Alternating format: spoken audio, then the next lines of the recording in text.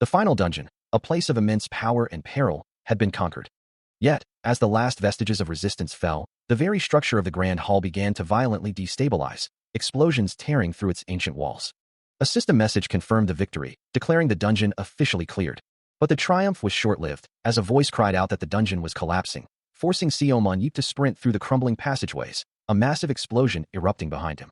With skeletal figures hot on his heels, he knew he had to keep moving, the command to run to the exit, echoing in his mind. Sweat beaded on his brow as he pushed himself harder, the grim reality setting in. You'll die if you stop even for a second. Behind him, the monstrous overworlders surged forward, their glowing red eyes fixed on their prey, a guttural dye, ripping from their forms. More of the fiery, skeletal creatures appeared, their collective roar of die, filling the air as they closed the distance. Their intent was clear, a vengeful cry echoing through the crumbling dungeon. Kill all the lowly overworlders that destroyed our sanctuary.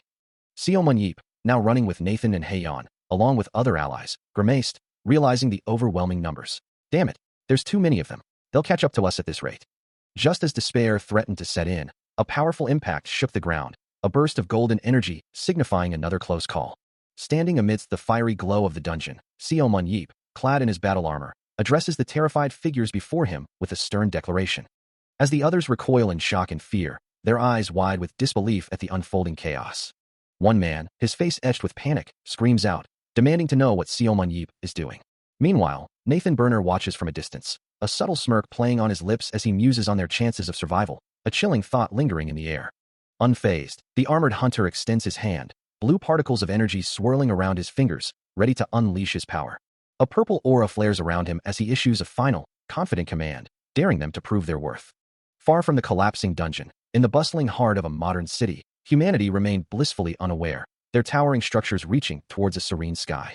Life continued its ordinary rhythm on the streets below, a tapestry of everyday existence. Yet, among the crowds, figures like Seo Man-yeep walked unnoticed, for they were not the only ones with hidden depths. A subtle sound effect accompanies a close-up of his face, his blue eyes reflecting the quiet mystery of his dual life.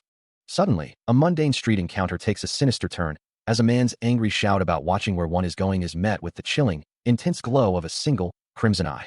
This was a glimpse into a hidden world, a civilization that had established itself on Earth, represented by a skeletal figure with burning red eyes, wreathed in a dark, ominous aura. Its presence radiated an ancient, terrifying power, a silent testament to its long-standing existence beneath the surface.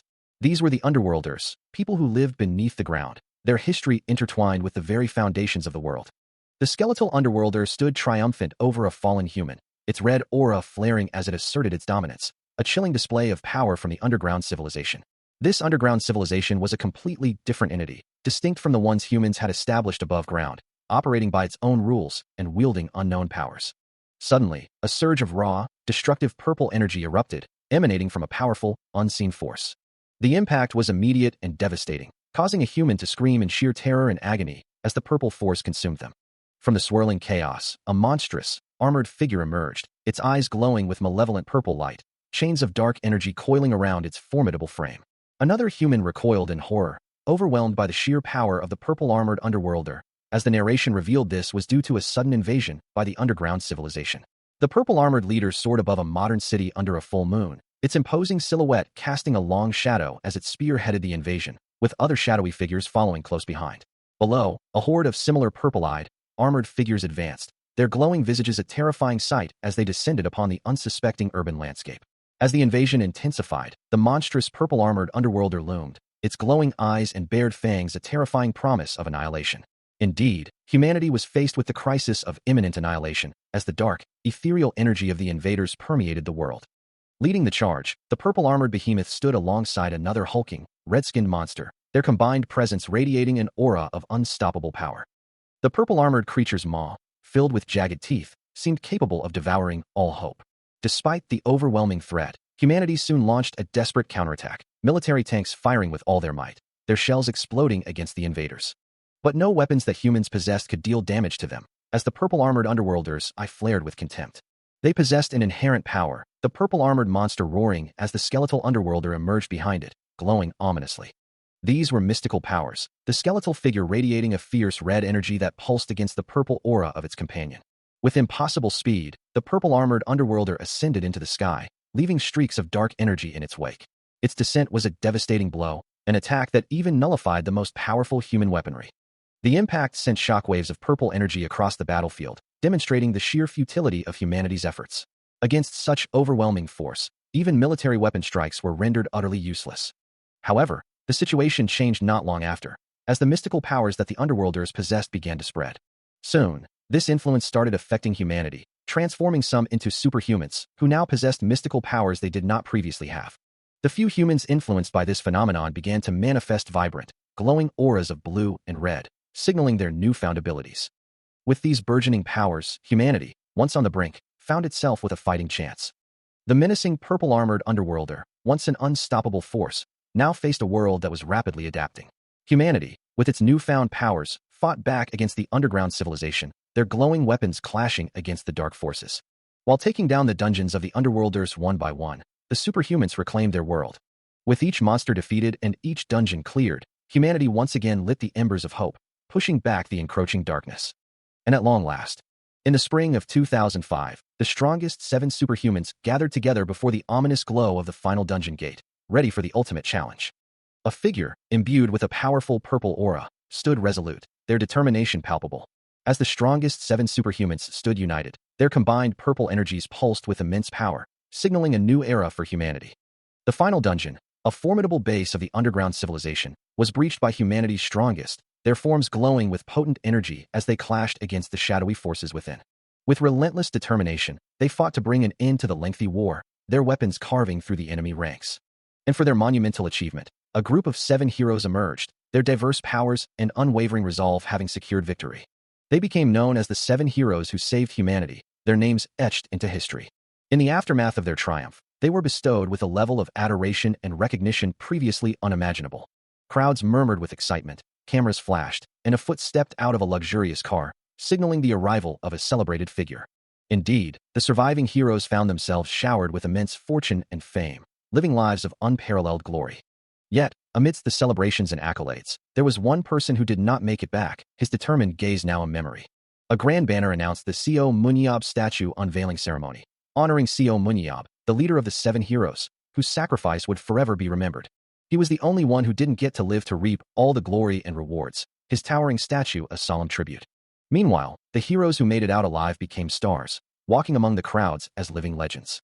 With a soft whoosh, the white cloth began to fall, revealing the full majesty of the monument.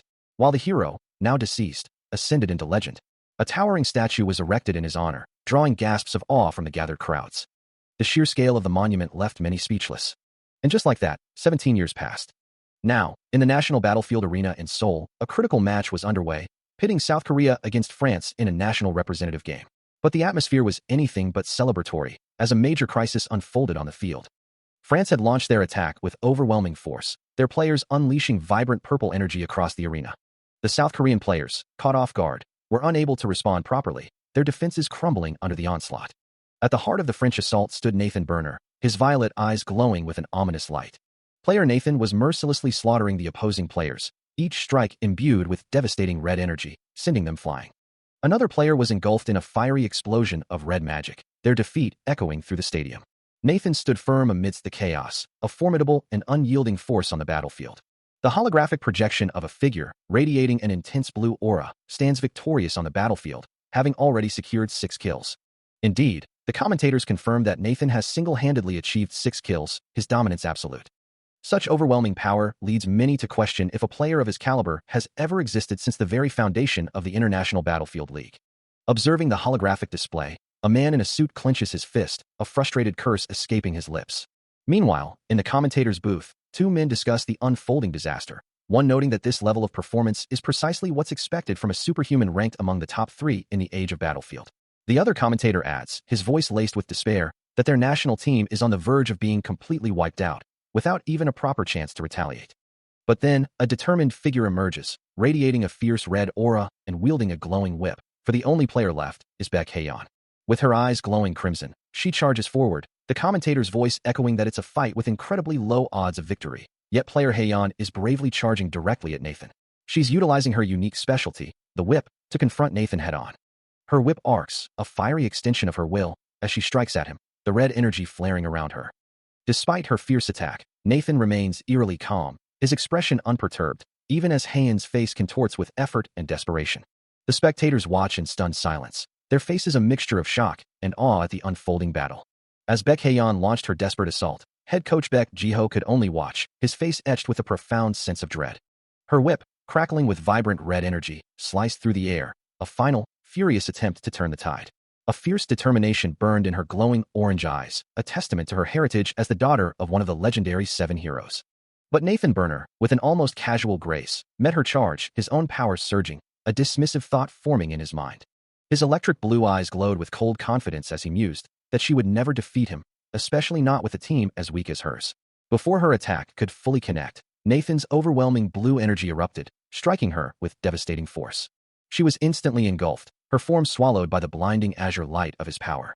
And just like that, Baek Haeun was defeated, her valiant effort ending in tragic finality. A single word echoed through the arena, a crushing declaration of defeat, as the national team proved utterly incapable of stopping Nathan. The holographic display confirmed the grim reality. Nathan Burner, the MVP, had secured 7 kills in the second set, concluding the Korea vs. France match with a perfect score of 0-7. A collective sigh of disappointment rippled through the crowd, a quiet lament for what could have been. The once proud nation, renowned for its great superhumans, now faced a bitter and humiliating loss. He had once taken down countless dungeons during the age of the Underworld War, but now, the head coach found himself unable to keep up with the changing times. A name tag on his suit jacket, clearly identifying him as head coach Baek Ji-ho, seemed to mock the sentiment, as the crushing defeat felt like a great shame. This was a country that had produced 2 of the heroes who saved humanity, yet the scoreboard now displayed a stark 2-0. The weight of that score pressed down on him, a heavy burden for a nation once championed by figures like Seo Munyeob and Baek Ji-ho himself, as he gripped the railing, his back to the devastating truth. His knuckles whitened, a silent testament to the fury and despair churning within him, his fist clenching tightly. And so, the game had ended in a one-sided defeat. From the broadcast booth, one commentator conceded that France was a strong team, but acknowledged it was a truly sad game, while his colleague added that the people of their country must be feeling the sting of this loss. Online, the sentiment was even harsher, with users questioning if this was really a country and lamenting the absence of Munyeob, some even expressing sadness over the state of the nation under Seo Munyeob and Baek Ji-ho. The chat logs filled with angry comments, blaming the government for banning battlefield players and calling the remaining ones nobodies, with a resounding boo, echoing the crowd's displeasure. In the stands, a man shouted, demanding to know how this could be considered an international match, while others simply yelled, just fuck off. The crowd's anger intensified, with calls to replace the national team already, and some asserting that Haeun was the only real person left on the team. Their faces contorted in disgust and frustration, the spectators questioned if they had paid to watch such a shitty game. He stands before a vast holographic display, his expression grim as he surveys the data, the weight of recent events pressing down on him. It's a complete disaster, he thinks, a mess that even one of the nation's revered 7 heroes couldn't prevent. This marks the 3rd defeat since Baek Ji-ho took on the mantle of head coach for the national team. A stark reminder of the challenges ahead. Meanwhile, a module disconnects, ending a link, as Haeun clutches her head in distress within a high-tech cockpit. The audience's harsh words echoing in her mind. Except for Haeun, they're all just nobodies. Beside her, a figure stands silently, observing the aftermath. Korean superhumans were once renowned for their power and strong will, but that, he muses, is now a story of the past. Their mentality and skills having plummeted to the absolute bottom. The ones with true promise, he reflects, all left long ago. Or perhaps, they simply died. His thoughts drift to Seo Munyeob, whose determined smirk and glowing eyes hint at a power now absent from the national stage. Finally, he reaches his destination, pushing open the door to the coach waiting room. Baek Ji-ho walks down a quiet hallway, his steps echoing softly in the silence. Before he suddenly hesitates, his stride faltering as if struck by a sudden thought. A heavy sigh escapes him, the weight of his responsibilities pressing down. He lifts his gaze, his eyes distant as he stares into the empty space above. His thoughts drift to a framed picture on the wall, a silent wish forming in his mind. It'd be nice if you were still alive. He turns to face the image, silhouettes of figures from a bygone era captured within its frame. The picture comes into sharp focus, revealing a younger Seo Munyeob, his face alight with a confident grin, standing beside Nathan Burner, both radiating youthful strength. A close-up on Seo Munyeob's determined expression highlights the promise he once held. Baek Ji-ho's eye, filled with unspoken regret, lingers on the memory. A sharp knock on the door pulls him back to the present, and he adjusts his tie, steeling himself for what comes next. A young man peeks through the doorway, reminding him, "Head coach, you need to go out for your interview." A young man with reddish-brown hair, his face etched with anxiety, calls out from a doorway, reminding everyone that they are waiting. Inside the room, Baek Ji-ho lets out a heavy sigh. His eyes, magnified by his glasses, reflect a profound weariness. He considers that he should apologize to the public, acknowledging that this is precisely why he was appointed head coach. The anxious young man approaches him, gently tapping his shoulder. Turning to face him, Baek Ji-ho asks what he means, then declares the team's situation impossible, citing their weakness, lack of basic skills, and poor mentality. The assistant protests, reminding the coach that he hasn't held the position for long. But Baek Ji-ho firmly states his intention to announce his resignation during the upcoming interview. His face is a mask of deep defeat and resignation. He confesses that unless Munyab returns, the burden is simply too much, and he feels he should quit. As the coach begins to walk away, the assistant desperately pleads with him, asserting that if even he quits, the team will truly have no hope. Baek Ji-ho continues down the hallway, his expression unreadable, while the assistant trails behind him, visibly distraught. He couldn't give up on this chance. Yet the thought of finally escaping his burden lingered, and he resolved, I will finally resign. Just then, a sudden ring pulled him from his thoughts, causing him to glance down at the name tag on his jacket, wondering, Seeing the caller ID, he immediately assumed the worst. The association president? Did he call to berate me? Answering the call as he walked down a dimly lit hallway, he confirmed his identity. Yes, president, before the voice on the other end urgently asked, Did you hear the news? A sigh escaped him, already knowing the likely topic. I knew it. You mean how the national head humiliated our country with how bad they lost? The president's voice cut through his assumption, confirming he had indeed witnessed the event firsthand, but quickly clarifying, No, that's not what I'm talking about. His brow furrowed in confusion. He pressed for more information. Then what is it? The answer sent a jolt of pure shock through him, his eyes widening as a bead of sweat trickled down his temple, barely able to utter, What? What did you say? Meanwhile, high above the city, a vibrant pink and purple energy rift tore open in the dark sky, radiating an ominous glow. From its depths, a dark, humanoid silhouette plummeted rapidly through the clouds, descending towards the world below. The massive, armored figure, wreathed in a pale blue aura, hurtled towards a bustling city street, its impact imminent. A blinding light descends from the heavens, drawing the gaze of a stunned crowd below, as a powerful, armored figure plummets towards the city street. In Gwangwoman Square, where statues of three revered figures usually stand sentinel, a collective gasp ripples through the onlookers as someone cries out that a person is falling from the sky. The crowd questions the sight, wondering if the falling entity is wearing armor, unaware of the historical significance of Admiral Yi Sun-sin and Emperor Sejong the Great, whose monuments stand nearby. The figure, now revealed in full, is a majestic warrior clad in gleaming armor, wielding a spear and shield, a stark contrast to the familiar historical statues. This is the man who, 17 years ago, his face, etched with determination, confirms the legend, a hero returned from the brink. The name echoes through the square, a whisper of recognition, Seo Munyab. He kneels amidst the shattered remnants of the statue's base, his arrival a dramatic spectacle, as a new crowd gathers, their phones raised to capture the impossible event.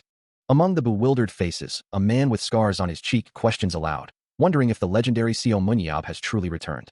Meanwhile, far from the unfolding chaos, Baek Ji-ho stands in a dimly lit room, his expression grim, clutching his phone as if the news he just received weighs heavily upon him.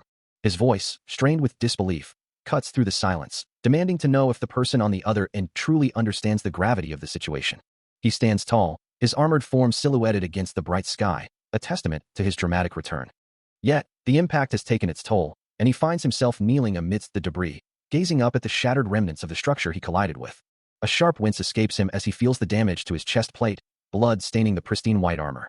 Despite the fresh wounds on his face, his electric blue eyes blaze with an intense glow, a silent declaration echoing the profound realization. Seo Munyab has returned alive. Followed by a flurry of similar, rapid strikes, each one tearing through the air with a sharp, whistling sound.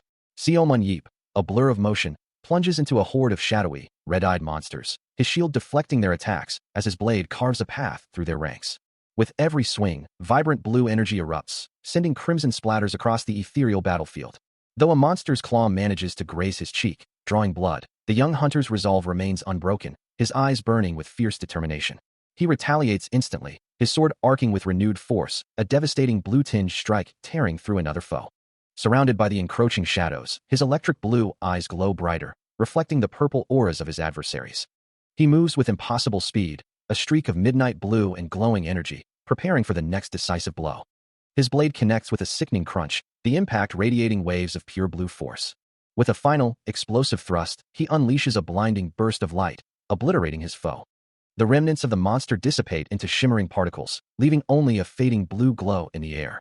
His electric blue eyes blaze with an inner light, a fierce determination hardening his gaze. Meanwhile, a monstrous creature recoils, its red eyes momentarily losing their malevolent glow. A clawed hand, wreathed in crimson energy, reaches out from the shadows.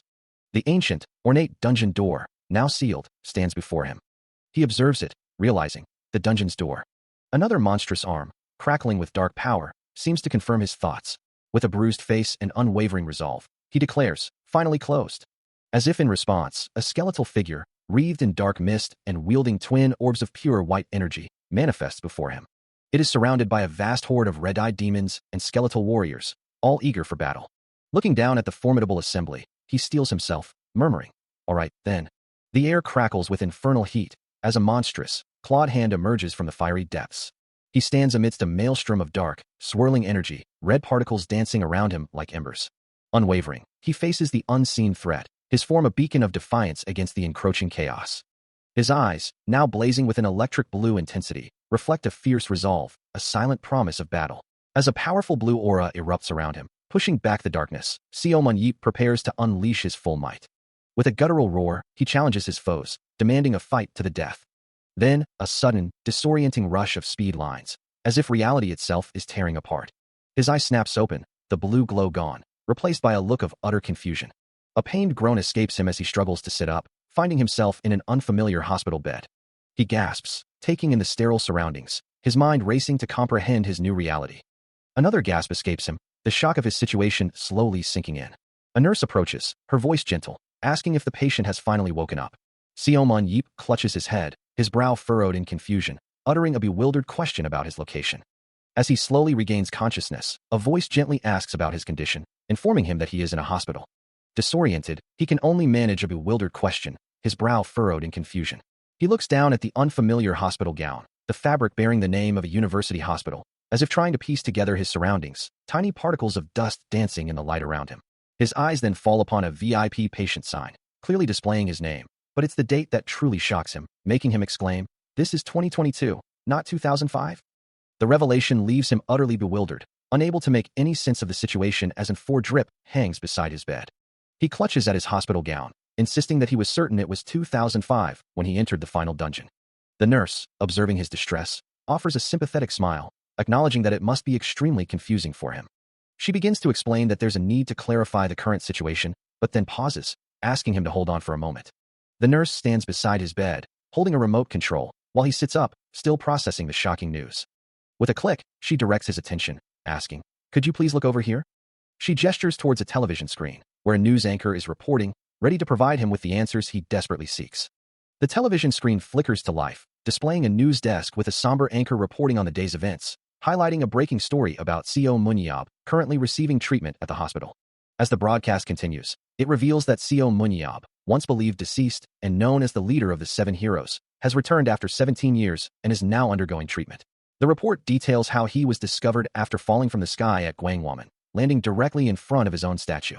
Despite the dramatic return, the news assures the public that while he was unconscious, his life was never in danger, and he only sustained minor injuries. Adding to the mystery, the broadcast notes that he was found wearing the exact same equipment he had on when he entered the final dungeon back in 2005. A look of profound confusion washes over him, as the report continues, suggesting that even though he possesses superhuman abilities, the fact that his appearance hasn't changed at all after 17 years is highly unusual.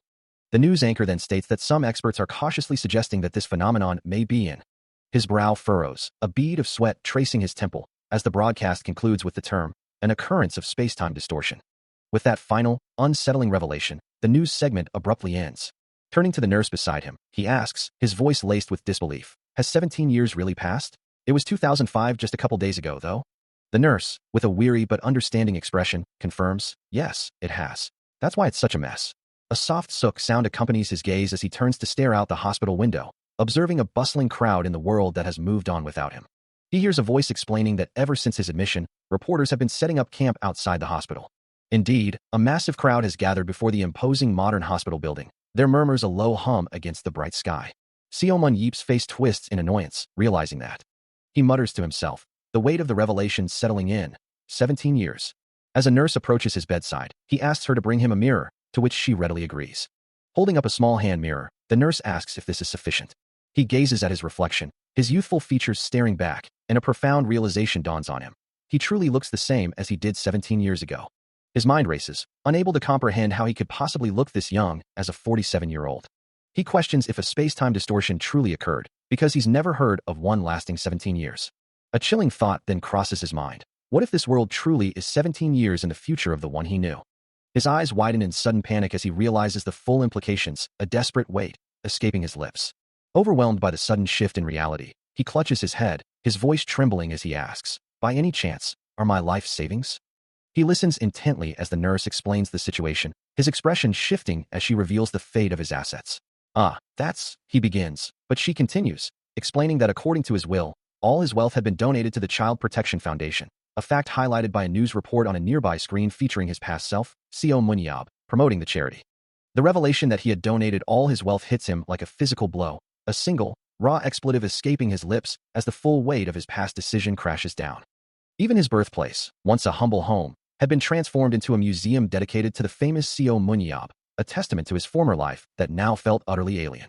Then, what about my car? He wonders, his mind conjuring an image of his luxury vehicle being sold off at a charity auction, the auctioneer's paddle held high.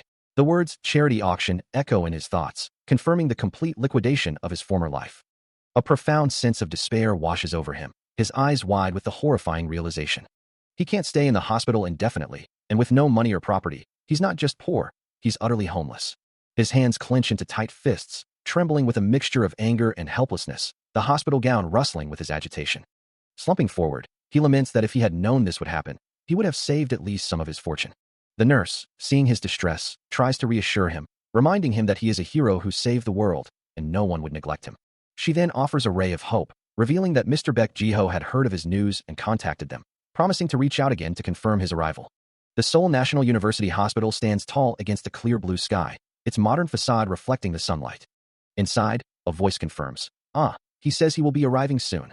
Seo Mun-yeep acknowledges the news with a simple, understood, as the hospital staff prepares to leave, adding, "Then I will be going out for a second. If you need anything, please press the bell." With a soft click, the door closes, leaving him alone. A moment of silence passes, his expression unreadable. Gazing out the window at the bustling city, he thinks, even though I'm seeing it with my own eyes. The sheer reality of his situation still feels surreal, as he concludes, "I still can't believe it." Catching his reflection, a new thought solidifies his resolve. From Jiho later, he muses, "I should check my body's condition first." As if in response to his intent, a surge of energy manifests, his eyes glowing with an intense blue light, and a system message flashes. Eyes of analysis. His vision sharpens, and a translucent, glowing blue holographic screen materializes before him, displaying intricate data. The screen pulses with a soft, ethereal glow, its lines of light shifting and reforming. The system clarifies the ability, eyes of analysis. You are able to analyze and visualize the talents and abilities of living creatures. Only the caster is able to see this information. This is the superpower that allowed him to become the strongest superhuman in the world. For these eyes not only check a target's current ability, but also reveal their potential in the future. Because of that, he was able to grow faster than anyone else, facing down monstrous threats and emerging victorious. His reputation soared, with news outlets proclaiming him a dungeon bad boy who came in like a meteor, and the youngest leader Seo Munyab after successful raids, allowing him to become a dungeon raid leader early on. Also, a familiar voice pleads from below. "Please," the man begs, "take me on as your student." Seo Mun-yeep looks down at the kneeling figure, his eyes of analysis activating, revealing the stats of Baek Jiho, a human who would eventually become one of the 7 heroes someday. The holographic interface displays his strength at 42 out of 70, dexterity at 65 out of 100, and speed at 60 out of 99, while his endurance stands at 39 out of 69, willpower at 59 out of 90, and skill at 35 out of 70. His aura is measured at 33 out of 72, and his superpower is clearly identified as teleportation. He can hardly believe it. He had dismissed the man as a mere loser, yet his potential is astonishingly high.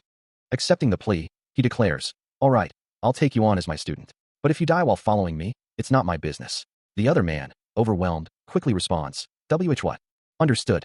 I will do my best to stay alive." This unique ability was raised with these eyes. As he reviews his own status screen, he notes, strength 79, dexterity 97, speed 76. Everything's the same. His hand hovers over the holographic display, revealing his current statistics.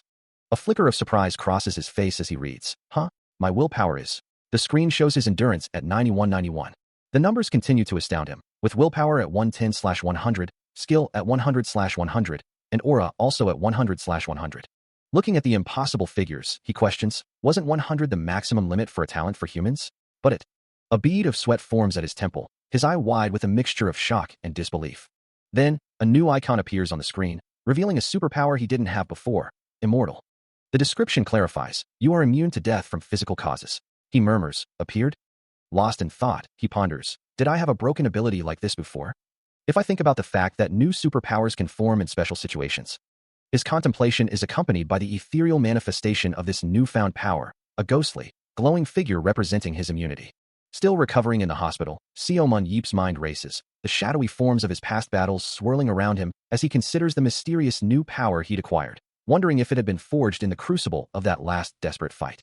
A new resolve hardening his gaze, he begins to formulate a plan, a quiet determination settling over him. His thoughts are abruptly shattered by a frantic shout, a familiar voice calling out his name with desperate urgency. The door bursts open, revealing a figure in a sharp suit, who rushes in to find him on the floor. Looking up, Seomun Yeep's eyes widen in surprise, recognizing the man who had just burst into the room. A moment of stunned silence passes before he manages to ask, "Are you Jiho?" The man in the suit, his face etched with a mixture of relief and disbelief, struggles to compose himself. Tears welling in his eyes, he can only manage a choked whisper of his friend's name. Overwhelmed with emotion, Baek Jiho finally articulates his profound relief, muttering, "You really came back."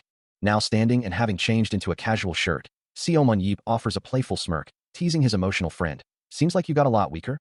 Wiping away his tears, Baek Jiho can't help but smile, a single tear still tracing a path down his cheek. Clasping his hands together, the man reflects on the time that has passed, a quiet contentment in his voice as he states, "It's been peaceful." Under the vast expanse of the night sky, a brilliant full moon casts its ethereal glow over the sprawling city, its myriad lights twinkling like scattered jewels. On a high-rise rooftop, Baek Jiho playfully asks, "Hey, have you finished crying now?" The two men stand side by side, each holding a coffee cup. As Baek Jiho continues, "You'll find out when you get older as well. You start to cry more as you age." Seomun Yeep, with a slight smirk, retorts, "I wouldn't know because I'm still young though."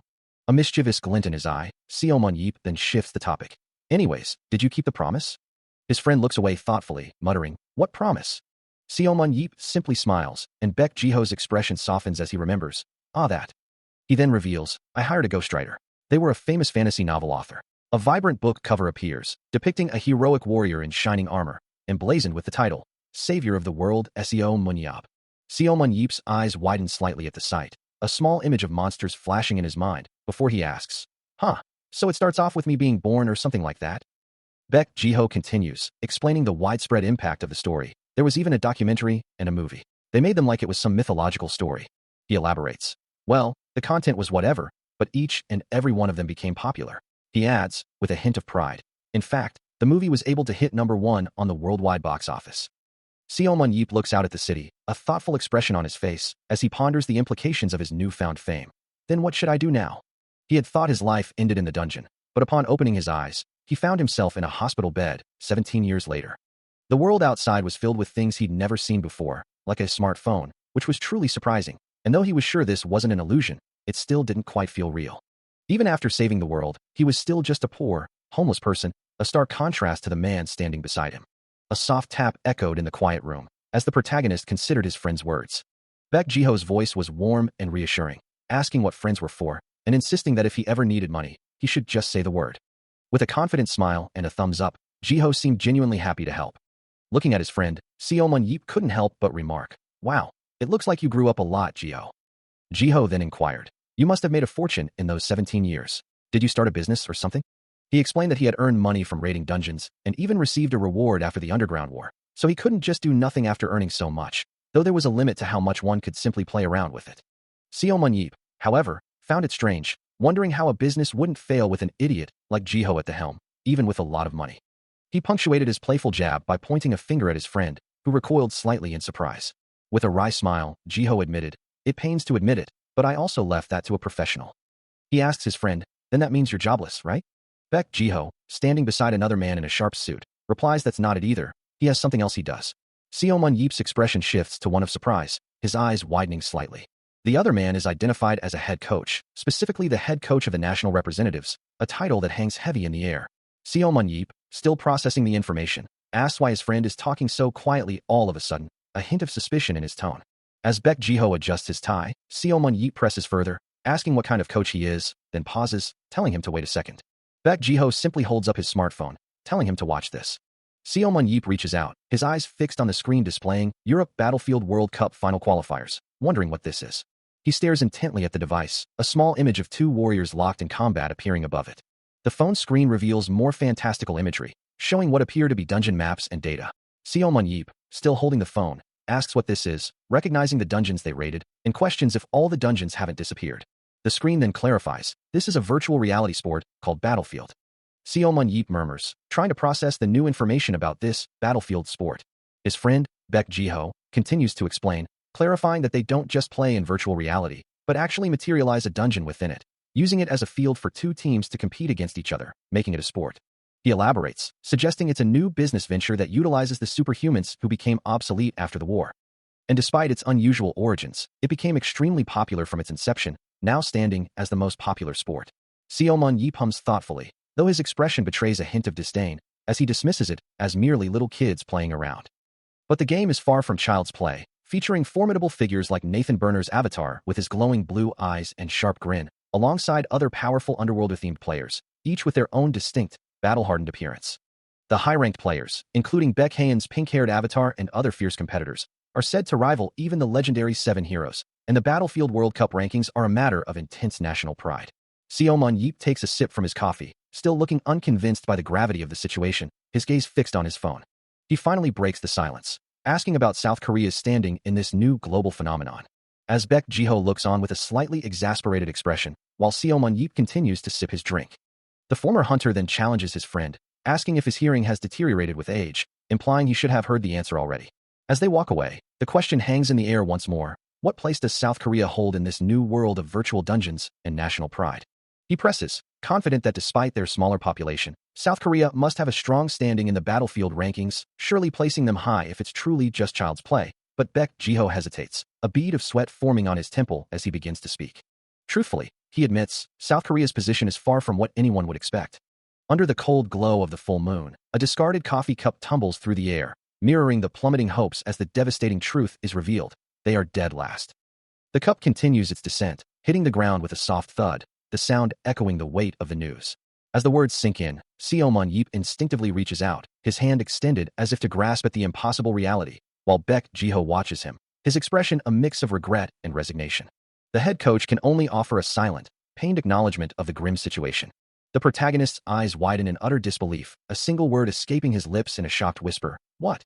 When a great evil disappears, the next evil will be the one who felled it. And that was the first step toward a new kind of conflict.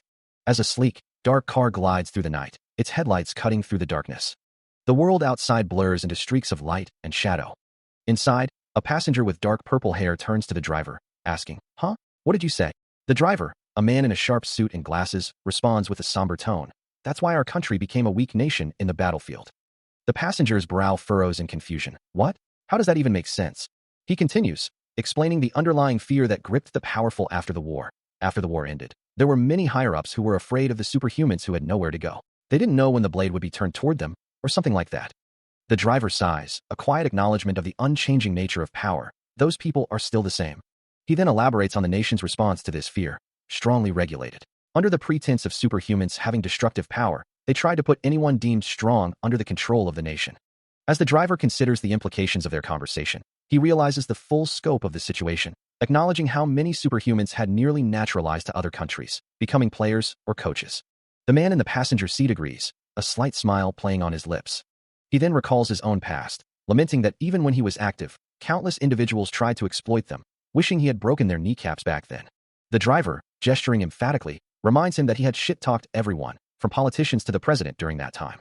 The passenger shrugs it off, explaining his anger stemmed from their blatant attempts to use him, and that he had actually gone easy on them. He continues, reflecting that since their starting point was so poor, the average level of players remains quite low. But the driver cuts him off, a firm no escaping his lips. He protests, claiming he hadn't said anything to provoke such a response, and accuses the passenger of trying to lure him into some kind of battlefield. The passenger then tries a different approach, pointing out that he is only 30 years old, with his skills still in their prime, and asks if it isn't a waste to let them go unused. But the driver remains resolute, assuring him that he isn't wasting anything and there's no need to worry so much.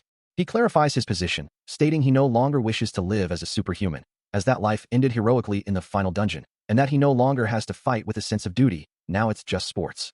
Seomun Yeep, still in the passenger seat, dismisses the notion of duty, questioning if he truly appears to be someone who would fight for others. He reflects on his past, recalling how he fought merely to survive in his youth, and later, for recognition in the superhuman world that eventually granted it to him. His gaze drifts, a quiet determination settling on his features. So he asks, isn't it finally time he lived for himself? He gestures towards a screen displaying news headlines about Korea in crisis, and Seo Munyeol talks of return, explaining that if he were to announce his return to the battlefield, the press would undoubtedly create a frenzy. Such an announcement would lead to headlines like Savior of the World, Seo Munyeol, now to save Korea, and other such nonsense, which would only create expectations for him to be relied upon once more. Baek Jiho, still trying to persuade him, asks if the very thought of battle doesn't pique his interest. But Seo Mun-yeop simply smirks, stating that he hates feeling like a clown. Baek Jiho, accepting the finality in his tone, concedes, saying he will let the matter rest.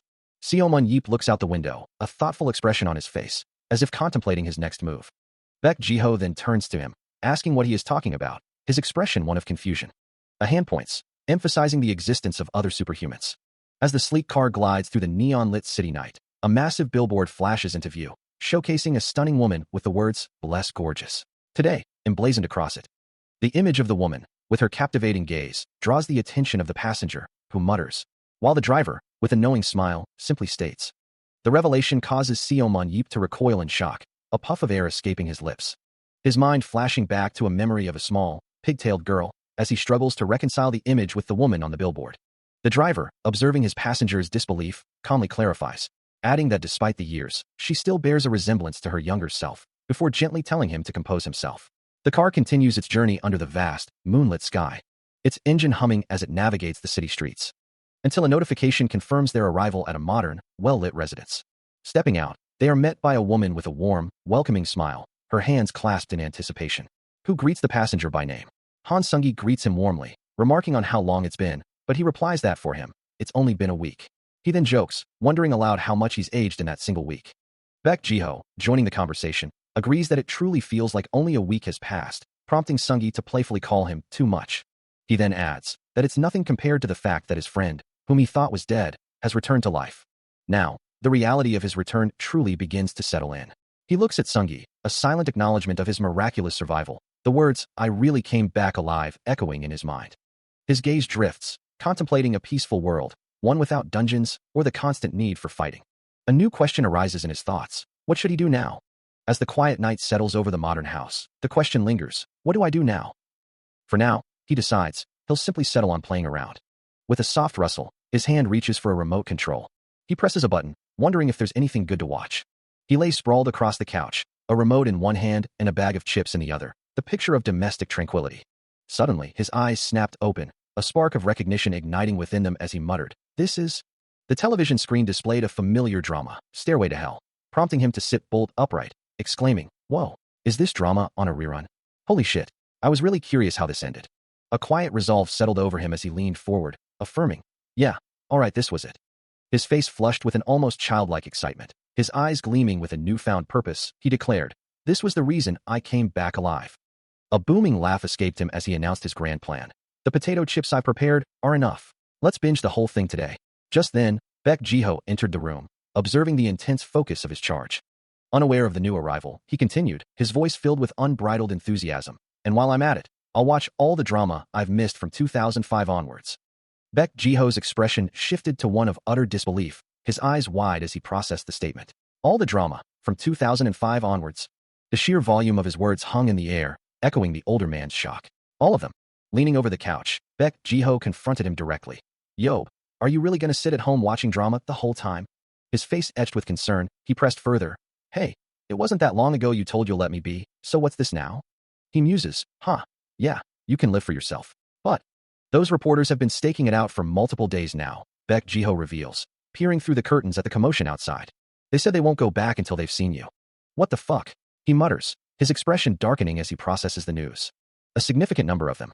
A throng of reporters and cameras, clamoring outside the building. "Shit, those leech-dicked bastards," he curses, rubbing his temple in frustration. "Fine, whatever." With a decisive movement, he rises from the couch. Baek Jiho suggests, "Get the reporters tomorrow. I'm gonna need to get them all in one place." He thinks, a steely resolve hardening his gaze. He declares, his voice firm, that they should all simply leave him alone from this point forward. The sky above, a serene expanse of blue and white, offers a stark contrast to the impending confrontation. A grand, ornate building stands tall, its architecture hinting at the formal setting within. Inside, a flurry of camera flashes illuminates the stage, the clicking of shutters echoing through the room as reporters prepare. As Seo Mun-yeep strides onto the platform, a reporter remarks on the unexpected speed of his appearance, while another notes his surprising composure. Whispers ripple through the crowd, some wondering if he would cause a scene, and if this entire event would conclude without incident. Facing the sea of cameras, he announces the start of the press conference, the flashes continuing to pop around him. Taking the microphone, he begins by stating his return, adding that even he is surprised by his current situation, implying the reporters would be even more so. From the crowd, Baek Ji-ho observes, noting that the attention given to him is significant, and that he seems to be handling it more normally this time, before cutting himself off. A fierce determination hardens Seo Mun-yeep's expression as he declares, he is not thankful at all for the attention. He challenges them to ask all their questions now, and then never pay attention to him ever again. Baek Ji-ho, a bead of sweat forming on his brow, realizes that this part of him, his unyielding nature, still hasn't changed. As the press conference begins, a clear instruction is given to the assembled reporters to raise their hand one at a time to ask questions. Seo Mun-yeep, facing the crowd, responds to an inquiry about his memory loss, stating that he doesn't know either, having simply woken up in the hospital, and has no way of giving a satisfying answer. Another reporter then asks if he remembers the past 17 years, to which he bluntly replies that for him, 2005 was just a few days ago. He is then asked if he has contacted any of the other 7 heroes, and he dismisses the notion, explaining that it was only business and he isn't close to any of them. A new question arises, inquiring about his intentions to reclaim his wealth, but he firmly states that he does not.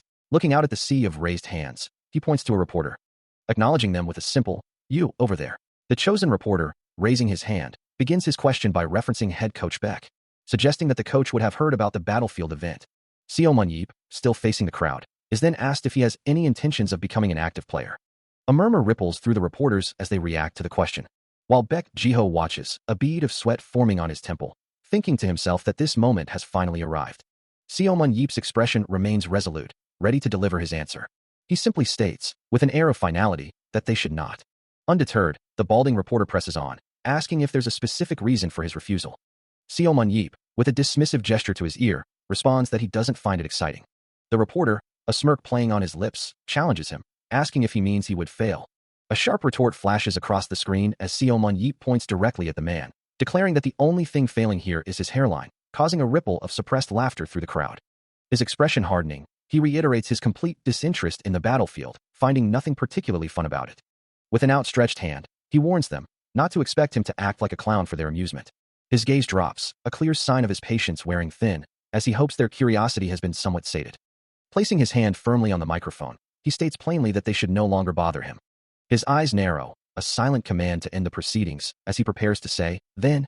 As he turns to leave, a man behind him chuckles nervously, thanking everyone for gathering before attempting to conclude the conference. But before the man can finish, the persistent reporter's voice cuts through the air, shouting, "Wait, I have one last question before you go."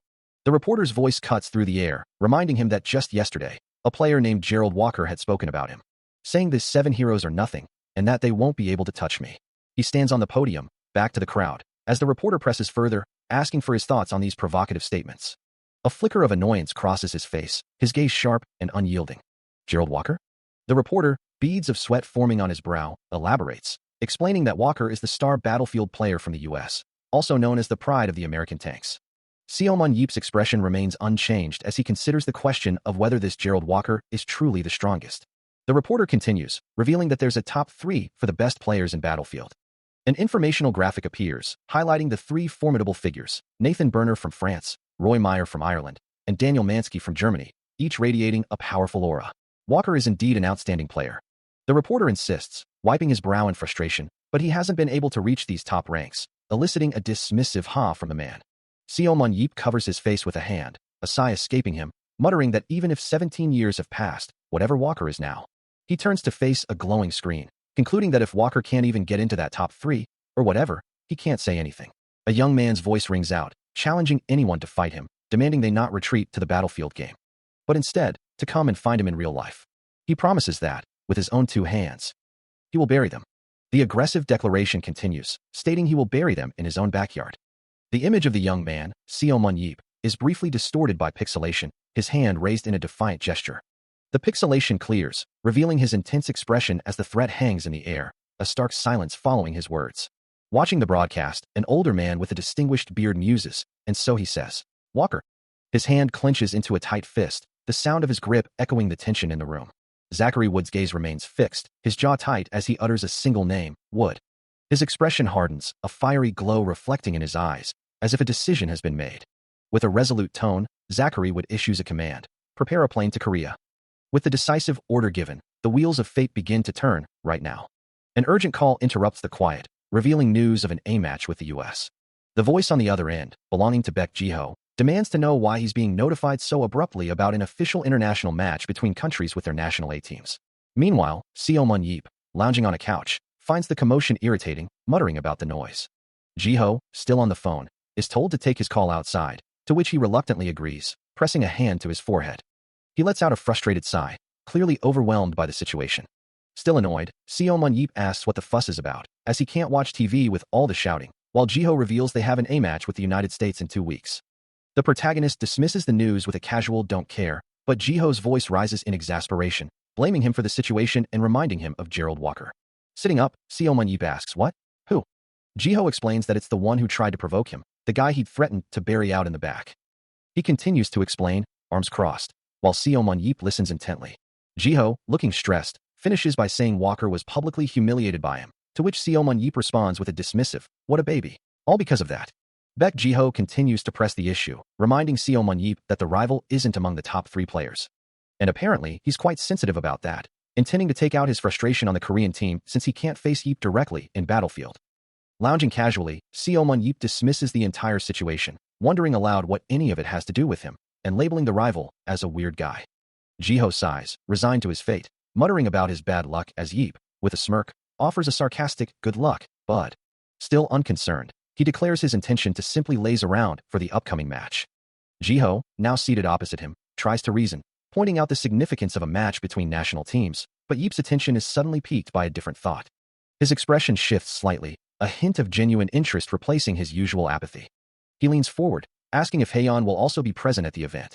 His voice carries a newfound intensity, reminding Ji-ho that she is, after all, a national team player. Meanwhile, the click of a door signals an arrival, as someone calls out mom, and announces their return home. A sudden, tight embrace from behind makes him jump, a startled exclamation escaping his lips as he wonders who could have snuck up on him. His eyes widen in recognition, a silent realization dawning on him. Meanwhile, in a brightly lit home, a young woman with long brown hair greets someone at the door, noting their early return. The voice of the arriving guest explains that they rushed home after hearing their uncle was visiting. Baek Haeyeon, radiating a vibrant energy, smiles brightly, making a peace sign as she stands with her suitcase, glowing particles shimmering around her. Her enthusiasm continues, expressing her desire to see both her uncle and her father. The brown-haired woman points towards the living room, informing Haeyeon that her uncle is watching television there. From the couch, a man in a blue turtleneck glances up from his phone, offering a casual greeting. Haeyeon's face lights up with pure joy, her eyes closed in a wide, delighted smile, surrounded by shimmering light. With a playful kick and a shout of uncle, she launches herself forward, her green sneaker blurring with speed. The force of her tackle sends Seo Mun-yeep sprawling to the ground, her arms wrapped tightly around him in an overwhelming hug, eliciting a pained grunt from him. Pinned beneath her, he groans, reminding Haeyeon of her grown strength and playfully accusing her of nearly ending him. A wide smile spreads across Haeyeon's face, her eyes sparkling with genuine delight as she exclaims. And he, with a soft chuckle, reassures her, his arm gently around her waist as she playfully pats his head. But how could she ever forget, when he used to play with her all the time, always bringing cookies or chocolates? She recalls a time when her parents never allowed her such treats. He observes her with a fond expression, noting how much she's grown. Haeyeon laughs, confirming her age, before her expression turns slightly more serious as she asks if his return is due to the A match. He quickly dismisses the idea, calling it merely a side quest. As they settle comfortably on the couch, a subtle shift in the air suggests a more direct conversation is about to begin. Haeyeon leans forward, her gaze earnest as she poses a critical question. His expression hardens, a flicker of suspicion in his eyes as he immediately asks if Ji-ho put her up to this. He recalls his uncle's persistent attempts to involve him, a memory that clearly irritates him. Undeterred, Haeyeon presses on, her hands clasped in a pleading gesture. Still reeling from her previous attempts to recruit him, Seo Mun-yeep sighs, convinced that his friends have changed, not him. He reminds her that the favors he used to do for her were merely for snacks. Haeyeon, however, quickly shifts her approach, proposing a different request. She needs to go for an avatar check at the association and asks if he would accompany her. Confused, he questions what an avatar check entails. He lets out another sigh, finding the whole situation annoying, but Haeyeon presses on, asking if he can't at least do this one thing for her. Her eyes sparkle with a plea as she adds that her father is also too busy to go with her. With a final, exasperated sigh, he reluctantly agrees to her request. He confirms his decision, asking where they are headed. A knowing smile plays on Haeun's lips as she replies, he will know once he comes along. Which stands as a towering, modern structure in the heart of the city, its sleek facade reflecting the sky. Arriving at a towering, modern facility, a digital voice echoes through the air, welcoming player Haeun and Sir Seo Munyab. Inside, a vast, futuristic interface glows with intricate blue patterns, displaying various stages and data points. An attendant in a sharp suit gestures for them to follow, leading the way through the high-tech environment. The group moves with purpose, their footsteps echoing softly on the polished floors as another staff member joins their procession. Their synchronized strides carry them deeper into the facility, their shadows stretching long behind them. The attendant turns to Haeun, explaining that he will first assist her with her avatar check, to which she readily agrees. A glowing energy blade, likely her weapon, is placed onto a scanning platform, as the system begins checking weapons and armor. With a soft hum, the scan completes, and a voice announces, 3, 2, 1, scan complete, syncing with avatar. Haeun, now wearing a sleek, futuristic headset, adjusted into place, her expression focused. A surge of energy erupts from below her, as the command now, connect, flashes across the screen. A brilliant flash of light envelopes her, her form glowing with ethereal energy. Simultaneously, a fully armored, glowing avatar materializes on a large display, while Seo Munyip and the attendant observe the process intently from behind a console. Seo Munyip watches the monitor with wide eyes, a gasp escaping him as he calls out, "Are you watching, uncle?" His excitement palpable, he demands, "Give me a monster. I want to move around a bit." Within the virtual realm, Baek Haen's avatar stands poised, surrounded by shimmering blue energy particles, a faint hum filling the digital air. Responding to the challenge, a monstrous wolf avatar, its fur dark and eyes glowing crimson, materializes with a powerful purple aura, ready to strike. Its massive claw, etched with digital patterns, flexes menacingly, hinting at the raw power it possesses. The formidable beast then turns its attention to another figure in the virtual space, the platinum blonde avatar of Nathan Burner, who stands ready for confrontation. Back in the physical world, Seo Munyip and Baek Jiho watch intently as Haeun's avatar engages the monster on a large screen, her movements fluid and precise. A surprised "huh" escapes Seo Munyip, realizing the system's capabilities, while Baek Jiho calmly explains that Battlefield is a virtual reality sport. Nearby, a staff member in glasses elaborates, "Using the Battlefield Association's priority technology, we are recreating dungeons, monsters, and players in virtual." He continues, "Reality. That's why players that are participating for the first time have to come to the association and create an avatar." Seo Munyip hums thoughtfully, observing the screen, remarking, "It really does look like the real thing." With a determined glint in his eye, he watches Haeun's avatar battle the monster, thinking, "I guess I'll see how good Haeun is." As the virtual arena materialized, a dark, ominous energy began to surge, pulsing with a deep, resonant thrum that filled the digital space, signaling the imminent arrival of a formidable opponent. From the shadows, a monstrous wolf avatar emerged, its fur a deep, shadowy gray, and its eyes burning with an infernal red glow, letting out a guttural roar as a malevolent purple aura pulsed around its form. Facing the beast, Baek Haeun stood ready, her sword drawn and gleaming, her expression a blend of caution and fierce determination as the wolf's challenge echoed through the arena. With a focused gaze, she tightened her grip on the hilt, her body coiled, anticipating the monster's first move. Then, with a sudden burst of speed, she launched forward, her blade cutting through the air in a brilliant arc of blue energy. The wolf recoiled with a sharp cry as the attack connected, its momentum momentarily broken by the force of her strike. Not allowing it to recover, Haeun pressed her advantage, leaping into the air to meet the beast mid-flight, her movements fluid and precise. She brought her sword up in a powerful, arcing slash, a brilliant blue aura flaring around her as she aimed for a critical blow. The wolf, its red eyes burning with renewed fury, let out another enraged roar, refusing to yield despite the relentless assault. Haeun continued her offensive, a rapid succession of blue energy slashes blurring through the air, each strike a testament to her skill and determination. With the flurry of attacks momentarily concluded, she maintained her fierce, unwavering expression, ready for whatever the virtual beast might attempt next. The system confirms a successful avatar synchronization rate, as Baek Haen's virtual form glows with ethereal blue energy. Her recent battle concluded. A moment later, the system announces it's time to disconnect, and a satisfied smile spreads across her face as she returns to reality. Bursting into a high-tech lab, she calls out to her uncle, eagerly asking how she performed. Seo Munyip, with a teasing grin and a thumbs up, remarks that she wasn't bad for a 6-year-old, though he insists she still has a long way to go, prompting a frustrated huff from her. She challenges him to try it himself, reminding him she's 23 now, but he quickly dismisses the idea, stating he's not competing in Battlefield, only for her to retort that no one asked him to. Pointing a finger at him, She insists she's merely telling him to give it a shot, her expression shifting to one of playful curiosity. Besides, she adds, she's genuinely curious. She's heard so much from her father about his strength, and now she wants to witness it firsthand. She continues, explaining that the simulation was big enough for her to see him fight, but he was already gone before she could. A hint of disappointment crosses her features as she reiterates, he was already gone. He remains silent for a moment, then lets out a heavy sigh, his expression suggesting a mix of exasperation and resignation. With a sigh, Seo Mun-yeop concedes, agreeing to the request only because it came from her. Her eyes widening in delight, Baek Hae-yeon exclaims with genuine surprise and gratitude, thanking her uncle profusely. As they arrive at a testing facility, the head coach, Baek Ji-ho, addresses Seo Mun-yeop, inquiring if he will indeed be giving the avatar test a try. He explains that an avatar test would require measuring many of his stats first, but since he isn't actually competing in a real game, the process might be simplified.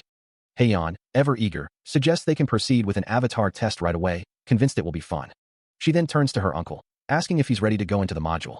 Baek Ji-ho interjects, warning that if he enters the connection module as he is, his avatar will be barehanded and dressed only in sweats. He advises Seo Mun-yeop that first, he needs to acquire his weapons. Gesturing towards a display of equipment, Baek Ji-ho oversees 2 staff members presenting standard battlefield gear, including a shield and a spear. Seo Mun-yeop examines the weapons, noting they are a bit different from what he's used to, and finds them too light for their size. Baek Ji-ho explains that the items are standard battlefield equipment, and while players normally use custom gear, this test room only has the basic options. He offers to produce something else if the current equipment isn't comfortable. However, Seo Mun-yeop quickly dismisses the offer, stating that the standard gear is fine. Stepping onto the circular platform, a faint hum emanates as he grips the spear. A slight impatience in his voice as he declares that a spear is enough, and this whole process is already annoying, so they should just proceed. Suddenly, the world around him shifts, replaced by the sterile, glowing blue lines of a virtual environment, as the word battlefield flashes into existence. A complex holographic interface materializes across his chest, displaying intricate data and symbols. As the system confirms its connection to a virtual dungeon, he muses internally, wondering what this experience will truly be like. A digital interface flickers to life, displaying system messages that indicate the calling of weapon information and a subsequent body scan, which quickly completes, confirming that an avatar will be created from the newly scanned data. A single, sharp eye snaps open. As Seo Mun-yeop stands poised in a vast, glowing blue virtual space, a perfect replica of a real testing area, a staff held loosely in his hand. He muses that the sensation is quite similar to passing through a dungeon gate. Then turns to a console displaying Baek Ji-ho and Baek Hae-yeon, noting that the synchronization between his avatar and real body appears flawless, while Hae-yeon's voice playfully calls out, "Uncle, fighting." Gripping his staff more firmly, he challenges her. Stretching his leg as he confirms, "Yes, understood," to Hae-yeon, who is now visible on a smaller screen. His finger touches a glowing blue square on the virtual interface. And with a sudden, guttural sound, a grotesque, multi-eyed red monster with a glowing maw materializes, its form shimmering with purple energy. He stands before the grotesque, tentacled creature, its single glowing eye fixed upon him, and a thought crosses his mind. Salarbon, is it? Meanwhile, from the observation room, Baek Hae-yeon remarks that this specimen feels subtly different from the one she knows. Baek Ji-ho confirms her observation, adding that she's right. This particular Salarbon is a special variant, vulnerable only to aura, yet. The monster lets out a chilling shriek, its form shimmering with an eerie light, as the system initializes it based on the data of the strongest specimens ever recorded. Unaware of the specific vulnerability, Seo Mun-yeop lunges forward, his spear cutting through the virtual air with incredible speed. He brings the weapon down in a powerful arc, aiming for a decisive strike against the monstrous form. A flicker of intense focus crosses his face, his eyes narrowed in determination. But the spear passes through the creature as if it were smoke, prompting a frustrated realization. He brought a spear for nothing.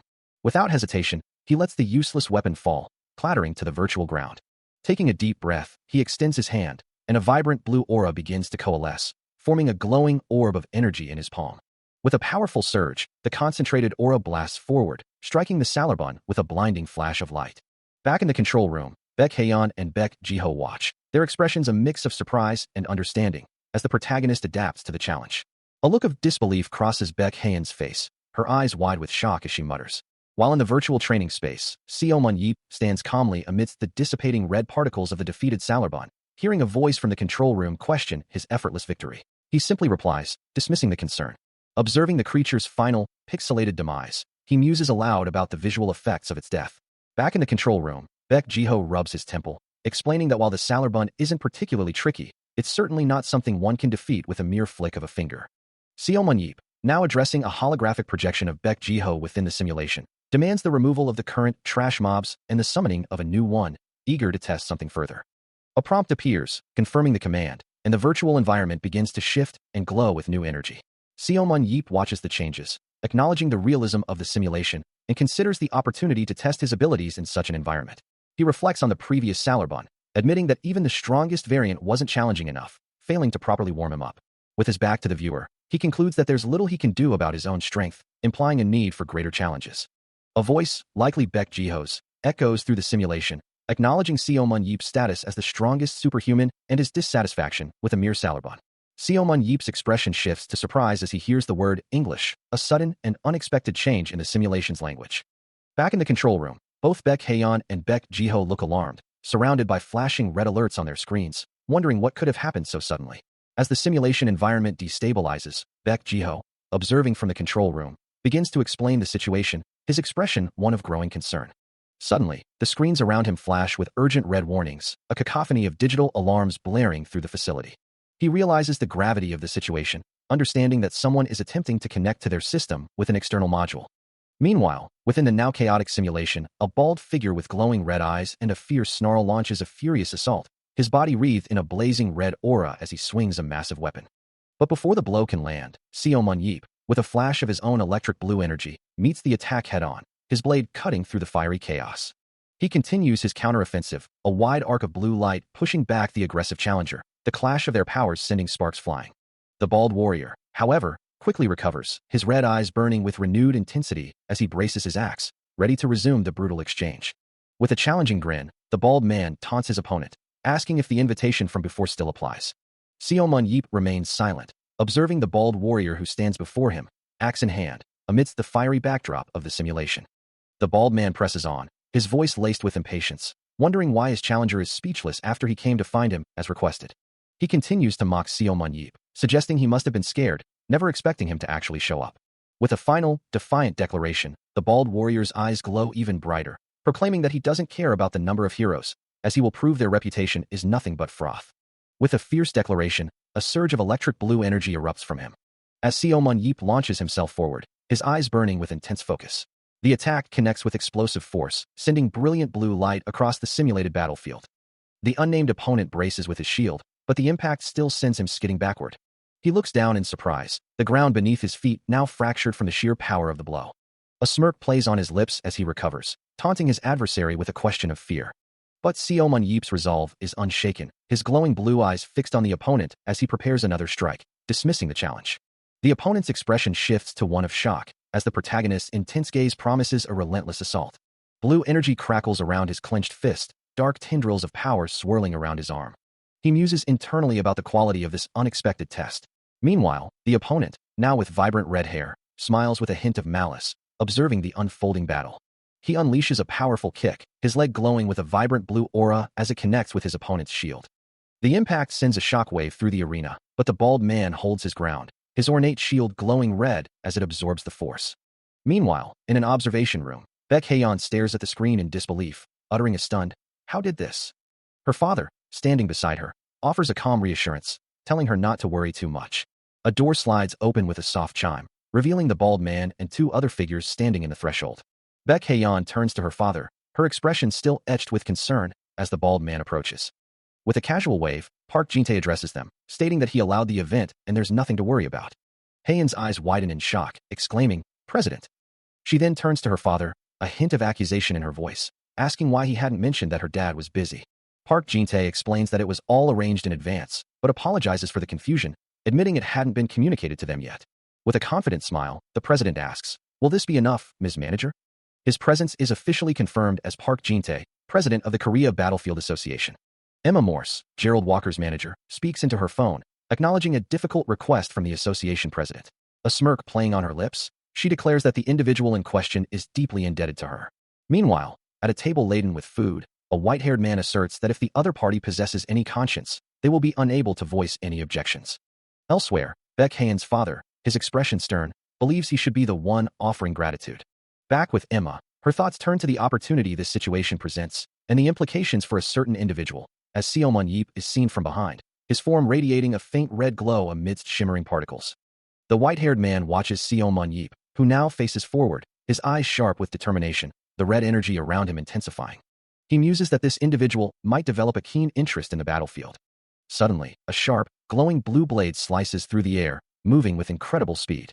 The weapon shifts, transforming into a larger, scythe-like form, its blue energy trailing behind it as it continues its rapid trajectory. A masked opponent, wreathed in blue energy, brings the glowing scythe down upon Seo Mon-yeep, who meets the attack with his own dagger, also shimmering with blue power.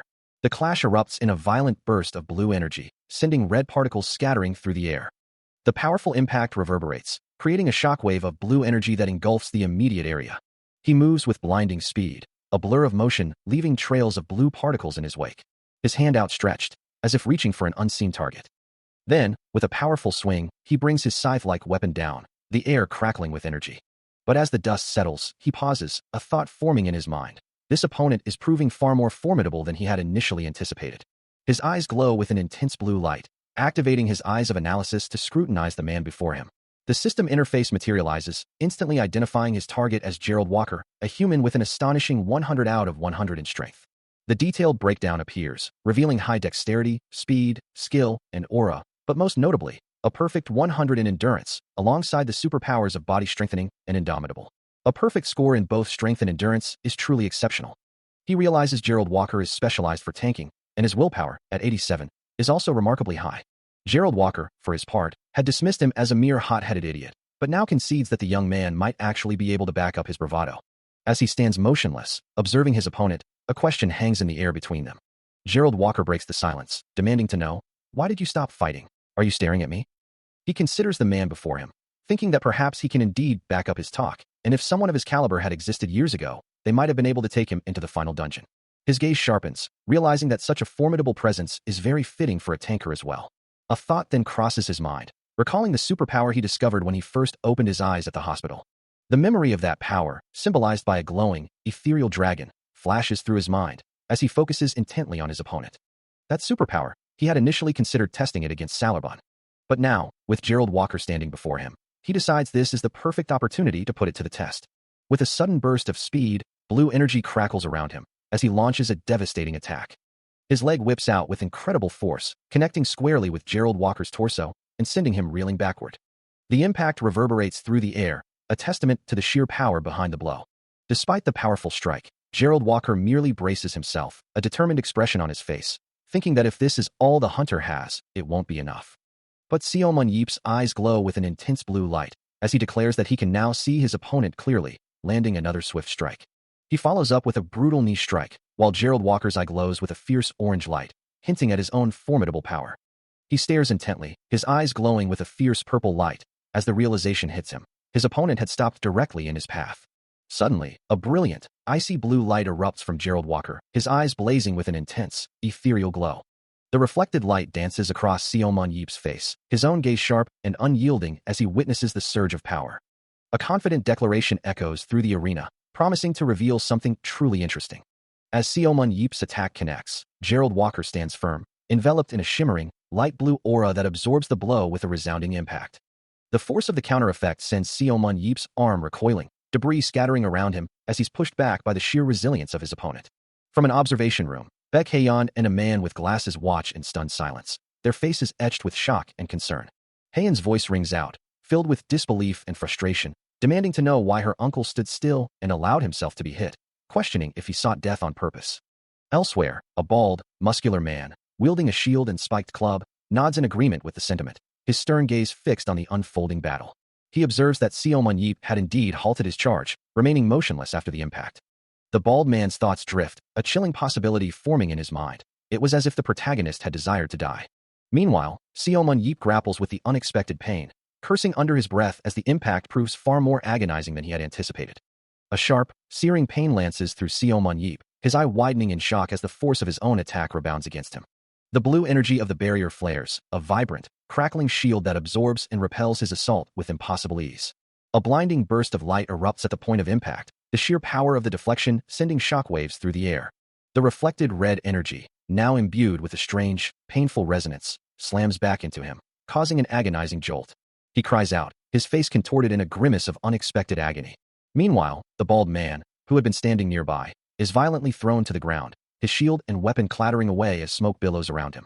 He struggles to rise, his expression a mixture of pain and utter disbelief, wondering aloud how such a thing could happen. An unseen observer remarks that the bald man would have died instantly if he hadn't even guarded against the blow. Still coughing from the unexpected impact, Seomun Yeep's gaze sharpens, a new realization dawning on him. Wisps of smoke begin to curl and spread, rapidly filling the entire simulated space. He watches the rising haze, a question forming in his mind about the realism of the simulation, wondering if they've even managed to simulate smoke. From a distance, Baekhyun's eyes widen in surprise as she too takes in the sudden, dense fog. Still reeling from the reflected attack, the bald man collapses to the ground, a desperate denial escaping his lips as the red energy pulses around him, while above, Baek Jiho, Park Jin-tae, and Baekhyun watch with wide-eyed concern. Even Seomun Yeep, recovering from his own impact, can only utter a disbelieving no way at the unfolding chaos. The air itself seems to shimmer with residual power, particles of red light still dancing in the aftermath of the unexpected reversal. Then, with a casual, almost playful gesture, Nathan Burner extends his hand, a smug grin spreading across his face as he announces his presence with a triumphant ta-da. His violet eyes glowing with an inner light, he challenges his opponents, asking, "How's that?" A confident smirk plays on his lips, his gaze unwavering as he awaits their reaction. He leans in slightly, his voice dripping with self-satisfaction, reminding them, "I told you I'd show you something interesting," as a system window materializes before him. The window displays a stylized infinity symbol intertwined with a dragon, emblazoned with the word immortal. Below the icon, the text clarifies the ability's profound nature. You are immune to death from physical causes. Seomun Yeep, battered and bruised, slowly pushes himself up from the ground, a faint glow emanating from his body as he questions the outcome of the intense trial he just endured. He recalls a voice from earlier, promising something interesting, and then a system window materializes before him, revealing a new, astonishing status, immortal, granting him immunity to death from physical causes. His eye widens in disbelief, the sheer impossibility of surviving such an attack echoing in his mind. As he wonders just how he managed to endure it, before realizing he gained a cool new superpower after his close brush with death. A vibrant purple and blue aura flares around him, mending the torn fabric of his tracksuit as he declares himself an actual immortal. His gaze dropping to his chest where the wound had been, now completely healed, leaving him to ponder the extent of his newfound ability. With his body fully restored and glowing particles still swirling, he decides this won't be a proper fight if he can't be harmed. Meanwhile, in a control room, a man in glasses and a suit, alongside a red-haired woman, looks on with concern, wondering if something is wrong, as the protagonist calls out to the controller guy to see if he can be heard. He then muses that he can't die, a superpower he likely acquired after returning from the final dungeon. The man in glasses stares back, utterly shocked by the revelation, asking in disbelief, "What? You can't die?"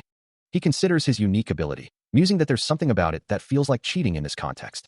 The man in the suit then inquires, wondering if it's possible to seal powers away, to which Seomun Yeep confirms it's not particularly difficult. With a nod, the controller agrees, instructing him to seal this immortal thing, and Seomun Yeep requests a moment to comply. A holographic interface materializes, displaying the sealability command, targeting Seomun and his immortal superpower. The system prompts for confirmation, and with a decisive yes, Seomun Yeep declares that he has sealed the power as requested, adding that one shouldn't be able to use immortality. From the background, the bald warrior reacts with a surprised gasp, uttering "What? Immortal?" before explaining that it was a new power he decided to test out.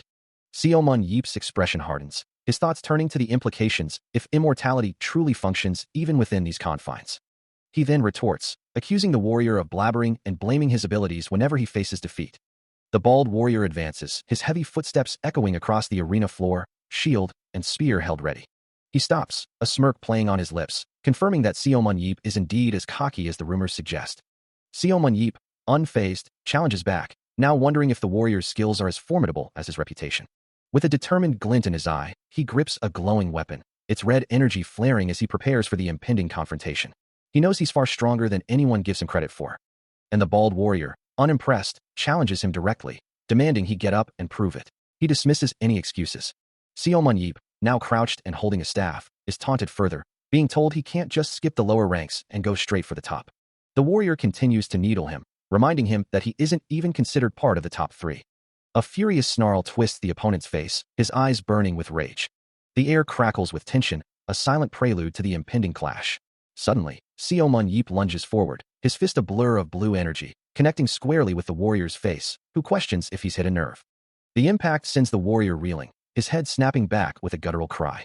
But the opponent quickly recovers, retaliating with a massive axe swing, which Seomun Yeep deftly blocks with a shimmering blue energy shield, sparks flying at the point of contact. The force of the block sends the warrior stumbling backward, his weapon momentarily repelled by the powerful barrier. The arena is filled with the deafening sound of their clash, a vibrant blue flash indicating the speed and intensity of their exchange. Undeterred, the unnamed opponent prepares for another devastating strike, his axe glowing with a menacing red aura as he winds up for a powerful blow. The unnamed opponent's eyes widen in disbelief, his mind racing as he realizes his adversary has vanished. Then, a voice echoes from directly behind him, announcing, "Over here." Seo Mun-yeep stands there, a chilling smirk playing on his lips, his presence a sudden, undeniable threat. The opponent's eye glows with a furious red light, his surprise quickly turning to rage. Before he can react, Seo Mun-yeep unleashes a concentrated blast of brilliant blue energy, striking him squarely from behind, leaving him no time to defend. The impact sends a shockwave through his body, forcing a pained cry from his lips as the blue light engulfs his face. He is thrown violently into the air, his axe slipping from his grasp, a clear testament to the force of the blow. Below, Seo Mun-yeep's form begins to crackle with dark, shadowy energy, purple lightning arcing around him as he prepares his next move.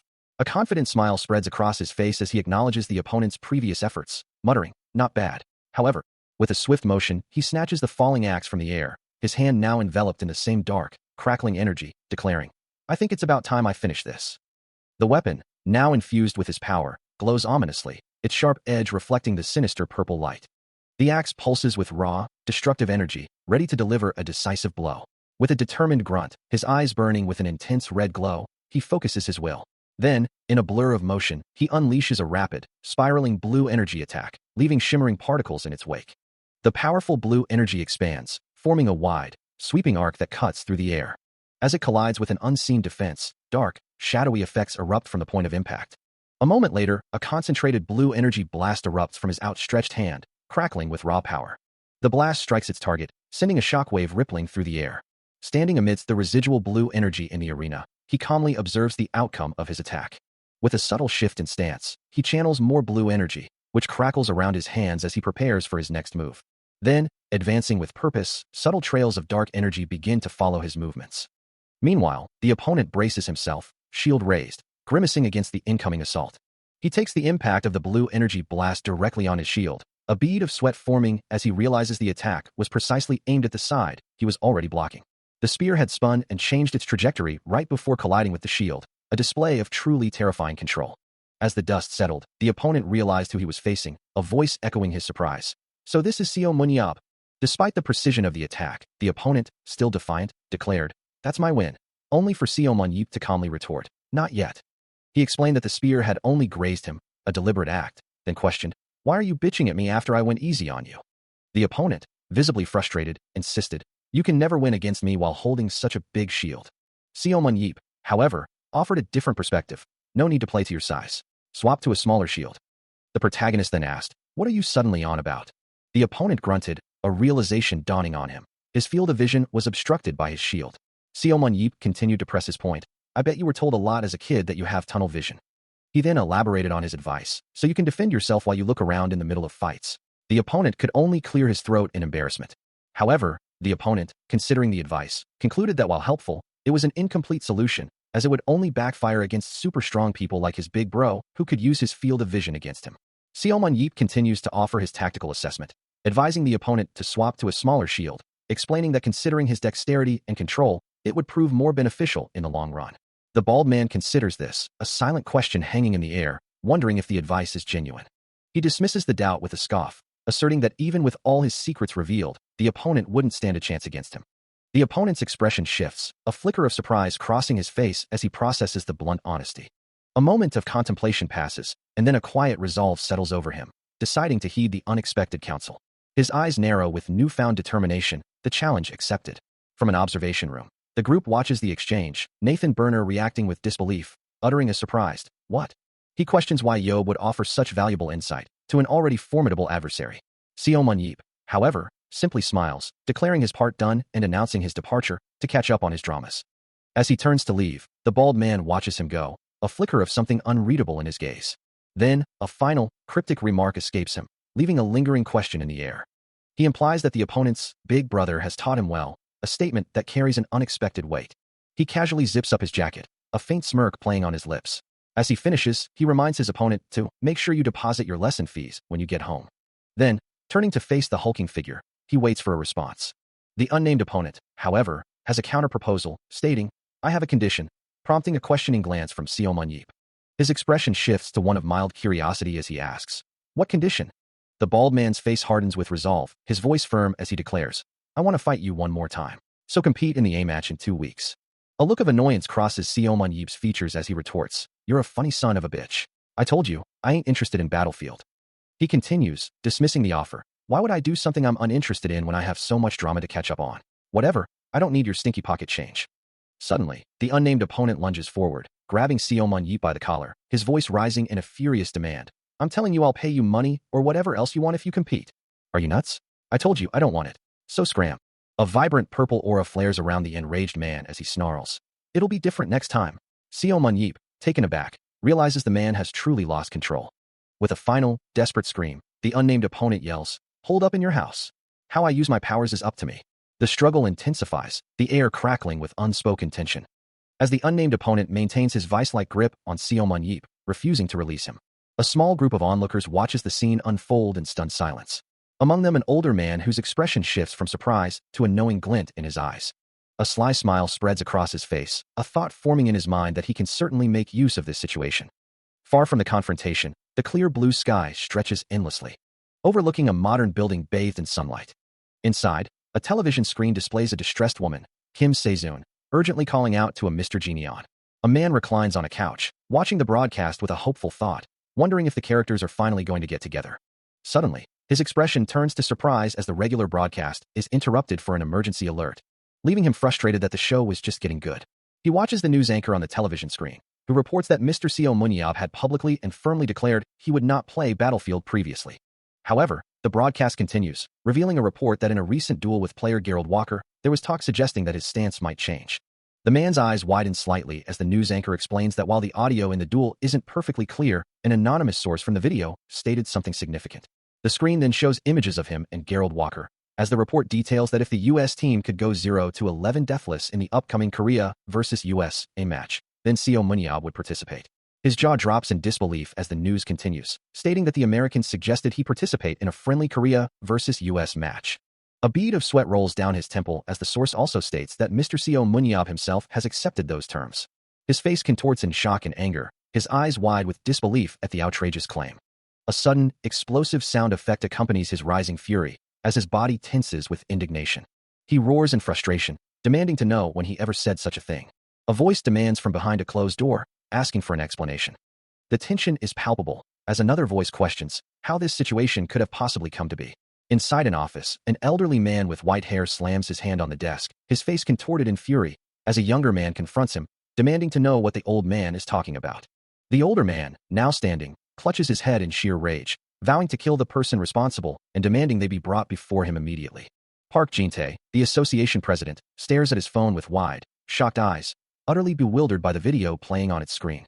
The video shows a muscular, red-skinned man grabbing another figure, and Park Jin-tae exclaims that they must have edited out all the parts where he declined the offer. The elderly man's hand clenches into a fist, his anger still boiling, as he declares his intent to find and eliminate whoever distributed the damaging footage. For these incidents that have negatively impacted the world's savior, Park Jin-tae, as the association president, prepares to make a formal statement. With a deep bow, he offers his apology, his posture conveying profound regret. A young man stares in disbelief, a stack of papers clutched in his hand, demanding to know why this sudden change of events is unfolding.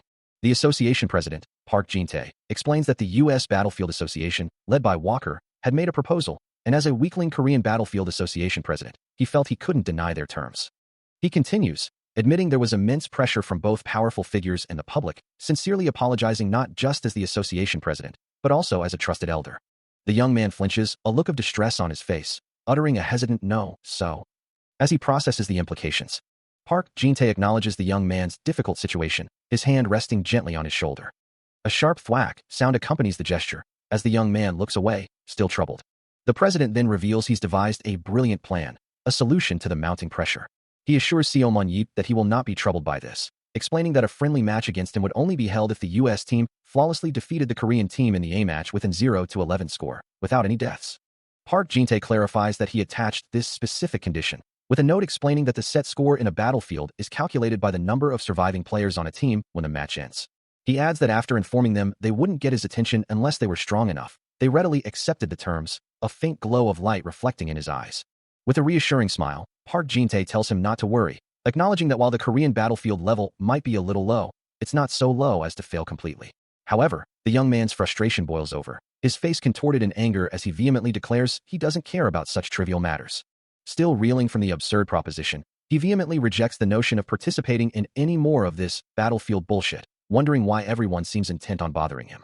Meanwhile, the association president explains that the conditions set are practically impossible to fulfill, but everyone agreed to them, knowing full well the young man's difficult personality. Appealing to their shared history, Park Jin-tae reminds him of their long-standing acquaintance. With a desperate grip on his arm, the president pleads with Seo Mun-yeop to save him just this once.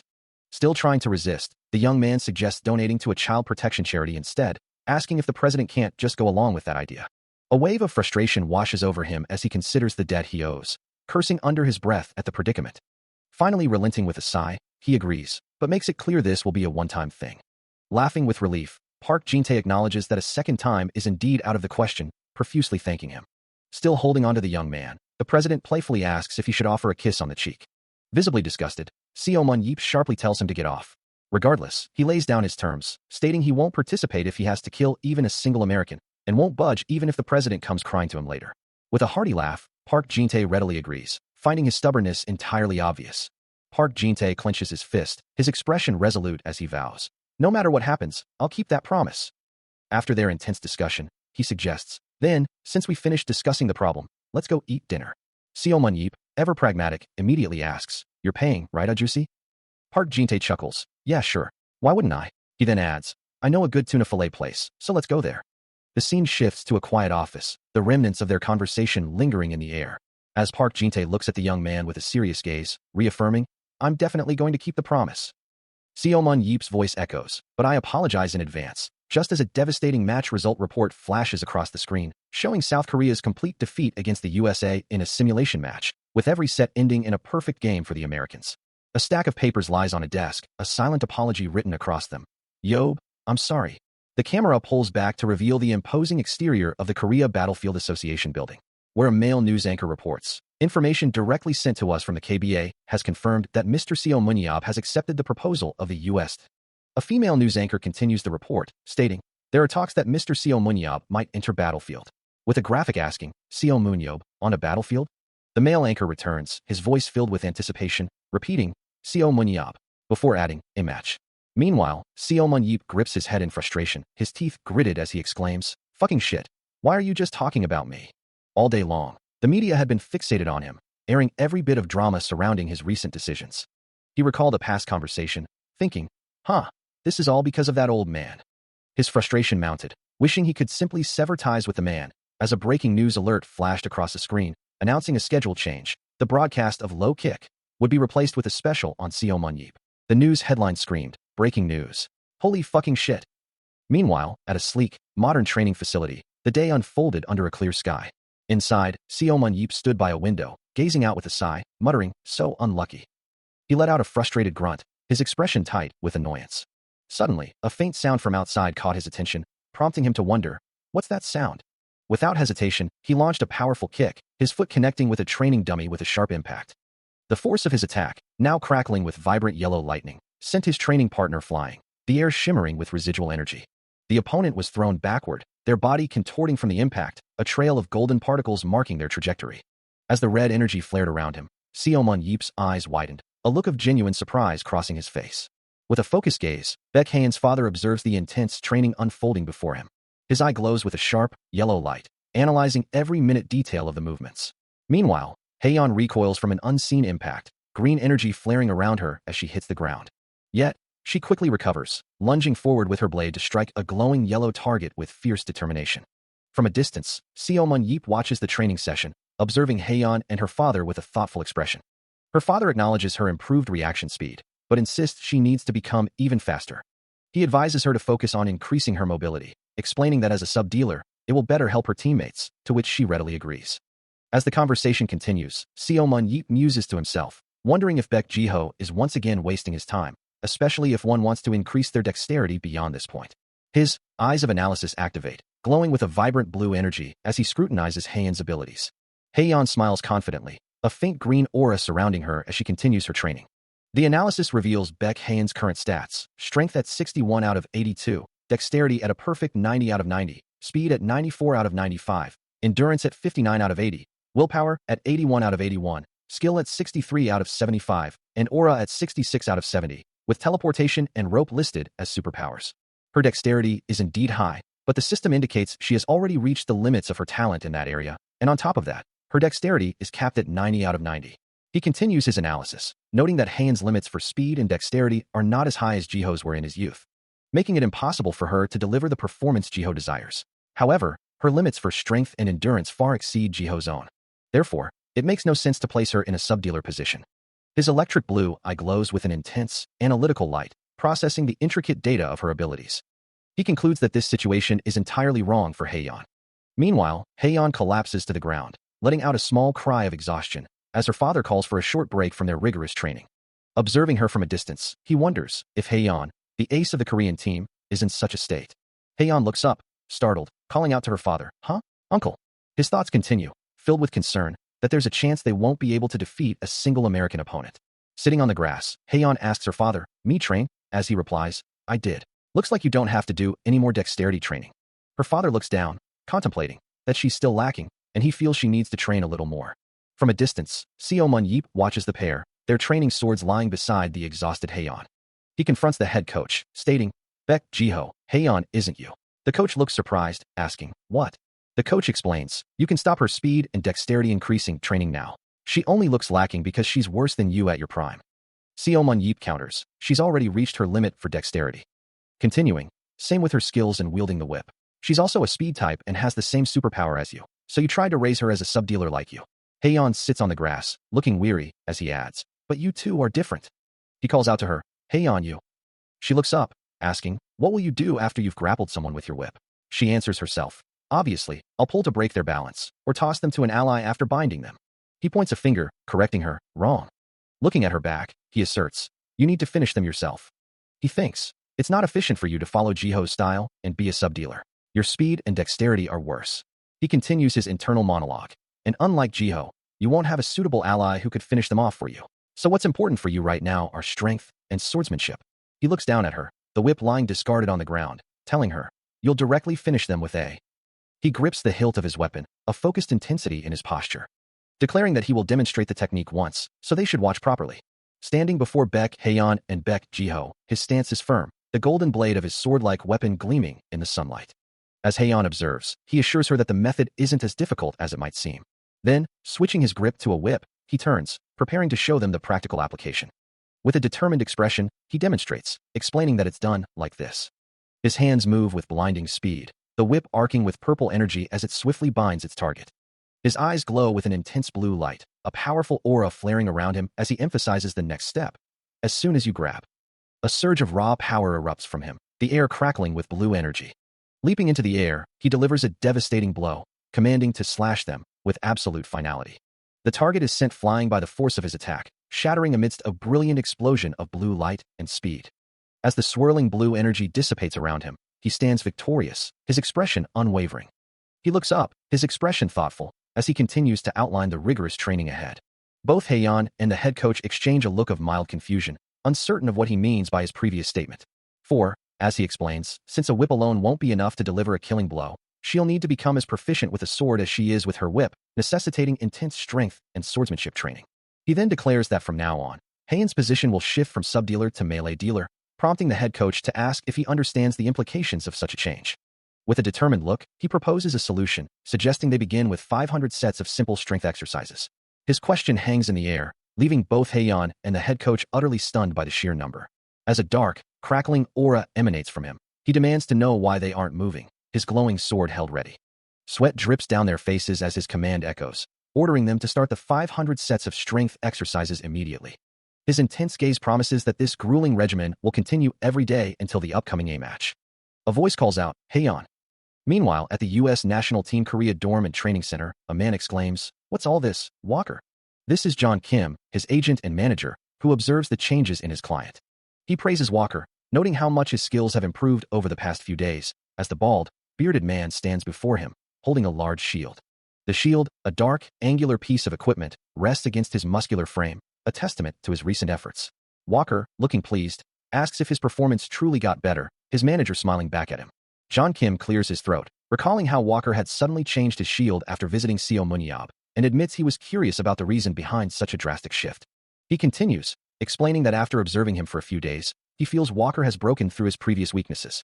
With an open hand gesture, John Kim assures him that if he masters this new style, it will be possible for him to achieve great things. He cautions that familiarizing himself with it might be tricky against speed-type dealers like Nathan, but emphasizes the significant long-term benefits.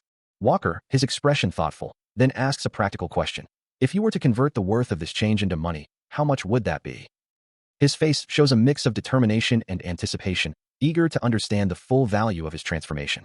On a screen, Walker confidently declares that his new fighting style will likely be worth over $10 million, suggesting that mastering it could significantly increase his pay during his next contract renewal. Hearing the staggering figure, John Kim's eyes widen slightly, processing the implications of $10 million. His gaze remains fixed, a mixture of surprise and calculation in his expression. As Walker continues to speak from the screen, John Kim considers the immediate next steps. Now bald and wielding an imposing axe, John Kim stands before a large screen displaying Walker on a news desk, instructing someone to send $10 million to Seo Munyab. His face contorts in disbelief, a sharp "what?" escaping him. John Kim clarifies, his hand raised as if to emphasize that these are consultation fees. Meanwhile, Walker's hand reaches out with fierce determination, vowing that he will definitely drag you into the arena. Back in the office, John Kim, still holding his axe, advises patience, telling someone to wait a little longer. Walker, now seen from behind, stands outside, axe in hand, seemingly ready for action, his resolve unwavering. The focus shifts to Seo Munyab, his composed expression hinting at the significant role he plays in these unfolding events. High above the sprawling metropolis, the Seoul International Battlefield Stadium stands ready. Its grand architecture a testament to the global stage it represents, a beacon for the historic match day that has finally arrived. A vibrant holographic display projects the World Battlefield logo, flanked by the flags of Korea and the United States, signifying the monumental clash to come. Within the stadium, the anticipation is palpable as countless spectators gather, their silhouettes eager for the spectacle. From the commentator's booth, one of the analysts remarks that the audience members would be quite interested in today's outcome. The screen then shifts to show the hero Seo Munyab, radiating a subtle blue aura, alongside two other figures, as the event match with him and the American team is announced. The other commentator, leaning forward with excitement, emphasizes that the commencement of this dreamlike showdown would be solely decided by today's match results. With the stage set, the time has come to introduce the players of each team who will decide that fate today. The Korean team roster appears, featuring Lee Moon-ho as support, Jo Young-hwa as a melee dealer, Ji Yeon-soo and Shim Young-soo as ranged dealers, Young Dae-hoon as a tank, Sung Yu-bong as support, and Yu Byoko as another melee dealer, each player poised and ready for battle. The Korean team continues with Chai Woo-hyo and Kim Sher-moon as tanks, and Lee Dong-ja as a melee dealer, completing their formidable lineup.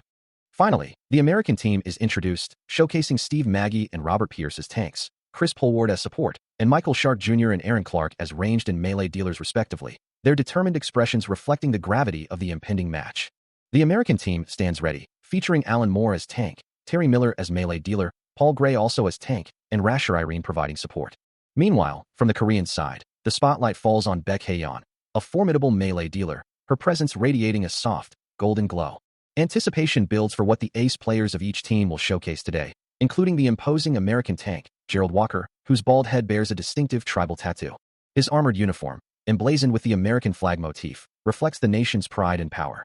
Seo Munyab, seated and focused, looks forward to Baek Hae-yeon's performance, especially in her first official match after a significant position change. His gaze sharpens as he calls out, "Hae-yeon." A surge of encouragement follows, urging her to give her all. The stage is set for a clash of extraordinary individuals, a true display of superhuman abilities. As the final countdown begins, the match is poised to commence within a realm shrouded in mist. The battlefield itself will be a decrepit underworlder castle, its ancient stones protected by an army of skeletons. This foreboding dungeon, known as the Palace of Martaborni, is comprised of a total of 3 treacherous levels, each guarded by skeletal figures with glowing red eyes. Within the Palace of Martaborni, a formidable boss monster is stationed on each level, with the first floor guarded by a skeleton warrior. Its glowing red eyes pierce the purple haze, a skeletal form radiating an ominous aura, as the dungeon's minimap confirms its presence as the first floor boss. Ascending to the second floor, the Death Knight awaits, a figure wreathed in fiery energy and dark armor, its own minimap icon marking its territory. And on the highest, most perilous floor, the combined might of a bone dragon and a lich stand ready to challenge any who dare to reach them. This colossal, flaming skeletal beast, the ultimate boss, dominates the third-floor map, its presence a fiery beacon of danger. For those new to the battlefield experience, the main game rules are now presented to ensure everyone understands the stakes. The objective is clear: eliminate the opposing team, with hunting points awarded for every monster or enemy player defeated, and these points determine the color and intensity of a team's bonus aura, ranging from low blue to high black. With the rules established, the players begin their entrance, a determined line moving through a shimmering, blue-lit corridor. The first player, with light brown hair and a focused gaze, steps forward, clad in the team's distinctive blue and white combat gear. Behind him, the rest of the team follows in formation, their figures receding into the glowing blue tunnel, each step bringing them closer to the impending battle. One of the players, with dark skin and a serious expression, reflects the collective tension as the question hangs in the air: what will be the outcome of today's match? With a flash of light and a surge of energy, the announcement rings out. Then, round 1. The digital arena ignites with a brilliant flash, announcing the start of the match between Korea and the USA. As the dungeon minimap appears, charting their path through the first floor, the US team materializes within the dark, cavernous depths, ready to advance. Without hesitation, the players surge forward, their blue and white uniforms a blur against the glowing purple lines that crisscross the dungeon floor. Their movements are swift and decisive, a testament to their training. Deep within the dungeon's first floor, the US team encounters their first challenge, a horde of skeletal warriors. With eyes glowing an ominous red and bodies wreathed in a faint blue aura, the bony figures prepare to strike. Yet, the players remain unfazed, their expressions resolute, for they have calmly begun their hunt, their movements already in perfect form. One player, with a powerful swing of his shield, shatters a skeleton's skull, sending fragments flying. The impact reverberates, a clear sign of their overwhelming force. While their overall mobility might be lower than most, the US team demonstrates exceptional coordination as they engage the skeletal enemies, their positions on the minimap steadily advancing. This team, with their unwavering resolve, boasts a truly indestructible steel wall defense, a formidable barrier they will only strengthen after they finish growing from this hunt. Anticipation builds, with many eager to witness the national team's strategy unfold against their formidable opponents. A low hum of energy permeates the air, signaling the imminent start of their challenge. With eyes burning with fierce determination, Baek Haeyeon prepares herself for the trials ahead. Meanwhile, Seo Mun-yeop moves with practiced precision, executing a flawless strike as if it were merely a training exercise. Back in the broadcast studio, a commentator reflects, realizing they had been so focused on the US team's performance. But the Korean team, a blur of motion and coordinated effort, has already surged forward at an incredible pace. The commentators watch in astonishment, one exclaiming in disbelief at the sudden turn of events. A powerful blue energy blast erupts, engulfing the skeletal enemies in a blinding flash. The force of the impact sends one skeleton reeling, its form momentarily distorted by the sheer power. The Korean team continues their relentless advance, having already bypassed the skeletons in the second area with ease. Baek Haeyeon's focused gaze remains fixed on their objective, her resolve unwavering as they push deeper into the dungeon. From a distant observation room, head coach Baek Ji-ho watches his team's progress, a quiet satisfaction on his face as he urges them to maintain their pace. Head coach Baek Ji-ho considers the bold strategy, believing that if this plan works, they will have a significant chance at victory. He knows the Korean national team has been aiming for a long game all this time, but this aggressive approach could be their breakthrough. As Baek Haeyeon and Seo Mun-yeop surge forward, enveloped in vibrant blue energy, the commentators observe their rapid advance, noting that the team is attempting to kill the boss first. They recognize the Korean team has chosen a very aggressive strategy, a high-risk maneuver that could yield immense hunting points if successful. Baek Haeyeon's determined gaze reflects the intensity of their plan, knowing that the first floor will begin to close once the boss is defeated. This swift action could also disrupt the US team's plans, giving Korea a strategic advantage. The dungeon minimap highlights their direct path, showing the Korean team's icon rapidly approaching the boss marker. In no time at all, the boss indicator flashes, confirming their imminent confrontation. The Korean team is now facing the formidable boss of the first floor, a towering skeletal monster radiating dark purple energy. With their bodies glowing intensely, Baek Haeyeon and Seo Mun-yeop charge forward, ready to execute their aggressive strategy. The first floor's formidable guardian, a towering skeleton warrior, stands ready for battle. As two observers watch the unfolding events with a mix of intensity and growing concern. The broadcast announces with dramatic flair that the boss hunt has officially begun. A bald, muscular commander, his brow furrowed in concentration, barks an order, calling out for Walker to wait. An unexpected situation has indeed occurred, sending ripples of surprise through the teams. Chris Polward, clad in his distinctive red, white, and blue armor, stands before the glowing skeletal boss, confirming his scouting mission is complete. He looks back, a question in his eyes, wondering about the unexpected turn of events. The bald commander, his expression now one of clear astonishment, reveals that the Korean team is already engaging the first-floor boss, employing a highly unusual strategy.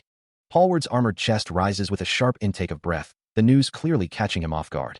Standing with his team, the commander laments their missed opportunity, while another hunter questions if they should abandon the first floor before it collapses. Hallward, however, remains resolute, declaring they will finish their hunt here and move directly to the boss area. Yet, a hint of self-doubt creeps into his thoughts, acknowledging his own lack of speed. Nathan Burner stands firm, his shield raised, ready to face whatever comes next. Meanwhile, the skeletal boss monster lets out a guttural roar, its red eyes burning with malevolent energy. A powerful impact echoes through the cavern, sending purple energy rippling through the air. The declaration rings out that the creature is nearly dead, as more purple energy dissipates from its form. With the boss weakened, the Korean team charges forward, their forms blurring as they close the distance, one figure leaping high into the air. A voice confidently states, "Haeyeon will finish it."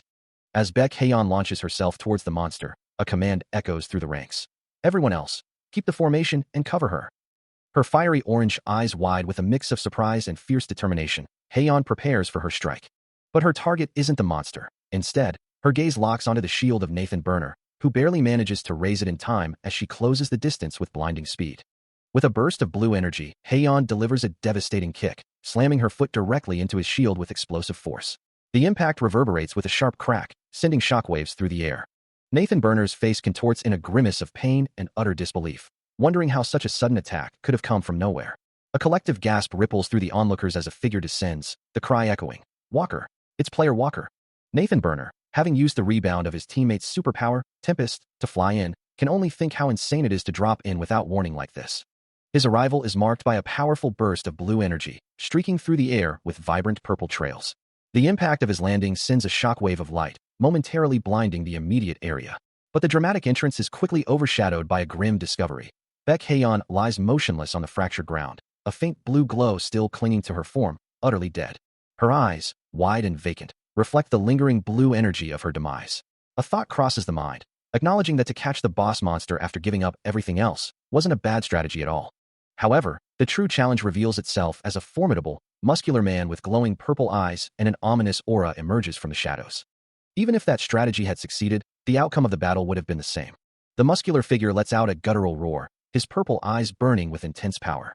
Behind him, three shadowy, humanoid figures, their forms outlined in brilliant blue light, materialize, their eyes glowing with the same eerie hue. And finally, the true boss emerges, a towering skeletal monstrosity, its empty eye sockets burning with malevolent red light, enveloped in a chilling purple aura. The skeletal boss monster, having met its end, erupts in a blinding flash of blue energy, its form disintegrating into shimmering particles. Just as the dungeon's first floor is announced to close in 10 minutes, Nathan Burner descends with a powerful impact, his blue armor gleaming as he faces two figures, shield at the ready. Enveloped in a vibrant purple aura, he surges forward with impossible speed, a harbinger of chaos. Meanwhile, other figures in similar blue armor, members of the US team, are already engaged in brutal combat, pummeling a massive rock-like boss monster, which is quickly succumbing to their coordinated assault. The system confirms the first floor boss has been defeated, and the entire area will indeed close in 10 minutes. A close-up reveals Nathan Burner's eye, now glowing with a fierce red intensity, reflecting the purple energy that crackles around him. With a chilling resolve, he declares, "It's time to finish this," his form a blur of motion and destructive power. He lunges, a torrent of purple energy trailing behind him, striking down an unseen opponent with brutal force. The air around him distorts with crackling purple lightning as he continues his relentless assault. The sheer force of his power manifests as jagged streaks of purple, tearing through the darkness. A sudden, grim realization dawns. The US team has appeared, and they are mercilessly slaughtering the Korean team. Nathan Burner, a whirlwind of purple energy, delivers a devastating blow, his target, a Korean team member, screaming in terror as the attack connects. After having their boss stolen and being attacked, the Korean team finds themselves in a desperate struggle, caught off guard by the sudden, brutal assault. The relentless onslaught continues, pushing them closer to annihilation. Blades of energy flash through the air, striking down one member after another. The speed of the attacks is overwhelming, leaving no room for defense. As more of his comrades fall, Lee Munho finds himself struggling to stay on his feet amidst the chaos. A sudden, sharp impact sends a jolt of agony through him, his face contorting in pain as he reels from the blow. Defeated and injured, he collapses to the ground, unable to continue the fight. Standing over the fallen, Nathan Burner declares, "With this, the first set is done." His dark aura pulses with sinister satisfaction, the chilling pronouncement echoing through the dungeon. A wave of dark energy washes over Manhwa, his face momentarily obscured by the encroaching shadows. The brutal assault continues, represented by sharp, crimson slashes across the vision. Each strike a testament to the overwhelming force, leaving a trail of destruction in its wake. The first set of the World Battlefield match concludes, a stark defeat for the Korean team. The scoreboard flashes a brutal 0-11, confirming a perfect game from their opponents.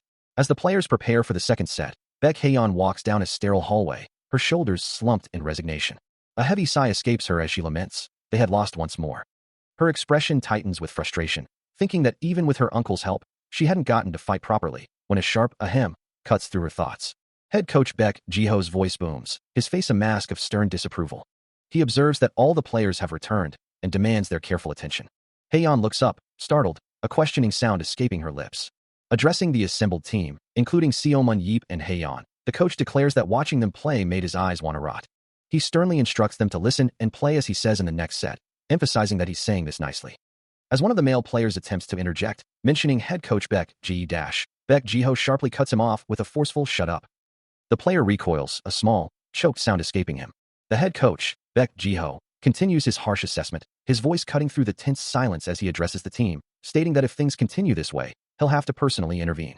He explains that while they might have aimed for a quick advantage, their approach was fundamentally flawed in numerous ways. Towering over the subdued players, his imposing figure casts a long shadow over their defeated expressions. He asserts that their loss was inevitable, given their team's low average attributes and the panic that set in when their plans went awry. With their current skill level, he declares, they wouldn't stand a chance even if they fought 10,000, no, 10 million times. Baek Haeyeon listens intently, her expression reflecting the weight of his words, as he emphasizes that their win percentage is a complete 0. Yet, he concedes that losing so disgracefully, without being able to accomplish anything, would be too unsightly, urging them to listen properly to his instructions. His eyes glow with a fierce, determined light, a clear sign of his resolve to turn their fortunes around. Clenching his fist, he promises to at least make them capable of defeating Walker. The current association president, Park Jin-tae, recalls a time when he and Seo-mun Yeep raided the palace of Martaborni, one of the most challenging dungeons, as the young man listens intently. Thinking back to his younger days, Seo-mun Yeep remembers the raid. He admits the raid itself wasn't particularly difficult, but the sheer pile of bones on the third floor proved quite annoying. Observing the team in the locker room, Park Jin-tae muses that their current skills would make it hard to even reach that point, before Seo-mun Yeep turns to address them, suggesting they set aside past thoughts and reflect on the match that just concluded. He concedes that the strategy they employed in the first set wasn't entirely bad. Standing before his team, the young man gestures as he continues to speak, his expression serious. Of course, he adds, that only holds true if they actually executed the plan properly. He emphasizes his point with a direct, pointing finger, directing their focus to the front line. He addresses his team with a stern voice, explaining that no matter how eager they were to defeat the boss monster, they should have thoroughly assessed the enemy team's situation first.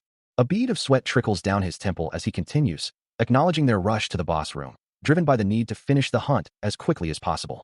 However, he reminds them that scouting is still essential, especially for the backline, emphasizing that when the frontline fighters are overwhelmed, the backline should at least have taken cover.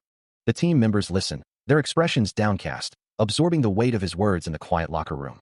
His gaze sharpens, a flicker of past frustration in his eyes, as he demands to know why they simply froze and were swept away after Haeyeon was defeated by Walker.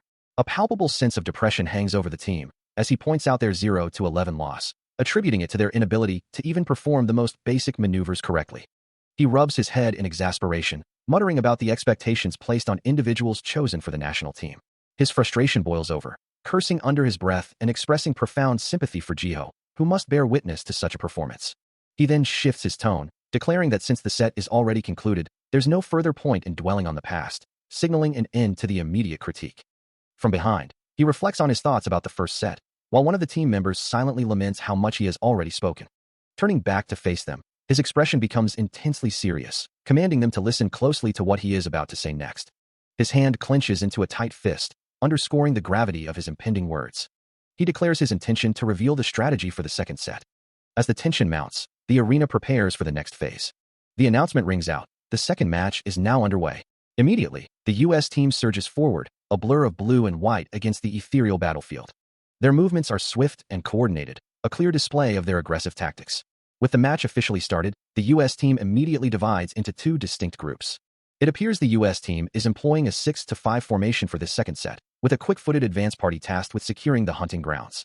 Meanwhile, the cleanup party, which includes player Walker, will focus on the actual hunting. This strategy is designed to showcase the skills of player Walker, the team's ace, maximizing his impact on the match. The commentators ponder the Korean team's response to this aggressive tactic, while the audience watches intently. Suddenly, a collective gasp ripples through the crowd, as an audience member exclaims in shock, wondering what is happening. Emerging from a swirling blue mist, two skeletal figures with menacing red eyes materialize on the battlefield, an unexpected and terrifying development. The Korean team surges forward, a blur of motion across the dungeon floor, prompting an observer to exclaim that they're running again. Their forms streaking through the air, Baek Hae-yeon leads the charge, her expression resolute as her teammates follow close behind. Meanwhile, a monstrous entity with a single, glowing red eye watches their progress. As the same observation echoes, the Korean team is running again. A commentator, his brow furrowed in confusion, questions this unexpected strategy, noting that the Korean team was always known for its defensive play. Both commentators appear taken aback, remarking that with Baek Hae-yeon's position change, this match is full of unexpected developments. Elsewhere on the field, Seo Mun-yeop offers a confident smirk, assuring someone that they're doing good. He continues, his words directed at Baek Hae-yeon, promising that an opportunity will definitely find her if she follows his instructions. Hae-yeon's lower body is poised for action, her stance reflecting the anticipation of the promised chance. A close-up on her eye reveals a fierce determination, as she mentally commits to this time. This time for sure. Suddenly, a skeletal figure, wreathed in a sinister purple aura and glowing red eyes, emerges from the shadows of the dungeon.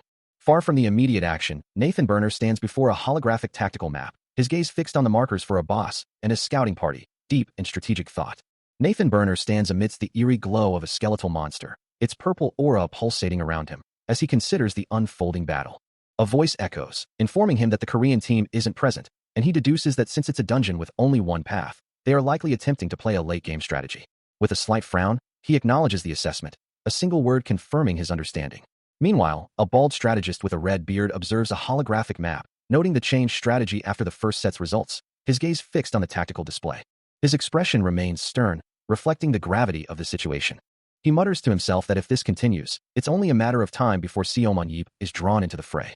Suddenly, a violent surge of purple lightning erupts on the battlefield, causing the strategist to flinch back from his screen.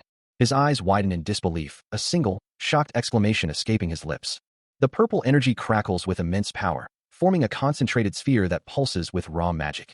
It expands rapidly, engulfing the area in a blinding flash of violet light. The strategist, still reeling from the sudden event, can only watch in stunned silence as the magical phenomenon unfolds. From the swirling purple energy, multiple shadowy, humanoid figures begin to fall from the sky, descending onto the battlefield like ominous harbingers. As the battlefield erupted with a powerful surge of purple lightning, a member of the Korean team looked up, witnessing the chaotic descent of shadowy figures. The air crackled with energy, as the ominous purple light intensified, revealing more of the spectral forms materializing from the sky. Without warning, one of the shadowy entities struck a Korean team member, sending him recoiling violently through the air. Another figure materialized directly behind Seo Mun-yeop, who turned with a gasp of surprise, his eyes wide with alarm. The entire Korean team stood poised, their formation broken by the sudden ambush, each member bracing for the onslaught of the newly arrived enemies. A teammate cried out in disbelief, questioning how these creatures could have possibly appeared in their midst. Meanwhile, in a remote observation room, a strategist with a distinctive yellow streak in his hair addressed his team, his voice firm as he laid out his instructions. He ordered them to scout, emphasizing that Baek Hae-yeon, being the fastest, should assess the situation, and to note if Nathan Burner's formation had fewer than 5 members. In another room, a female observer and a bald man reacted with surprise to the strategist's words, as he declared that neither the monsters nor the boss monster should be killed. Their expressions of shock deepened as the strategist revealed a crucial detail. The Palace of Martaborni was constructed with one-way streets. This fact about the dungeon's first floor was widely known, even during the raid, a diagram illustrating its branching paths and central boss room. However, the strategist concluded, this dungeon held a secret, an entirely different path. The strategist reveals the secret passages, set up by the underworlders with warps, are perfect for scouting and ambushes, instructing Hae-yeon to use these routes. He explains that the entrances to these passages look like normal walls, making them difficult to differentiate. But he assures them he will explain how to find them, adding that using these passages will allow them to reach the US team's position without being discovered. All 11 members of the team, including Hae-yeon, surge through the glowing purple path, ready to execute the plan. They are to split into 2 teams, launching an all-out attack against the unsuspecting hunters. A powerful burst of purple energy erupts, sending debris flying as the ambush begins. This time, he declares they will strike their enemies from behind, with Hae-yeon leading the charge, spear extended, as her team members follow, propelled by the sudden, overwhelming force of their assault. Opponents are caught off guard, sent reeling and falling through the air amidst the chaotic purple light. The strategist's words echo, confirming their intent, will hit them in the back. Heian lands gracefully, her spear planted firmly, as the rest of her team continues their relentless attack, overwhelming the surprised enemy. Kneeling in the ethereal glow of the dungeon, her staff planted firmly before her, Heian prepares for the next phase of the operation.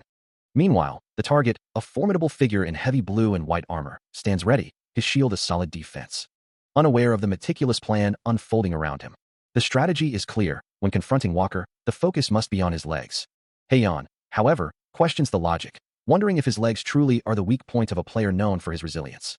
Seomun Yeep explains that all the necessary factors have aligned to exploit this vulnerability, especially since Walker's recent change to a smaller shield has increased his unprotected area and complicated his ability to defend his team.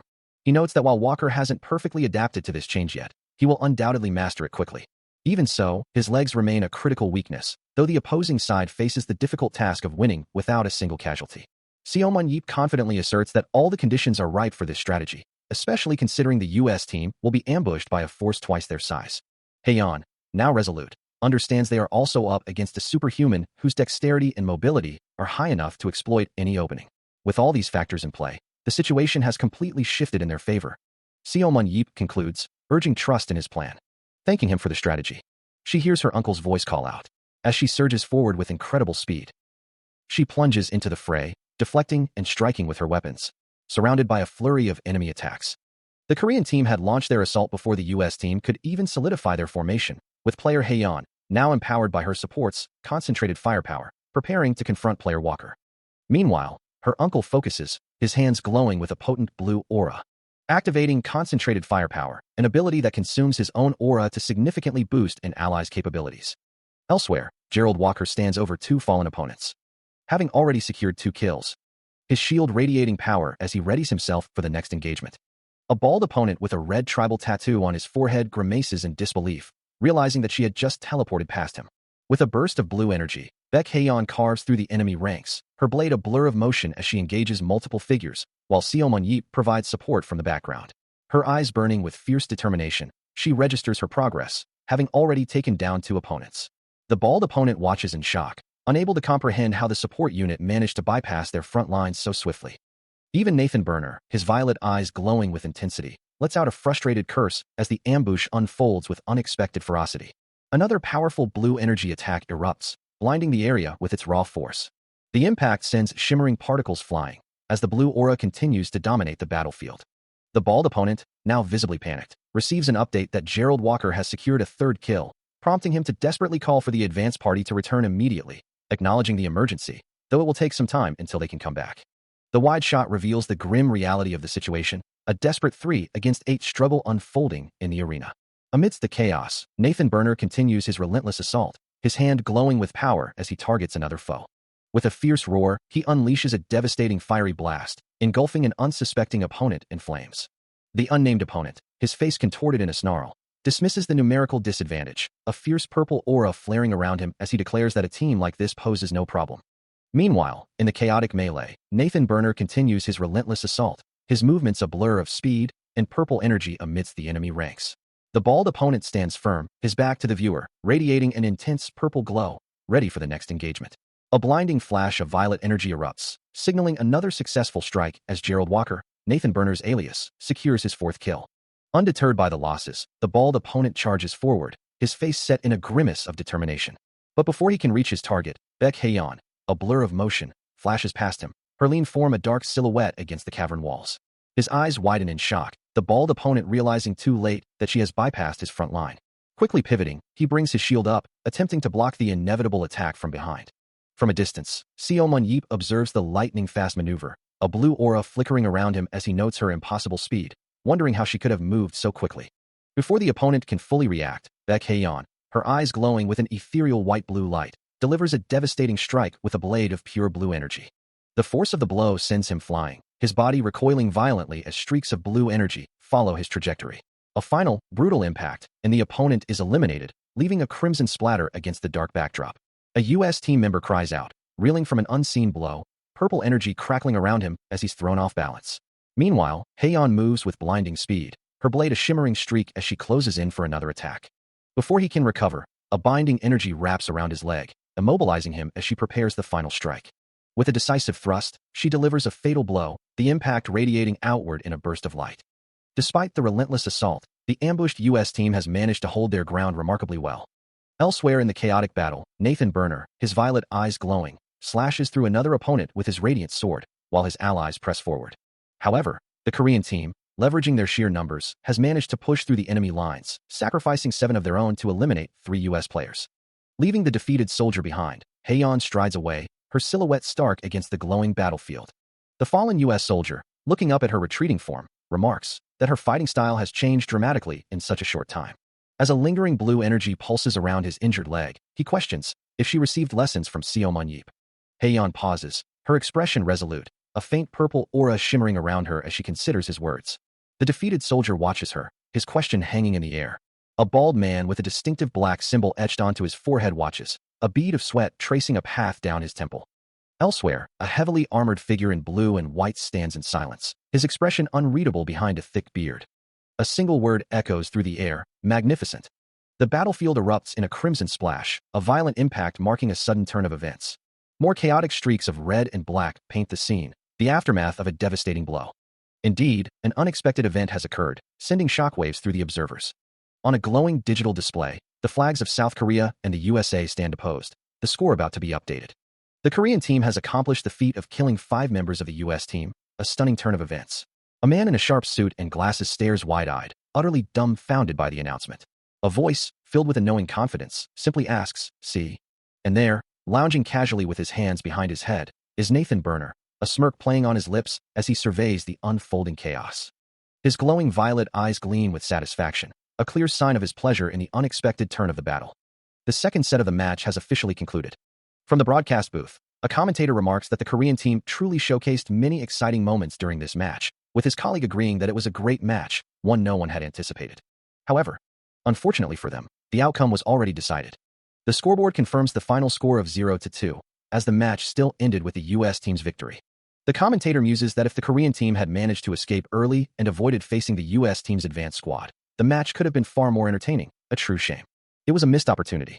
A bald player with a dark beard sits in quiet contemplation, his thoughts drifting to the Korean team's performance, especially against a formidable opponent like the U.S. His gaze is sharp, reflecting the intensity of the competition, even in defeat. The scoreboard highlights the individual kills, Korea with 5 and the U.S. with 11, a stark reminder of the challenge faced. Despite the team's loss, the bald player himself achieved 5 kills, securing a significant personal victory through his individual efforts. The sheer force of the impact, as they burst through the wall, was particularly astonishing. A moment that truly stood out and could easily be considered the highlight of the day. And at the very heart of this extraordinary event, the crowd erupted in a collective gasp of awe. Was this player? Among the 5 kills, achieving a record of 4 kills and 1 assist, stood the undeniable ace of the Korean team. Her intense gaze reflected the fierce competition, a silent testament to her skill. It was player Baek Haeyeon.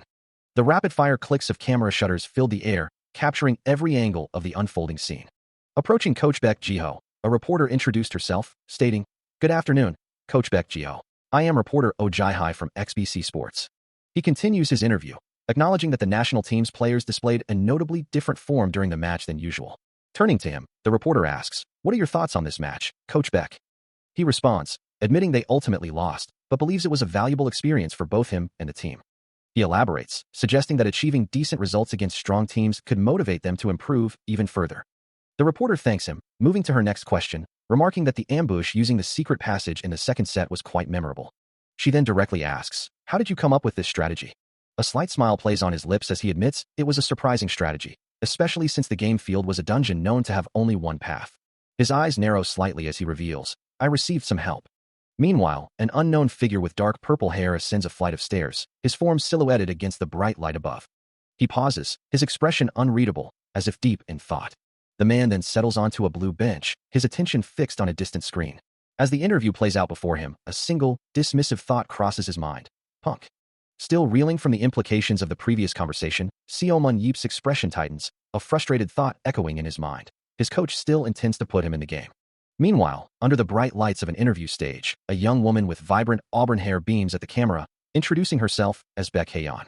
A reporter, Oh Jae-hi, holds a microphone towards her, inquiring about the specific training she underwent to prepare for the upcoming event.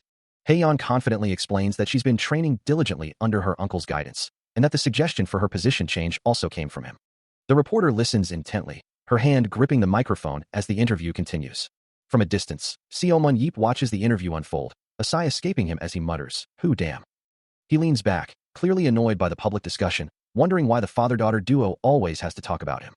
A close-up on his eye reveals his internal confirmation. It's true, the position change was indeed his uncle's suggestion.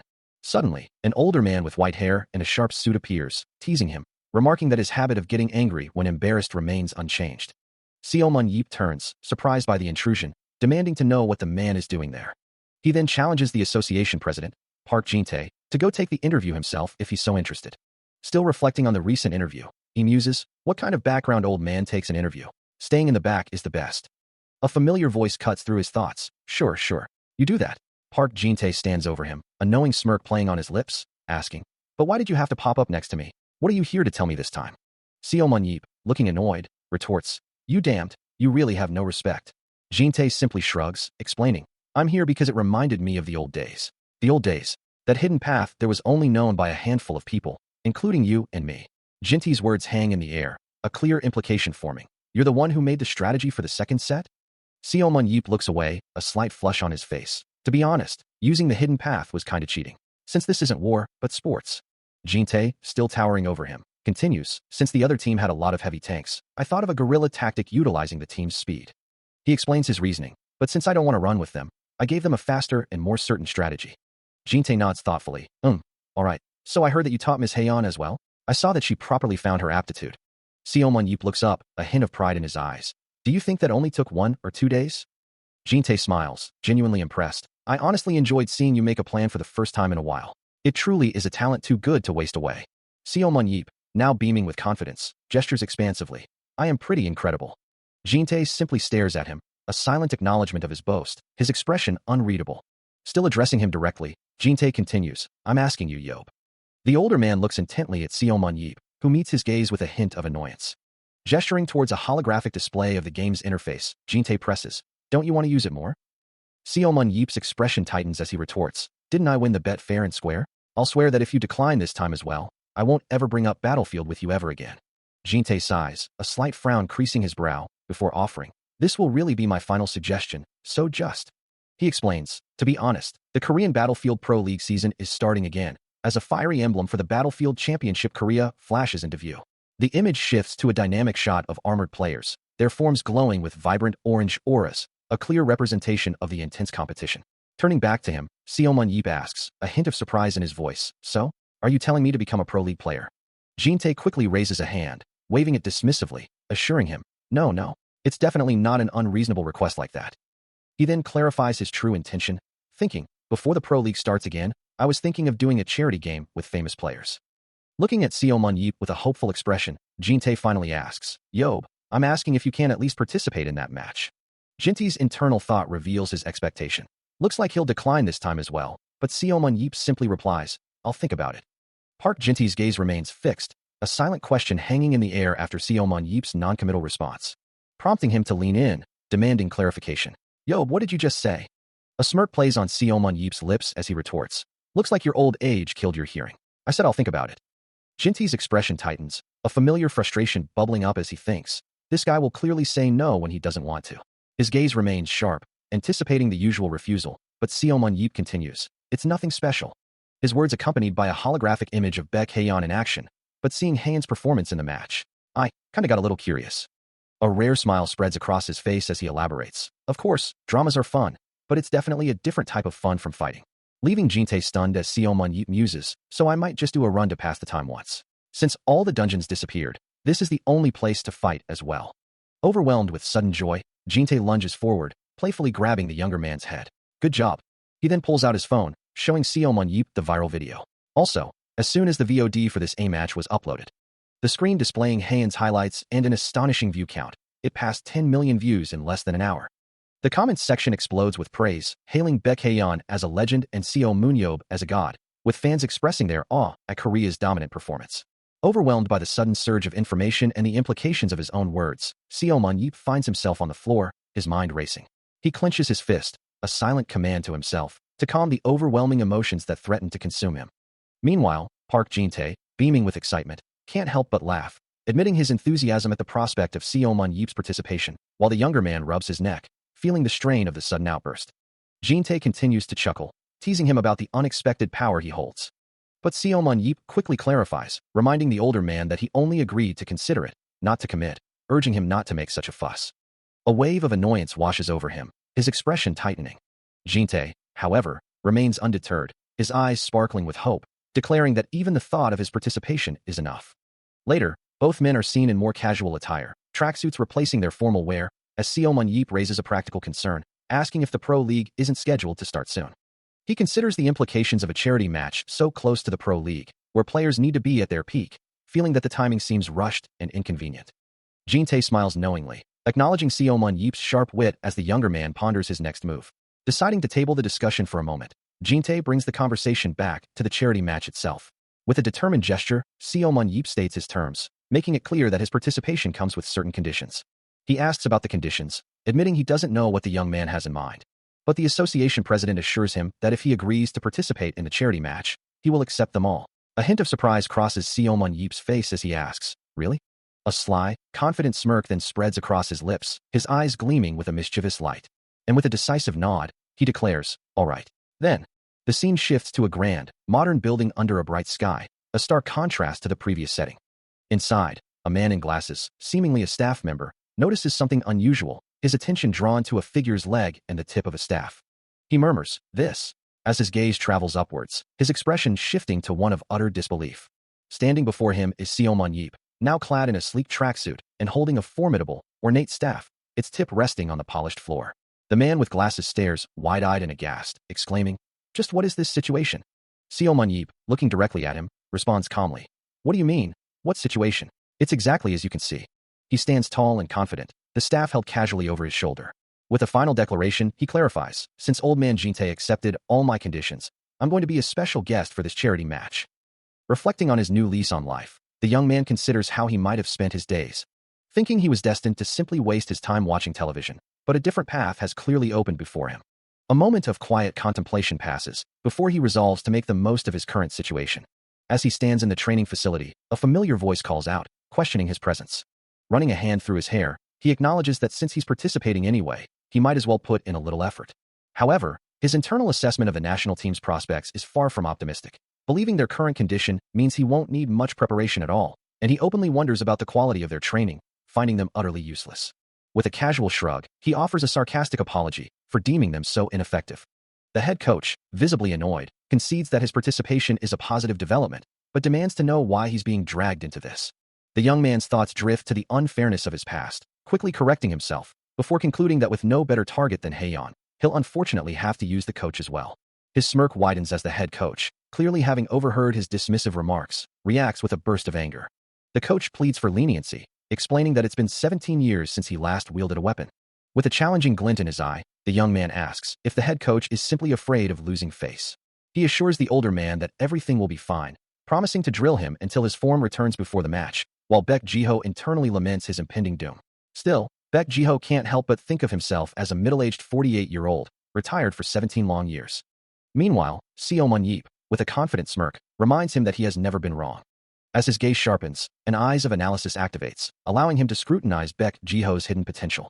A holographic window materializes, displaying Baek Ji-ho's stats: strength 55/70ths, dexterity 79/100, speed 80/99ths, endurance 55/69, willpower 83/90ths, skill 52/70, aura 69/72, and a superpower, teleportation.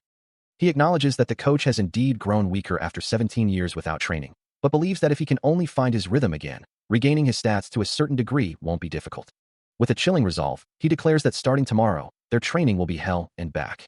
A menacing grin spreads across his face, his eyes glowing with an intense blue aura, as he grips his staff, ready to unleash his brutal regimen. Turning slightly, his voice drops to a low, demanding tone, asking if Baek Ji-ho understands. The coach's face contorts in sheer terror, his eyes wide with dread at the prospect. A small gasp escapes him, as the realization dawns, he is utterly doomed. However, the protagonist then lays out his two conditions. Firstly, he demands to be on the same team as Haeyeon, stating that even in VR, he doesn't want to kill her.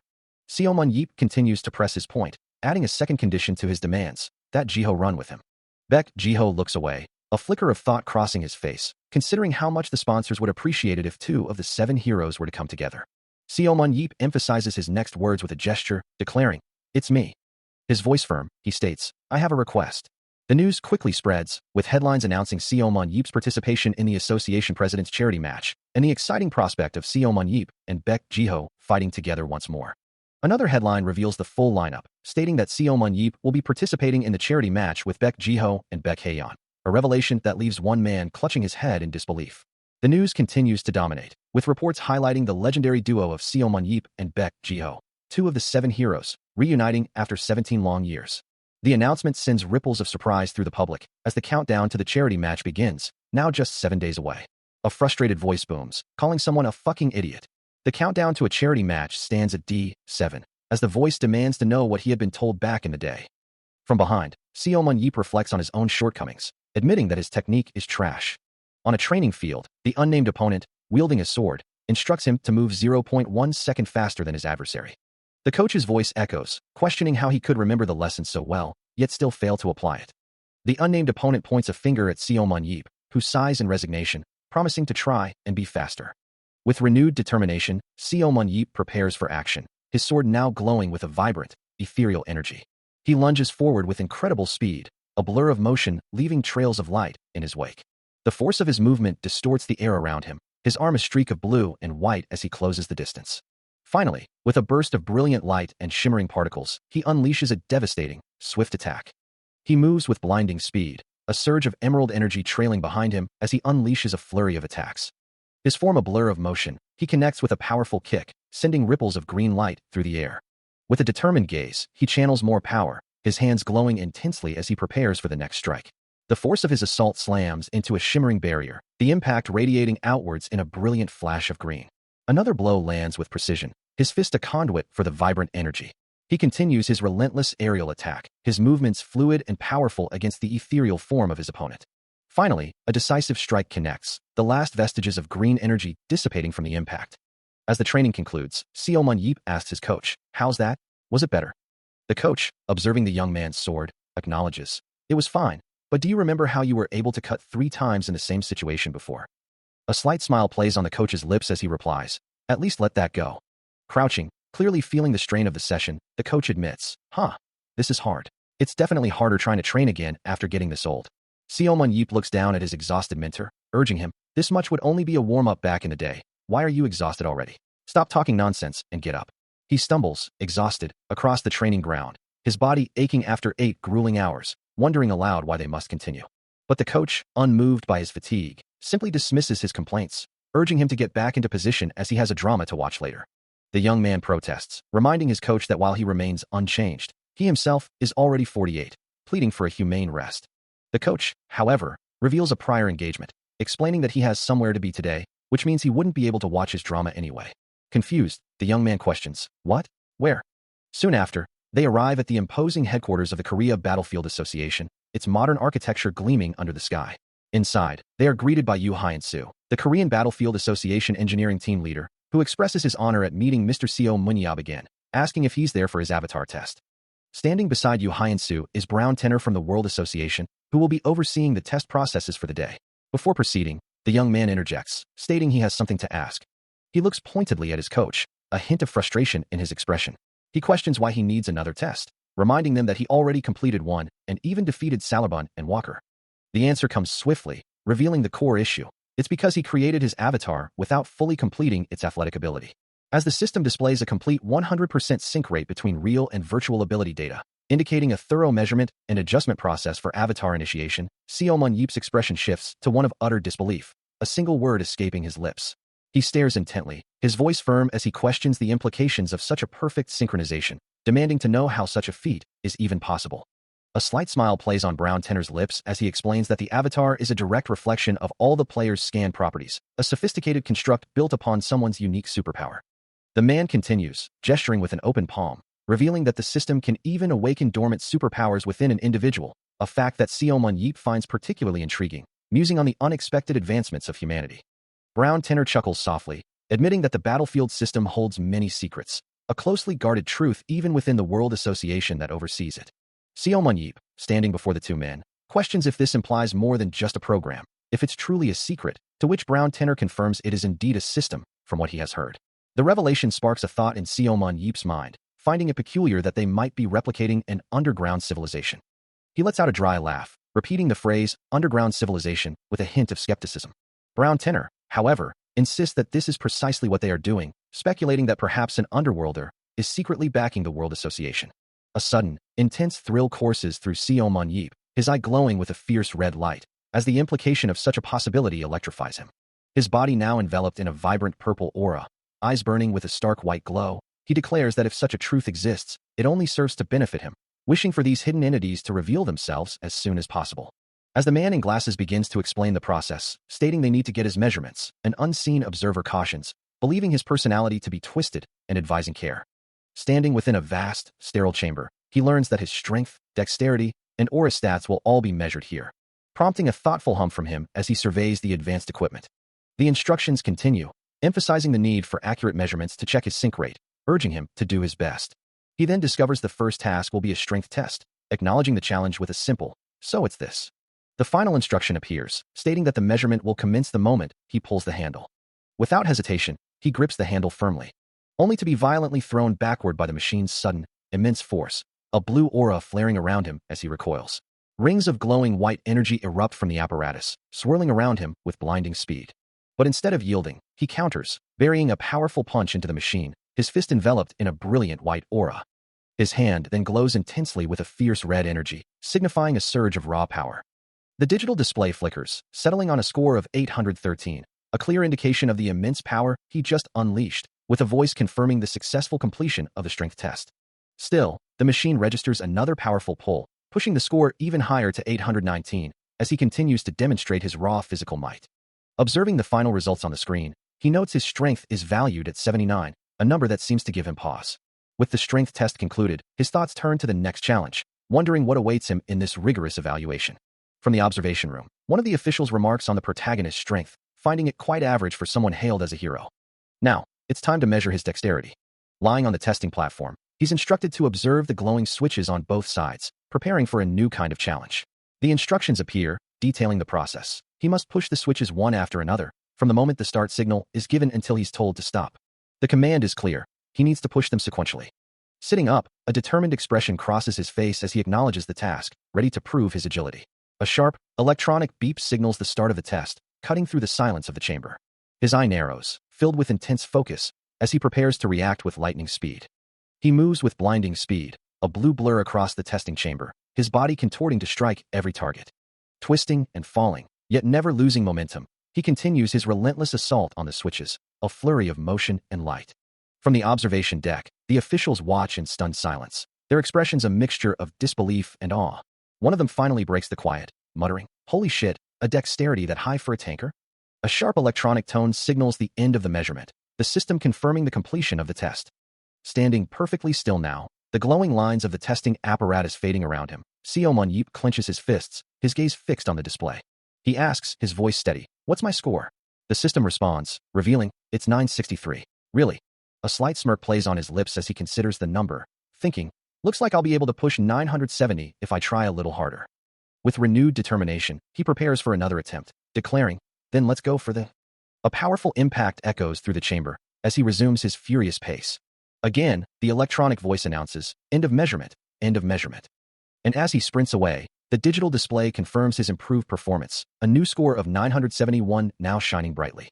A palpable sense of anticipation hangs in the air as the testing platform hums with latent energy. The officials watch in disbelief, one of them exclaiming that he truly surpassed 970 points. Turning to the bespectacled man, Seomon Yeep inquires about the highest score ever recorded for this test.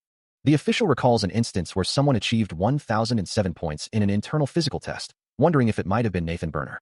Seomon Yeep recognizes the name, explaining that Jiho had shown him videos of the individual while preparing for the charity match. He muses aloud, having heard that the man was as fast as Jiho in his prime. The official agrees, stating that few could match Jiho's speed in his prime, especially with a dexterity score of 100. With a determined smile, Seomon Yeep declares they will conduct one more measurement. He finds the point system enjoyable and decides to aim for 975 points this time. A rhythmic thumping sound echoes, signifying his rising excitement and focus. Standing alone on the platform, he prepares himself mentally for the next attempt. His gaze sharpens as he intensely concentrates, ready to push his limits once more. For some reason, he feels an unusual surge of energy, a profound sense of readiness that settles within him today. With a sudden burst of motion, he declares his condition to be exceptionally good, his form already a blur of blue light. He pushes off, accelerating into a full sprint, the world around him dissolving into streaks of crimson speed. His eyes ignite with an intense, electric blue glow as he weaves through the air, leaving trails of shimmering light in his wake. An explosive force propels him forward, his movements becoming a continuous, unbroken flow of power. He becomes a living current, a streak of pure, unadulterated speed, his glowing gaze fixed on an unseen goal as he pushes past all limits. He moved with such incredible speed that his form became a mere blur, a streak of purple energy across the testing chamber. From the observation room, the officials watched in stunned silence, one of them remarking on the stark difference compared to his previous attempt. Park Jin-tae, his eyes wide with disbelief, could only utter that he was much faster now. The sound of his rapid movement echoed through the facility, a sharp, percussive beat.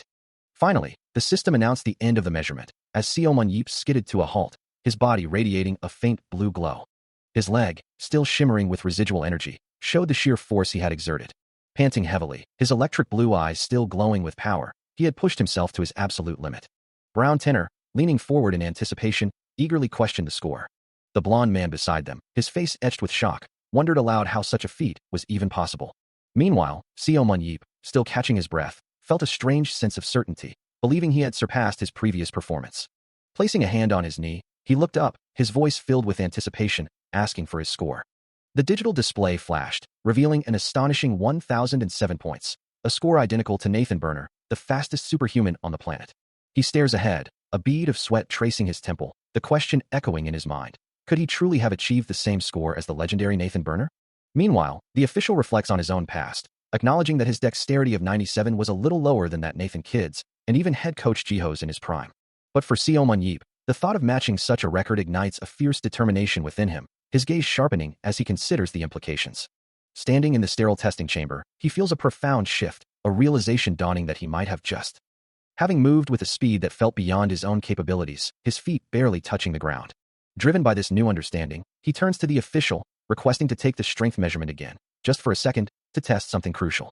The official, Brown Tenor, nods in agreement, understanding the young man's need to confirm his burgeoning power. He calmly explains that the measurement method remains unchanged, instructing him to begin whenever he's ready, while Seo Mun-yeep lowers his head, his mind already narrowing its focus. With the device clutched in his hand, his electric blue eye glows with intense concentration, a silent resolve hardening his features as he prepares to unleash his full potential. Then, in a blinding flash, he moves, a streak of midnight blue blurring across the chamber, leaving shimmering trails of energy in his wake. The air itself seems to crackle as he delivers a devastating, unseen blow, the impact reverberating with a powerful KUH that shakes the very foundations of the room. The sheer force of the action leaves Brown Tenor utterly stunned, his glasses askew as he gasps in disbelief at the spectacle. The officials watching the strength measurement machine gasp in unison, their eyes wide with disbelief as the displayed number surges dramatically.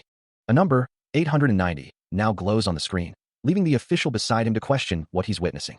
Brown Tenor confirms the reading, stating that 890 is significantly higher than the previous result. He then asks if the young man is now fully warmed up, implying that this might not even be his peak performance. Seo Mun-yeep, his hand glowing with a faint blue aura, replies that he believes he can focus even better now, ready to push his limits further.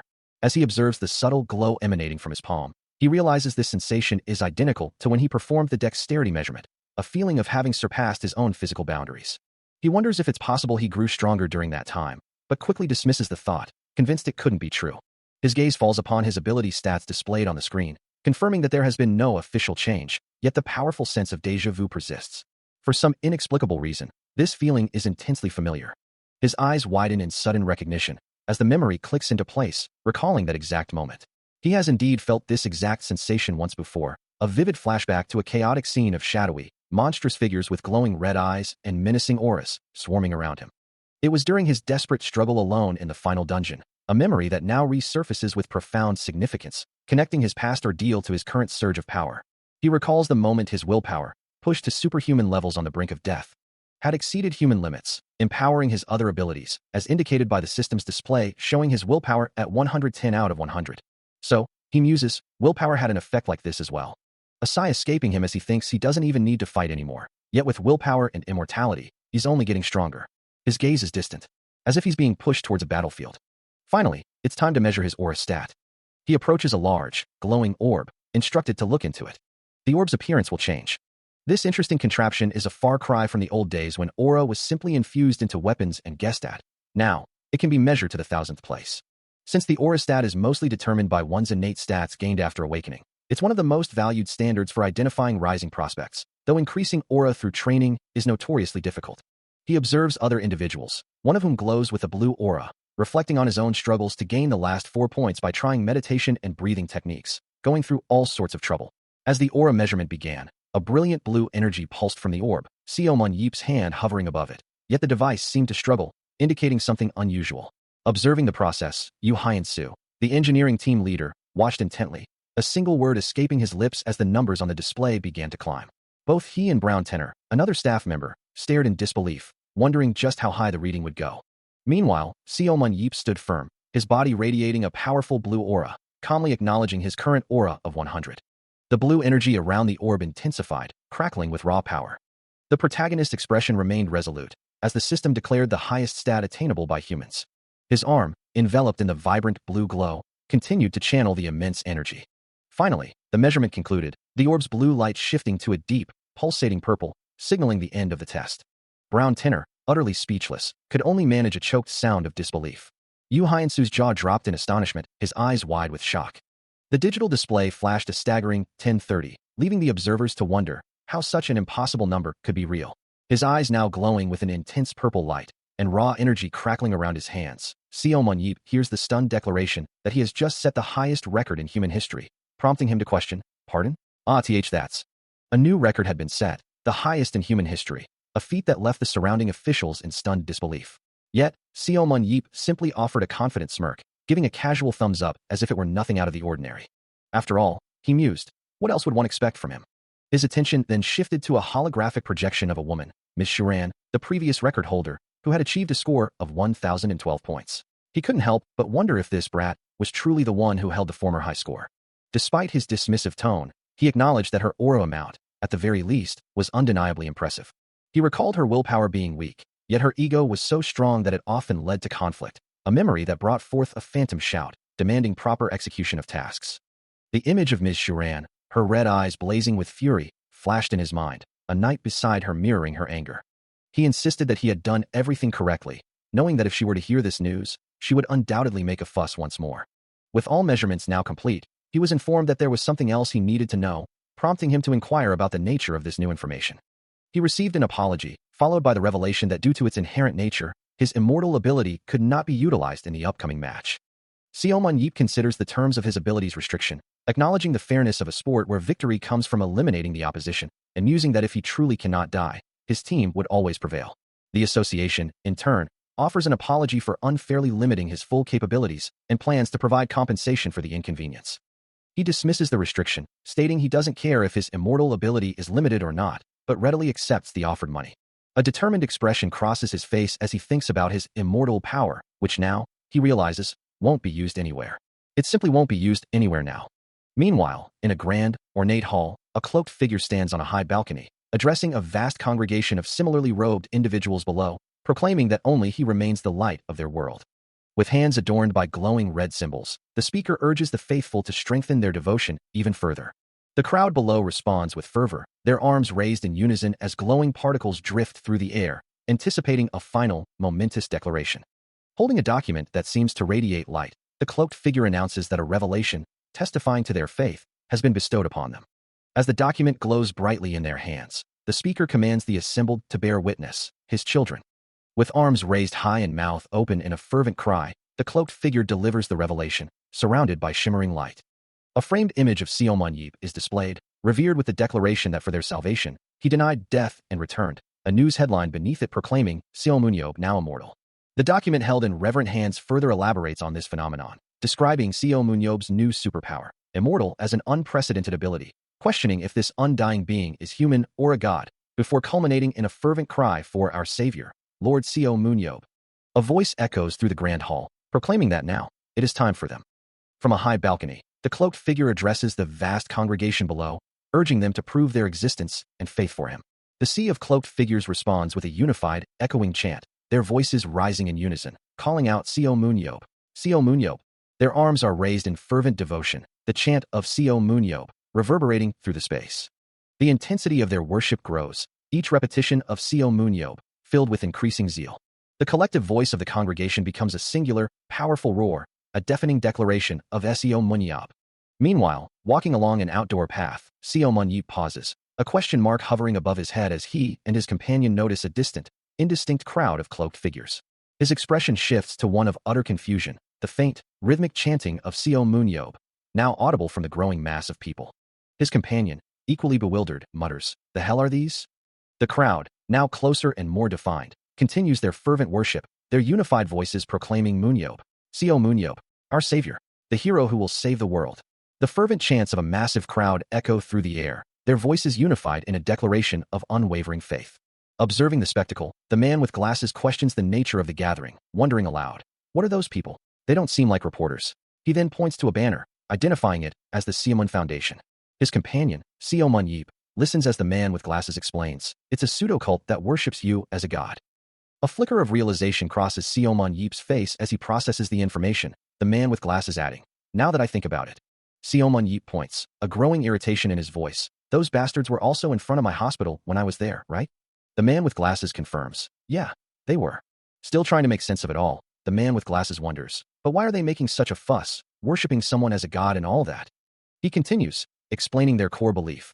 They believe that the world will end again, and you'll return alive at that time to save the chosen ones. Seo Munyib's eyes widen in disbelief, exclaiming, "What the hell is that? Aren't they just insane?" The man with glasses sighs, "I thought that as well, but you actually returned alive." A dark aura begins to emanate from Seo Munyib as he thinks, "They're now wishing for the end of the world." His face contorts in fury, veins visibly throbbing on his forehead, as he lets out a guttural, "Huh."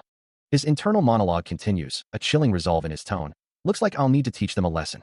As Seo Munyib turns away, radiating intense anger, the man with glasses reaches out, a note of concern in his voice. Hey, just relax. What are you going to do?" As the man in glasses stares at him, Seo Munyib, now clad in a blue tracksuit, questions the implication that they've only met once, his expression hinting at a deeper, more complex history. Suddenly, a voice from above pierces the air, calling out, "Hey, Seo Munyob."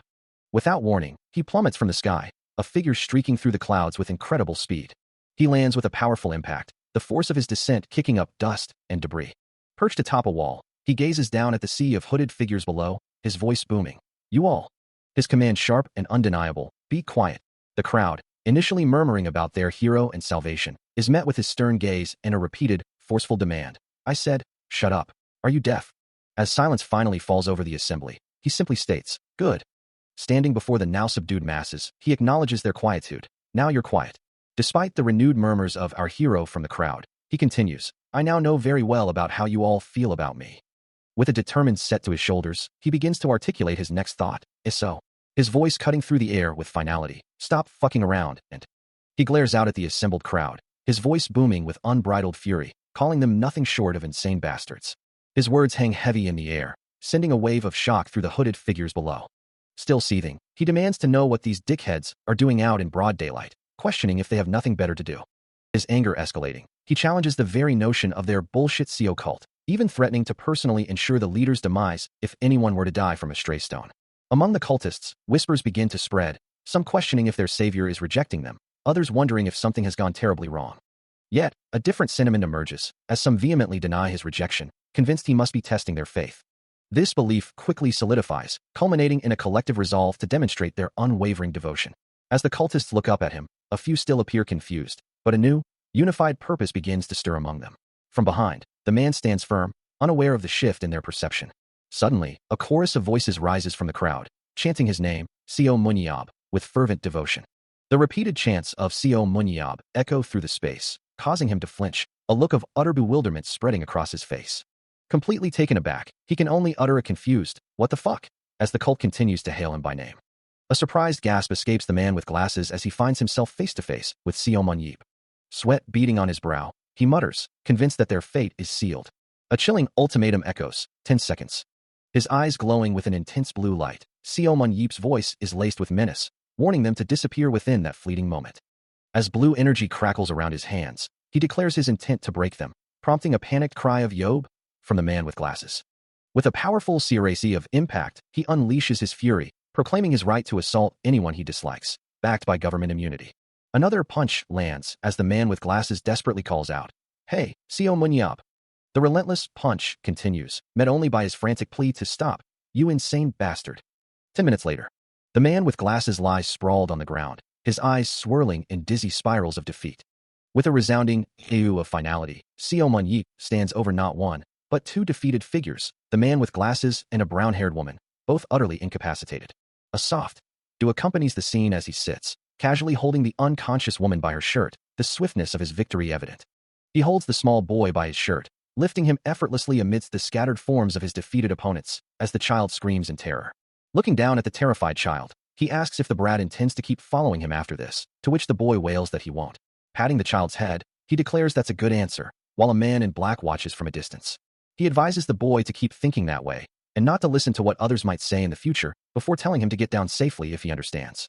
With a final, dismissive gesture, he drops the child onto the heap of unconscious figures, declaring that he's done and it's time to go in and train. As the child scrambles away, his foot slams down with a burst of blue energy, a clear warning not to return. Later, walking alongside the man in glasses, he asks what the problem is, prompting a surprised "what?" from his companion. The man in glasses sighs, calling him the craziest person he's ever met, to which he replies that the truly crazy ones are the people making a fuss about him. He wonders why they're making such a fuss, putting him on a pedestal without his permission, then muses that he should stop talking before reporters swarm them. The man in glasses urges them to go home quickly, fearing a swarm of reporters any minute, but he casually suggests he could just beat them up if they came. His companion reminds him that more reporters will come if he keeps acting that way. He dismisses the concern, stating he kicked out stalkers who asked about his time at the orphanage in a similar fashion. High above a sprawling metropolis, a cloaked figure descends, a silent guardian known only as the Savior. Meanwhile, continuing their stroll through the city, the man in glasses remarks, "I really don't know why they're so interested in someone else's life." To which Seo Munyip simply replies, "Yeah." The glasses man, noticing his companion's distant gaze, asks, "Huh? What's wrong, Yob?" His thoughts drift to a memory, or perhaps a premonition, of a city under siege, its buildings crumbling under the assault of dark, crackling energy. Rain lashes down as the destructive force continues its relentless barrage, shattering the urban landscape. At Incheon International Airport, a woman exclaims with surprise, "It's really Joe Pellman." Joe Pellman, an American battlefield agent, has arrived in Korea, his presence alone causing a stir, as all the big shots of the world moved when they heard Seo Munyab was going to be participating. He reflects on his long absence, stating, "It's been 15 years since I've been to this country. The Korean superhuman's back, then we're really." His companion finishes his thought, adding, "Golden. That's right. Thanks to taking a lot of them, you were able to become the best battlefield." She then adds, with a hint of regret, "But I ended up missing the diamond, Mr. Beck." The conversation continues, acknowledging that Mr. Beck's absence from the battlefield was unavoidable, as none of the 7 heroes truly cared for the sport from the outset.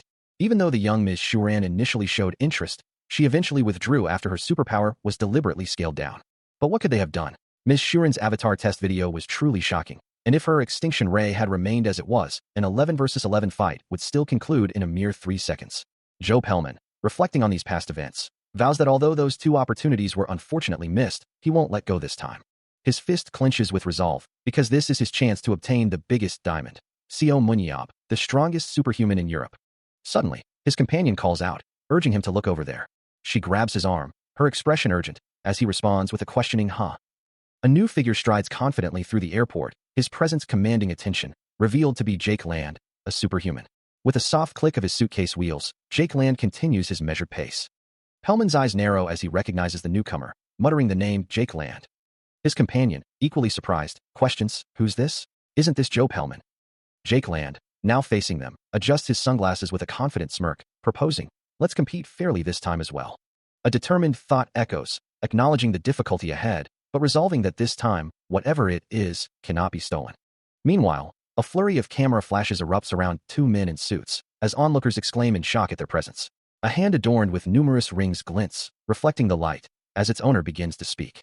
One of the Moro brothers muses, recognizing the main culprit who destroyed their dungeon business, and wondering if that man has now truly stepped onto the battlefield. He acknowledges the rumors that the man has no intention of being a player now, but notes that he did take his first steps. With a sinister chuckle, he declares that they definitely cannot let this opportunity pass. These are Jean and Philip Moro, the infamous Moro brothers, owners of the Paris Lumiere Battlefield Club. The name that occupies their thoughts is none other than Seo Munyab. One of the brothers insists they will definitely get his signature. He exclaims, arms wide, that they must secure his signature, whether through an autograph or a contract. He confirms his long-held desire, having wanted to meet him during the war but never having had the chance. In a vast, opulent hall, the Moro brothers stand, watching as Seo Munyab walks away from them, seemingly unaware of their intense gaze. He moves through the bustling airport terminal, his steps measured and unhurried, as the world around him continues its ceaseless motion. Meanwhile, from a discreet distance, Jean Moro and Philip Moro watch him with intense focus, their thoughts echoing a singular, urgent command. We simply must. Their faces etched with a mix of determination and desperation, a crackle of unseen energy surrounding them as they consider their target. Seo Munyab must. They resolve, their expressions hardening with a fierce possessiveness. He must not be stolen. But just as their resolve solidifies, a sharp, rhythmic clack echoes through the vast space, and with the sudden sound of heels, the entire airport freezes. All eyes, whether frozen in place or turning in slow motion, are drawn to the imposing figure of a woman, known as the untouchable of the continent, the walking tactics machine, whose presence alone commands absolute stillness. A new legend begins to unfold, centered around the youngest of the 7 heroes. With a knowing smirk and fiery red eyes, she makes her presence known. Shirin declares that she has come to see a kid she knows. Observing the bustling scene, she remarks on the sheer number of people present. Outside a grand stadium, fireworks burst across the sky. As a massive crowd gathers, their excited murmurs filling the air. Inside, Shirin casually states that it was beneficial for the world's population to have decreased during the underground war. A nearby voice quickly interjects, pleading with her not to voice such controversial opinions publicly. As the crowd outside buzzes with anticipation, Shirin dismisses the concern, reminding her companion that she has said far worse things without consequence. From inside a sleek black car, the man with glasses urges her to at least control herself for the day, emphasizing the importance of the event. As Shirin's polished shoes step onto the red carpet, she responds with a non-committal, "Well, I'll think about it." She walks forward, accompanied by the man in glasses and Seo Munyab, who cuts a striking figure in his dark suit, his blue hair a vibrant contrast against the formal attire. With a hand resting on his shoulder, Shirin prompts Seo Munyab to continue forward. A confident smirk plays across his lips, his electric blue eyes gleaming with a fierce determination as he issues a clear challenge, declaring, "Let's play." A chorus of voices rings out, calling for Seo Munyab. As he walks through a throng of people, one man beside him muttering in disbelief, wondering aloud what makes him so special. The young man's fist clenches at his side, a silent acknowledgement that his current predicament is due to being packaged by others. Despite the chaos, Seo Munyab offers a charming smile, though the crowd of reporters behind him seems to be growing. Suddenly, a man in the crowd, Baek Jiho, shouts his name, demanding a short interview. Baek Jiho then shoves Seo Munyab forward, telling him to handle the situation and not say anything strange, leaving the young man stunned. As Baek Jiho walks away, a green aura flares around him, while Seo Munyab, now visibly enraged, curses him for using him as bait. Microphones are thrust into his face, as reporters barrage him with questions about assaulting the Seo Moon Foundation and taunting others. They press him further, asking if he feels any remorse and inquiring about his condition for the charity game, all while he silently vows revenge on Baek Jiho. Amidst the barrage, a reporter mentions Ms. Shirin, another member of the 7 heroes, has come to visit Korea, asking how he feels about meeting her again after 17 years, a revelation that visibly shocks Seo Munyab, who confirms her arrival and purpose. Still reeling from the unexpected news, he wonders aloud why she would choose to come. Meanwhile, a reporter explains to the crowd that Ms. Shirin is here to see a kid she knows who will be participating in the charity game. A sudden realization dawns on the hero, his eyes widening as he begins to process the implications. The reporter continues, emphasizing the word kid. The thought echoes in his mind. Is she talking about me? A sharp, frustrated sound escapes him, as his patience wears thin. With a sudden burst of irritation, he pushes away a reporter who gets too close, a clear sign of his growing agitation. Unfazed, another reporter marvels at the sight of the hero, the one to whom the Gwang woman statue is dedicated, while others continue to press in. One reporter, looking down at him, eagerly questions what his true skill level is, anticipating it will be revealed today. Overwhelmed by the relentless media, the hero turns to his handler, asking if he heard the news. Baek Jiho, looking surprised, responds with a confused, hear what? Another reporter, with a wide grin, confirms that she is indeed here, announcing the shocking news that Shirin is in Korea. Haeyeon places a hand on his shoulder, her voice a soft warning. My friend, be careful. For now, she continues, urging him to take a shield with him wherever he goes, as he considers her words, thinking, I did treat her a bit harshly that time, yeah? Haeyeon reminds him of his past actions. You cursed at her without remorse. Enough to make Shirin cry her heart out even though she didn't know Korean well. He dismisses the idea of revenge. Nah, but to take revenge on me after all this time. There's no way she'll randomly fire extinction ray at me, right? A small smile plays on his lips, but his eyes betray a hint of worry as Haeyeon offers a pragmatic perspective. Who knows? If both of you lived for 17 years, time would have healed the wounds, and she would have forgotten about it. Yet, the thought lingers, a stark reminder of the past. He was still the same guy who cursed at her then. His eye narrows, reflecting on that distant memory at the height of that era. It was 17 years ago when China's superhuman, Shuran, first made her mark. She was the superhuman chosen to be one of the 7 heroes that raided the final dungeon, a formidable figure radiating a powerful red aura. As the only daughter of a rich family, possessing an incredible superpower, she was heavily protected by her government and grew up like a queen. Yet, despite her regal upbringing and immense power, this 17-year-old lady was still just a young woman. The weight of these memories and the impending confrontation crushes him, his willpower visibly draining as he cries out, "I can't do it anymore. I can't." He remembered a time when he was the type of human he hated the most, as a younger version of him, clad in armor, found himself held by a dark-haired woman with piercing red eyes. His voice, echoing from the past, demanded, "So, Seo Munyab, can you even think before you move?" He continued to berate her, questioning, "Is that head of yours just for decoration? Move faster, you fucking sloth." His harsh words made her eyes well up with tears as he screamed, "Can't you use your superpower properly when I tell you? You shithead." His fist clenched in frustration, convinced that even a chicken could use its superpower better than you. "You fucking idiot." He continued his tirade, asserting, "If the only thing you have is your superpower, you should at least know how to use it properly." The woman's face contorted in a silent scream, her red eyes glowing with a furious, almost demonic energy, a stark contrast to her earlier tears. The memory concluded with his final, chilling words, and berated her even more. "Uncle, I'll pray for your soul now. Looks like you'll have a second funeral." Back in the present, the weight of these past actions visibly shook him, causing him to tremble between his concerned colleagues. One of them, a man in a suit, dismissed the current emotional turmoil, suggesting, "Well, in any case, let's think about that later." He then emphasized the urgency of their situation, stating, "We have something more urgent than that." As the group stood together, their backs to the viewer, the man and woman who had spoken earlier led the way, leaving the distressed protagonist to grapple with his memories. He stands among a group of formally dressed individuals, listening as a speaker begins. "Although you all know how the charity game will progress," the speaker continues, his back to the audience, which includes Baek Hae-yeon. "Since we have a player who will experience his first ever battlefield game, I'll briefly explain how the charity game will play out." The speaker, a man in glasses, now faces the audience, clarifying that the charity game will be split into 2 teams, the Love Team and the Hope Team. He elaborates, "As you know, the members of Love Team are all national representatives, as a glowing red heart logo appears to represent the team. And the members of Hope Team are made up of players selected amongst normal players with the exception of Baek Hae-yeon." He adds, as the VS graphic and a silver wing logo for Team Hope appear. The speaker is identified as Baek Jae-ho, a melee dealer whose main weapon is a sword and whose superpower is teleportation.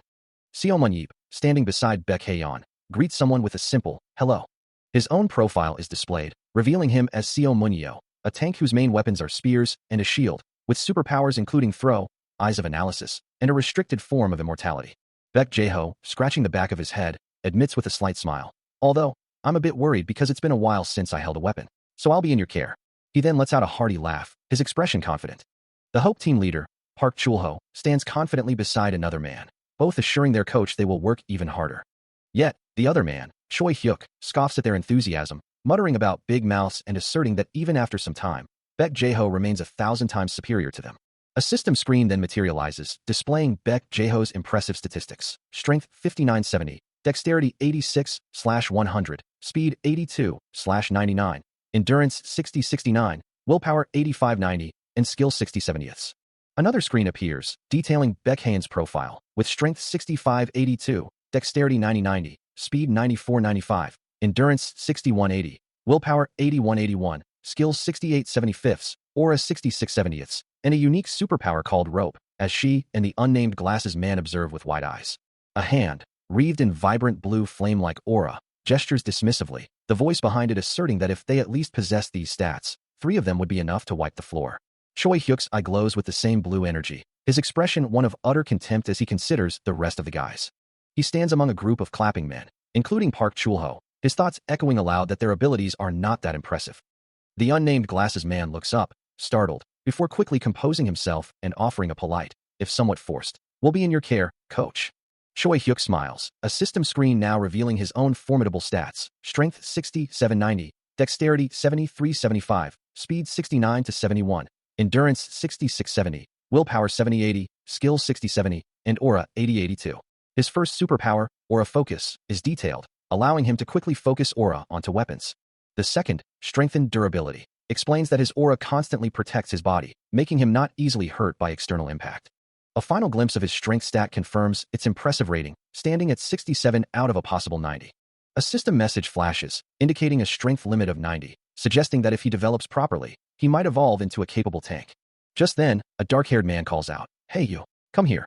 The light brown-haired man, startled, points to himself, asking, "Huh? Me?" To which the caller confirms, "Yeah you." Nervously, Choi Hyuk responds, "Why yes. Hello, I am melee dealer Choi Hyuk." The dark-haired man looks down, a hint of disdain in his voice as he mutters, Yeah, melee." His expression sharpens as he questions further, "Did I hear that wrong? You're a melee dealer?" With newfound confidence, he affirms, "Yes sir, I am the melee dealer for the Sangsung spirits." The dark-haired man's annoyance is palpable, a thought bubble appearing above him asking, "The hell is this guy talking about?" He then calls out again, "Hey you." Still incredulous, the man presses, "Are you really not the tank, but a melee dealer?" To which Choi Hyuk once more declares, "Yes sir." He explains his path. "I wanted to become a tanker like you when I was young, but my body's too small, so I became a dealer." The dark-haired man, still probing, asks, "What's your superpower?" And Choi Hyuk proudly states, "I can focus aura onto weapons and attack with them." When asked if there's anything else, he firmly replies, "No sir." Unbeknownst to him, even after awakening strength and durability, he hasn't realized its full potential himself. That's why he ultimately chose the path of a dealer. It's clear the coach made a poor judgment, placing someone in the wrong role based solely on their appearance, as an older man muses, finding the situation quite amusing. Meanwhile, a man with striking purple-blue hair confronts Choi Hyuk, his voice laced with disbelief, demanding to know how he could possibly be a tanker when he's clearly a dealer. He dismissively tells Haeyeon to find a shield if she can, then turns to Choi Hyuk, ordering him to quickly grab one. Without waiting for a response, the purple-blue-haired man shoves a shield into Choi Hyuk's hands, the metallic clang echoing with a subtle, golden glow. "Here, use this," he commands, the shield sliding into place with a soft whoosh. Choi Hyuk stares at the unexpected item, a look of utter confusion crossing his face as he questions the sudden change. The purple-blue-haired man, however, offers no room for debate, explaining that there's no time for pleasantries and launching into basic instructions. Keep the shield close to his chest and move his body with it. He continues, detailing a simple combat rhythm, extend to attack, then quickly return behind the shield to hide, repeating the out and back motion. When Choi Hyuk attempts to protest, reminding him that he's a dealer, the purple-blue-haired man grabs him by the collar, a dark aura flaring around them as he aggressively shuts down any further argument. A nearby observer recalls rumors of the purple-blue-haired man's instability, but admits to being surprised by the extent of his erratic behavior. The crowd watches, bewildered, as he randomly changes the position of someone he's just met, leaving them to wonder if Choi Hyuk somehow provoked this strange reaction. A murmur ripples through the onlookers, as one questions whether it's truly acceptable to be on the same team as such an unpredictable individual. He hesitantly calls out, his voice barely a whisper as the coach turns away, leaving him to exclaim in disbelief that the coach has truly abandoned him. A wave of despair washes over him as he realizes the coach has indeed forsaken him as well. Meanwhile, a voice announces to the assembled group that with positions now set, everyone should put on their equipment. As the purple-haired man looks on, he questions if the new uniform feels right. He explains that despite its light weight, the gear is as sturdy as the armor worn during the war, then asks if it's comfortable. The sleek, form-fitting combat uniforms shimmer with subtle energy as the team members begin to equip themselves. Looking at Choi Hyuk, now clad in the blue and black uniform, someone asks if he's truly okay, noting his expression suggests otherwise. Baek Haeyeon, also in the new uniform, admits it's awkward, confessing she never thought she'd wear such attire herself. Choi Hyuk is then reassured that there shouldn't be any problems with the weapons. The purple-haired man, now holding a shield, is informed that his original weapon has been prepared with a few minor tweaks, and he considers this thoughtfully. The purple-haired man tests his newly repaired weapon, a soft click echoing as it extends and retracts with smooth precision, noting how well it seems to have been fixed. Behind him, Choi Hyuk adds that he heard they paid particular attention during the repairs. The purple-haired man muses, if it truly is a weapon with a deep history of saving the world, then it's remarkable it hasn't even been a year since its creation. Choi Hyuk then cautions him not to let his guard down, acknowledging his strength but reminding him that his past opponents were mere monsters or underworlders. The purple-haired man listens as Choi Hyuk explains that these new adversaries are different, having trained specifically to fight humans, and though their skills might seem lacking compared to other countries, their real-world experience is undeniable. They possess far more experience fighting people than he does. A slight smile plays on the purple-haired man's lips, asking if that's truly the case. He then affirms that he will keep Coach Baek Jiho's words in mind. With a confident thumbs up, he declares it's time to go and deal with the situation. He refers to the experienced juniors they've been discussing. Meanwhile, a massive crowd cheers, their excitement palpable, as they eagerly await the upcoming event. Their shouts of anticipation fill the air, some even revealing sharp fangs in their enthusiasm. The arena lights up with a vibrant display, announcing the highly anticipated match, Team Hope versus Team Love. As a group of national representatives marches forward into a brilliant, ethereal light, the thought echoes that these individuals are chosen for a reason, their selection not arbitrary. The enemy team's average ability scores hover around 70, making them appear significantly stronger on paper compared to their own team's average of 60. Yet, Seo Mon-yeep finds it curious how none of them seem to possess a unique specialty, all appearing remarkably similar in their capabilities. Turning to Choi Hyuk, the purple-haired man asks if Coach Baek Jiho grades players when selecting them for the team. Choi Hyuk confirms that they typically test players on multiple factors, using their total score for a grade, a method he knew was in place. He explains that this system means there's no way for someone specialized in only one area to make the cut, eliciting a surprised from the purple-haired man. Meanwhile, a blonde-haired man chews gum with an air of nonchalance, his presence drawing the attention of the purple-haired man. A scowl crosses the purple-haired man's face as he mutters, a harsh expletive under his breath. A holographic stat window appears, displaying the profile of Shim Yong-soo, human, with decent scores across strength, dexterity, speed, endurance, skill, and aura, leading to the observation that his overall stats aren't too bad. However, a closer look at the willpower stat reveals a glaring weakness, as his willpower is deemed trash. The purple-haired man wonders if this punk also grew up in a rich household and was coddled, his expression one of disdain. He concludes that Shim Yong-soo would be completely useless in a real fight, only to be interrupted by the blonde man himself, who snaps, "What are you looking at, old man?" Shim Yong-soo, his gaze sharp and accusatory, demands to know if the purple-haired man was just speaking to him. Without hesitation, the purple-haired man confirms it, addressing him dismissively as old man. A bubble of thought forms above Shim Yong-soo's head, his mind fixated on the name Seo Mon-yeop. His internal monologue continues, recalling a past incident, a KR versus USA match, where he felt a similar sense of frustration. His eyes narrow in contempt, wondering who this fossil from the Underworld War era believes himself to be. The thought echoes, sharp and critical, that the man doesn't even properly understand what a battlefield truly entails.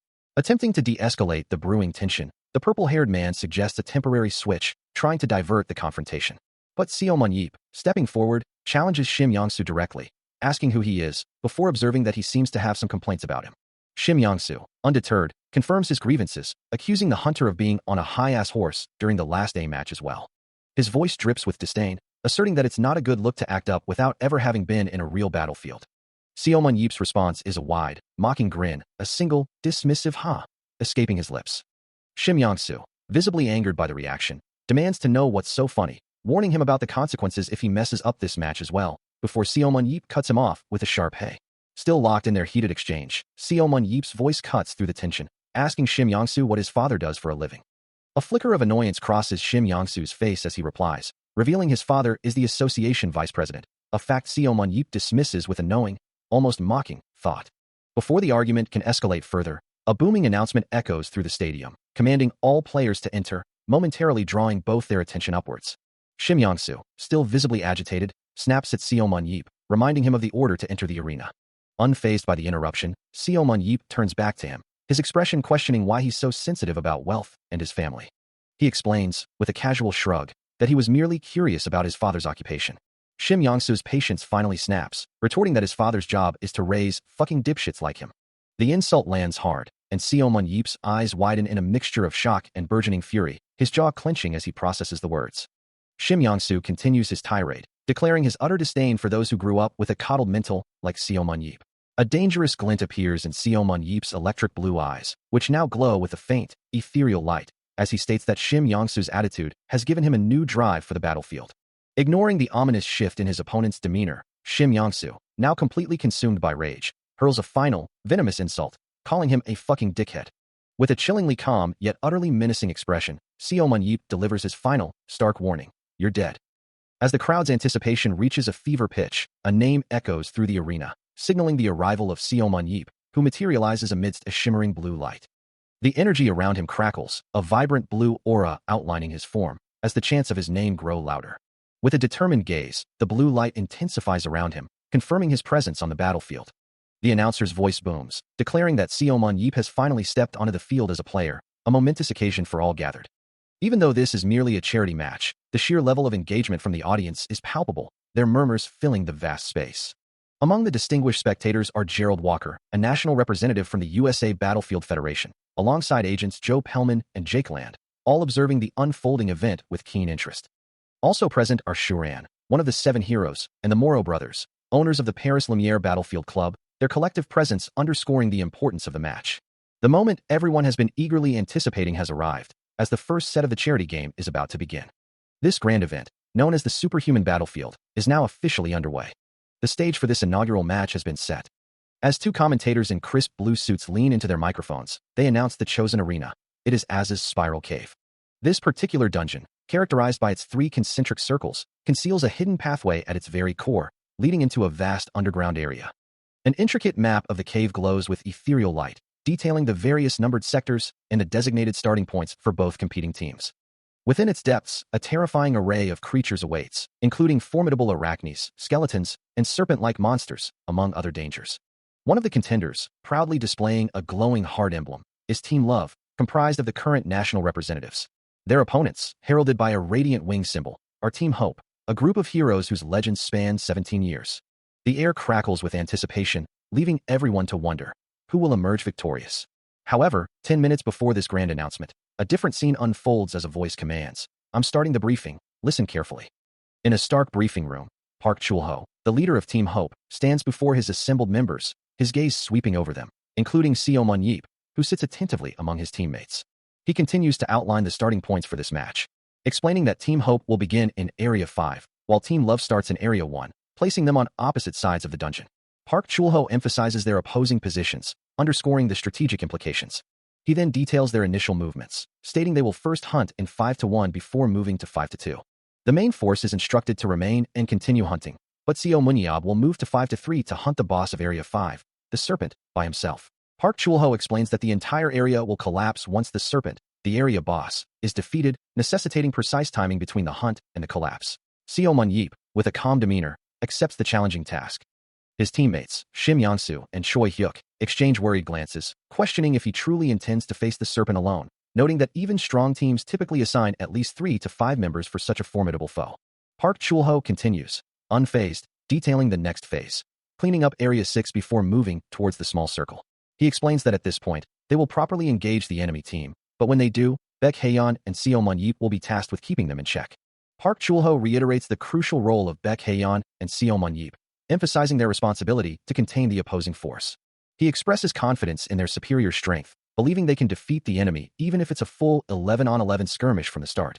As the briefing concludes, Seo Mun-yeep's thoughts drift to Baek Ji-ho, reflecting that the former head coach seems to have lost some confidence after his time in the role. He considers the upcoming challenge, knowing this best-of-3 match offers a crucial opportunity to truly grasp the dynamics of the battlefield.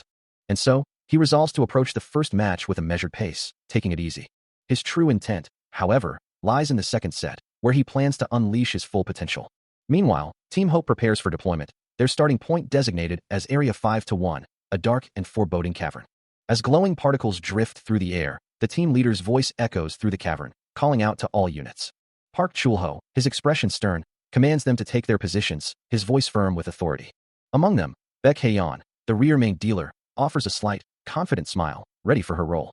The team spreads out, taking their designated spots within the cavern, preparing for the advance. Seo Mun-yeep finds himself designated as an advanced tank, positioned alongside Baek Ji-ho, the advanced sub-dealer, and he can't help but question, why am I a tank? He then notices Choi Hyuk, also an advanced tank, and muses, I guess. A smirk plays on his lips as he lets out a soft, sheesh, before adding, I guess it's been a while.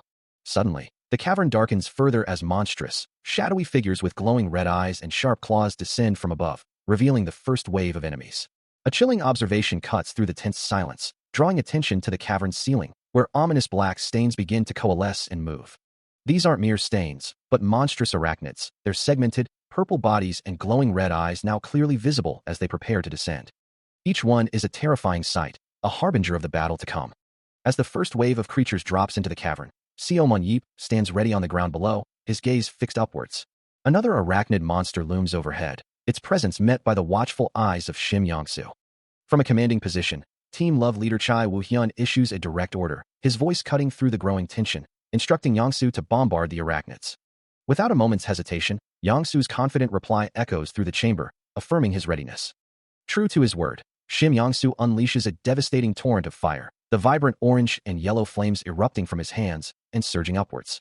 The magical inferno expands rapidly, its intense heat and light filling the dark space. One of the massive arachnid monsters is caught directly in the blast, its form instantly engulfed by the searing flames.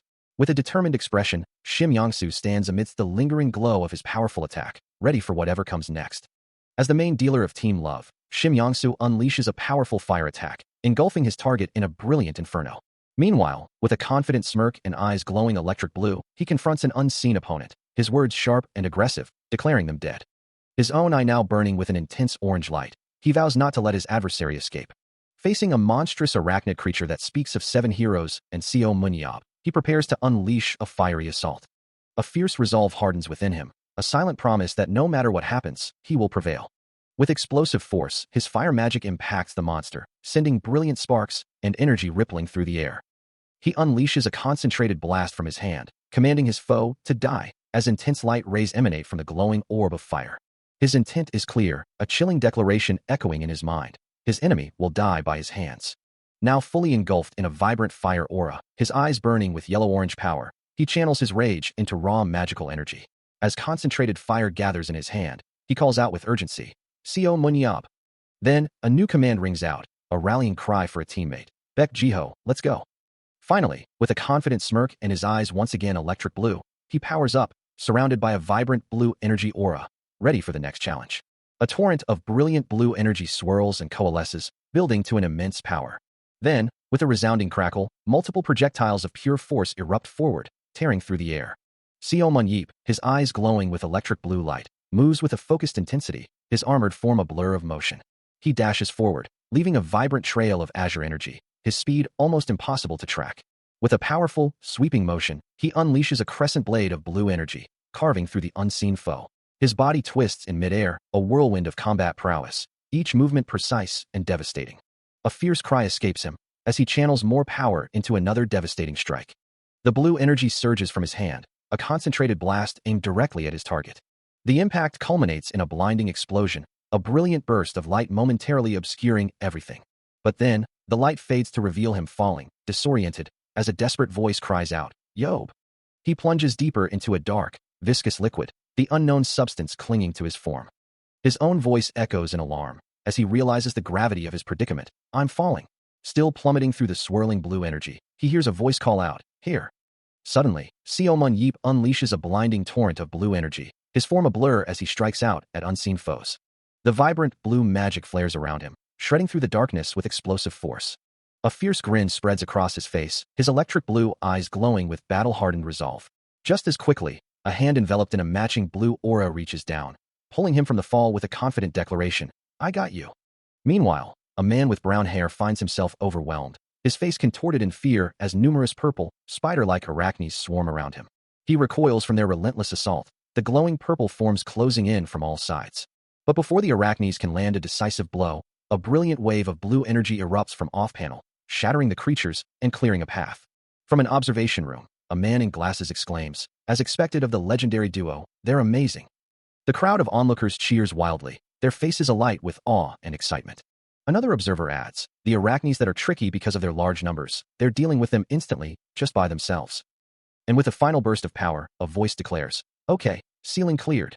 He continues to carve a path through the swarming arachnes, his shield deflecting their attacks while his sword glows with a fierce blue energy, as his light brown-haired ally fights close behind him. But even with their combined efforts, the ally winces, clutching his hip, a sharp pain indicating a momentary lapse in his defense. Still, the arachnes press on, their red eyes glowing in the darkness, as a voice from an unseen observer suggests it's time to clear this side of the area as well. Without hesitation, the duo moves forward, their forms blurring as they advance deeper into the horde of creatures. Seo Munyip unleashes a powerful swing, his sword leaving trails of blue light, while his ally stands ready with shield and blade, an unseen observer gasping in awe at their coordinated assault. The light brown-haired ally, observing the ease with which they dispatch the monsters, muses to himself, acknowledging that arachnes typically have low HP. A confident smirk plays on Seo Munyip's lips, his eyes gleaming with electric blue energy, as the aura around him intensifies. He plunges his glowing sword directly into an arachne, effortlessly piercing its tough carapace, prompting an unseen voice to wonder how he manages to stab through it so easily. The observer continues, questioning the apparent discrepancy between his perceived strength and his devastating effectiveness, as the arachne crumbles to dust. With a powerful lunge, Seo Munyip propels himself forward, his sword a streak of brilliant blue, ready to strike down another foe.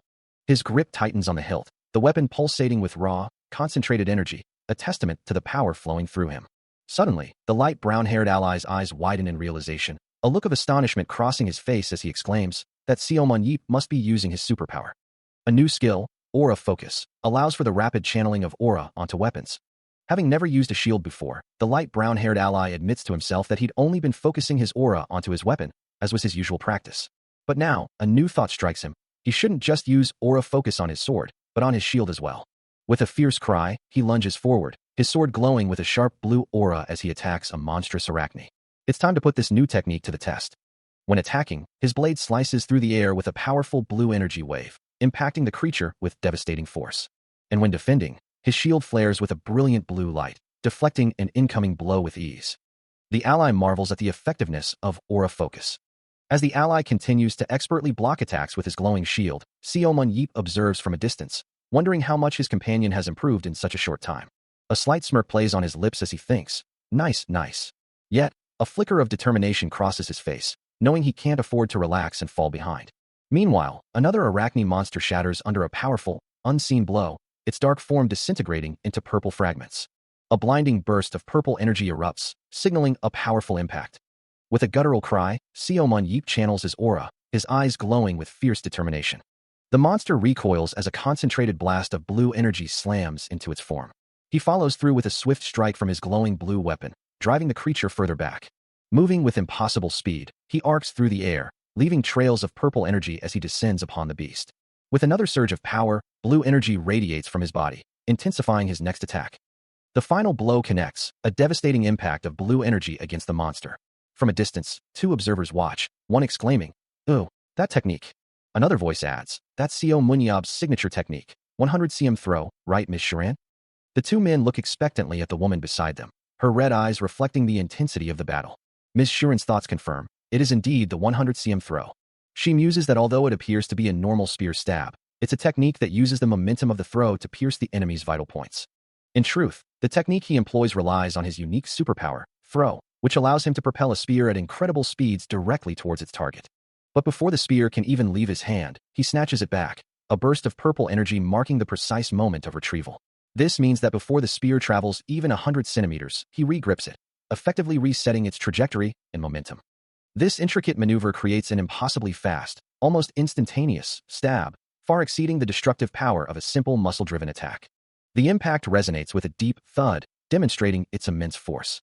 However, while executing such an insane technique, comparable to catching a bullet after it's fired, he maintains a remarkably relaxed expression, leading most observers to believe he's merely stabbing normally. It's a technique that demands absolute precision, allowing no room for error from the initial throw to the subsequent regrab, a feat he has mastered over years of real combat. For him, performing this in battle has become as effortless as breathing, a testament to his unparalleled skill.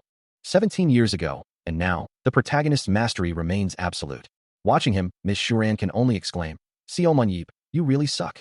The spider-like monster, its multiple red eyes glowing menacingly, challenges him. But he simply narrows his gaze. A surge of purple energy erupting around him as he dares the creature to continue. With impossible speed, Seomun Yeep launches himself forward, a blur of motion and crackling purple energy, thinking only of the swift conclusion he needs to bring to this fight. He strikes with devastating force, his movements a whirlwind of blue and purple light, circling the monster with blinding speed. Each impact a violent burst of energy, until the creature is overwhelmed by the relentless assault. With a final, dismissive gesture, he tells the defeated foe to vanish, a confident smirk gracing his lips. As he declares the area clear, a commander addresses his assembled team, calling out to everyone present. He announces their next move towards Area 5-2, adding that Seomun Yeep will soon join them, prompting a light-haired subordinate to question his current whereabouts. The commander explains that he had already charged forward after the arachnes were dealt with. Meanwhile, Seomun Yeep is already in full stride, declaring his intent to clear Area 5-3 just as planned, and urging his team to follow him quickly. The light-haired subordinate looks on with a surprised expression, repeating the words he just heard. For Yeep, the thought of finding something enjoyable to do fuels his rapid advance. Back with the group, the commander lets out a sigh, acknowledging the situation with a nod. He reflects that if Yeep made the decision, it was probably the right one, as despite his impulsive appearance, he is known to think before acting. With that, the commander turns to his team, instructing them to move to Area 5-2 now. The assembled team responds in unison, confirming their understanding with a resounding "Yes, sir." Meanwhile, in Area 5-3, a dynamic visual confirms that Seo Mun-yeep is already engaged in fierce combat. A sudden, deep, thrumming sound echoes through the air. As the massive, scaled form of a serpent emerges from the shadows, its glowing yellow eyes fixate on him, a challenge in its gaze. The colossal creature coils and shifts, its immense body stirring the very dust of the dungeon. This was the Area 5 boss serpent, a formidable foe, and Seo Mun-yeep stood ready to face it. A smirk plays on his lips as he declares, "It's been a while." He lets out a soft chuckle, musing aloud that it feels just like yesterday when he first raided such a beast, the serpent's form shimmering with a faint purple aura in response to his taunt. Without hesitation, he lunges forward, his spear a blur of motion, striking the colossal serpent amidst a burst of purple energy.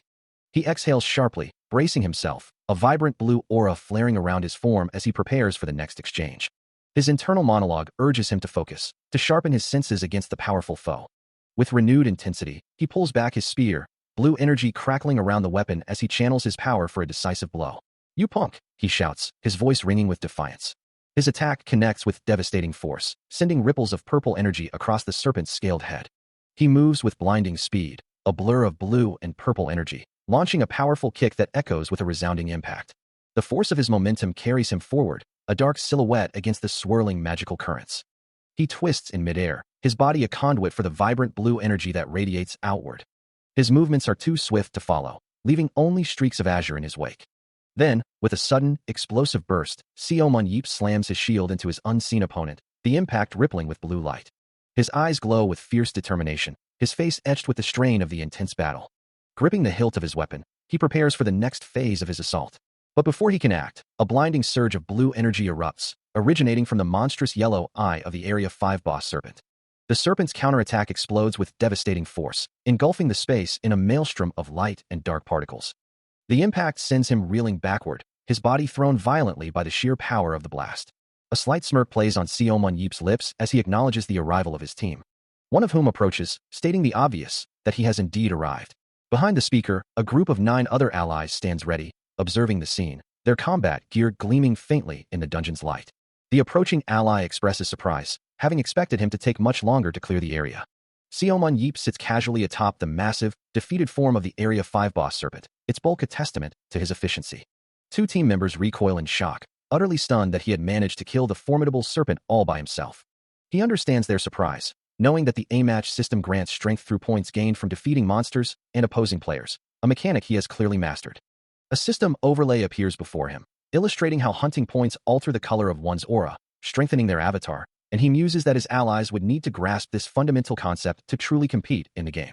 With a final glance at the defeated monster, he kneels briefly before rising, informing his team that they can handle the cleanup themselves.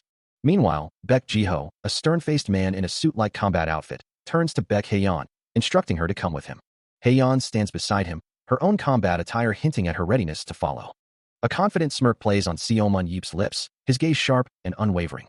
He declares his strategy, calling it a pretty good plan. Meanwhile, after handing over the defeated serpent to the main force, the 3 players from Team Hope are moving towards Team Love's hunting area as the superhuman battlefield continues into Chapter 15. One of them, moving with a focused intensity, considers that the other team might notice their ambush. If they encounter a monster on the way, they seem to be taking a detour to encounter as few as possible, a collective groan rising from the crowd. The light-haired ally recalls his previous encounter, thinking, "When I was hunting the serpent just then, I put it on death's door even though I only hit it once." He muses on the system's mechanics, even though Battlefield has the hunting point system. As he moves through the glowing dungeon, he considers that the total points shouldn't be that high, since they only killed a few arachnes. Standing beside Seo Mun-yeep, Yuri observes the blue aura around him, realizing, the color is blue, the first of the 5 stages of aura. Then is this strength the effect of 110 willpower like I thought? Turning to his leader, Yuri questions, "How can you not give us an order after saying you had a plan? We'll probably encounter Team Love soon." Seo Mun-yeep responds with a casual, Alright, we were doing this, prompting Yuri to exclaim, "You said you would take this seriously." With a knowing look, Seo Mun-yeep reveals, "Well, for the plan, I got an idea after seeing that guy who's like Shuran in the enemy team." He continues to muse about the enemy, specifically a rich kid whose superpower is decent, but whose mentality is trash, when Shim Yongsu clarifies, asking if he means Yongsu. Confirming that was indeed the name he was thinking of, he acknowledges that there's no guarantee this particular rich kid will be part of the group they encounter. So if he isn't there, he'll assess the situation more carefully before giving any orders. But if that guy is among them, the team's tactical display confirms Area 12 is secured, prompting the announcement that they're stopping their hunt. As Yuri eagerly calls out to Seo Mun-yeep, He gives the command for everyone to roll out, his body glowing with a vibrant orange aura as they prepare to move to the next area. Suddenly, a voice warns that even if it's Seo Mun-yeep, the situation is too much, as Chai Woo-hyu shouts for Shim Yong-soo to look out, just as a powerful blue energy blast erupts. The intense blue energy streaks forward with blinding speed, aimed directly at the unsuspecting support. Shim Yong-soo barely manages to raise his shield, the blue blast impacting with a violent shockwave that sends particles flying, his body straining against the force. The relentless blue energy continues to push against his defense, shattering the ground around him with its raw power. A look of shock and pain crosses his face, as the impact threatens to overwhelm him. A sudden, piercing spear of energy makes Seo Mun-yeep's eyes widen, a blue aura flaring across his cheek as he recognizes the threat. His gaze sharpens, electric blue light radiating from his iris, the chilling realization of an ambush dawning upon him. Indeed, it is an enemy ambush, a coordinated attack designed to catch them off guard. Meanwhile, Shim Yong-soo, already on edge, reacts with a gasp of disbelief, the map of Area 11 highlighting their precarious position. Just as the chaos begins, Seo Mun-yeep appears, his sword already drawn, a decisive presence amidst the sudden danger. Without hesitation, he barks an order for his team to move right, his voice cutting through the tension as green energy spears rain down around them. The ground erupts with impacts as the enemy's projectiles strike, forcing the group to scatter and defend. But before the ambushers can press their advantage, a streak of purple energy flashes through the air, a swift counterattack from the protagonist. In moments, the initial wave of attackers lies defeated at his feet, their ambush thwarted by his overwhelming power. However, the relief is short-lived as Shim Yong-soo is suddenly struck from another direction, his body recoiling from an unseen blow as he cries out in surprise. Chai Woo-hyu watches with a worried expression, his concern evident for his injured teammate. Assessing the new threat, Seo Mun-yeep quickly issues revised orders, directing his team to take an alternate route to engage the enemy after dealing with their current objective. He warns that facing the national representatives won't be easy, but urges them to fight to their dying breath, because he'll finish up quickly and come to their aid. Moments later, the light brown-haired ally lies defeated on the ground, while Seo Mun-yeep and the others stand over him in a rocky training area. His expression is one of mild surprise and exhaustion, having clearly taken a significant blow. With a surge of determination, the command rings out. Let's go. The light brown-haired ally, now crouching with his sword, questions if his opponent truly blocked his attack, claiming to have put a decent amount of strength into it, only to be playfully accused of flopping. Seo Mun-yeep, poised with his own blade, retorts that going all out against kids from the start isn't very adult-like. The ally wishes him a good trip, adding a sarcastic remark about the embarrassment of dying, before impatiently demanding to be thrown already, to which Seo Mun-yeep simply concedes, fine, fine. With a fierce glint in his electric blue eyes, Seo Mun-yeep prepares to unleash a devastating attack. A powerful shout of HUAP erupts from him as he initiates his technique. His sword arcs with incredible speed, leaving a trail of swirling, vibrant blue energy in its wake. The blue aura intensifies, radiating outward, a testament to the sheer force behind his strike. He plunges downward through the darkness, a torrent of brilliant blue energy trailing behind him, a lone figure against the abyss. Meanwhile, elsewhere, a determined voice cuts through the air, commanding his team to change their position to 5-6. Team Love Captain Chai Woo-hyun outlines the strategy, sending the 5-man team to Area 9 and the 6-man team to Area 11. With his orders given, Chai Woo-hyun and his allies surge forward, a unified force moving swiftly through the desolate landscape. Their destination, Area 9, glows red on the tactical display, a clear indicator of their current objective. Upon arrival, the 5-man team, led by Chai Woo-hyun, immediately engages a swarm of monstrous spiders, their movements a blur of coordinated attacks. He unleashes a burst of fiery energy, incinerating one of the arachnid creatures in a flash of orange light. Elsewhere, a voice remarks on the success of their hunt, noting that thanks to hoarding all the hunting points, their aura's color is already shifting to purple. The brown-haired man's hands glow with an intense, swirling purple and orange energy, a powerful force gathering within his grasp. Back in the dark abyss, Seo Mun-yeep, still in motion, prepares for another strike, his resolve firm as he declares his intent for one more shot. He channels his formidable power, manifesting a shimmering blue energy shield to deflect an unseen assault, his glowing eyes fixed on his opponent. With a fierce cry, he unleashes a devastating wave of blue energy, the sheer force of his attack tearing through the air. He unleashes a devastating blue energy attack, the force of it tearing through the air. With an intense focus, Seo Mun-yeep pushes his power further, crackling blue lightning surrounding him. The surge of energy explodes forward, a wave of pure force. Suddenly, a group of dark-clad figures appears, their leader shouting that they are aiming for Shim Yong-soo, as Chai Woo-hyun urgently commands everyone to block. Meanwhile, the blue-haired hunter moves with impossible speed, a blur of motion across the battlefield. Back with the team, Shim Yong-soo's eyes widen in terror, red energy effects indicating an attack closing in on him. A realization dawns, a voice exclaiming, "It's teleportation." Before anyone can react, an enemy strikes Shim Yongsu, sending him reeling, as Chai Woohyun cries out, "Watch out, Shim Yong." The impact sends Shim Yongsu falling, a chilling thought echoing through the chaos. Not Shim Yongsu, but the tanks? Chai Woohyun, regaining his composure amidst the sudden assault, barks a command to his team. "Everyone, focus." But before his words can fully take effect, an enemy lunges, grabbing him with a declaration, "We'll catch the head coach first." The enemy's grip tightens around him, a harsh, guttural sound accompanying the capture. Still reeling from the sudden ambush, Chai Woohyun's eyes dart around, a flicker of concern crossing his face as he remains ensnared. Meanwhile, Baek Haeyeon, her body crackling with purple energy, snaps a command, urging her allies to attack without delay. From another vantage point, a voice echoes the urgency, insisting they must act before the enemy's teleportation ability recharges. Amidst the chaos, a small figure plummets through the air, a desperate cry of "Dad" escaping her lips. Chai Woohyun, still bound by shimmering golden energy, looks down at his fallen comrades, his expression grim. With fierce determination, Baek Haeyeon lunges forward, her weapon glowing brightly as she declares her intent to engage. A streak of golden energy follows her trajectory, impacting an unseen target while the child watches, wide-eyed. Chai Woohyun is violently pulled further away by a swirling vortex, his gaze fixed on his struggling allies below. Despite his capture, a resolute grimace tightens his jaw, a silent promise of resistance etched on his face. Baek Haeyeon continues her assault, delivering a powerful mid-air kick, her form wreathed in golden light. The golden energy erupts in a blinding flash, a clear indication of a direct and forceful impact. The enemy holding Chai Woohyun is caught in the blast, recoiling as the golden force slams into them, momentarily loosening their grip on the captive. Seomun Yeep, a smirk playing on his lips, turns to an unseen companion, asking how the experience was for the old man, wondering if he felt the thrill of it for the first time in a while. The companion, likely Shim Yongsu, responds with a gruff, "Yeah, you punk," before conceding with a simple, "All right." Seomun Yeep's grin widens, a dark aura subtly emanating from him as he declares, "With this, the tanks are taken." He then turns to his two allies, a male holding a shield and a female, asking, "Is it 3 versus 3 now?" Meanwhile, Chai Woohyun cries out in pain, his face contorted in distress, as Shim Yongsu and another male ally stand beside him, equally defeated. Seomun Yeep maintains his confident smirk, his eyes gleaming with satisfaction. Chai Woohyun, still reeling from the impact, hears a voice suggesting, "Let's each take care of one person." A commentator's voice booms, "This is amazing. An incredible combo play just happened."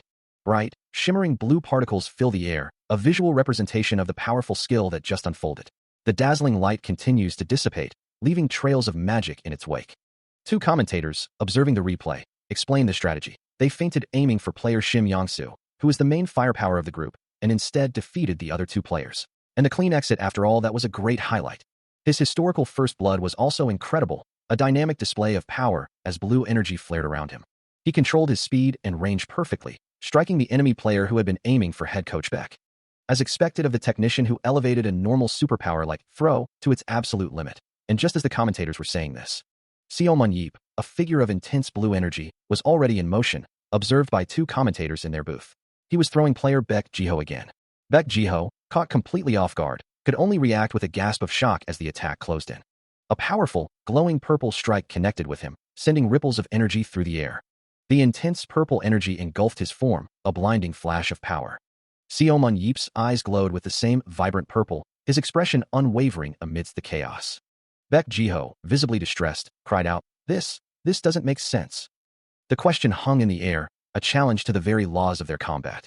As another impact distorted his face in pain, Seomun Yeep's voice cut through the air, "Are you done complaining now?"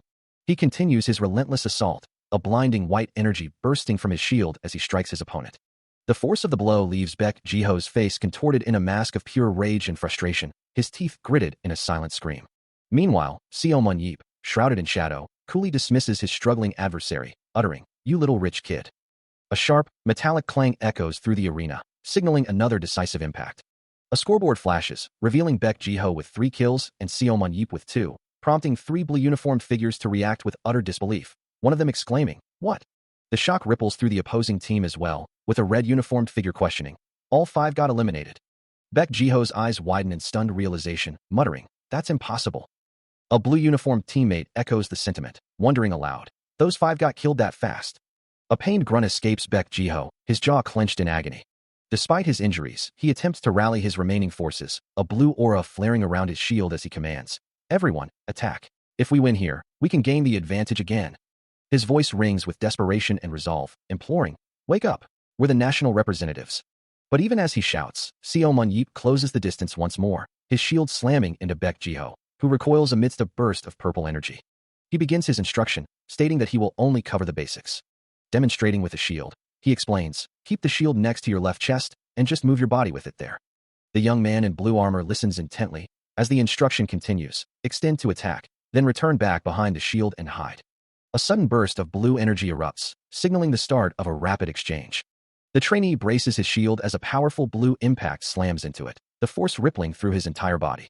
He recoils from the blow, leaving a momentary opening, a critical vulnerability in his defense. Seo Mun-yeep capitalizes instantly, his next strike glowing with a fierce purple energy, aimed directly at the exposed trainee.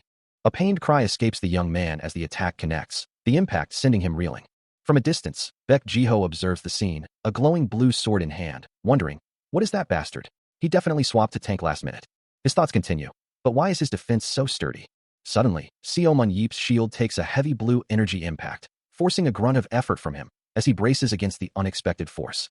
The trainee, now fueled by desperation, lunges forward with a furious sword strike, yelling, "Die," while Seo Mun-yeep tightens his grip on the shield, determined to block the assault. With a powerful stomp, he drives his foot down, unleashing a final, devastating blow. The impact erupting in a shower of red and blue energy shards, a clear sign of the overwhelming force he commands. Blue energy streaks violently across the space, confirming the elimination of his opponent, Seo Mun-yeep. Standing amidst swirling purple energy, he looks down at the defeated Choi Hyuk, who lies motionless on the ground. A voice echoes, acknowledging the fallen fighter. "You did well, Choi Hyuk." As he turns, another hunter, a man with brown hair, looks up at him with a mix of awe and concern, ready to step into the fray. The brown-haired hunter declares, "Just leave the rest to us." With a swift, decisive movement, he shifts his stance, his sword glinting as he prepares for the next phase. Seo Mun-yeep's voice rings out with unwavering confidence. "We'll finish this in 5 minutes." A smirk plays on his lips, his eyes gleaming with fierce determination as he anticipates the swift conclusion of the match, ready to move on to the next challenge. The first set concludes with Team Hope securing a decisive 8-0 victory, and the announcement echoes through the arena, declaring the MVP of the set. As shimmering blue particles drift around him, a man with a composed expression is revealed. The crowd's excitement builds, their voices rising in unison to ask, "Is it player Baek Jiho?" Meanwhile, a sign for the Team Hope waiting room stands prominently, as a voice calls out, "Coach." The cheers continue, with exclamations of, "That was really amazing. Did you know how cool you were? Just run as a player." A group of players, their faces alight with admiration, gather around, one of them remarking, "I bet you were thinking I should just play this whole time. What a shame. I feel like if you played Battlefield, you would've." Another voice finishes the thought, "At least been in the top 3. Baek Jiho, turning his back to the enthusiastic team, offers a humble, "Thank you everyone." Later, a thoughtful smile plays on his lips as he admits, "Although, it's a bit embarrassing to run as a Battlefield player at this age, but it definitely was fun wielding a weapon for the first time in 17 years. Sitting alone in the locker room, he reflects, this was all. His thoughts drift to the reason behind his enjoyment. Because I was able to play with Yob. A soft sound escapes him as he looks down at his phone, a quiet ooh, hanging in the air. A man in a dark suit stares wide-eyed at something off-panel, a single word escaping his lips as if in disbelief, love. Meanwhile, a look of intense surprise crosses Seo Mun-yeep's face, as he realizes something significant is making a return. The man from the car confirms the gravity of the situation, declaring it to be legit. In a broadcast booth, 2 commentators explain that Set 2 is about to begin, revealing the field for the upcoming match is a tricky dungeon where gravity increases tenfold the moment one moves away from the floor or stairs. This challenging arena is none other than the infamous Labyrinth of the Dead. The vast, ruined interior of the labyrinth looms, its ancient architecture hinting at countless battles fought within its walls. A narrator recounts the dungeon's grim history, stating that many superhumans lost their lives within its depths before player Seo Mun-yeep successfully raided it in the past. A line of diverse hunters, clad in their combat gear, stands ready to face the labyrinth's perils. The narrator expresses anticipation, eager to witness the performance of the dungeon's first conqueror. As a worried man looks on, Seo Mun-yeep remains silent, his expression unreadable. Equipped with his spear and shield, he reflects internally, frustrated by constantly getting entangled with idiots since returning from the final dungeon. He recalls the reporters who tried to pit him against Gerald Walker, and the man who spoke of him as if he were nothing, while others, like the cloaked figure, hailed him as their savior, those who worshipped him like a god. His thoughts then drift to the punks, like Shim Yong-soo, who either doubt his skills or praise them excessively. Sitting in his specialized chair, Seo Mun-yeep holds his helmet, a challenging smirk forming as he asks, So you guys want to see my skills that badly? Sure. Fine. As he begins to don his helmet, a faint blue energy crackling around him, he declares, I'll show you then. With his helmet fully on, his eyes glow with intense blue light, a confident smirk now fully visible beneath the visor. And he promises, it'll be more horrifying than what you're thinking. Meanwhile, at the labyrinth of the Dead Team Hope starting point, a man in a suit addresses the assembled team, stating he will conduct the briefing again before they begin their descent. As the briefing continued, detailing the complex labyrinth of the dead, a voice cut through the explanation, calling out to Baek Jiho. With a confident smirk, Seo Mon-yeop declared his intention to move alone, instructing the others to take care of themselves. Baek Jiho, taken aback, questioned his resolve, wondering if he still remembered the labyrinth's internal structure from his previous raid. The hunter responded with unwavering certainty, assuring him that it had only been a year since his last raid, and he had even personally mapped the entire place. Indeed, for Yob, it truly felt like only a year had passed. Baek Jiho then inquired if the labyrinth structure had changed for this new battlefield, to which Seo Mon-yeop simply replied that nothing had changed. Acknowledging his unparalleled knowledge of the area, Baek Jiho conceded, trusting him to move alone but cautioning him not to overexert himself. The protagonist dismissed his worries, telling him to prepare for a surprise instead. This time, he was serious, considering the implications if Team Love had started on the opposite side. He knew exactly which way they would go. With a sudden burst of blue energy erupting from his feet, he launched himself forward, leaving concentric shockwaves in his wake. His face set in fierce determination, Seo Mon-yeop sped through the air, a trail of shimmering blue particles marking his rapid advance. As he vanished into the labyrinth, a young woman's voice, filled with apprehension, broke the silence, wondering if it was truly wise to send her uncle in alone. Her father, a seasoned hunter, offered a calm reassurance, acknowledging that while Seo Mon-yeop might appear unassuming in everyday life, his decision-making skills within a dungeon were unparalleled. The young woman, still processing his words, could only conclude that he must indeed have a plan, however audacious it seemed. A shared sentiment of awe passed between them, both agreeing that their uncle was truly remarkable. Yet, despite his confident words, a bead of sweat trickled down Baek Jiho's temple, a subtle sign of the underlying tension he felt. He muttered to himself, a question hanging in the air, as a sudden, explosive burst of white and blue energy erupted, signaling Seo Mon-yeop's immediate engagement. With blinding speed, he surged forward, his shield held high, sword already drawn and ready to strike. His armored foot slammed down with immense force, kicking up dust and debris as he landed. The sheer impact of his arrival sent several skeletal figures scattering, their brittle forms unable to withstand the shockwave. Without missing a beat, he spun into a powerful sweeping attack, a blur of motion and steel. Two skeletal monsters, their eyes glowing an ominous red, recoiled from the assault, a faint blue aura flickering around their ancient bones. One of the creatures, its jaw agape, seemed to emit a ghostly mist, its glowing red eyes fixed on the relentless attacker. As he settles into a familiar combat stance, a wry smile plays on his lips, a silent acknowledgement that this brings back memories. Then, with a challenging glint in his electric blue eyes, he declares, "It's good to see you punks." A vibrant blue aura erupts around him, speed lines blurring his form as he lunges forward, a whirlwind of glowing particles. He descends from above, a focused column of azure energy, slamming into the skeletal figures below. Engaging multiple enemies simultaneously, his movements are a blur of intense blue light, each strike precise and devastating. One shielded foe attempts to block, but the force of his blow shatters its defense, sending fragments flying. A wide, confident grin spreads across his face, his eyes glowing with the sheer exhilaration of the fight. He moves with impossible speed, leaving only streaks of blue energy in his wake. Then, with a concentrated burst of power, he unleashes a shockwave that blasts the surrounding monsters away. Without missing a beat, he continues his relentless assault, a sweeping attack catching another foe off guard. His grin remains, a testament to his unwavering confidence and enjoyment of the chaos he creates. A final, rapid kick lands with devastating force, the impact echoing through the labyrinth. Seo Mon-yeop continues his relentless assault, dark tendrils of energy swirling around him as he strikes down another skeletal monster. The creature's shield shatters under the force, its bony frame disintegrating into dust. Another foe meets the same fate, exploding into a shower of light particles as he moves with practiced ease. Within the labyrinth of the dead, he muses, it feels like only a year has passed, yet perhaps it has been 18. This place is unforgiving, with 10 times the normal gravity pressing down everywhere except the solid ground or stairs.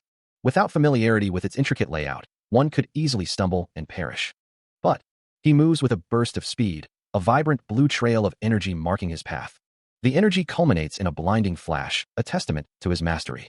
For if one knows how to use it properly, even the labyrinth's crushing gravity can be turned into an advantage. He dashes forward, the world blurring around him as he accelerates. Leaping through the air, he prepares for his next move, spear in hand. He appears in a blinding flash of golden light, the impact of his arrival radiating outward. Moving with impossible speed, he declares that an incredible shortcut is now available. The suddenness of his appearance and the force of his words send a group of hunters reeling back in shock and confusion. Leaving trails of blue energy in his wake, Seo Mun-yeep continues his rapid advance, a blur of motion. The hunters can barely process what's happening, exclaiming that he appeared far too quickly, barely 10 minutes into the match.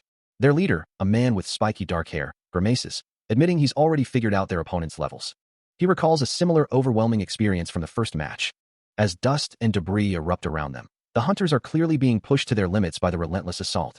Enveloped in a powerful blue aura, Seo Mun-yeep's eyes glow as he demands his opponents admit their defeat. He dismisses them as nothing more than worthless scraps. Trying to maintain composure amidst the chaos, the captain urges his panicking team, "Don't panic." Team Love Captain Chai Woo-hyun, facing overwhelming odds, makes the difficult decision to retreat. A group of red-clad fighters charges forward, one raising his sword with a fierce cry, as another shouts a desperate command to retreat and reform the battle line, convinced that their opponent couldn't possibly be alone. But as he closes the distance on the now fleeing figures, Seo Mun-yeep muses that they had it all wrong, confirming to himself that he is indeed alone. Standing victorious over the empty arena, he acknowledges that the command to retreat wasn't entirely bad, given the circumstances. With a confident smirk, he explains that if they had simply charged him head-on, the match would have ended right then and there. As a faint blue glow emanates from his hand, he declares that as a token of his praise, he'll play with them a bit more. With a surge of swirling blue energy, his eyes of analysis activate, allowing him to perceive the battlefield with enhanced clarity.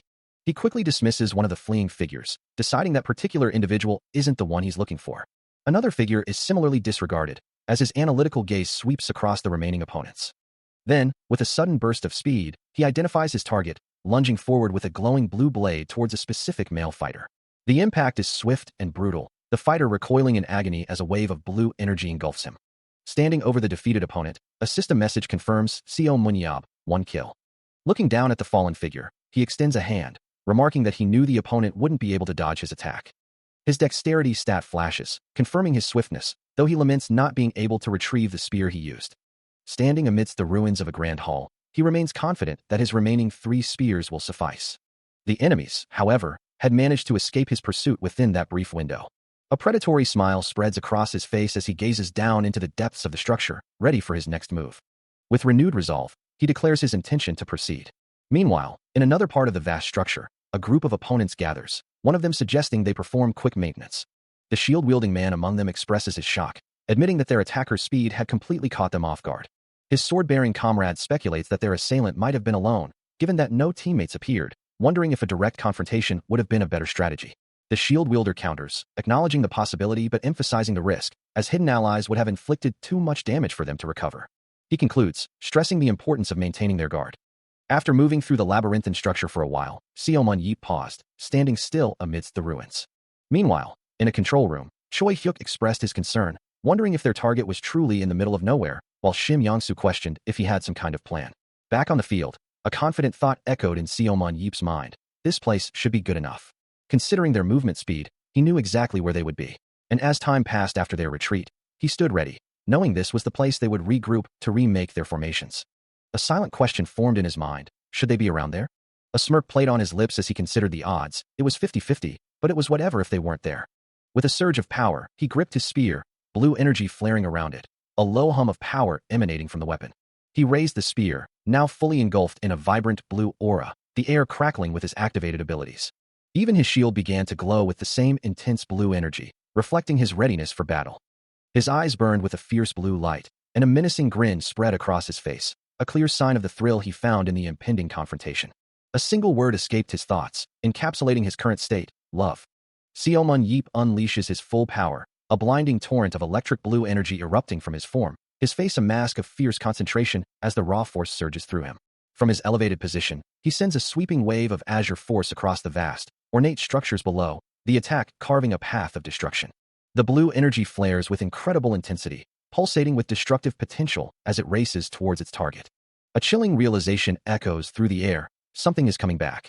With a blinding flash, the concentrated energy erupts, a white-hot explosion tearing through the air. The sweeping attack continues its devastating trajectory, shattering the ancient architecture and sending debris flying in its wake. A focused beam of power strikes a distant point, creating another violent burst of light and force. The impact spreads outwards, a wide area of destruction blossoming from the point of contact. The blue energy continues to expand, engulfing the surroundings in its brilliant, destructive glow. Below, Shim Yangsu, Chai Wuhyu, and Baek Haeyeon watch the unfolding chaos, their forms silhouetted against the distant explosions. Suddenly, a golden-white force erupts, striking Seo Mun-yeop with immense power, sending a jolt of pain through him as he recoils from the unexpected counterattack. The golden energy continues to engulf him, pushing him back with relentless force, his own blue aura struggling to hold against the assault. As the last vestiges of the blue energy dissipate, a voice echoes through the space, questioning the sudden turn of events. A nearby observer, caught in the fading purple glow, stares in wide-eyed disbelief. The energy continues to vanish, leaving behind only confusion as he wonders, just where did it all go? Meanwhile, in a distant observation room, two commentators watch the feed with identical expressions of shock, one barely managing to utter, "Wah!" that, while the other declares, "An unbelievable scene has happened." Amidst the golden light now radiating from him, the system confirms Seo Mun-yeop's devastating success, announcing 2 kills. He looks down at his shield, a faint smirk playing on his lips as he muses, "Oh, I won the 50-50?" The full scope of the event remains shrouded in mystery. But one thing is certain. The observers have just witnessed the greatest kill, a feat of power that sends ripples through the lingering magical energy. With a confident grin, Seo Mun-yeop's face glows with the golden aura of his triumph, a moment etched into the history of the Korean battlefield. On the desolate battlefield, a system message flashes, confirming the devastating efficiency of Seo Mun-yeop, who has already claimed 2 lives, leaving fallen figures scattered amidst the smoke and debris of recent combat. Another massive impact then rips through the area, sending shockwaves and debris flying, a testament to the ongoing, brutal conflict. In a more secure location, Shim Yangsu, his face contorted in frustration, slams his fist down, demanding that his team stop falling back and instead fight head-on. His voice rising in anger, he exclaims that 2 people have already died because of this one individual, insisting that Seo Mun-yeop must be alone. Another voice, attempting to calm him, warns that if they leave Seo Mun-yeop unchecked, they won't be able to focus on hunting, urging Shim Yangsu to compose himself. A dark-haired man, looking distressed, points out that while they hesitate, the other team is hunting freely, suggesting they send their own squad to keep them in check. Shim Yangsu, facing the dark-haired man, counters that they are lacking people, and sending a squad would only thin their forces further. His frustration boiling over, Shim Yangsu explodes, demanding to know what strategy they are even using if they can't act. Meanwhile, the distant battlefield remains active, with figures moving and more impacts echoing across the desolate landscape.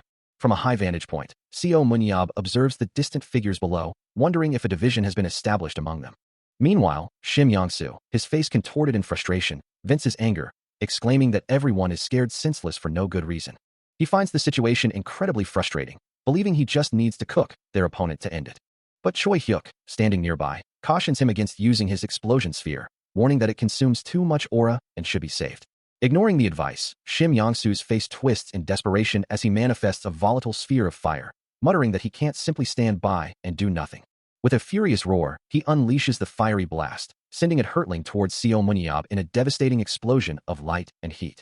Yet, as the flames engulf him, Seo Mun-yeop simply reacts with a calm, almost bored "oh," challenging his attacker with a dismissive "or what?" The explosion detonates with blinding intensity, a brilliant flash of energy momentarily obscuring everything. But as the light fades and smoke clears, Seo Mun-yeop stands completely unscathed, his silhouette stark against the dissipating magical residue. Shim Yangsu, still wreathed in the afterglow of his own magic, glares up at the unharmed figure, accusing him of showing off and realizing he had been hiding his true power all along. Seo Mun-yeop simply dismisses him with a single word, calling him an idiot, as Shim Yangsu recoils in stunned disbelief. From his elevated position, Seo Mun-yeop looks down upon the 2 men, his dominance now undeniable. Seo Mun-yeop stands unfazed, a confident smirk playing on his lips, as if the devastating attack had been nothing more than a gentle breeze. He then asks, his voice dripping with sarcasm, "Have you ever thought that I might have made noise so you would notice me?" Continuing his taunt, he declares, "And you really suck at acting. Take some lessons, kid." Meanwhile, a group of other hunters watches in disbelief, one of them exclaiming, "Ah, he's running away." Shim Yangsu, still reeling from the failed attack, can only wonder, he blocked my superpower that easily. Beside him, Choi Hyuk confirms the obvious, it was definitely a direct hit. The sheer power of the explosion, a testament to Shim Yangsu's abilities, had been undeniable, its radiant energy still lingering in the air. A narrator explains that the strength of Yangsu's superpower and his aura amount are comparable to those in the big league, which is why, even though his mentality is terrible, he became the core dealer of the national team. Shim Yangsu, still processing the impossible, realizes, so it's not an attack that can be blocked that easily. We can't just keep doing this. Choi Hyuk, taking charge, agrees. Just like what Yangsu said, let's catch Seo Mun-yeop first. He then addresses the other hunters, outlining his strategy. We'll split into 2 groups. 6 people will start hunting, and you 3 dealers will go chase Seo Munyab. Choi Hyuk continues, detailing the plan. Go through the western path, act like you're going to attack the other team, and block Seo Munyab's escape path. Even Seo Munyab, they reasoned, would struggle against 3 skilled dealers acting in concert. Once they had accumulated enough hunting points, Choi Hyuk declared his intention. They would join the pursuit to corner Seo Munyab. Meanwhile, the players of Team Love seemed intent on surrounding him, but the narration suggested he wouldn't be captured so easily. For he was the player who knew the labyrinth's intricate layout better than anyone else, his sharp gaze already tracking every shadow. As he moved with practiced ease through the crumbling passages, 2 of the dealers from Team Love closed in behind him, their weapons drawn. Their pursuit was relentless, but he maintained his lead, a blur of motion against the dungeon's golden light. A thought flickered through his mind. Weren't their movements a little too obvious? With a swift, almost dismissive motion, he deflected an incoming attack with his shield, a scoff escaping him as he declared, "You're more disappointing than I thought." Back in their observation post, Choi Hyuk and Shim Yongsu reacted with visible surprise, the sudden turn of events catching them off guard. It became clear that Seo Munyab had already noticed them, his electric blue eyes glowing with fierce determination.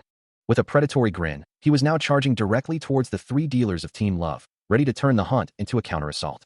He deflects an incoming attack with a burst of purple energy, the impact shattering the ground beneath him. His eyes gleam with anticipation, a faint blue aura surrounding him as his 3 opponents close in, but he simply remarks on their good reactions. Before they can fully commit, he lunges, striking one of the dealers with a swift, purple-tinged blow. The attack sends the dealer reeling, disrupting their formation. As a powerful blue energy blast erupts from him, confirming that all 3 are indeed hostile dealers. A predatory smirk spreads across his face, relishing the challenge, as he declares this encounter to be good food. He then shifts his focus, delivering another rapid, purple-infused strike to the bald dealer. The force of the blow twists the dealer's head, his eyes wide with shock and pain. With a final, decisive purple surge, Seo Munyab secures his 3rd kill. He stands amidst the chaos, a determined glint in his eye, the system confirming his 3 kills. The first dealer, still reeling from the earlier assault, is then sent flying a full meter with a powerful throw. Turning his attention to the last remaining opponent, he deflects a sword strike with a shimmering blue energy shield, ready to continue the fight. With another opponent swiftly dispatched, Seo Munyab's kill count now stood at 4, his form radiating a potent blue energy. He turned his attention to the last remaining dealer, challenging him directly, "Your turn." Before the dealer could even react, a swift, unseen strike landed, eliciting a pained gasp and a choked cry of awe. "Ack!" The force of the blow sent him hurtling backward, a desperate, drawn-out scream escaping his lips as he cried, "You are!" A blinding burst of purple energy erupted on impact, engulfing the dealer completely. The dealer's form dissolved into shimmering particles, confirming Seo Munyab's 5th kill, the purple aura of his power still lingering in the air. He stood amidst the fading magical residue, contemplating the updated count. 5 kills. Then there's only 6 people left. His eyes glowed with a fierce blue light as the system confirmed his latest victory, displaying the new total of 5 kills. A determined grin spread across his face, his eyes burning with resolve as he declared, "All right, let's clean them all up in one go." From a distance, a group of observers watched in stunned silence, murmuring amongst themselves, "Whoa, is he really a superhuman from our country? It hasn't been a minute, but he swept the 3 national reps. He's insane." Another group of onlookers, equally shocked, struggled to process the speed of the confrontation. It ended in an instant. This is just. Their faces were etched with disbelief and awe, the sheer power displayed leaving them speechless. The question of what would happen if a hero from history were to face the battlefield players of the current generation lingered in many minds. And just like the duel against player Walker, it felt as though the answer had been confirmed once again today. A silent realization washes over Baek Haeyeon, her fiery eyes reflecting the overwhelming power she's witnessed. Player Seo Munyab is simply overpowering. Meanwhile, Shim Yongsu's voice crackles through the comms, demanding to know what's happening, bewildered by the report of 5 kills. Crouching amidst a vibrant red aura that now surrounds him, Seo Munyab calmly states that he has achieved this new power. Yongsu, surprised by the rapid development, suggests they reconvene, asking for his current location. The hunter stands alone in Area 3-1, and as he glances back, he dismisses the idea of waiting, knowing the fight will likely conclude before anyone else can arrive. Turning his back to the comms, he declares his intent to fight, ignoring any further attempts at communication. A sudden burst of energy erupts from him, leaving Yongsu to call out his name in disbelief. A blinding flash of light erupts, followed by a massive, arcing bolt of energy tearing through the air. The powerful strike slams into the ground, revealing a colossal armored figure amidst the dust and a group of generic soldiers bracing for impact. Bathed in an ethereal glow, the imposing armored monster stands tall, its presence radiating immense power. With a thunderous crash, one of its massive feet descends, shaking the very earth. Just as despair threatens to set in, Co Munyab arrives, his eyes burning crimson and a dark red aura swirling around him as he declares his swift arrival. Meanwhile, a leader among the generic soldiers desperately tries to maintain order, shouting for his men not to panic and to deploy their formation. But the armored monster is relentless, its next attack sending several generic soldiers flying through the air with brutal force. Observing the chaos, he remarks on the monster's apparent preparations, a hint of challenge in his tone. Without hesitation, Co Munyab launches himself forward, a blur of motion as he closes the distance to the colossal foe. His speed is astonishing, leaving streaks of light in his wake as he prepares his attack. With a resounding impact, he lands a powerful blow on the armored monster, sending a shockwave through the air. The protagonist now stands directly before the towering creature, ready to continue the fight as the generic soldiers watch in awe. He considers the situation, realizing his adversaries intend to attack him from all sides. Even if they surround him, the one who strikes first is usually the one with superior mobility, he muses, his eyes glowing with an intense blue light. Suddenly, a blur of motion streaks across the space, confirming his assessment as a figure with incredible speed closes the distance. His system instantly identifies the target as Yubioko, a human whose stats flash before his eyes, revealing a remarkable speed of 80 out of 80. The air crackles with the force of the rapid movement, a blue energy trail marking the path of the incoming attack. Without hesitation, he activates Instant Acceleration, a superpower that continuously consumes his aura, boosting his body's movement speed by 30% for 30 seconds.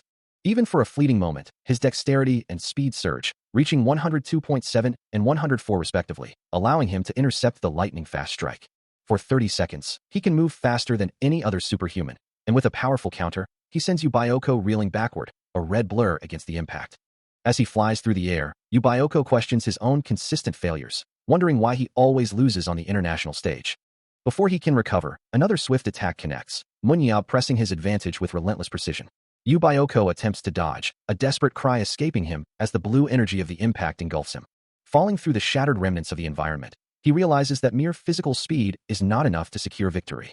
He moves with blinding speed, a blur of motion as he evades an unseen attack, his mind racing with the thought that while his opponents might be fast, their intellect might not match his own. Continuing his relentless assault, Co Munyab's blue aura flares, leaving a trail of destruction as his kill count rapidly climbs to 6.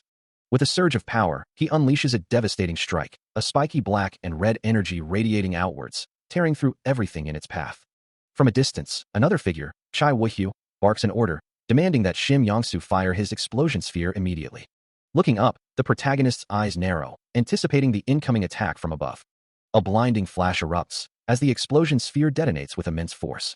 More fiery orbs follow, raining down upon him, as a voice screams for his demise amidst the chaos. The concussive blasts momentarily block his vision, causing him to stumble, momentarily disoriented by the barrage. But even as he recovers, a new strategy forms in his mind, and he shouts a command to Jin Hyun, urging him to engage. With a guttural cry, Jin Hyun responds, his face contorted in a scream of exertion or pain as he launches forward. Leaving a vibrant blue trail in his wake, Jin Hyun charges into the heart of the conflict, his sword poised for a decisive strike. His attack culminates in a powerful impact, sending a cloud of dust and debris billowing outwards, signifying a new phase in the battle. The powerful attack unleashed by Jin Hyun reverberates through the space, leaving behind a cloud of dust and debris. As the residual shockwaves dissipate, the air crackles with lingering energy. But before the echoes can fade, Co Munyab surges forward, his weapon ablur as he carves through the remaining threats. A violent burst of red energy erupts from his strike, obliterating another foe. His relentless assault quickly pushes his kill count to 7. From a distance, Shim Yongsu watches the unfolding chaos, a hint of disbelief in his voice as he begins to speak, theirs. Unfazed by the surrounding enemies, Co Munyab's eyes glow with fierce determination, his body coiling with raw power. Red energy crackles around his hand, ready to unleash another devastating blow. He lunges, a brilliant wave of blue energy erupting from his weapon, tearing through the ranks of his adversaries. The force of the impact sends a monstrous foe reeling, engulfed in a maelstrom of red and blue. With each precise strike, his tally climbs, now reaching 9 kills. Standing firm amidst the fallen, he holds his spear and shield ready, a formidable presence against the remaining enemies who dare to approach. He grips his spear, a focused intensity in his gaze as he prepares for the next phase of the battle, muttering, "Let's see." A confident, almost predatory grin spreads across his face, his eyes gleaming with anticipation. He considers the odds, wondering if the fight has now become a 2-on-1 scenario. Nearby, Chai Wuhyu lies incapacitated on the ground, while Shim Yongsu looks down at him, a single word escaping his lips, insane. Chai Wuhyu struggles to process the overwhelming situation, remarking that even their intense match against France hadn't been anything like this. A system window materializes, displaying Chai Woohyu's current status, detailing his strength, dexterity, speed, and endurance, all highlighted in stark numerical values. Shim Yangsu's gaze falls upon the holographic display, which also reveals Chai Woohyu's willpower, skill, aura, and a specific superpower labeled slow. This slow ability is further explained, capable of affecting up to 10 targets within a 10-meter radius, though it renders the user immobile and is only effective against targets with less aura. Seo Munyab looks down at the fallen figure, addressing him by name, Chai Woohyun. He then offers a critical assessment, stating that while Chai Woohyu's talent isn't bad, his superpower is a bit lacking, and that many individuals in other countries possess an aura exceeding 80. Turning his attention to Shim Yangsu, he declares his intention to handle as much of the situation as possible. Shim Yangsu, still looking at Chai Woohyu, responds with a surprised, "Oh." He questions the unseen enemies, wondering why they would leave him to fight alone. A sudden impact sends a generic enemy reeling, its face contorted in a silent scream as it takes a devastating hit. Meanwhile, Seo Munyab continues his relentless assault, blue energy flaring around him as his kill count steadily rises. With each strike, a vibrant blue aura swirls from his arm, confirming his growing dominance on the battlefield. He then turns his attention to Shim Yangsu, remarking that he appears to be the last one standing. As Seo Munyab advances with heavy footsteps, Shim Yangsu stumbles back, a desperate plea escaping his lips for him to stay away. Ignoring the warning, the protagonist continues his steady approach, his presence alone a formidable threat. Shim Yangsu, however, refuses to yield, bracing himself with a shield, his expression a mix of fear and grim determination. From somewhere nearby, a voice screams, a chilling death wish directed at Yangsu. But before any other threats can materialize, Seo Munyab closes the distance, his fist glowing red as it slams into Shim Yangsu's defense with brutal force. The impact reverberates, the sheer power of the blow evident in the blurring speed lines and intense red glow.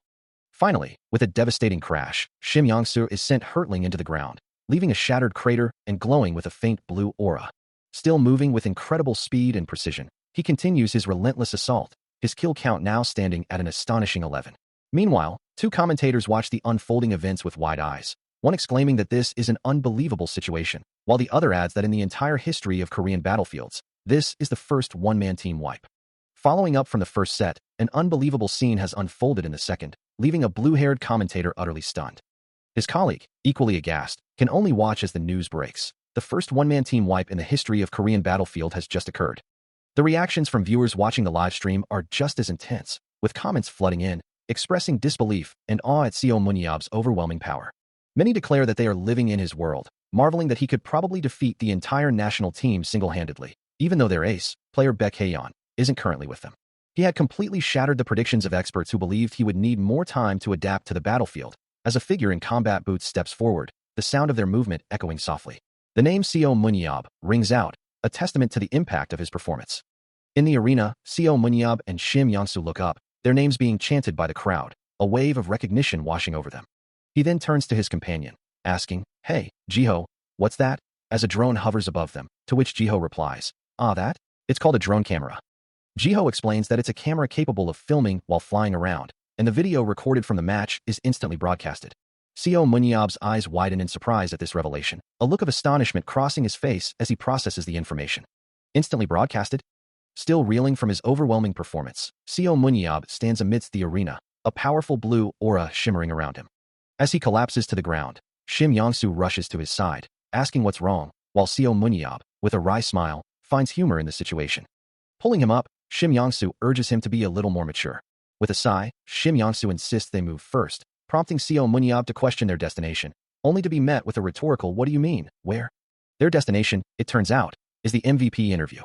On a brightly lit stage, before a cheering crowd, caster Lee Yonggi greets the audience, the camera flashes capturing the moment.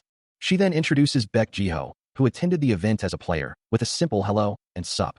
As the interview begins, Lee Yonggi holds the microphone towards Baek Jiho, who stands confidently beside Seo Munyab and Shim Yangsu. Acknowledging the amazing performance during the match, she announces that they will first interview the MVP of Set 1, player Baek Jiho. When asked if he predicted such a performance, Baek Jiho smiles, admitting he could never have guessed. He then reveals that he was dragged there by force because of Seo Munyab and only trained in a hurry, getting lucky.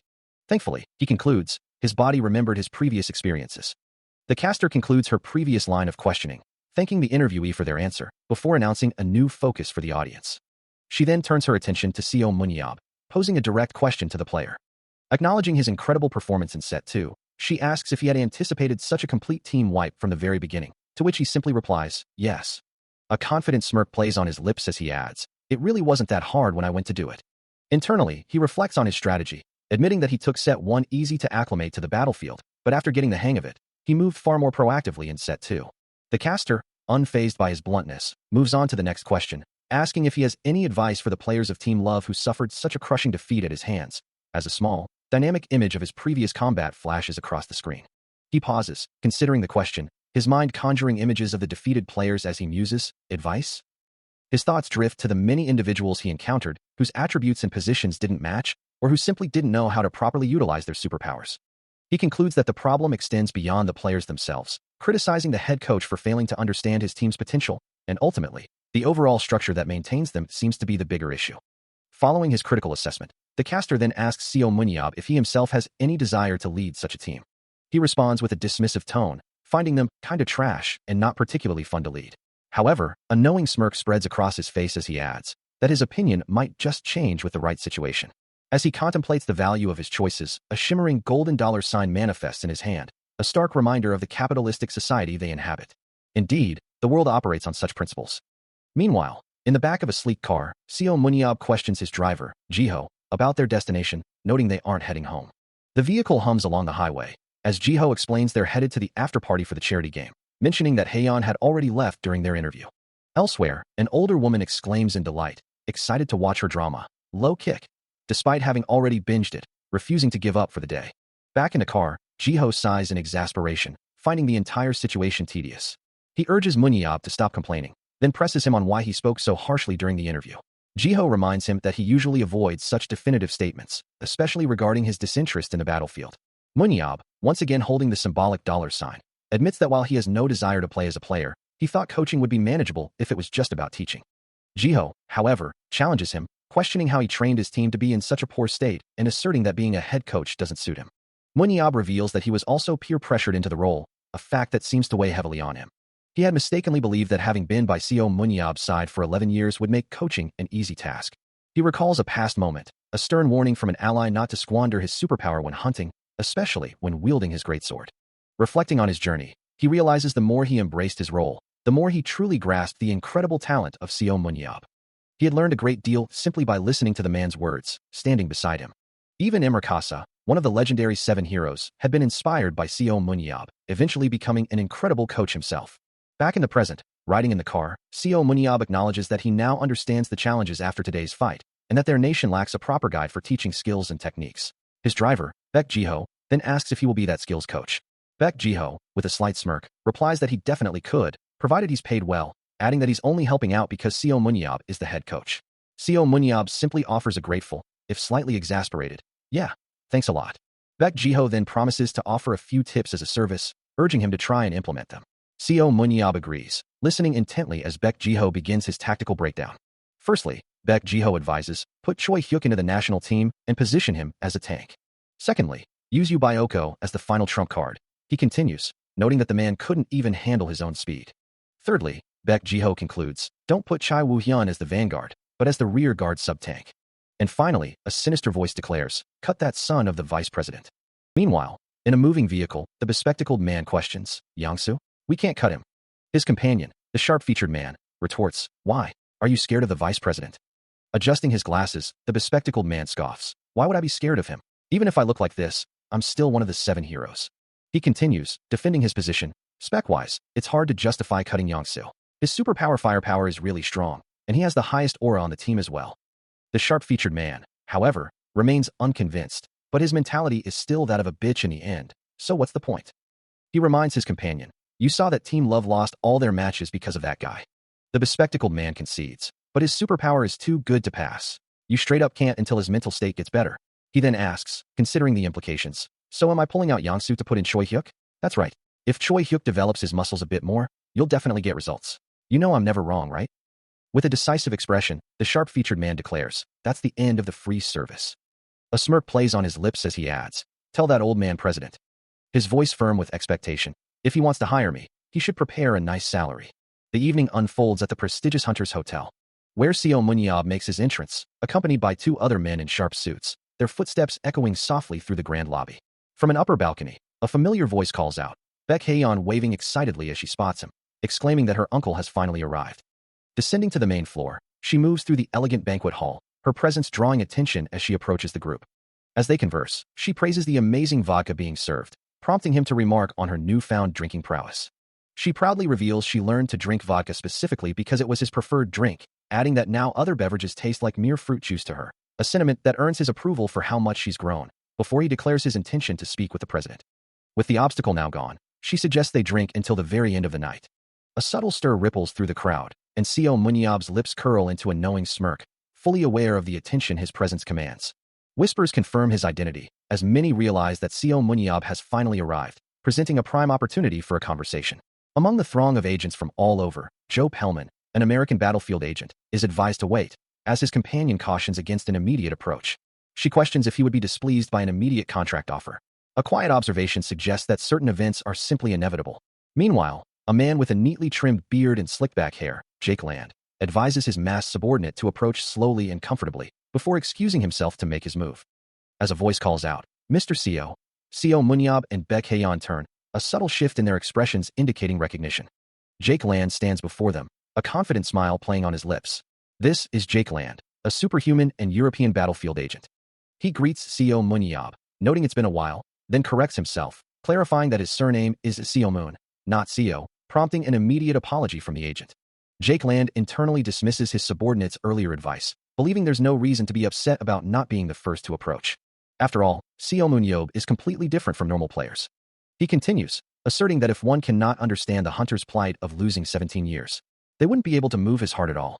Jake Land then hands Seo Munyab a card, inviting him to make contact if he ever feels the itching to move, to which the hunter casually replies that he'll think about it. Baek Haeyeon, surprised by his fluent English, asks why it's so good, recalling that he stopped studying in middle school to dungeon crawl since he was 13. He dismisses her question, stating he just picked it up while traveling the world. He muses to himself that he had already conversed in English when he met Walker, yet a lingering feeling suggests he only heard Korean back then.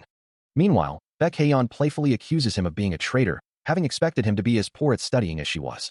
He responds with a light-hearted jab, asking if her head is made of stone, prompting her to exclaim that he is too much. As their playful banter continues, they notice Jake Land departing, leaving the area. Suddenly, a man with a neatly trimmed beard and two identical, bald men in maroon suits approach them, the bearded man announcing their presence with a polite "excuse us." Baek Haeyeon, surprised, calls out Seo Munyab's name, while one of the identical men asks if he can speak English. A bright, shimmering effect emanates from the two identical men, highlighting their presence. With another flash of light around them, one of the men confidently states that he also knows French.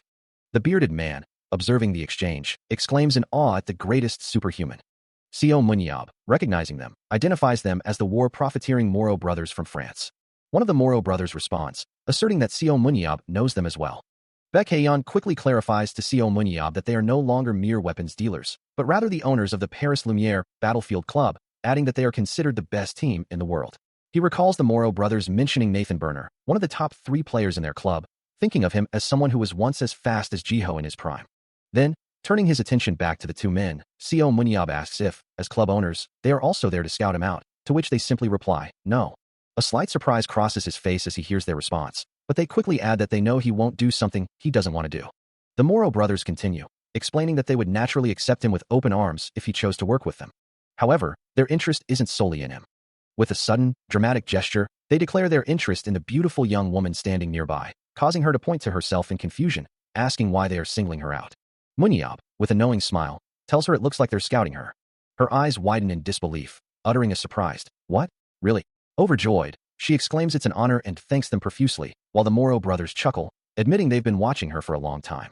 Munyab, however, remains unconvinced, asking if their interest isn't just to make an impression on him, but if they are truly interested in Haeyeon.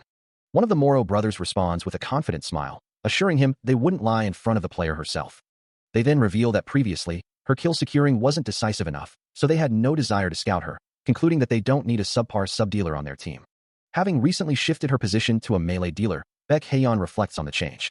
Feeling as though a missing puzzle piece has finally fallen into place, and believing that if she sharpens her sword skills and physical strength, she would indeed have the opportunity to play on their team. Meanwhile, Seo Munyab, listening to the Moreau brothers' assessment of Haeyeon, muses, they're pretty accurate in their assessment. One of the Moreau brothers then adds, with a sparkling grin, of course, if Mr. Seo Munyab also wishes to join us, that would create an incredible synergy. Both brothers beam, envisioning the powerful trio. You, Nathan, and Miss Haeyeon. How incredible this trinity will be. Seo Mun-yeep, however, remains composed, stating, I'll think about it if I ever consider becoming a player. Undeterred, the Moro brothers declare, we will prepare the ultimate contract for that day. This is the reason we made our money. His eyes widening slightly, Seo Mun-yeep considers their words. Oh, so from what I just heard, a Battlefield Club owner makes quite a bit of money. He continues his internal monologue. Only if you can create a player that pulls the attention from other teams. The Moro brothers, sensing his interest, then offer, and as a longtime fan, we want to gift you a main weapon you can use. Will you accept it? A smirk plays on his lips as Seo Mun-yeep replies, oh, that's fine by me. I won't decline if it's for free. With a knowing chuckle, the Moro brothers assure him, Fufu, you can look forward to it. With a final, almost dismissive gesture, one of the Moro brothers announces their departure. Leaving Seo Mun-yeep to watch them go, their voices echoing a promise to meet again. He muses internally that they are like a storm, though he finds the constant attention exhausting, wishing people would simply leave him be. As he walks with Baek Haeyeon, she eagerly presses him, asking what the departing figures had said. He deflects, suggesting they discuss it over vodka later, but she insists, demanding to know immediately. Suddenly, his attention is drawn by a new voice, formally greeting him as Mr. Seo Mun-yeop. His eye twitches in irritation, a sharp crackle of annoyance visible. He sighs, wondering aloud, what new demand awaits him now? Turning to face the speaker, he hears the request, a polite inquiry for some of his time. The man's voice finishes, asking for his time. The gray-haired man introduces himself as Yang Min-yong, the presidential secretary of the Blue House. Seo Mun-yeep looks on in surprise, questioning what the Blue House could possibly want with him. The presidential secretary begins, inquiring if he is familiar with this superhuman merit system. He repeats the phrase, a hint of surprise in his voice, as the concept of a superhuman merit system seems to catch him off guard. Yang Min-yong clarifies, explaining that after the Underground War, all superhumans who earn merit were promised a pension from the government, prompting Seo Mun-yeep to question if he means that empty bill. The secretary confirms, revealing a system window that lists Seo Mun-yeep and Baek Ji-ho as rank 1 meriters, each entitled to a monthly payment of $12,000, and adding that like Mr. Baek Ji-ho, he is also a rank 1 meritor. With a direct gaze, Yang Min-yong simply asks, so? The secretary then reveals their intention. They plan on paying the pension he hasn't received for the last 17 years. To be precise, the total amount due is $2,568,000. Both men maintain serious expressions, as the weight of this revelation settles between them, the secretary's words hanging in the air. An older man, his expression serious, explains that they intend to pay a pension, one that has been outstanding for the last 17 years. To be precise about the amount, he specifies it as $2,568,000. The young man listening takes in the information, his gaze sharp and contemplative. The older man then adds a crucial detail, emphasizing that this sum is without tax. The sheer weight of the number hangs in the air, a staggering $2.568 million. The young man repeats the figure to himself, a hint of disbelief in his voice as he processes the immense sum. Meanwhile, a woman approaches the older man, asking what he's doing, while he internally calculates the total, combining the pension with compensation from the association and a walker brat. The young man, seemingly interrupted or confused by a new presence, turns with a questioning excuse me, and a thoughtful hmm. Then, with a direct gaze, he introduces himself as Joe Pellman. An agent from America, Joe Pellman, stands before Seo Mun-yeep, his expression earnest. Yeep, however, seems unimpressed, a slight smirk playing on his lips as he asks, huh, are you scouting me as well? I'm tired, so turn back while I'm being nice. Pellman raises a hand, a look of surprise on his face, before stating, I have just one thing to say. He continues, his voice carrying a note of understanding. The world will still be a bit foreign to you right now. Pellman explains the harsh reality of Yeep's situation. You saved the world, but the only thing you got in return was losing 17 years. The underground civilization, which was your area of work, has also disappeared. He acknowledges the difficulties, but offers a hopeful perspective. However, those are problems that will be resolved as time passes. Yeep's eyes narrow slightly, a hint of challenge in his voice as he questions, problems? Pellman reassures him, his gaze steady. Yes, as time passes, you will have new relationships and places to call home, and new. He continues, outlining a future of normalcy, goals for life as well. You'll also get used to the peace. Pellman leans in, his voice firm with advice, so please don't throw your life away to laziness and enervation. If that day comes. He then extends a business card, its details clearly visible, adding, I hope you remember this. With his message delivered, Pellman turns to leave, stating, then, I'll be going. His footsteps echo as he departs, leaving Yeep and the woman to ponder his words. Joe Pellman, walking alongside an unnamed woman, questions if his recent words were appropriate, to which she dismisses them as random nonsense. Meanwhile, Seo Mun-yeep, overhearing their conversation, expresses surprise that even his uncle received an offer from Pellman, musing that the man was quite peculiar. The woman, looking at the business card Pelman holds, seems taken aback. As Pelman is known as the money demon, having amassed significant influence by recruiting Korean superhumans when the battlefield first emerged. Seomun Yeep continues to reflect on Pelman's character, finding it odd that such a figure spoke not of money, but of abstract concepts. He reacts with a surprised, "Huh? Really?" to something he hears. As he watches Pelman and the woman walk away, recalling that Pelman was quite persistent in trying to scout his own father back in the day. Despite his reservations, he admits to himself that he did agree with some of Pelman's points.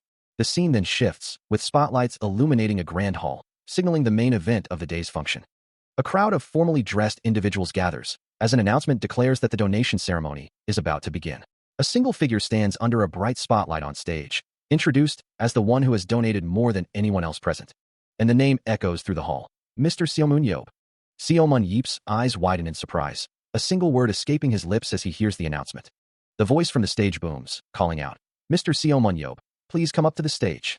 As the audience applauds, he makes his way through the crowd, stepping into the bright spotlight that illuminates the stage. A thought crosses his mind, recalling the earlier conversation, wondering if he truly was the one who had donated the most. Standing alone under the intense light, he silently questions just how much his total assets truly amounted to. The answer rings out, loud and clear, a staggering $1,740,000,000. A soft exclamation escapes him as the immense figure registers, his expression shifting from surprise to a quiet astonishment. From the side, an older man's voice explains that this was all done following a dying wish. He continues, revealing that Coach Beck and he took it upon themselves to deliver everything, with the Battlefield Association kindly informing the audience of the details. Taking the microphone, Seomun Yeep admits that even he hadn't realized the sum would be so substantial. He candidly shares that he had expected to receive a mere $2.5 million in uncollected funds over the years, a figure that now seems almost negligible. After hearing his fortune was over $1 billion, it feels rather amusing to recall his excitement over $2.5 million. A crowd of men in suits laughs heartily, one of them wondering aloud if perhaps they should ask for some refund. Meanwhile, on a brightly lit stage, the protagonist holds a microphone, beginning his address. He speaks of the passage of time, remarking that it has already been 17 years since all of his assets were donated. He continues, explaining that he had only recently returned from the final dungeon, but too many things had changed in his absence. With a thoughtful expression, he acknowledges that everyone says he saved the world, praising him with words like how noble that sacrifice was, and so on. Yet, he confesses, there was nothing truly noble about it, as a flashback reveals him in full armor, standing alongside another warrior in a dark, crystalline dungeon. His eyes glowing with fierce determination, he admits his true motivation. He simply liked the dungeon. He recalls moments when he wished the underground civilization wouldn't crumble, and would remain for him to forever face, as he stands before a swirling vortex of purple energy, spear in hand. Therefore, he concludes, it doesn't move him much when people thank him for saving the world. Later, he watches a television screen displaying a special documentary titled, Seomun Yeop, The Life of a Hero, a stark contrast to his private thoughts. He stands before a crowd, the spotlight illuminating his form, yet his thoughts drift to the past. He recalls not feeling proud of his past deeds, but rather as if a mere fun event had simply concluded. Still, there was one thing that brought him a sense of satisfaction, the knowledge that the children aided by his efforts would now grow to live full adult lives. This, he muses, was far more glorious than merely saving the world. Addressing the audience directly, he speaks with conviction into the microphone. His voice carries a hopeful tone, wishing for a future where every child could experience a happier life than his own. As he concludes, a voice from the stage thanks Mr. Seomun Yeep, praising his amazing speech. Stepping away from the bright lights, he makes his way backstage as another figure approaches the podium. With a hint of exasperation, he remarks, "Sheesh, that mouth of yours knows how to talk." The older man, with a distinguished white beard, challenges him, asking if he's attempting to mask his reckless past actions with a mere $1.7 billion. Turning slightly away, Seomun Yeep clarifies, "Don't misunderstand. My nature is kind, but I became like this because of my unfortunate childhood." The older man dismisses his excuse, retorting that it's not good to make such justifications, especially since he remembers Seomun Yeep as a one-of-kind problem child. He stands with his back to the room, listening to the older man's accusations, before finally turning to him with a sharp retort, demanding he stop talking nonsense and get to the point. The association president, a man with a stern, grizzled face, then questions him directly, asking if he truly had to destroy the kids in the national team like that, as their senior. Seomun Yeep, still facing away, counters, asking if the association president, in his role, really had to nurture them to be such trash. The president sighs, lamenting that the charity game was a mistake, and that the KB League has become nothing more than a playground bullied by one Seomun Yeep. As the older man buries his face in his hand, clearly distressed, Seomun Yeep turns to face him, a slight smirk playing on his lips, as if to say, "It was like that." The president's voice rises in frustration, exclaiming that it was hard for him to come this far. Their faces draw close, both etched with anger, as the president demands to know whose fault it is that the government didn't fund superhumans because they treated them as monsters, to which Seo Mun-yeep retorts, asking why it's his fault what the government does. The president gestures wildly, his words punctuated by a news headline flashing across the screen, reporting Seo Mun-yeop, violence at the National Assembly again, as he accuses him of attacking the National Assembly. He continues his tirade, reminding Seo Mun-yeop that he went around beating up everyone in the National Assembly and the Blue House. The president's voice drips with exasperation, declaring that thanks to Seo Mun-yeop, the image of superhumans in every politician's head was entirely based on him. With a furious glare, Seo Mun-yeop shouts back, calling it bullshit, and insisting that those bastards acted first. The association president finally lets out a resigned sigh, admitting that this is the real reason he came to talk to him. His driver asks if Seo Mun-yeop would consider helping the national team as a skills coach, assuring him he wouldn't be asked to play. Even as the driver begins to mention a satisfying salary, he dismisses the idea, finding it a little difficult. A confident smirk plays on his lips, as he reveals a new ambition has taken hold. The driver, calculating the potential earnings, mentions a total of around $16 million, then asks if he truly believes he can achieve such a feat. With unwavering resolve, Seo Mun-yeop declares he's going to be a club owner. His driver reacts with surprise, questioning the suddenness of this decision. Seo Mun-yeop explains his motivation, stating that seeing the current national representatives, those trash bastards, as he calls them, hurts him as a Korean. He believes that if the young talents he personally teaches grow well, the hopeless national team should also improve. The driver, still processing the shift in his boss's priorities, questions his newfound patriotism, pointing out that even the smallest team in the KB First Division League is worth over $20 million. Seo Mun-yeop finds the financial prospect appealing, musing that it would be easy to make a lot of money by buying a second division league slot and climbing from there. A voice cuts through the air, questioning his motives. So it's not patriotism, but you're just trying to make money, yo? A slight flinch from his companion, but Seo Mun-yeop simply laughs, responding, "Aha, Jiho." His smile is bright, almost blinding, as he considers the question. He offers a simple, confident retort. Isn't that natural? Later, under a starlit sky, Shim Yong-soo announces their arrival. We're here. Get off. Seo Mun-yeop, still in the passenger seat, looks up with a questioning HM, as his companion adds, what? His gaze follows Shim Yong-soo's, spotting a figure in the distance, prompting a surprised realization. That person? No way. The mysterious woman stands poised, her dark hair framing striking red eyes, a subtle glow emanating from her. Approaching her, Seo Mun-yeop greets her with a hint of surprise. Sharan? What brings you here? She offers a simple, almost evasive answer. I just had something to do. Shim Yong-soo, observing from behind, wonders aloud. What is it? He can't quite decipher her thoughts. Seo Mun-yeop's gaze sharpens, recalling how her expression had given everything away back then. And now, he decides, he should check her stats first. As his eyes of analysis activate, a system window appears, revealing Shuren's formidable profile. Her strength, dexterity, speed, and endurance are all nearing their maximum, with her aura completely maxed out, and a new superpower, Extinction Ray, listed among her abilities. The sheer power displayed leaves him stunned, as he realizes most of her stats are maxed out, and on top of that, she even gained a new superpower, Identify Position. A moment of silence passes between them, before he thinks to himself, this woman looks like she's gotten much stronger than before. Still kneeling on the ground, he looks up at her, while Shim Yong-soo stands silently by her side, observing the tense reunion. He challenges her directly, asking, what's up? Did you come to kill me? Sharan responds with a chilling honesty. I did think about killing you when I heard that you've become immortal, but that's not the reason I came here today. Now standing, he looks at her with a mixture of wariness and defiance, as she adds, huh, who said I'll die? He warns her, his expression firm. Let's stop here if you came for past resentments. You're also alive because of me. With a slight smirk, Sharan dismisses his earlier warning, stating that any lingering resentment she might have once held now carries no meaning. Her gaze unwavering, she adds that she has already forgiven him for his past transgressions. A beat of silence hangs between them before Seo Mun-yeop finally breaks it, questioning her true purpose for being there. His electric blue eye narrows slightly as he reveals his own reason for the encounter, admitting he simply wanted to confirm with his own eyes if he had truly returned. Sharan simply responds with a dismissive, huh, before declaring that since her confirmation is complete, she will be taking her leave. As she turns to walk away, Seo Mun-yeop watches her retreating figure, a bewildered expression on his face, uttering a confused huh, and wondering aloud what that was all about. The question echoes in his mind, as he tries to decipher why she truly came to see him. Sharan glances back over her shoulder, her fiery red eyes holding an unreadable expression, before continuing her departure into the fading light. The scene abruptly shifts to a dark, cavernous space where a voice filled with frustration and anger demands, can't you focus, you fucking idiot? Seo Mun-yeop, clad in battle armor, points an accusing finger, his face contorted in rage, continuing his tirade. If we all die because of you, are you going to take responsibility? Should I just kill you for your sake? Cowering on the ground, a young man with dark hair and red eyes clutches his head, overwhelmed by the pressure, muttering, "It's too much. I want to go home. I'm really at my limit now." His red eye, wide with terror and despair, reflects the harsh reality of his situation, a guttural grrr escaping him as he struggles against his breaking point. A towering, crystalline monster looms menacingly, its glowing eyes fixed on the lone figure of Ms. Shuran, who stands ready to confront the colossal threat. But the battle has taken its toll, and she finds herself on the ground, desperately trying to activate a skill, urging herself to unleash the fire extinction ray before it's too late.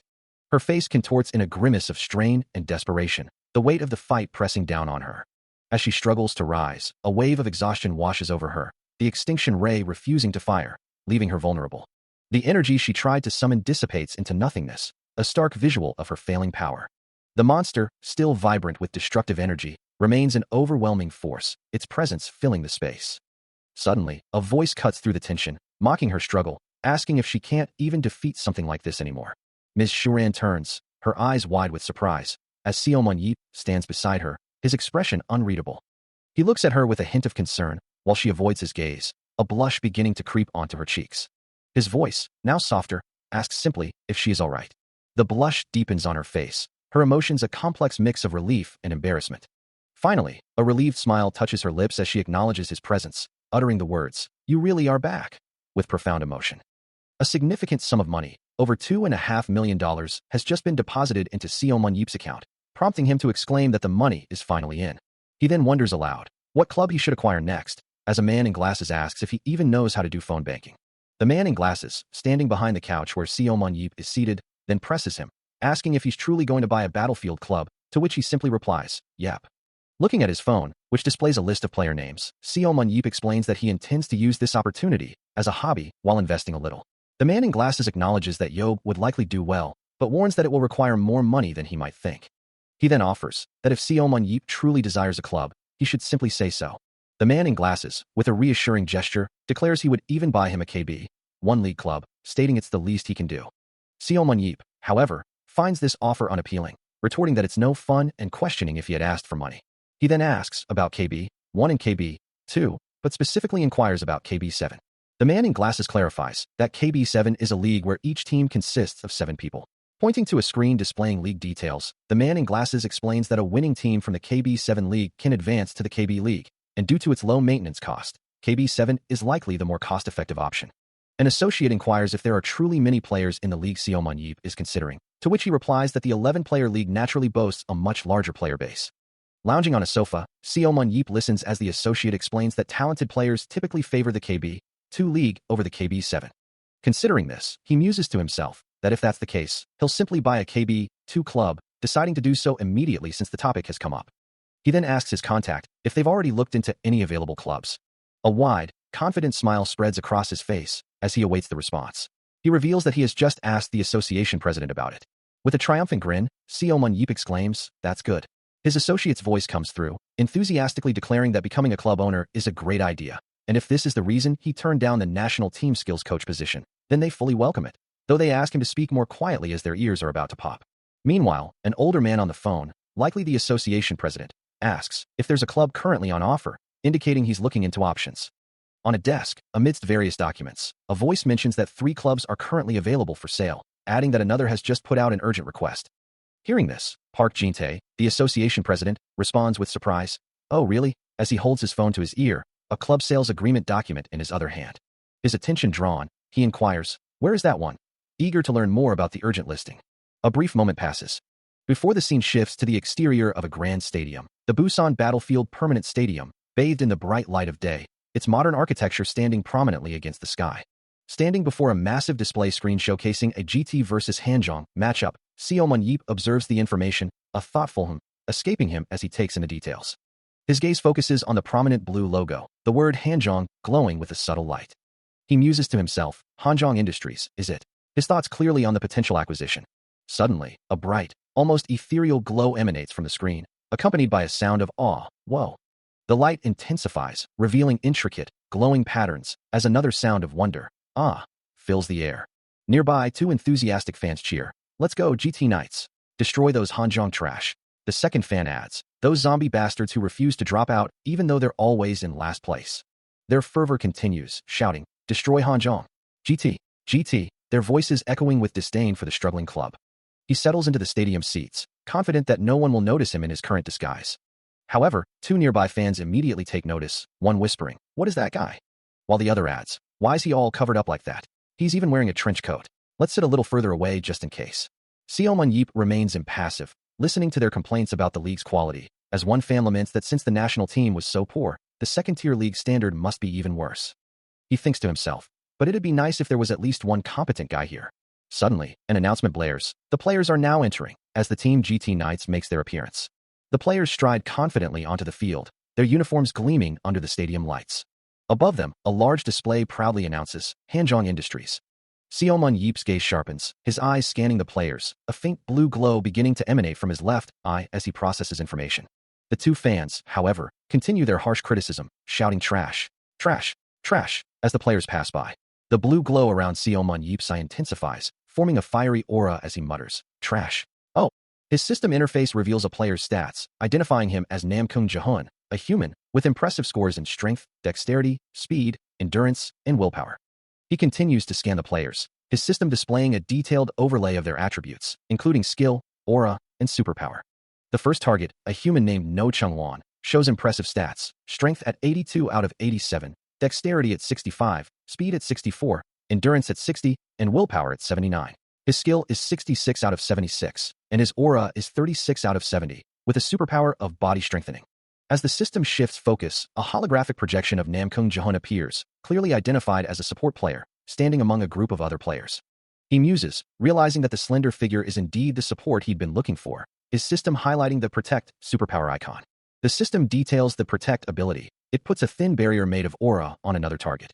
His thoughts return to No Chungwon, noting that his skill attribute, which signifies weapon techniques and body proficiency, is at 74 out of 95.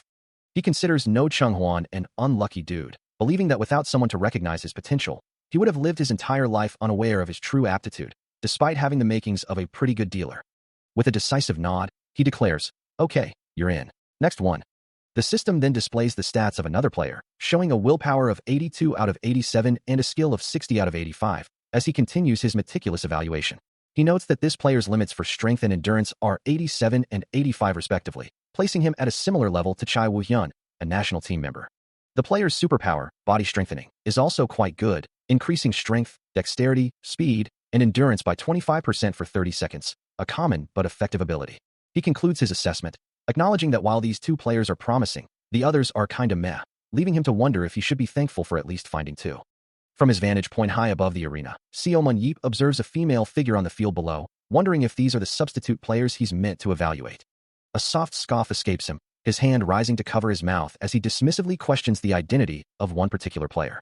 Meanwhile, on the field, Lee Na-yeon, with her long auburn hair, raises her hands in a gesture of encouragement, shouting for Hanzhong Industries. A system window materializes before Seo Mun-yeep, displaying Lee Na-yeon's profile, a human with balanced but unremarkable stats, and a superpower simply called Jump. The details of her ability appear, revealing that Jump allows her to leap a maximum of 20 meters. Seo Mun-yeep's internal monologue continues, mocking the Jump ability as something a flea might possess, though he concedes it wouldn't be entirely useless if she were an archer. He taps his chin thoughtfully, concluding that even with a bow, her current stats wouldn't make her a significant threat. 1 hour passes, the evaluation continuing as time stretches on. Later, Seo Mun-yeep watches more players on the field, a sense of disappointment growing as he observes their movements.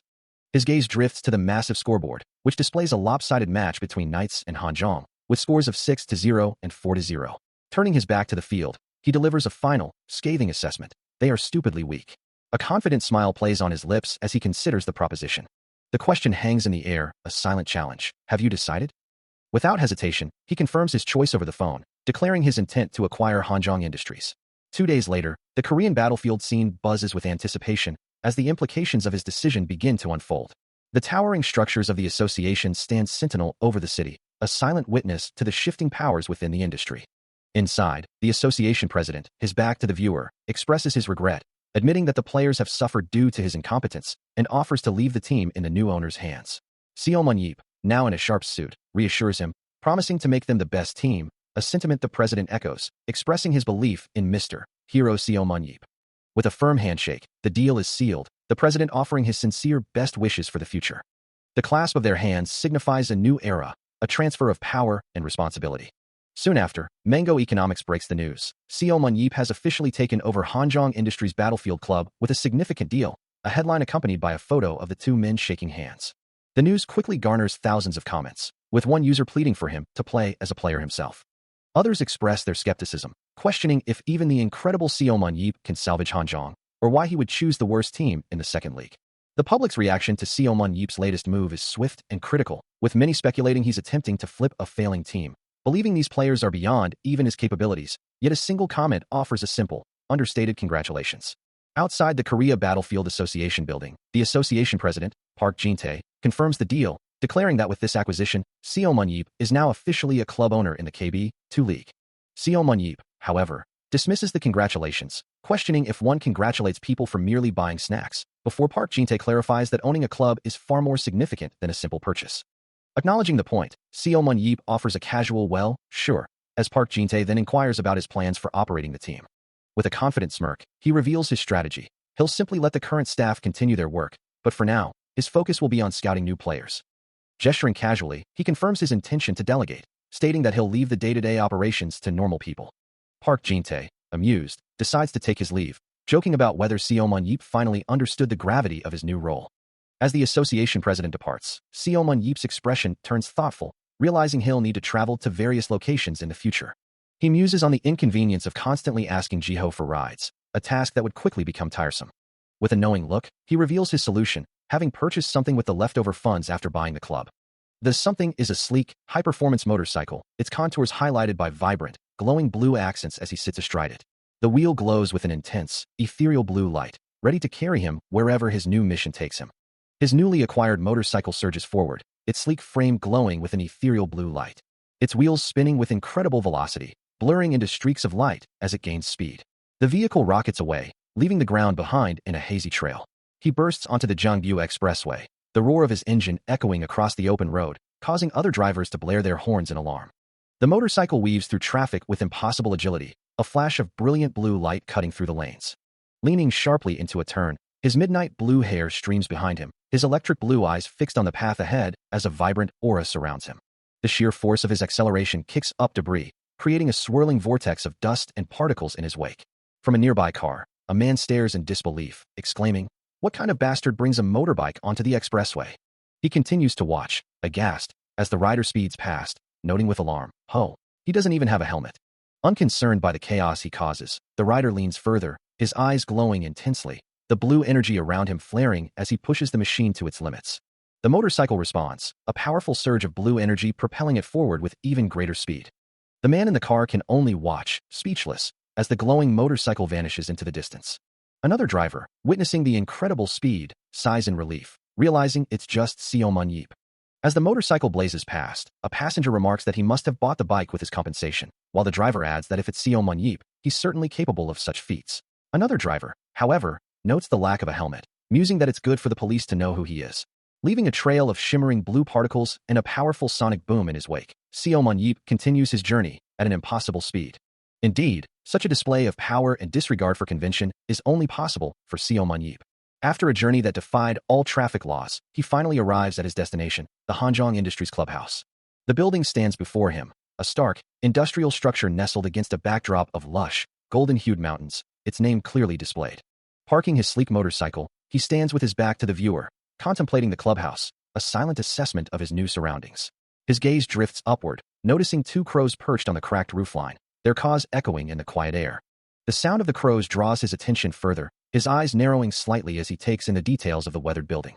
Turning to face the building fully, he mutters to himself, a hint of surprise in his voice as he surveys the unexpected scale of the place. His thoughts continue, acknowledging the building's unassuming exterior, but noting its surprisingly generous and open interior. As he surveys the clubhouse, a man in a tracksuit approaches, questioning his presence and stating that outsiders are not permitted. The man continues, expressing surprise at the late visit from the new club owner, having heard about the takeover just today. He then introduces himself, declaring, "I'm Coach Choi Dongjun." The club owner considers this, an internal thought surfacing. His build is pretty good. Is he a superhuman? As Coach Dongjun asks about his identity, the club owner activates his system, a blue interface appearing to scan the man before him. The system window displays Choi Dongjun's stats, confirming his human status and various attributes, leading the club owner to conclude, as I thought, he's good enough to be a decent support when he was active. With the scan complete, he then asks the coach, so, how old are you? Dongjun, slightly taken aback by the question, replies, I'm 43, born in 1980. A smirk plays on the club owner's lips as he casually drapes an arm around Dongjun's shoulder, revealing, oh, I was born in 76, so you're 4 years younger than me. A faint blue aura emanates from the club owner as he confirms the age difference, his eyes gleaming with a playful intensity. Dongjun, visibly flustered by the sudden shift in dynamic and the glowing presence, stammers, ah, yes. That's right. With a decisive tone, the club owner declares, then I'll call you Lil Dongjun from now on. Still basking in the glow of his playful assertion of seniority, Seo Mun-yeep suggests that Dongjun can comfortably call him Big Brother as well, though the coach quickly deflects, finding club owner a more comfortable title. With a confident smirk, Seo Mun-yeep instructs Lil Dongjun to guide him on a tour of the building. As they begin their walk, passing signs for the cafeteria and offices, the coach points out the various sections of the Hanjong facility. He continues, gesturing towards the dormitory, explaining the layout of the facility and mentioning that there are currently 14 players housed there. Internally, Seo Mun-yeep acknowledges that he was already aware of the player shortage when he took over, but finds relief in the fact that all the necessary facilities are indeed in place. The coach, looking somewhat exasperated, confirms that the land is vast and everything essential was furnished, even if some things are old and rusted. Finally, they arrive at the training center, its entrance looming before them. Inside, a series of training modules are laid out, each a distinct hexagonal pod connected by a central spine. Observing the setup, Seo Mun-yeep notes that this area too is large but appears somewhat neglected. He then questions the coach, pointing out that there are only 11 training modules despite having 14 players. Wiping his brow, the coach explains that the modules were incredibly expensive, and they could barely afford 11, prompting Seo Mun-yeep to internally wonder why someone with a healing superpower would act so poor, suggesting he could simply work at a hospital. Despite his personal dislike for the coach, Seo Mun-yeep concedes that with his recovery and inspire abilities, he isn't entirely bad as a coach. He considers the players the most pressing issue at hand. So he declares to Coach Choi Dongjun that it's time to have a chat with them, prompting a surprise query from the coach, who asks why the sudden change of plans. Seo Mun-yeep, however, is resolute, insisting that the coach gather everyone immediately. Their destination is the lounge, where Seo Mun-yeep settles comfortably, asking if they've all heard the news. He then introduces himself, declaring, I'm Seo Mun-yeop, your new club owner. A young woman, Lee Nayeon, responds with a respectful bow, stating, my name is Lee Nayeon. It's an honor to meet the club owner. She stands before him, her expression a mix of nervousness and excitement. Observing her, he internally muses on her small stature. Before asking, looks like you're practicing with the bow these days? Seo Mun-yeep, observing the young woman before him, notes the calluses on her fingers, a clear sign of dedication, and introduces himself, saying, he acknowledges her outstanding dexterity and speed, but recognizes that her lacking strength has prevented her from becoming a truly effective melee dealer. As they sit opposite each other, he continues, suggesting that she must be worrying a lot, especially since her skills haven't improved, no matter how hard she's tried. A hint of sadness crosses her face as she quietly affirms, her eyes downcast. Seo Mun-yeep's thoughts reveal that her lack of skill would have kept her perpetually stuck in the second league, but he quickly dismisses that fate. He declares that since she has captured his attention, that story will change, reassuring her that everything will be all right. With a confident smile, he promises to ensure she can perform on the starting lineup, a statement that leaves her utterly stunned, her eyes wide with disbelief. Her shock quickly turns to excitement as she imagines herself as Saint Tail, a legendary figure, her face beaming with newfound hope. Standing before her, Seo Mun-yeep points a finger upwards, his expression resolute, while she looks up at him, still processing the incredible offer. Her eyes widen further, reflecting a mix of awe and trepidation, as he prepares to reveal her true potential. With her hands clasped nervously, she listens as he declares that from now on, she will be the thief who steals the opposing team's sanity. In a quiet, modern room, a woman stands before Seo Mun-yeep, who sits casually on a sofa, as she asks if he believes she can improve, no matter how hard she trains. Her expression filled with resignation, she admits that she truly feels hopeless. A calm, almost dismissive, all right escapes Seo Mun-yeep's lips, his words hanging heavy in the air. Then, with a confident smile and a pointed finger, he declares that she is fired. The woman's eyes widen in shock, her face contorting in despair, as she wonders if it truly has to end like this. A tear begins to well in her eye, her hope visibly crumbling. But then, the man clarifies, standing now and looking directly at her, that he said he would make her a core player. Her expression shifts from despair to utter disbelief, a stunned, are you serious? Escaping her lips. With a confident, almost mischievous grin, the protagonist points at her once more, affirming that from what he can see, she does indeed possess talent. He leans in, his voice a low murmur, asking if her talent is perhaps for archery. The question seems to strike her like a physical blow, her eyes widening in disbelief as she thinks, are you retarded? What kind of superhuman can't use a bow? But Seo Mun-yeep quickly clarifies, explaining that her unique talent isn't suited for such a straightforward approach, instead showing her a vision of figures running with incredible speed. With a confident smirk, he states, it's running. Baek Hae-yeon looks at him, still processing his words, as he continues to elaborate on his strategy. He suggests that if she just focuses on running and combines that with her jump superpower, she could achieve something remarkable. He paints a vivid picture of her in action, a glowing aura surrounding her as she uses a bow to steal monsters that the enemy team worked hard to kill, effectively controlling the battlefield. And if they get angry and try to catch her, she just needs to trust in her speed and get the hell out of there. Baek Hae-yeon, her expression shifting from surprise to dawning comprehension, asks, are you saying I'll play as a controller? He simply replies, correct. Her role will be to fully focus only on controlling the field. Because as a nuisance to hunting, he knows they won't be able to leave her alone. Even if they try to catch her, she'll be too fast to catch anyway. He leans in, a smirk playing on his lips, instructing her to simply mess with their opponents, as the game itself encourages such tactics. He assures her that he will inform the coach, so her only task is to run as if her life depends on it, emphasizing that she will only participate in real matches once her speed reaches a certain threshold. Still processing his words, Baek Hae-yeon asks if merely following this strategy will truly allow her to become a core player, to which he confidently replies, obviously. He adds that if she performs well, she might even make it onto the national team. A sudden realization dawns on her, her eyes widening in surprise, as the weight of his words truly sinks in. Her mouth drops open in disbelief, uttering a stunned, what? Really? Kneeling before him, she presses for confirmation, asking repeatedly, really? You're not lying? Really, really? He simply confirms with a calm, single word, really. Her cheeks flush with excitement as the words echo in her mind. Core player, national team. Overwhelmed with gratitude and renewed determination, she bows deeply, exclaiming, thank you so much. I'll really do my best. With the conversation concluded, he turns away, instructing her to go for now, and then call Namkoong Jahun. A soft creak of a door signals an arrival, followed by a polite, excuse me. Turning his head slightly towards the sound, Seo Mun-yeep responds, yeah, come in. As the newly summoned individual steps forward, he offers a polite greeting, introducing himself as support Namkoong Jahun, expressing his honor to meet the other. Observing the man before him, Seo Mun-yeep's gaze is sharp, a hint of skepticism in his eyes. He muses internally that this is his first time encountering such a slender figure among superhumans. A wry thought crosses his mind. This team certainly has some peculiar players. Later, seated comfortably, Jahun acknowledges the summons, questioning the purpose of their meeting. The other man's expression remains unreadable, his gaze fixed on Jahun. With a slight smirk, Seo Mun-yeep delivers a blunt statement. Jahun is no longer a support. The sudden declaration leaves Jahun stunned, a single word of disbelief escaping his lips. His surprise turns to protest, as he insists on his role as a support. Seo Mun-yeep reiterates his point, firmly stating that Jahun is not a support, cutting him off as he tries to explain himself. Confused and bewildered, Jahun questions the abrupt change and the identity of the man before him.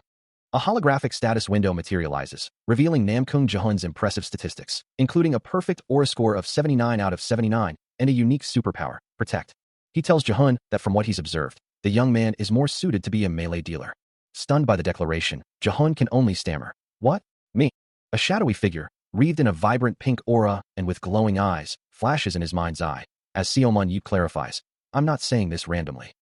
He leans forward from his seat, questioning, have you seen me in matches?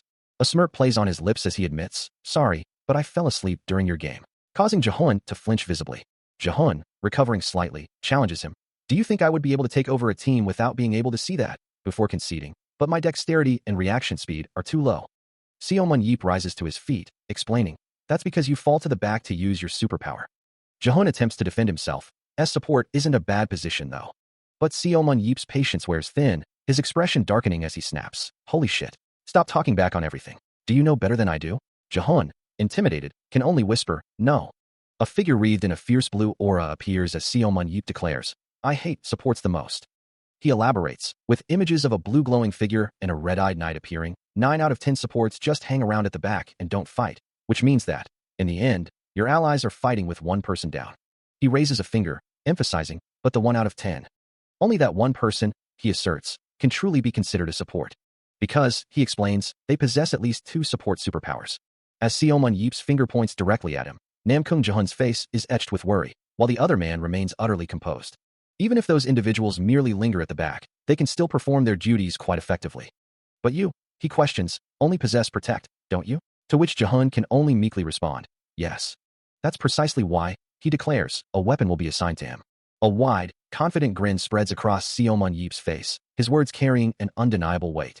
Jehun's eyes widen in disbelief, his mind racing to process the implication. Was he suggesting he would be transformed into a sword-wielding support?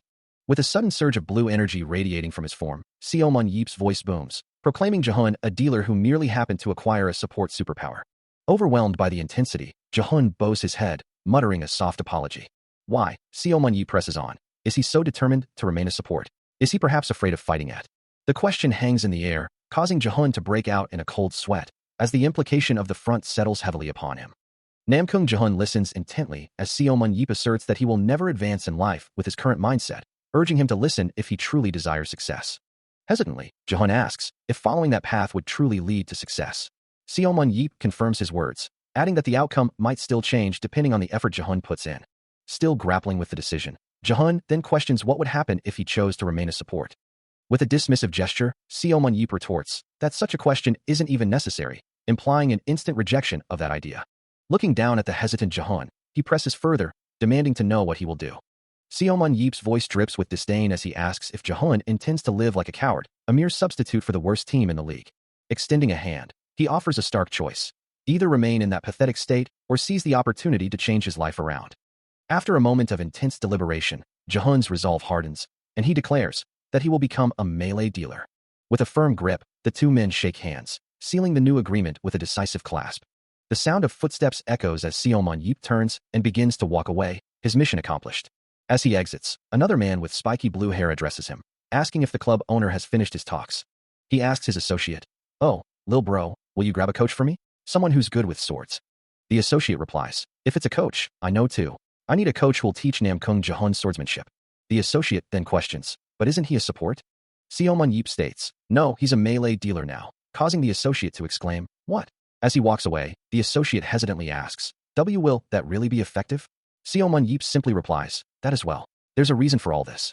The associate then adds, "And those first squad kids, get their endurance up." Seomun Yeep explains, "Last time, against GT Knights or whatever, they were pushed back because of endurance." The associate quickly responds, "You understood." Seomun Yeep declares, "Then, I'm going." The associate respectfully bids him farewell. "Yes, sir. Take care." Standing beside his motorcycle, he remembers, "All right." Looking up at the imposing Hanjong Industries building, he hums thoughtfully, a soft sound escaping him. His thoughts drift to a new challenge. What should I change the team name to? The next day dawns with a clear, bright sky, and the scene shifts to the exterior of a modern, imposing building. Inside, a deep frown creases his brow as he clutches his head, clearly troubled by something. His associate, standing over him, asks with concern if he's worrying about something, noting that such behavior is unlike him. Lying on the couch, he simply replies that he is indeed worried. He then curtly tells the other man to not talk to him right now, prompting his associate to playfully call him a punk for acting dramatic when he isn't even watching a show. The associate points to a screen, wondering if his worries stem from Hanjong Industries. He then mentions hearing they only have 14 players, asking if he plans to recruit more. The associate's question hangs in the air as he considers the idea of recruiting new players, a sudden realization hitting him. With a sudden movement, he exclaims in surprise, as if the thought had just occurred to him. As he rises from the couch, his associate asks where he's going, to which he simply replies, "Recruitment." Standing by a doorway, a thoughtful expression on his face, he muses that he probably should recruit some. He then gazes out a large window, contemplating his next steps. Seomun Yeep, having made a firm decision, realizes he even has a megaphone he can use just in time, as a low murmur of voices fills the air around him. Meanwhile, a small crowd gathers, their faces a mix of curiosity and concern, though their presence seems to go unnoticed by the determined young man. With a soft slide of the door, he steps out, already on the phone, greeting the person on the other end. "Hello, Lil Dongjin?" His expression resolute, he wastes no time getting to the point. "Let's recruit some new players." A beat of silence passes before he reacts with surprise, hearing the response. "What? Are you serious?" He pauses, then adds, "Of course. Is there?" He listens intently, his back to the viewer, as the other voice explains, "An issue? That's, our funds are too tight to hold additional players."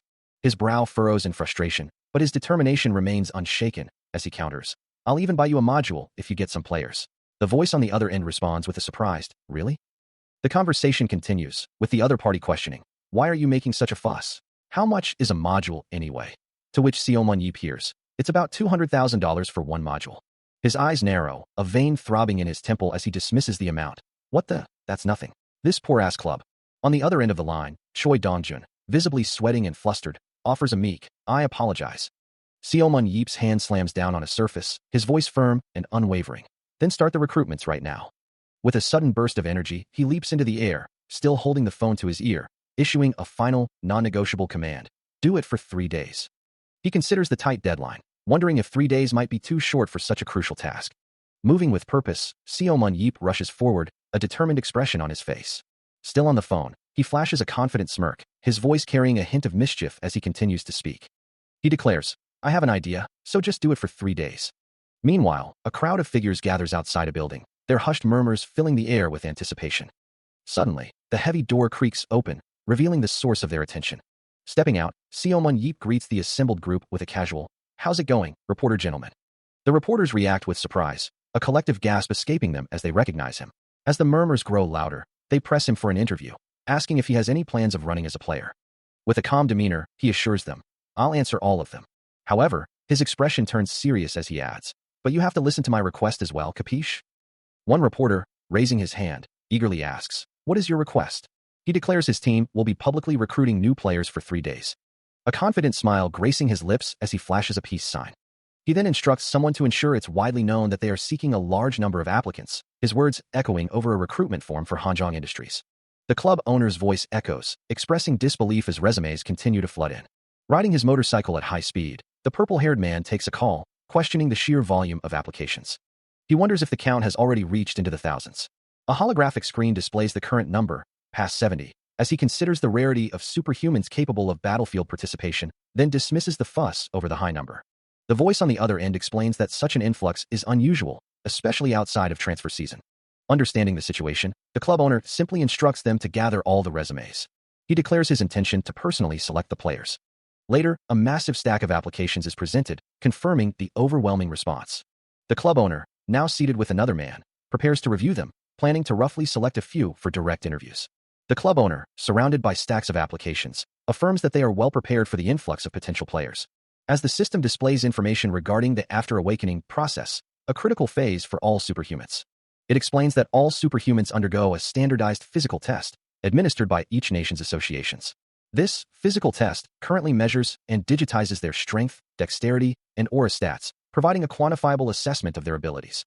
The club owner then observes a profile, noting that this was the same test Seomun Yeop took before, and despite his impressive stats, strength 890, dexterity 1007, and aura 1030, he dismisses them with a frustrated sigh, muttering that all these stats are trash. He continues to sift through the applications, a new thought forming, wondering what else could be wrong. Elsewhere, a man with reddish-brown hair clenches his fists in anger, exclaiming that the lack of potential is evident just by looking at the numbers. Back at his desk, the club owner, still sifting through the piles, concedes that despite the generally low quality, there should be at least one usable applicant among them. His gaze sharpens as he focuses on a particular profile, his expression shifting subtly. A close-up on his eye reveals a flicker of surprise, as he utters a soft, questioning sound. The source of his astonishment is an ID card for Jo Sung-ho, a 22-year-old male, whose stats are notably low, strength 329, dexterity 438, and aura 612. However, his listed superpowers include the ability to deliver objects to another person and transfer what I see to another person, along with a career as an XX delivery driver for 2 years, hinting at a unique, non-combat-oriented skill set. Still pondering the unusual profile, the club owner notes the applicant's physical stats, a strength of 33 and dexterity around 44, which for a delivery driver, is quite respectable. However, he muses, these numbers are barely 1.5 times better than a normal Olympic gold medalist. Yet, despite Jo Sung-ho having nothing remarkable to show physically, his superpowers, the ability to deliver objects and transfer his view to another person, are what truly capture the club owner's attention. A wide, intrigued grin spreads across his face. This applicant, he thinks, is pretty interesting. Days later, the recruitment process is in full swing, with applicants arriving at the facility. A cheerful voice greets Seomun Yeop as a young man with neat brown hair approaches. The club owner, now dressed in a sharp suit, extends his hands with a beaming smile, declaring himself a fan. Seated across from Kim Jin-ho, the club owner begins the interview, asking about his past experience in battlefield during high school. Jin-ho confirms his participation but explains he gave it up after graduation, believing it wasn't the right path for him.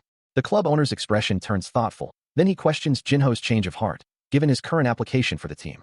Jin-ho, signing a document, clarifies that he didn't change his mind about battlefield, but rather, he simply wanted to meet Seomun Yeop personally and obtain his signature. Kim Jin-ho, his expression earnest, insists he is a diehard and loyal fan of Seomun Yeop. However, The club owner's response is immediate and harsh, a blunt command to fuck off, which leaves Jinho utterly bewildered. With a cold glare, the club owner reiterates his demand, his words cutting through the tense silence. Jinho, still reeling from the shock, questions how he could be treated with such disrespect, especially after approaching with sincerity. The club owner leans in, his voice a low threat, warning Jinho about the consequences if this incident were to be revealed outside. Before Jinho can react, a sudden, brutal punch connects with his face, sending a spray of blood into the air. The force of the blow sends him staggering backward, a guttural cry escaping his lips as his body absorbs the impact. Through the pain, Jinho manages to gasp out a question, asking if the club owner hasn't seen him on the news. Ignoring his plea, the club owner delivers a powerful kick, sending Jinho flying through the air with a dismissive, "Yeah, go tell everyone, you son of a bitch." As Jinho tumbles, his mind races, the realization hitting him that this is a team with a truly crazy club owner. The club owner, his face still etched with cold fury, turns to an unseen assistant, ordering them to send in the next applicant. Meanwhile, Jo Sung-ho, who had been observing the entire ordeal, calmly instructs someone to lift Jinho's legs. He watches impassively as two of his associates carry the limp form of Kim Jinho down the corridor, the applicant's body still reeling from the brutal assault, while a thought crosses his mind about the explosion he'd heard moments before. With the previous applicant dispatched, the club owner's attention shifts as a new voice calls out, inviting the next candidate, Jo Sung-ho, to step forward, a nervous gulp escaping him as he prepares to face the formidable interviewer. Stepping into the room with a composed demeanor, Jo Sung-ho introduces himself, his gaze steady despite the tense atmosphere. The club owner and his associate stand before him, their presence a silent challenge to the new arrival. As the club owner reviews the applicant's file, an interviewer beside him expresses disbelief, questioning how someone with such abysmal statistics could even reach this stage of the process. The interviewer turns to the club owner, his face etched with confusion, unable to comprehend the decision to consider such a seemingly weak candidate, while the club owner simply smirks. Ignoring the interviewer's concerns, the club owner activates his eyes of analysis, a brilliant blue glow enveloping Jo Sung-ho as his true capabilities are laid bare. The holographic display confirms the interviewer's initial assessment, showing Jo Sung-ho's strength and dexterity to be disappointingly low, just as the club owner had suspected. Yet, the analysis continues, revealing two extraordinary abilities: deliver object, allowing him to transfer items to a target within 3 kilometers, and deliver vision, which enables him to share his sight with another, also within a 3-kilometer range. And finally, the most intriguing power of all, deliver aura, capable of transferring his very essence to a nearby target, confirming that despite his weak physical stats, Jo Sung-ho possesses 3 truly unique superpowers. And one of Jo Sung-ho's unique powers is even deliver aura, an ability that allows him to transfer his own aura to a nearby target. This is a rare skill, possessing a high level of tactical utility. Considering he didn't even bother to list such a powerful superpower on his resume, the club owner surmises that the young man probably doesn't even know he awakened it. He continues to write, a subtle smirk playing on his lips. Meanwhile, his associate asks, born in 2002? Isn't he pretty close in age to Lee Na-yeon? To which the club owner confirms, yes, he's the same age as her. The associate, looking surprised, then questions, but why Na-yeon so suddenly? The club owner's eyes glow with a mischievous light as he turns to the applicant, who looks up with a startled, "What?" as the club owner addresses him directly. Mr. Jo Sung-ho. A bead of sweat rolls down the young man's temple as he responds nervously, "Yes, club owner." The club owner's tone shifts, becoming more direct as he points to the resume. "You only wrote that you were a delivery driver on your careers, but have you had experience with Battlefield?" Looking downcast, Jo Sung-ho admits, "I do not. I've only worked as a delivery driver." The club owner then presses him, "Then what motivated you to apply?" Slamming his fist on the table, the club owner declares, "Looking at your stats, you should know that you're not fit to be a player." He knows his skills are trash, a fact he's been acutely aware of for a long time. Yet, ever since he was young, becoming a Battlefield player has been his unwavering dream. Back then, he used his low stats as an excuse to not even try, always giving up before he even started. Although to others it might look like he's just trying to make memories here, he's actually reflecting on a deeper truth. As he walks, a quiet determination settles over him, his thoughts continuing to churn. But now, he applies himself with more sincerity than anyone else he knows. The club owner then asks if he has a few questions, to which Jo Sung-ho readily agrees. He inquires if Jo Sung-ho can use his object delivery ability even when the target is far away. Jo Sung-ho confirms he's tested it to about 2.5 kilometers, though it can actually reach up to 3 kilometers. The club owner then presses, asking how he transfers an object to someone far away whom he can't see, suggesting he should first know their location. Jo Sung-ho explains that he can sense their general position using his aura, which the club owner acknowledges. So, if they're within his range, he can deliver the object, a mechanism Jo Sung-ho confirms is accurate. The club owner acknowledges that Jo Sung-ho's aura delivery isn't automatic, requiring manual targeting, but quickly dismisses the concern, reasoning that enemy positions within a dungeon are inherently limited. A smirk playing on his lips, he muses on the ability to scout as well, concluding that Jo Sungo is far more useful than he initially thought. His thoughts drift to a vision of a serene nun, a figure he believes can help the saint. As the club owner's gaze returns to Jo Sungo, the young man's eyes widen slightly, questioning the mention of a nun, while Kim Jinho, standing nearby, expresses his gratitude with a relieved exclamation. The club owner then directly addresses Jo Sungo, confirming his identity, to which he nervously affirms. With a decisive declaration, the club owner announces that Jo Sungo is officially in. A wide, confident grin spreads across his face, his finger pointing forward with an air of triumph. Kim Jinho, overwhelmed with relief, expresses his heartfelt thanks, while Jo Sungo, still processing the news, questions if the club owner is truly serious. The club owner's vision shifts again, now focusing on a formidable female warrior, Lee Nayeon, whom he intends for Jo Sungo to become a good partner with. Both Jo Sungo and Kim Jinho react with visible shock, uttering a bewildered "what?" at the unexpected revelation. The club owner then clarifies his strategy, stating that from this moment forward, their team will revolve around these two individuals. Leaning forward with intense focus, his hands gripping the desk, the club owner's expression conveys his absolute determination to execute this new team dynamic. He muses to himself that with the thief girl and the dark nun, his combo is now complete. All of this for a new Hanjong Industries. The company, now led by owner Seo Moon-yob, stands ready for its new beginning. And so, in celebration of their new start, a festive gathering is underway. With drinks flowing freely, everyone is encouraged to eat and drink to their heart's content. Amidst the cheers, the owner rallies his new players, exhorting them to do their best. As the celebration continues, with food sizzling on the grill, the atmosphere is light and jovial. Though they might appear a ragtag band, he thinks, the team atmosphere is surprisingly good, as someone greets him. "Hello, club owner." He responds with a surprised, "Eh." Standing before him is a man with pinkish red hair, introducing himself as No Young-hwan, the captain of Hanjong Industries. A system window materializes, displaying No Jung-hwan's stats, a human with impressive strength at 82 to 87, dexterity at 65 to 65, speed at 64 to 69, endurance at 60-85, willpower at 79-83, skill at 66-76, and an aura of 70-70, possessing the superpower of body strengthening. Recognizing him, the owner thinks, "This is the guy I saw playing in the match before," as Young-hwan responds with a simple, yeah." Though he might not be the most exciting presence as a standard tank, his statistics are simply too exceptional to be overlooked for this team. As he considers the new captain, a voice reminds him of the significant investment made into their team. No Young-hwan, the captain, responds with a respectful bow, assuring his new owner that they will strive to meet expectations and avoid disappointment. The owner dismisses his concern, stating that there's no need to feel pressured, as he isn't seeking immediate results. Young-hwan bows again, promising to be in his care as well. Watching the captain, Seo Moon-yob muses that he is a diligent individual, perfectly suited for leadership. Elsewhere, a young woman with vibrant red hair engages in conversation, her animated gestures suggesting a lively personality. Observing her from a distance, Seo Moon-yob notes that the tail girl is quite adept at making friends. With a beckoning finger, he calls out to another team member, Jo Sungo, instructing him to approach. Approaching the red-haired woman and the captain, Seo Moon-yob asks if they've already had a chance to get acquainted, to which she enthusiastically confirms, explaining that he's the new player in Squad 2. She then exclaims that the captain is also her age, prompting Seo Moon-yob to declare them a set menu from now on, encouraging them to maintain their friendly relationship. He listens as Lee Nayeon questions the term, set menu, a concept Seo Moon-yob had just introduced to describe the pairing of her and No Young-hwan. Continuing his explanation, Seo Moon-yob reveals that if one were to encounter Saint Tail, they would also find a mysterious, dark nun operating from the shadows, providing information and absolving guilt through prayers. Both No Young-hwan and Lee Nayeon appear taken aback by this revelation, with Lee Nayeon exclaiming that she hadn't realized those two were so nefarious, having only looked them up online. Seo Moon-yob then clarifies the identity of the dark nun, stating that Sungo is, in fact, that very nun, a figure now radiating a soft, golden glow. The two new recruits exchange bewildered glances, clearly surprised by the unexpected connection. With a dismissive wave, holding a bottle in hand, Seo Moon-yob tells them that's all the information for now, promising to share more details later, and instructs them to go and drink. No Young-hwan responds with a hesitant, "Huh? Oh, okay."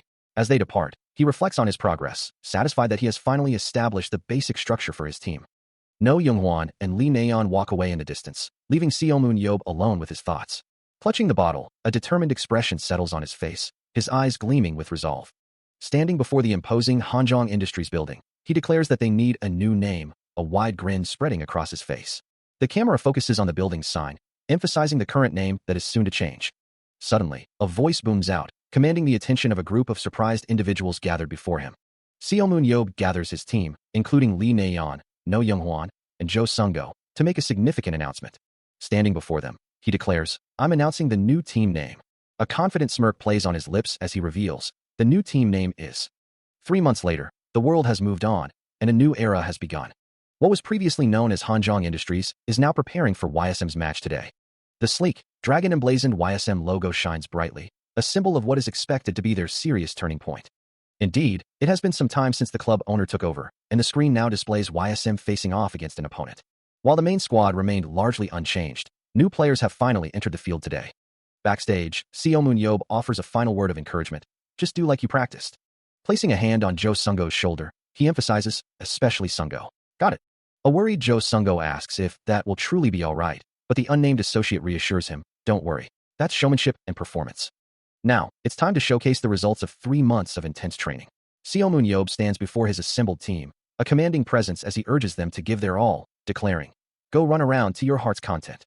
And with a unified voice, the team responds with a resounding, "Yes, sir." The stage is set, the digital arena glowing with anticipation as the matchup is revealed, YSM vs INC Cheonbc. Baek Hae-yeon, No Chung-won, Nam Kung-jaehoon, and Kim Jin-ho stand ready, their expressions a mix of determination and focus, the vibrant, shifting energies of the virtual battlefield swirling around them. The moment arrives, as the announcement flashes, Set 1 starts now.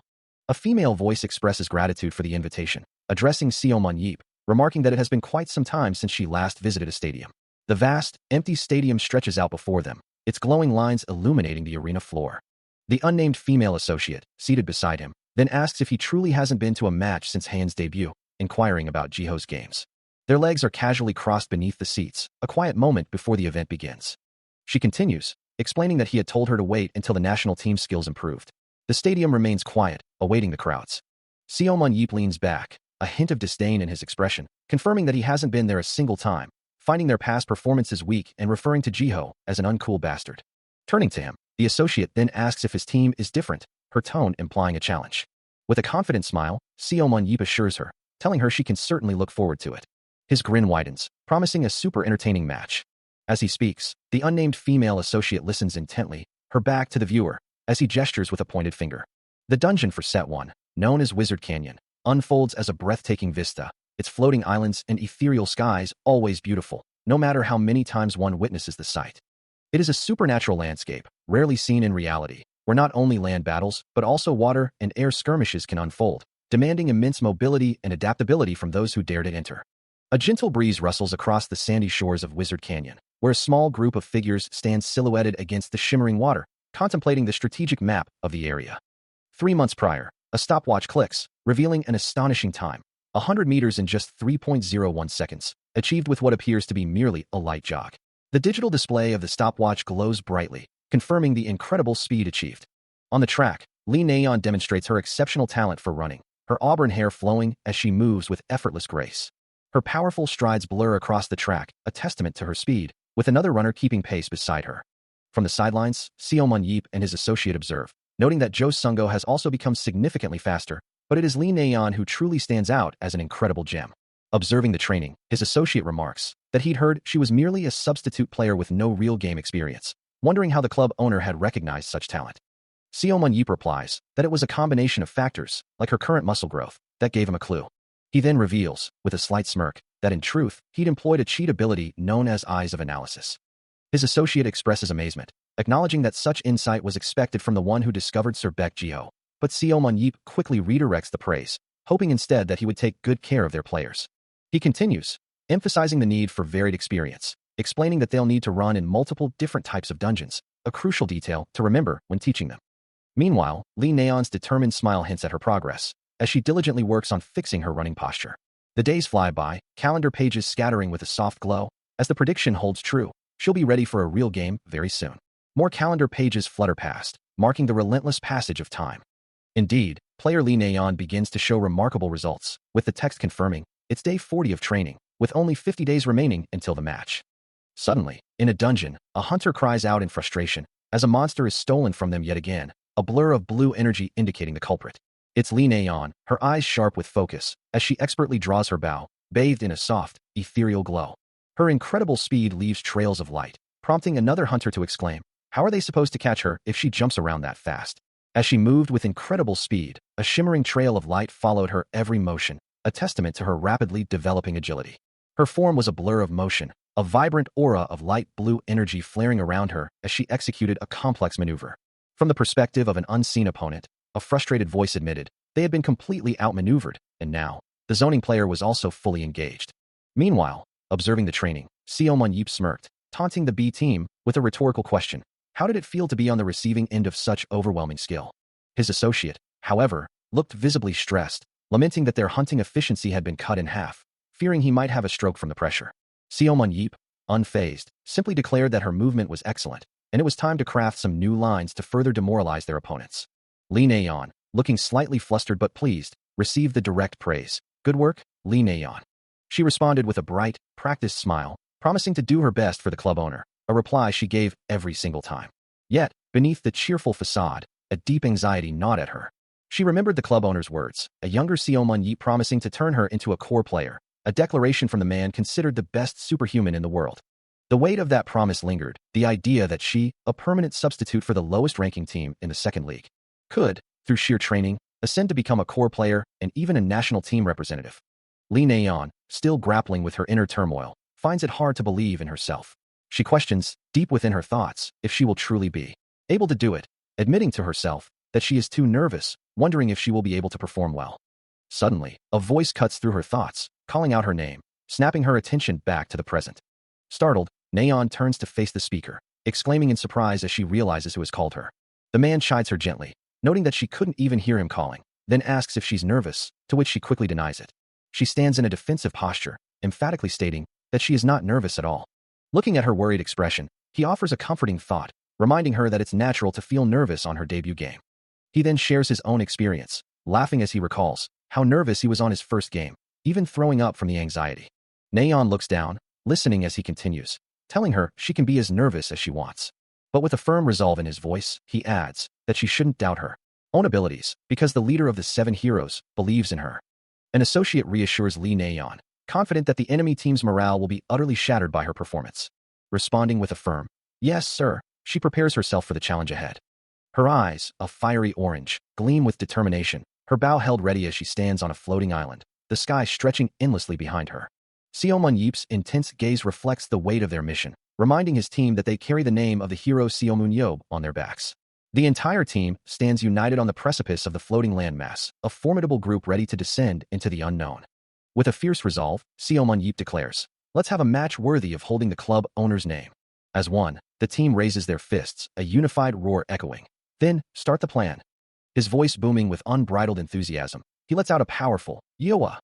Meanwhile, Choi Dongjun and the associate observe a tactical screen, noting that YSM has begun to move in 3 teams, prompting a question about whether this is the 4-4-3 strategy. However, a crucial detail emerges. The 3-person team isn't hunting, they're simply running across the dungeon. Lee Na-yeon, No Chung-won, and Nam Kung-jahun sprint through the dungeon, their forms a blur of motion, Na-yeon's bow ready for any sudden encounter. Their feet kick up dust and glowing particles as they move with incredible speed, a skirmish right from the get-go, raising questions about the tactics at play.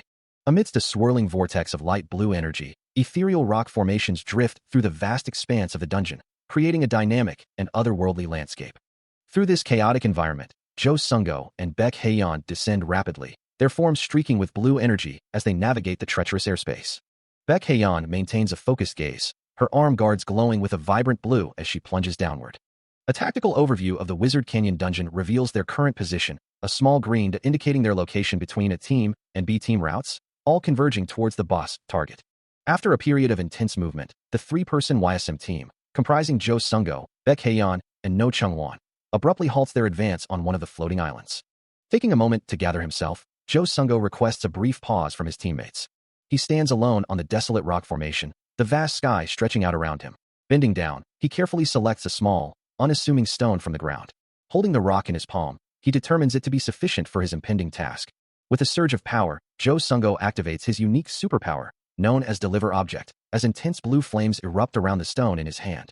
The blue energy expands rapidly, a powerful force radiating outwards.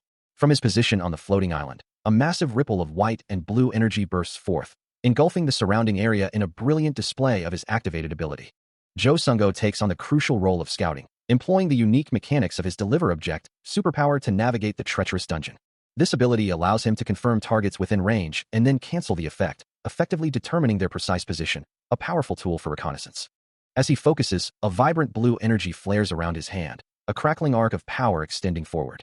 The energy surges ahead, impacting and shattering the icy terrain, clearing a path as he and his companions, Baek Haeyeon and No Chung-won, press onward with incredible speed. The blue arc of power continues to guide their rapid advance, illuminating their forms as they race through the dungeon. With a determined gaze, he confirms their presence, announcing, "Found them. Park Jong-hyuk, Choi Yong-gil, Jung Yoon-dae, Im Jae-wook." The targets are positioned high above, on a distant floating island. Observing the distant figures, a voice responds, "Okay." Baek Haeyeon, poised and ready, crouches low, her eyes fixed on the elevated position of their adversaries. With swift precision, she draws her bow, the weapon humming with latent energy as she prepares her shot. Then, with an explosive burst of power, she launches herself into the air, a blur of motion streaking towards the distant island.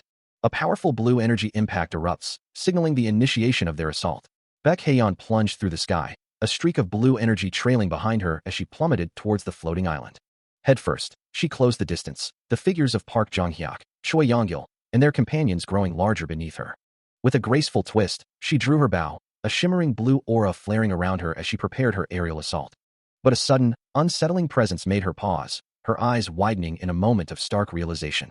Behind the floating island, a colossal, fiery dragon-like monster materialized, its body glowing with molten cracks and radiating an oppressive heat that warped the very air. On the island, Park Jong-hyuk reacted instantly, raising his shield to absorb a searing impact, golden energy flaring as he braced against the force. Smaller, red dragon-like minions swarmed from the larger beast, descending upon Jong-hyuk and his companions, including Choi Yong-gil, who were now fully engaged in a desperate defense. Haeyeon glanced back, her initial target momentarily forgotten as the true threat revealed itself. Adjusting her trajectory mid-fall, she redirected her momentum towards the swarming creatures. A volley of glowing blue energy arrows erupted from her bow, streaking through the air to intercept the advancing minions. The arrows struck with explosive force, shattering into brilliant blue shards that engulfed the monsters in a blinding flash. Surrounded by her crackling aura, she declared with unwavering resolve, "All right, none of the players here can catch me easily." She continues her aerial assault, gathering brilliant blue energy around her, preparing to unleash another volley. Meanwhile, on the floating island, the team presses their advance, their movements swift and coordinated as they close in on the monstrous threat. A massive, fiery dragon-like creature lunges forward, but Park Jong-hyuk meets its charge with his shield, the impact sending a shockwave of light and fire across the ground. He shouts, "All right, we nearly got it." The monster roars in defiance, its fiery breath scorching the air, as a voice urges everyone, focus till the end. Suddenly, a piercing blue energy arrow streaks through the air, striking the monster with a resounding impact that makes it shriek in pain. The creature recoils, a blue shaft embedded in its scales, as it questions, "An arrow?" From a distance, the archer grins, a triumphant "nice" escaping her lips. Choi Yong-gil, surprised by the sudden turn of events, asks, "Skirmish? Already?" While Park Jong-hyuk, ever the leader, calmly instructs, "Don't be shaken, and focus on the hunt." A determined voice declares that Im Jae-wook will take care of Lee Na-yeon. True to his word, Im Jae-wook charges forward, blue lightning crackling around him as he prepares to engage. From her vantage point, the archer fires another arrow, a streak of blue energy arcing towards the monster. Meanwhile, the protagonist stands ready, a vibrant purple aura flaring around him, his presence a powerful promise of impending action. A sudden, unseen attack forces Lee Na-yeon to react instantly, her form blurring with incredible speed as she evades the strike. But before her opponent can even register her movement, a powerful blue energy blast erupts, sending an Incheon player reeling from the impact, debris scattering around him. He looks around frantically, his eyes wide with confusion, wondering where she could have disappeared to, demanding to know where she's looking. From a new, distant vantage point, Lee Na-yeon's voice rings out, taunting him with a simple declaration, "She's over here." Another swift, blue-hued strike lands, the force of her attack sending shockwaves through the air. The Incheon player's frustration boils over, his face contorted in anger, as he accuses her of making fun of him, convinced he knows her landing point since she jumped upwards. With a determined shout of "now," he charges forward, a knife glinting in his hand, attempting to intercept her. But his attack is futile. Lee Na-yeon is already gone, a blur of blue energy leaving him striking only empty air. Her voice echoes once more, "Over here," as she calls out for him to just get caught, her body radiating a vibrant blue aura. The Incheon player can only utter a frustrated "that," admitting that even if he wanted to catch her, he simply can't, because she's too slow. His face contorts in a furious snarl, cursing her relentless agility and taunting. Meanwhile, Lee Na-yeon continues her relentless assault, her movements and taunts effectively grinding away at the composure of the Incheon players. The Incheon player finds himself increasingly flustered, unable to keep pace with her blinding speed. Even with her agility, she knows her supply of arrows is limited, a critical vulnerability in prolonged combat.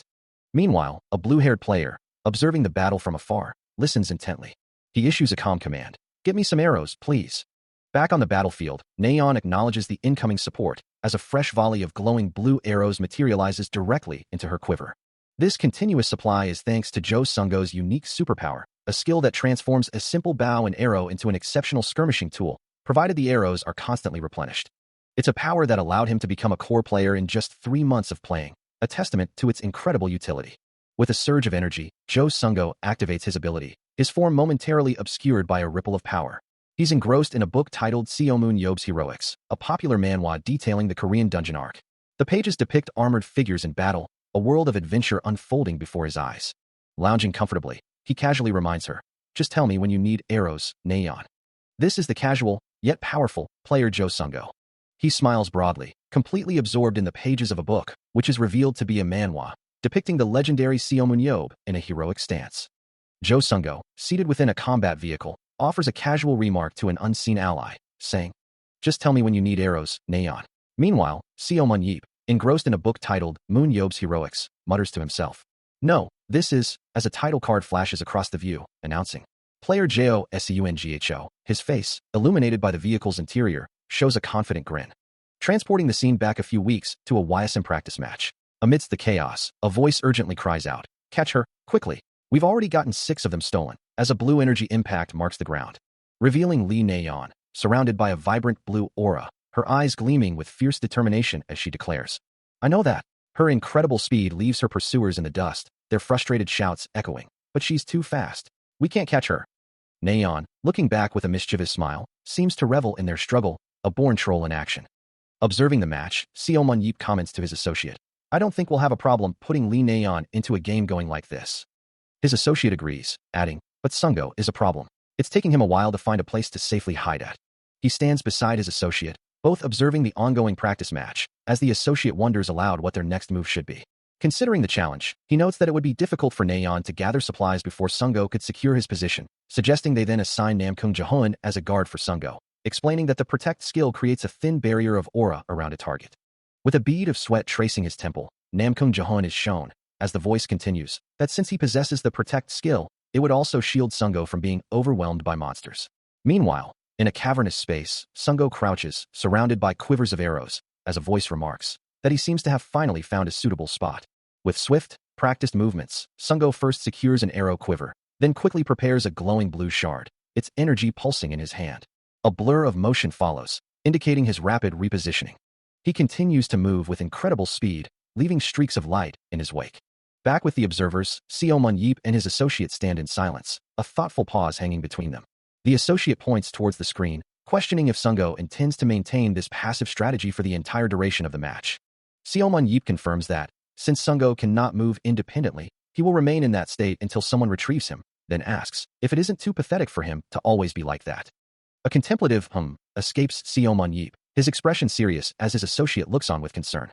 With a determined glint in his eyes, Seomun Yeep declares that this passive approach simply won't do. He muses that rather than being pitiful, it would be better if the situation were funny. Meanwhile, in a secluded corner of the arena, Jo Sung-go is found casually reading a manhwa, completely detached from the ongoing match. He lies back, engrossed in his story, a stark contrast to the intensity of the battle unfolding elsewhere. Elsewhere, a sudden burst of brilliant blue energy erupts, signaling a fierce engagement. Namkoong Jahun, surrounded by a vibrant blue aura, launches a powerful attack, his gaze sharp behind his glasses. An incredibly bizarre scene is playing out, as a monstrous red eye with a glowing yellow iris watches on, the target of Jahun's assault. More blue energy streaks across the battlefield, striking with explosive force. Namkoong Jahun unleashes a flurry of slashes, his blue energy blades tearing into the baby wyvern, which recoils from the assault. But the tide quickly turns, and Jahun is sent sprawling to the ground, his weapons scattered around him. While player Namkoong Jahun is fighting against the baby wyvern, Jo Sung-go remains completely unfazed, still immersed in his reading, the sounds of battle merely background noise to his literary escape. Still, he remains engrossed in his manhwa, completely oblivious to the growing unrest among the spectators, who question the team's sanity after the club owner's recent change. Their murmurs turn to outright frustration, wondering how their team could possibly be losing to someone so seemingly incompetent. Meanwhile, a desperate plea echoes through the arena, a teammate calling out for more arrows from Jo Sungo. But the player remains focused on his own task, his gloved hand firmly gripping a sturdy pole. With a surge of power, a vibrant blue aura erupts from his palm, shimmering with countless particles. Elsewhere, a booming laugh fills the air, as Seomun Yeep finds the unfolding chaos utterly hilarious. A wide, almost predatory grin stretches across his face, his sharp teeth glinting in the light. An elegant woman beside him, her expression equally amused, asks, "My goodness, did you tell him to do that as well?" To which he simply replies, "Ah, that's funny." He then muses, "I'm afraid of my own skills, picking out talent like that." The woman suggests, "Then use that skill to help my husband a bit." But he dismisses her, stating, "Nah, I already did plenty." His thoughts drift to strategic decisions, considering dropping Shim Yansu due to his poor mental state and utilizing Choi Hyuk as a tank instead. However, a frown deepens on his face as he realizes, but looks like that punk isn't doing as he's told. Seomun Yeep listens intently as his female associate mentions that her husband rarely discusses his work, so she's unaware of the specifics, but she has heard player Choi Hyuk's name before, suggesting some past friction. Considering this, he muses that he'll ask in person later, believing that if a problem arises, a coach should know how to resolve it with threats and violence, implying the current coach lacks this understanding. His associate chuckles softly, remarking that he's back to his usual self. Suddenly, a realization dawns on them. While their attention was diverted by player Jo Sungo, the situation in the game has escalated. Indeed, two more players from Incheon BC have joined the fray, one wielding a shield and the other a sword, both moving with aggressive intent. As multiple opponents close in on her, a voice warns that player Lee Nayeon is now in grave danger. One of the Incheon players lunges forward, a glowing blue energy attack extending from his weapon as he shouts for her to just get caught. From his remote position, Seomun Yeep calmly instructs her to simply dodge the attack, adding that she only needs to follow a specific route while retreating. Lee Nayeon, her fiery orange eyes wide with determination, acknowledges his command with a resolute, "Okay." A confident smirk plays on Seomun Yeep's face, his blue eyes gleaming as he watches the unfolding events. He then asks, his voice filled with expectation, if she can truly accomplish the task. A powerful surge of blue energy erupts from the field, a clear declaration of intent. But before the light can fully dissipate, two figures from the Incheon team close in, their forms wreathed in aggressive red energy, their voices echoing with a fierce command to prevent her escape and capture her. The blue energy streaks across the arena, a testament to the speed of the unfolding confrontation. Lee Nayeon, caught in the sudden escalation, feels a jolt of apprehension, realizing this is her first time facing another team's dealers in such a high-stakes, real game. Yet, a deeper resolve begins to stir within her. From the observation room, Seomun Yeep watches, a confident smirk playing on his lips as he considers her potential, believing that if she simply follows his instructions, she could even become a national player. His associate, standing nearby, offers a reassuring smile, certain that the enemy team's mental fortitude will be utterly destroyed by her actions. Back on the field, Lee Nayeon's hair glows with a vibrant golden aura, a visible manifestation of her gathering power. With renewed determination, she affirms her capability, reminding herself that her team carries the name of the hero Seomun Yeep on their backs. The two Incheon players continue their relentless advance, one raising a shield. Their collective will focus on proving themselves worthy of their club owner's name. Lee Nayeon's eyes blaze with an electric blue glow, sweat beading on her brow, her expression a mix of intense focus and burgeoning resolve. She unleashes a rapid, wide-arcing energy slash, a brilliant blue aura flaring around her. The attack extends with intense momentum, leaving vibrant blue trails in its wake. As it continues its trajectory, the energy coalesces into a distinct, glowing ring, a testament to her precision. Her powerful strike connects with an Incheon player, sending him flying backward with a forceful impact. Another Incheon player, shielding himself, reacts in shock, as the first one is still reeling. He can only exclaim that they are still too slow, and they can't let her continue. Landing gracefully after her attack, she prepares for her next move. From behind, multiple Incheon players launch into the air, one shouting for the others to get her. Evading their pursuit, she glances back at her determined opponents. Another swift energy attack from her connects with a pursuing Incheon player, causing a bright blue impact. Executing an acrobatic dodge, she flips upside down mid-air, leaving a trail of blue energy. She lands precisely on a rocky outcrop, kicking up dust with a series of quick, light steps. Standing ready, her expression resolute, she acknowledges the ongoing confrontation, a quiet "all right" escaping her lips. The Incheon players close in on Lee Nayeon, their weapons glinting as they press their relentless pursuit. Still, she notes with a slight frown, they are following her, their numbers seemingly undiminished. One of the pursuers shouts, urging his comrades forward, fearing that if they allow her to escape any longer, the gap in their hunting points will become too vast to overcome, declaring they will end the chase here. With a swift, precise movement, she lands lightly on the ground, the impact barely disturbing the dust. Yet, as the Incheon players confidently declare she can't run anymore, several of them are already tumbling through the air, having been outmaneuvered and sent falling. A new, sinister voice calls out from below, urging her to look behind her. Her combat attire, a blend of practicality and style, remains pristine despite the ongoing skirmish. She stands poised on the very edge of a towering cliff, her gaze sweeping back towards her pursuers, a faint sound of movement echoing around her. As her foot presses down, small rocks dislodge and tumble into the vast emptiness below. The Incheon leader, with a cruel smirk, warns her that even she won't be able to jump down from such an immense height. As the Incheon players closed in, a thought crosses her mind, wondering if her situation was truly as dire as it seemed. A mischievous smile spreads across Lee Na-yeon's face, her arms raised in a gesture of playful surrender, a soft chuckle escaping her lips. From her precarious perch on the cliff's edge, she calls out to her pursuers, her voice carrying on the wind, asking if she wasn't in significant trouble. The Incheon leader, standing below, hears her words and internally questions her sanity, wondering if he was truly doomed by her presence. Her voice echoes again, a taunting query about whether they would spare her even if she begged. One of the Incheon players, standing beside their leader, expresses his confusion, utterly bewildered by her strange behavior. The leader, still processing her words, lets out a small sound of surprise, as his subordinate declares that her taunts are perfectly fine. A sudden rush of air and light descends from above. As the leader begins to speak, his voice cut short by the unexpected movement. Lee Na-yeon, instead of escaping, plunges headfirst down the sheer cliff face, her descent a blur of motion as other Incheon players desperately cling to the rock, attempting to climb up. Her feet, encased in dark boots, slice through the air, the speed of her fall generating streaks of light. The wind whips around her with increasing intensity, her body a missile aimed directly at the ground below. As she hurtles towards the two Incheon players, her eyes gleam with fierce determination, a declaration of intent echoing through the air. She won't spare them either. As the YSM players plunge from the sky, Seo Mun-yeep and his team descend with purpose, their forms cutting through the clouds. A powerful impact reverberates through the air, signaling the start of their offensive.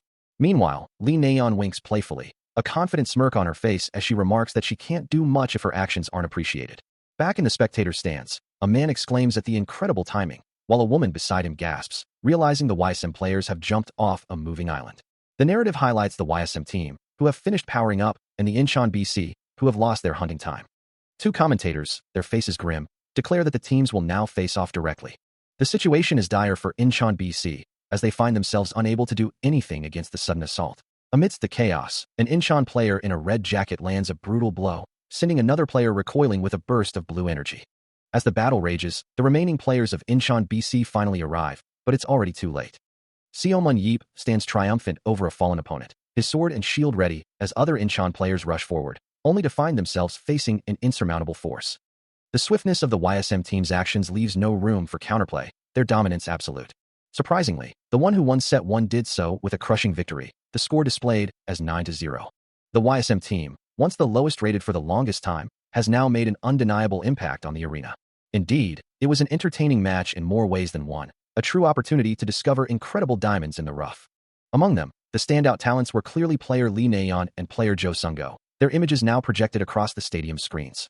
Standing tall and confident, the two players radiated an aura of victory, their forms illuminated by the vibrant blue light of the arena. A shocking combination has truly been formed, and the world eagerly anticipates their future performances. As the cheers of "Good job" and "Let's go" echoed through the stadium, Lee Na-yeon and Jo Sung-go looked up, basking in the adoration of the crowd. The shouts of "You're amazing" and repeated calls of their names, Lee Na-yeon and Jo Sung-go, filled the air with electric excitement. Overwhelmed by the fervent support, Lee Na-yeon's eyes widened in surprise, a look of genuine astonishment on her face as Jo Sung-go stood just behind her. From a VIP box, Baek Hae-in's amber eye reflected the dazzling lights of the arena, a single tear welling up as she processed the incredible display. The voice of an unseen commentator announced the club owner's presence, as the camera panned to the VIP section. Baek Hae-in, still visibly shaken by the performance, turned her head, while in the background, Seo Mun-yeep and another figure watched the unfolding events. With a knowing smirk, the club owner, Seo Mun-yeep, simply gestured, inviting someone to look at the spectacle he had orchestrated. Seo Mun-yeep's voice echoes with a challenging confidence, asking what he had just said. A smirk playing on his lips as he points forward, his electric blue eyes gleaming with conviction. He then declares with absolute certainty that he will make them a core player. With a broad, self-assured smile and a decisive thumbs up, he reinforces his promise, his posture radiating unwavering confidence. Standing before him, Lee Na-yeon's expression shifts to one of pleasant surprise, her eyes wide with a mix of awe and excitement at the unexpected offer. while Seo Mun-yeep watches her reaction with a satisfied gaze. As the first set of the match began, Lee Na-yeon and Jo Sung-go stood ready, their forms shimmering with a vibrant blue aura, poised for victory.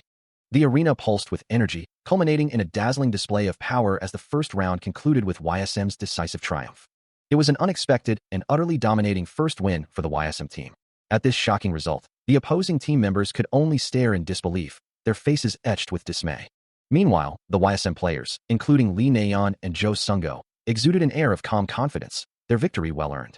Even in the second set, Lee Na-yeon and Jo Sung-go continued their masterful performance, controlling and zoning their opponents with the same fantastic precision they displayed in the first. As Lee Na-yeon moved with fluid grace, a radiant blue glow surrounding her, and Jo Sung-go calmly observed the unfolding battle, the Incheon BC team crumbled, utterly unable to mount any significant resistance. Riding the rhythm of their flawless execution, the game ended with YSM securing both sets, a perfect 9-0 in the first and 7-0 in the second. The final score stood at 2-0, as YSM concluded the second set without suffering a single casualty. Stepping into the spotlight, YSM's player Lee Na-yeon bowed deeply, her blue aura still faintly visible, offering a heartfelt thank you to the crowd. With a microphone in hand, her voice resonating through the arena, she expressed gratitude for the one who first recognized her talent and encouraged her to become the thief who steals their enemy's mental. Following her team's decisive victory, Lee Na-yeon declares that she holds this honor for their club owner. And with such an interview from Lee Na-yeon, the online community was also ignited, with news articles quickly emerging about the newbies selected by Seo Mun-yeop and a fan club for Na-yeon, playfully dubbed Naeon Copath, forming almost instantly. Headlines screamed of a new strategy, infinite control, and hailed Lee Na-yeon as the girl who steals mental rather than kills, showcasing her unique abilities alongside Jo Sung-go. The public was captivated by the appearance of a demon that breaks people's mental, with highlights of the Incheon BC vs YSM match trending and comments like, Lee Na-yeon's actually insane flooding in.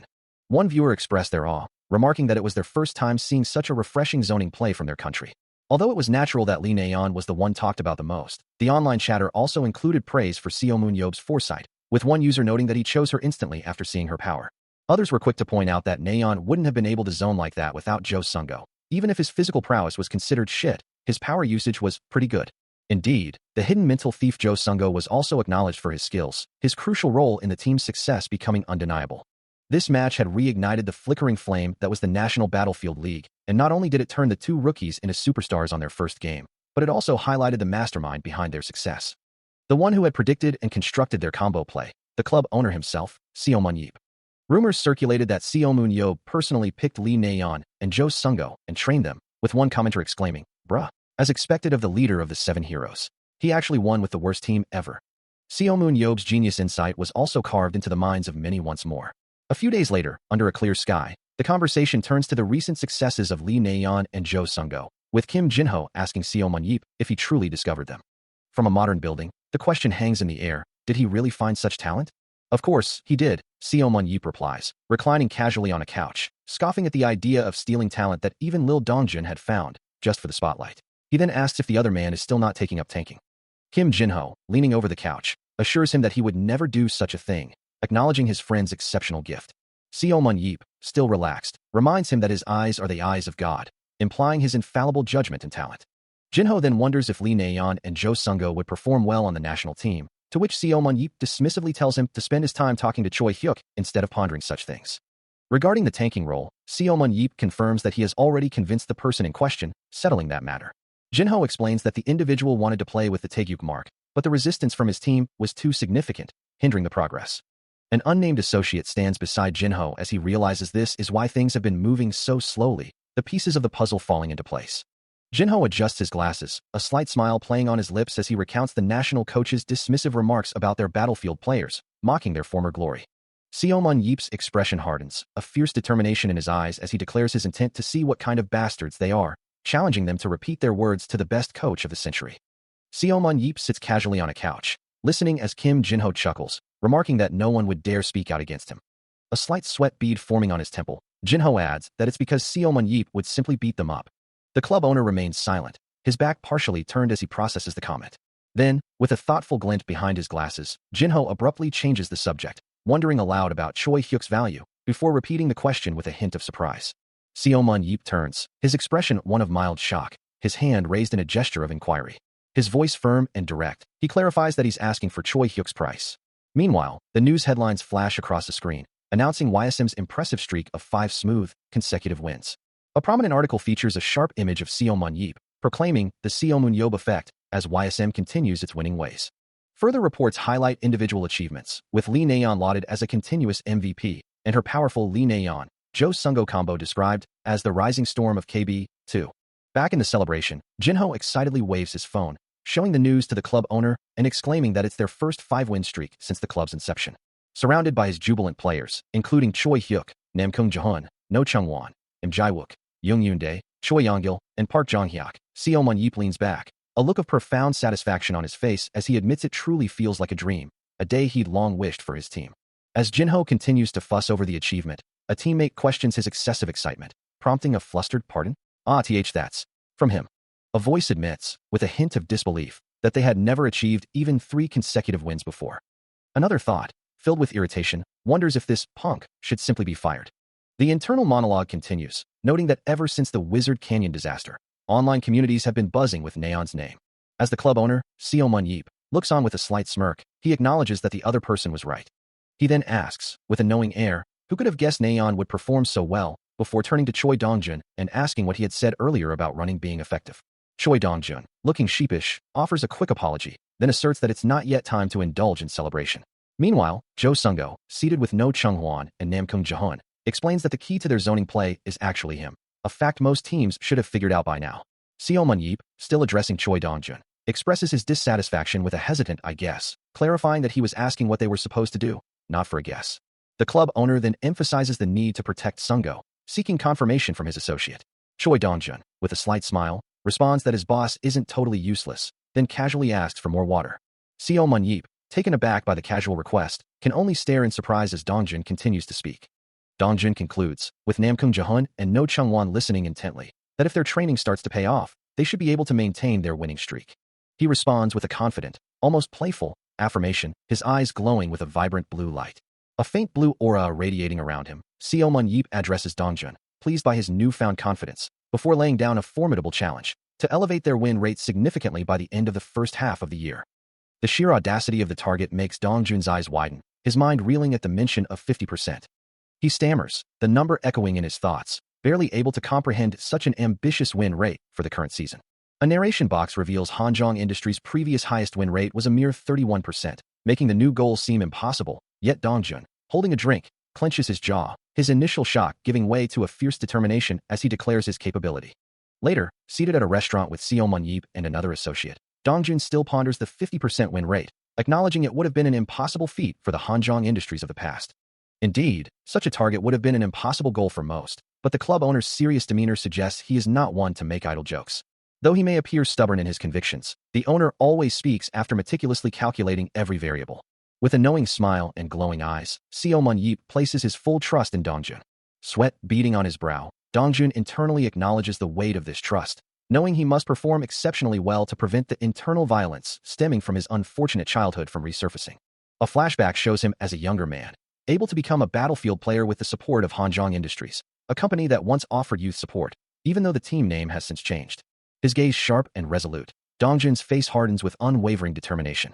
He grips the glass in his hand, a quiet resolve settling over him as he considers how he can finally repay the kindness he's received from the team. Meanwhile, at the table, the club owner muses, since everyone is present, he can't just keep nagging at Dong-jun. Then, standing on a chair to command attention, he announces to the entire room that he has something important to say. He lays out his challenge. If they can pull their win rate up to 50% before the first half of the season ends, he will invest a significant amount into the team as well. His eyes gleam with determination as he asks if they understand, a wide, confident smile spreading across his face.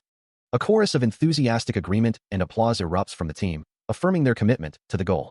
With the challenge set, the club owner announces his departure, waving off any attempts to see him out, as one of the team members wishes him a safe trip home, the meeting concluding on a high note. Outside, the night has fallen, casting a warm glow over the building where the team's future was just decided, its sign illuminated against the dark. As he considers the path forward, a familiar problem weighs heavily on his mind, the ongoing challenge of recruiting more players. He knows, for instance, that the formidable Jo Sung-go possesses a unique ability, allowing him to send objects and determine locations within a precise 3-kilometer range. But there's a critical vulnerability. If opponents manage to bypass Na-yeon and target Sung-go directly, her own power would be severely diminished. This strategic weakness means that if their carefully planned zoning play fails, the probability of his team securing a victory drops significantly. Standing outside, the club owner muses that they desperately need better resources to implement more diverse strategies, and perhaps even conduct 11 versus 11 practice matches within the team, just as Jiho had suggested. He acknowledges that while the recent surge in applications isn't solely due to his team's performance, but rather the reputation of Seo Moon-yeob's team, it's a welcome development, especially since they've gained some traction. With new sponsors recently providing additional funds, he wonders if there's a way to attract truly exceptional players. Looking up at the night sky, his thoughts drift to a specific individual. The more he considers it, the more he desires Choi Hyuk for his roster. Suddenly, his phone buzzes with a notification, pulling him from his contemplation. A message from Jiho appears on the screen, asking why he's still lacking players, and suggesting he look into the youth league. Even though most promising talents have already been signed, there might still be some hidden gems waiting to be discovered.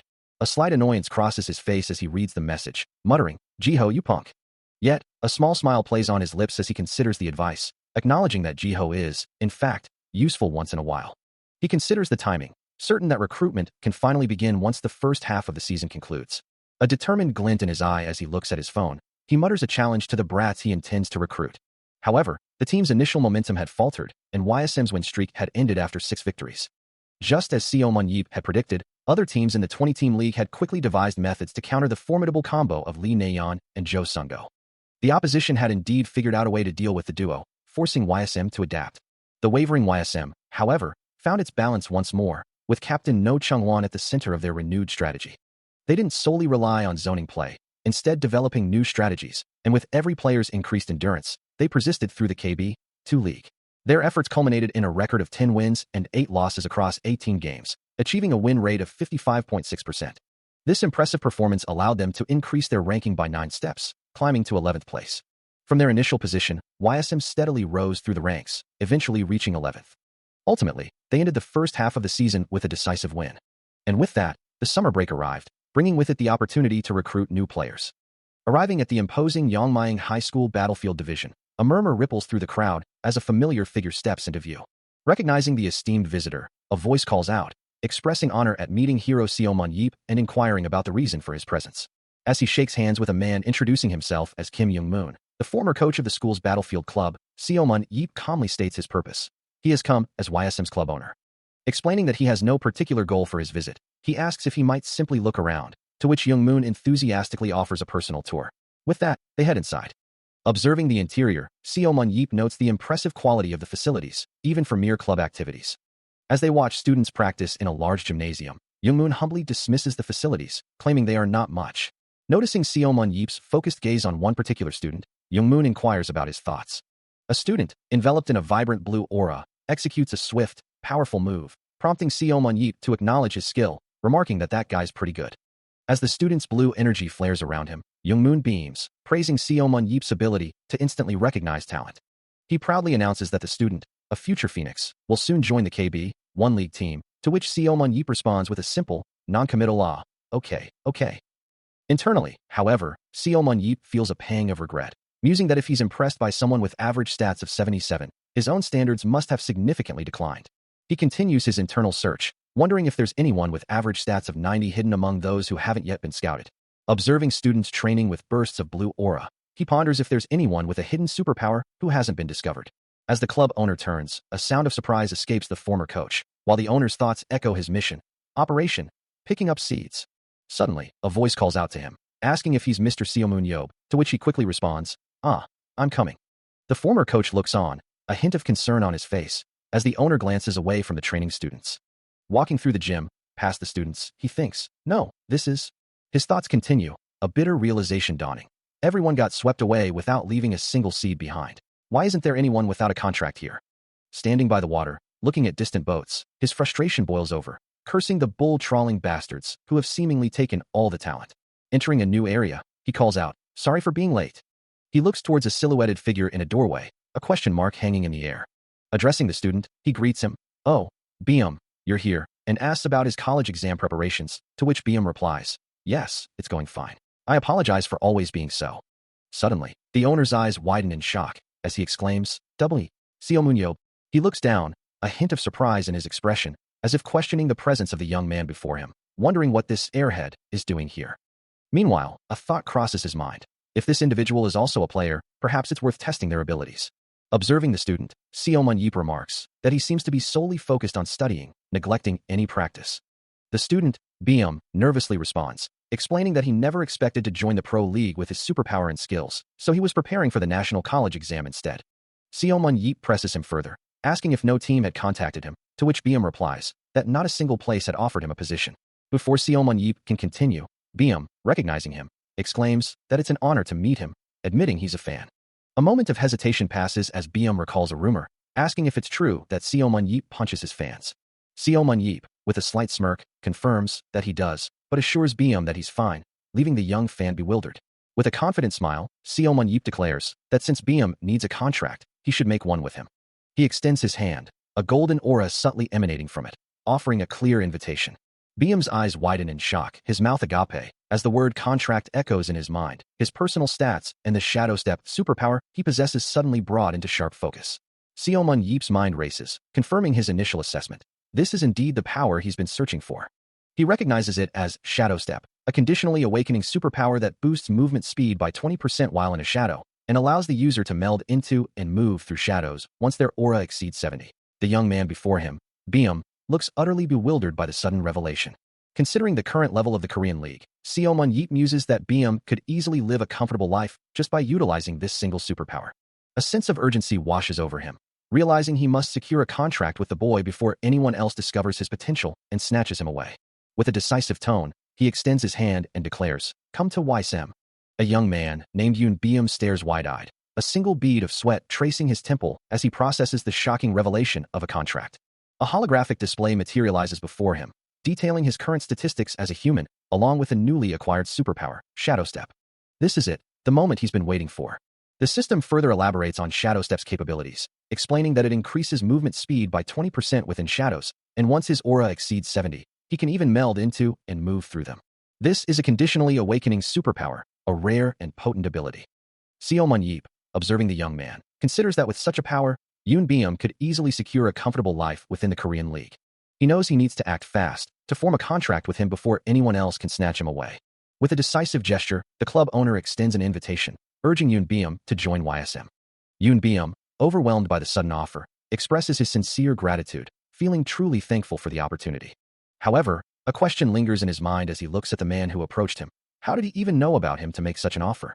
He explains that he simply saw him briefly in matches and other events, having watched him on the Youth League channel, where he was curious why someone like him would be benched the entire season. Yoon Byum, however, expresses his disbelief. A knowing smirk plays on Seomun Yeep's lips. He then addresses the young man by name, confirming his identity, before repeating his earlier sentiment about his curiosity. He confidently states that from what he's observed, Yoon Byum possesses a hidden talent. The young man's expression shifts to one of confusion, as he internally acknowledges that no one knows about it yet. He tries to correct the club owner, insisting that he's weak and not particularly fast, and that his superpower isn't even that good. Seomun Yeep scoffs, challenging his doubt and reminding him of his track record, having discovered other talents like Lee Na-yeon, Jo Sung-go, and Nam Kung-jahun. Yoon Byum acknowledges Seomun Yeep's reputation, but still questions where he sees this supposed talent in him. With a pointed finger, Seomun Yeep reveals the source of his insight. It's in his superpower. The realization hits Yoon Byum with a jolt, his eyes widening in surprise, as shimmering particles of light erupt around him. Seomun Yeep explains that he can tell because he's seen many superpowers, and then asks if Yoon Byum's power is a little awkward right now, as a visual representation of speed 20% up appears, showing a blurred figure of Yoon Byum. He admits that his superpower isn't just a flat increase in speed, but also requires him to be within a shadow, and even then, the increase is only about 20%. A sigh escapes him, as the club owner listens intently. The club owner then explains that superpowers usually awaken according to the user's characteristics, and looking at him, he sees someone timid, lacking confidence, yet desiring attention, but more comfortable hiding in the corner. He concedes that the assessment is true, but feels the club owner is being too harsh. The club owner continues, stating that his shadowy superpower perfectly fits him, and has the potential to grow stronger depending on the effort he puts in. He questions if he can truly get stronger, to which the club owner confidently replies that his superpower can evolve a step further. His eyes widen slightly, absorbing the club owner's words. The club owner then proposes a bet, asking him to play on his team for 2 years, and if he enjoys being a player, to continue for 3 more, leaving him stunned. He adds that if he ends up dropping out, he'll give him $300,000 as compensation. The sheer amount of money makes his jaw drop, uttering a shocked, $300,000. The club owner confirms the amount, suggesting that even if he completely messes up, $300,000 for 2 wasted years isn't bad, and it would be fine to enroll in university 2 years late with that kind of money. He starts to say he'll ask his mom first, but the club owner, with a determined look, declares, "All right, let's go right now," grabbing him by the arm and pulling him along. BM stares, taken aback, as the club owner stands casually beside a powerful-looking motorcycle. Before he can fully process the situation, the club owner revs the engine, sending them both hurtling down the street, the younger man barely managing to hold on, a cry of surprise escaping him. The motorcycle's wheel blurs into a streak of motion. The world around them becomes a rush of speed. A low chuckle escapes the club owner as he glances over the signed contract. The terms are laid out clearly: a substantial contract fee and annual salary for Yoon Byum, with a generous compensation clause should he decide to leave the battlefield after 2 years. A satisfied smirk plays on his lips, pleased with the deal, while 2 bystanders watch in bewildered astonishment. The motorcycle speeds away, the club owner's thoughts already racing ahead. His eyes narrow, a spark of ambition igniting within them. A subtle, almost imperceptible glow emanates from his chest, hinting at the power he wields, as he wonders what kind of challenges await him at the next school. Seomun Yeep's recruitment efforts continue, but the news is consistently disappointing, as he's informed that all the promising young talents have already signed contracts. A voice suggests, there should be some in the next school, yeah. As he rides his motorcycle, the thought echoes, there's still a lot of schools left. With renewed determination, he decides, let's go to the next one. His search becomes a blur of motion, speeding from one location to the next, but each stop yields nothing. He checks school after school, only to find the same empty results. The names of potential recruits flash by, each crossed out, confirming the lack of available talent. The repeated failure is stark, a resounding nothing here, echoing his frustration. His patience wears thin as he realizes they're all swept up without a single one left. Looking at the school before him, he mutters, this school's the last one. Mounting his motorcycle once more, he resolves, let's just check this one and go home. Meanwhile, a student with purple hair, sitting at a desk, firmly declares, I don't have any intention of becoming a pro player. All he wants is to enjoy Battlefield as a hobby. As Seomun Yeep observes the young man, Choi Young-min, a system overlay reveals his impressive statistics, displaying a strength of 64 out of 71 and dexterity of 65 out of 81. Further details show his speed at 59, endurance at 55, willpower at a perfect 90, skill at 69, and aura at 60, along with a superpower called Observe, which allows him to find a target's weakness. A sigh escapes the club owner, realizing it's no use trying to sway him. This guy, despite numerous offers, possesses an unshakable conviction. Seated across the table from Young-min and an older man, Seomun Yeep ponders, acknowledging the young man's potential.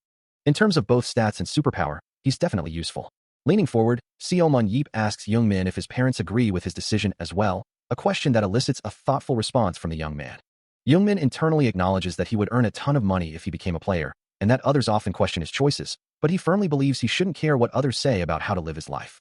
As Young-min considers his path, Seomun Yeep's internal monologue reveals his frustration, thinking that the problem is the young man has a disease.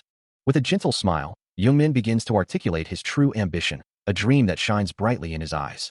He wants to be a writer, someone who gives people the gift of hopes and dreams. Seomun Yeep's face darkens with exasperation, internally labeling Jungmin's aspiration as the artist disease. Lost in thought, his mind drifts to the concept of dreams, a quiet escaping him as he considers their weight. Then, a voice cuts through his reverie, Young-min observing, funnily enough, the person right in front of me is Seomun Yeob, isn't it? Seomun Yeob, now fully engaged, begins to recount his own dramatic history, describing himself as the legendary hero who saved the entire world that would have been destroyed by the Underworlders 17 years ago, their hopes and dreams, right? He continues, a hint of self-satisfaction in his tone. But to be honest, I feel like it's been a while since my biography came out. How about you, Young-min? Write my life story again with your talented writing? As he speaks, a vivid montage of his life flashes by, from a helpless infant abandoned at an orphanage, to a superhuman battling monstrous foes, and finally, a seasoned warrior surviving the depths of a dungeon, a life story that unfolds like a grand epic. Young-min listens, his expression a mix of awe and disbelief, as Seomun Yeob concludes, not to brag, but my life story is kinda. He pauses for effect, then adds, like a novel, right? It'll probably be a pretty good dark fantasy novel. Leaning in conspiratorially, he tempts Young-min further. I'm even thinking of telling you what happened in the final dungeon that no one else knows about. Young-min, visibly conflicted, begins to speak, Seomun Yeob, sensing his hesitation, quickly interjects with the crucial condition. Of course, that's only if you play as a player on my team. With a triumphant smirk spreading across Seomun Yeob's face, Young-min, looking resigned yet determined, finally declares, I'll take the contract. And so, the deal is sealed, with Choi Young-min agreeing to a 3-year contract, including a $160,000 contract fee and an annual salary of $5,500. Having accepted the terms, Youngmin confirms the contract, while Seo Mun-yeep stands beside his motorcycle, observing him. The club owner, in his thoughts, acknowledges that Youngmin is undoubtedly a more expensive acquisition than Yoon Byung, having been scouted extensively. Yet, he calculates that even after pushing his skill to its absolute limit, and with the addition of his observability, this investment remains highly profitable. Youngmin, still processing the new arrangement, hesitantly addresses him, calling him club owner. Seo Mun-yeep, however, has a request of his own, asking Youngmin to drop the formal title and simply call him Hyung. Youngmin agrees, then, with a newfound familiarity, asks a probing question about his new Hyung's apparent lack of flaws. Seo Mun-yeep reacts with genuine surprise to the unexpected inquiry. Youngmin insists, his observed skill flaring with vibrant blue energy around him, revealing his unique perception of Seo Mun-yeep. The blue particles swirl around his form, a testament to the power of his observation. Seo Mun-yeep recalls a past encounter, remembering the impressive entrance of the French national team. Youngmin acknowledges the skill of others, but emphasizes that none compare to Seo Mun-yeep before trailing off. Seo Mun-yeep laughs, understanding Jungmin's implication, and challenges him to consider his own potential as a player, rather than just a club owner. He considers the implications of his unique skill, knowing he doesn't make a habit of destroying random people, especially those who've seen him play in charity matches. A slight frown crosses his face as he acknowledges, that's true. The younger man, Choi Youngmin, asks if that's all, to which Seo Mun-yeep replies, yes.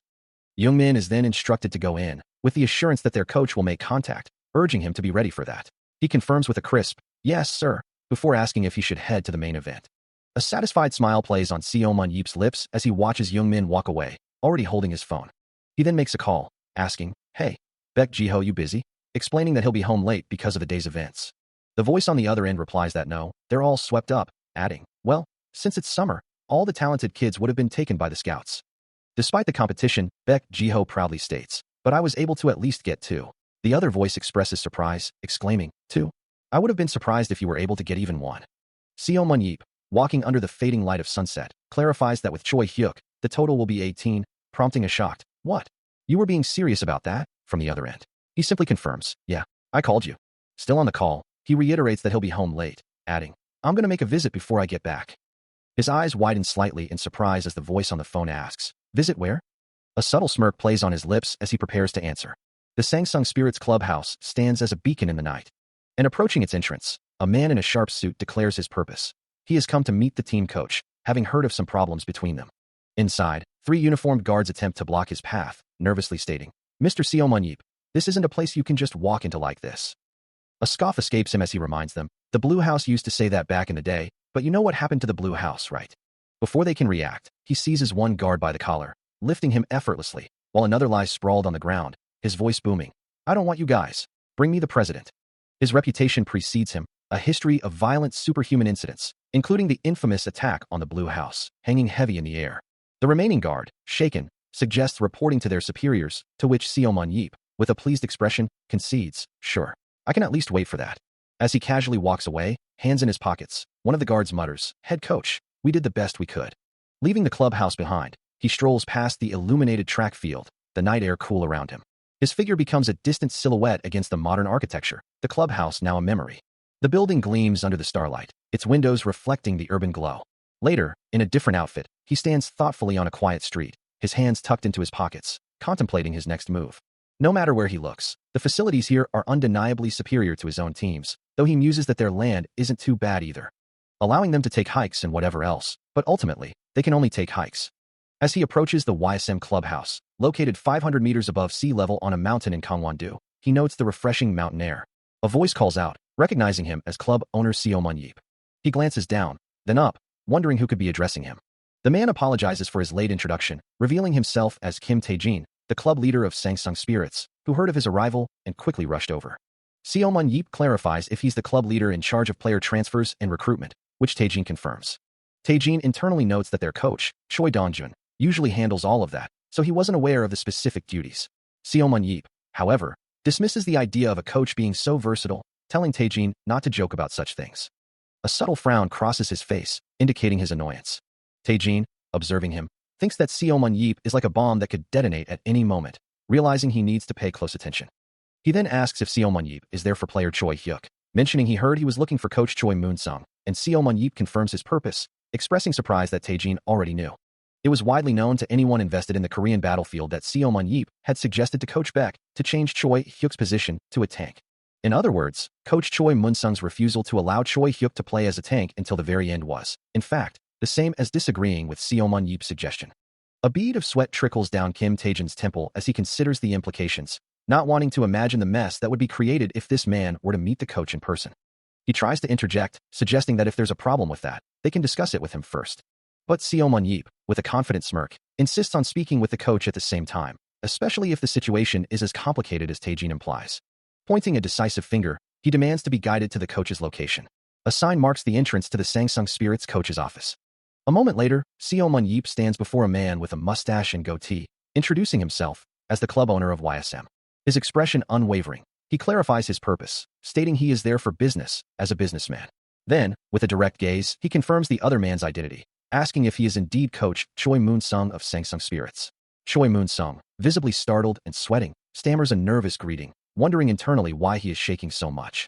Still reeling from the unexpected confrontation, Seo Mun-yeop's thoughts drift, wondering if he had truly intended to overpower the coach, before a sharp "huh" escapes him, his attention drawn back to the present.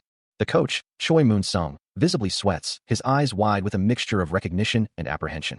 His voice, laced with uncertainty, breaks the silence, asking if they had met before. The question hangs in the air, as he then adds, "You look pretty familiar." Standing face to face, the tension between the two men is palpable, Moon-sung's unease evident as Seo Mun-yeop holds his gaze. Seo Mun-yeop approaches with a confident smile, declaring his presence for business as a businessman. He then confirms, with a slight gesture of his hand, that the man before him is indeed Coach Choi Moon-sung of Sangsung Spirits.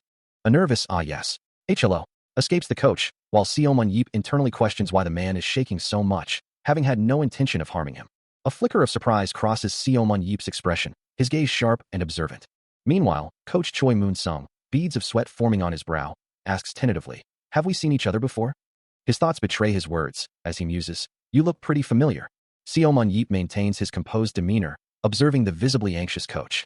His arm is slightly raised, a subtle gesture in the ongoing conversation.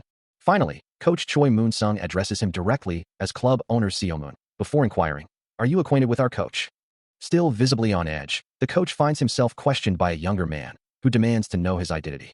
Introducing himself, the younger man reveals he is Yeom Jae-hyuk, the captain of Sangsung Spirits. As another player looks on, Jae-hyuk explains that their coach was suddenly called away during training, prompting his presence.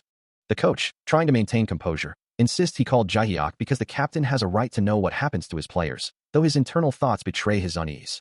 His true intention, however, is to use Jae-hyuk as a human shield should Seo Mun-yeop unleash his full fury.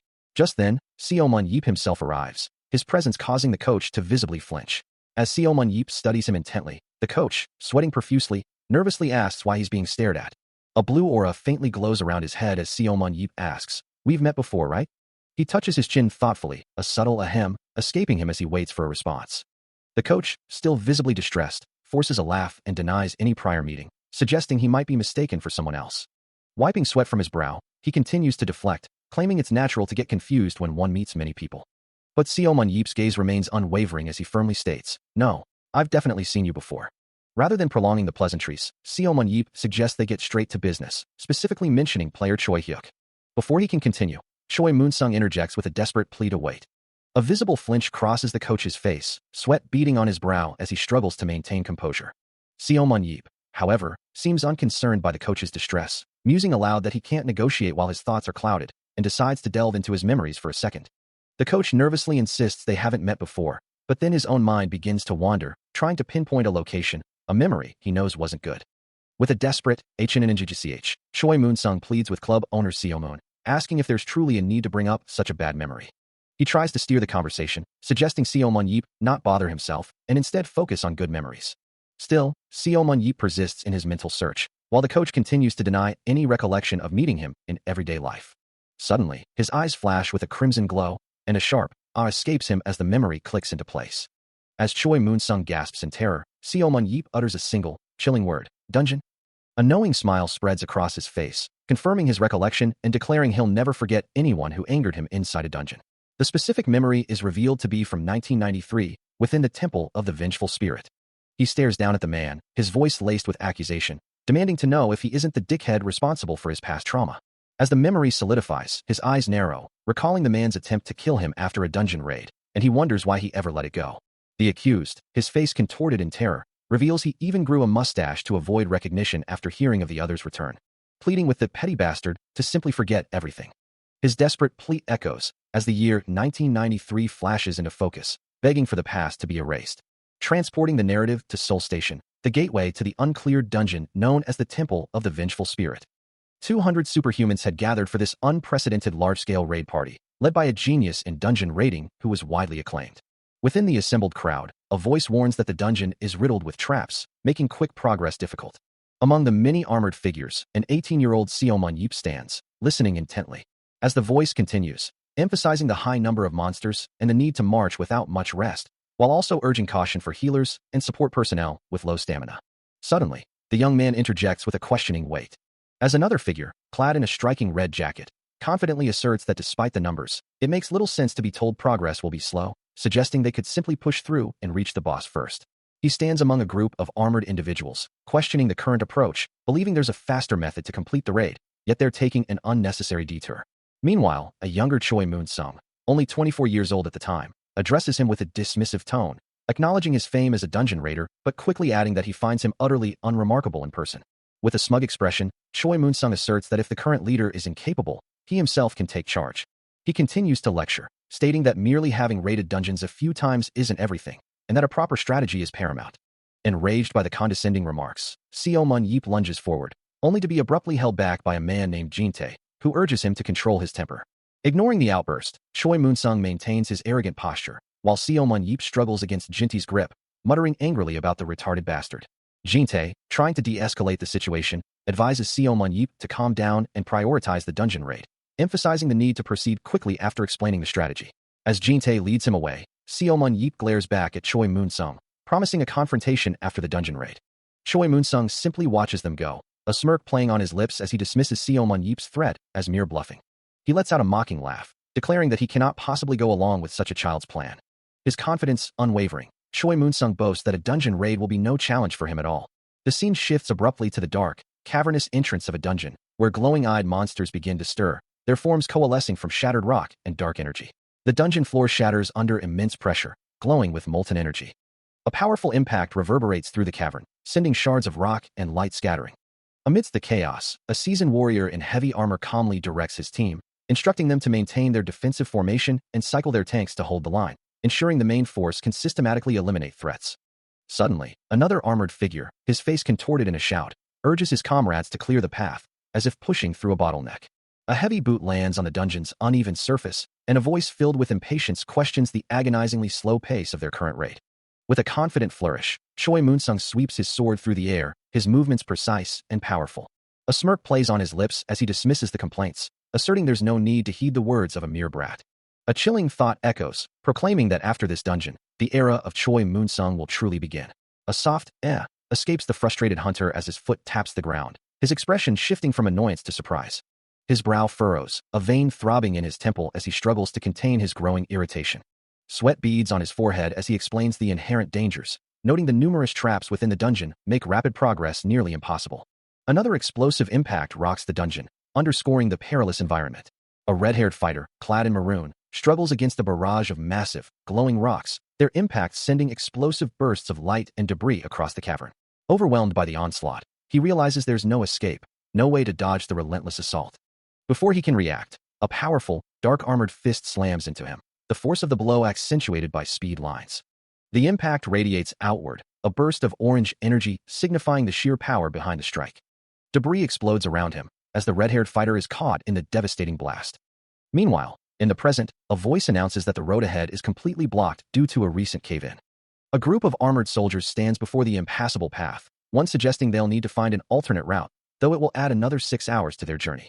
As a generic soldier looks on, the red-haired fighter from the flashback gasps in terror, Choi Moon-sung's dark-armored figure looming over him. Still caught in the memory, the red-haired fighter struggles to breathe, his chest heaving with desperate gasps. Choi Moon-sung, radiating a furious red aura, snarls down at him, promising to confront him again outside, calling him a bastard.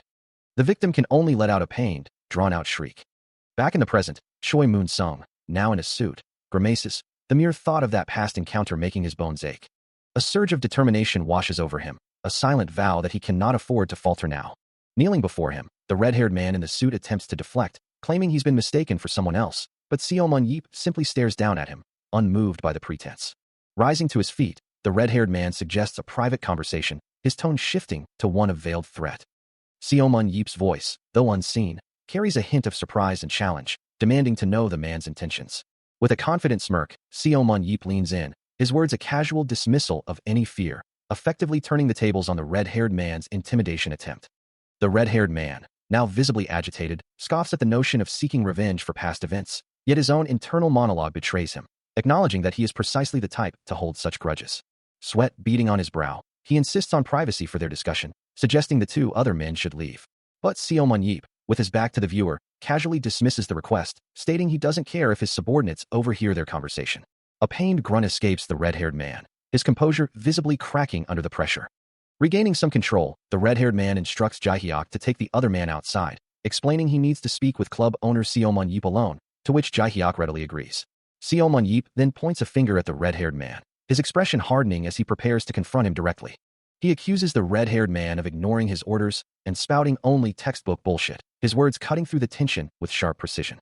Seomun-yeep recalls the purple-haired man's past behavior, wasting dungeon raiding time by complaining about the raid leader and strategy, a memory that elicits a frustrated sigh from him.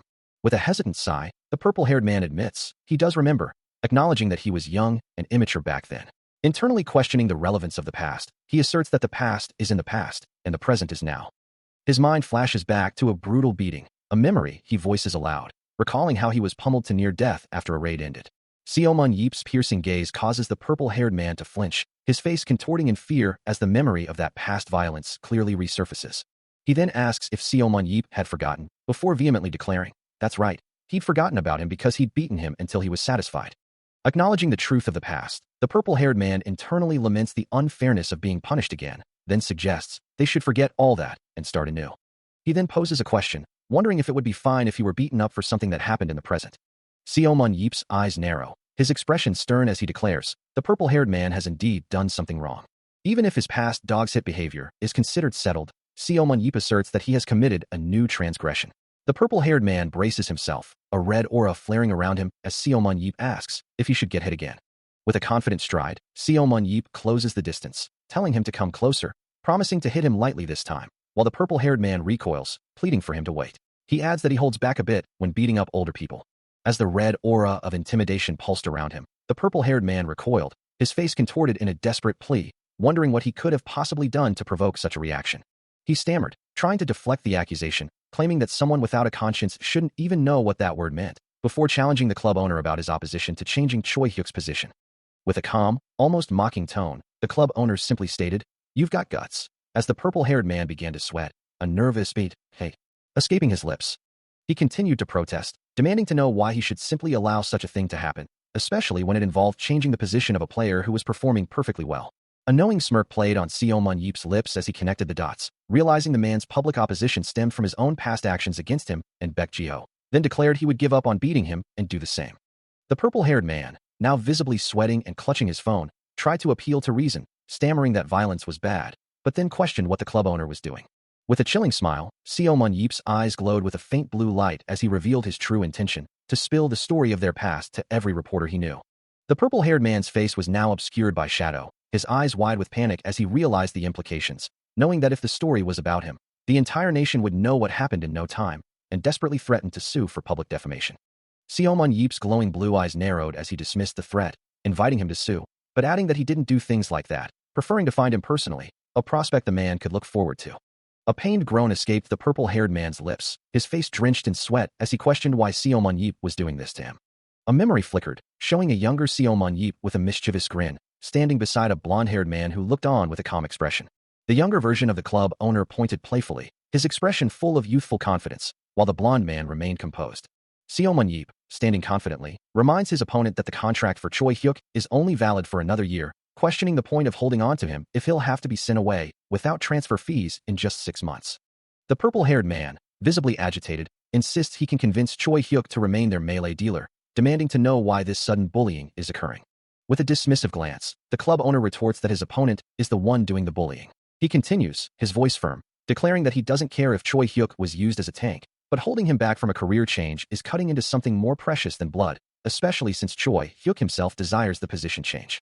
A frustrated sigh escapes Seo Mun-yeep as he mutters that he understands. The purple-haired man, however, remains defiant, haughtily stating that he has enough melee dealers to replace Choi Hyuk anyway.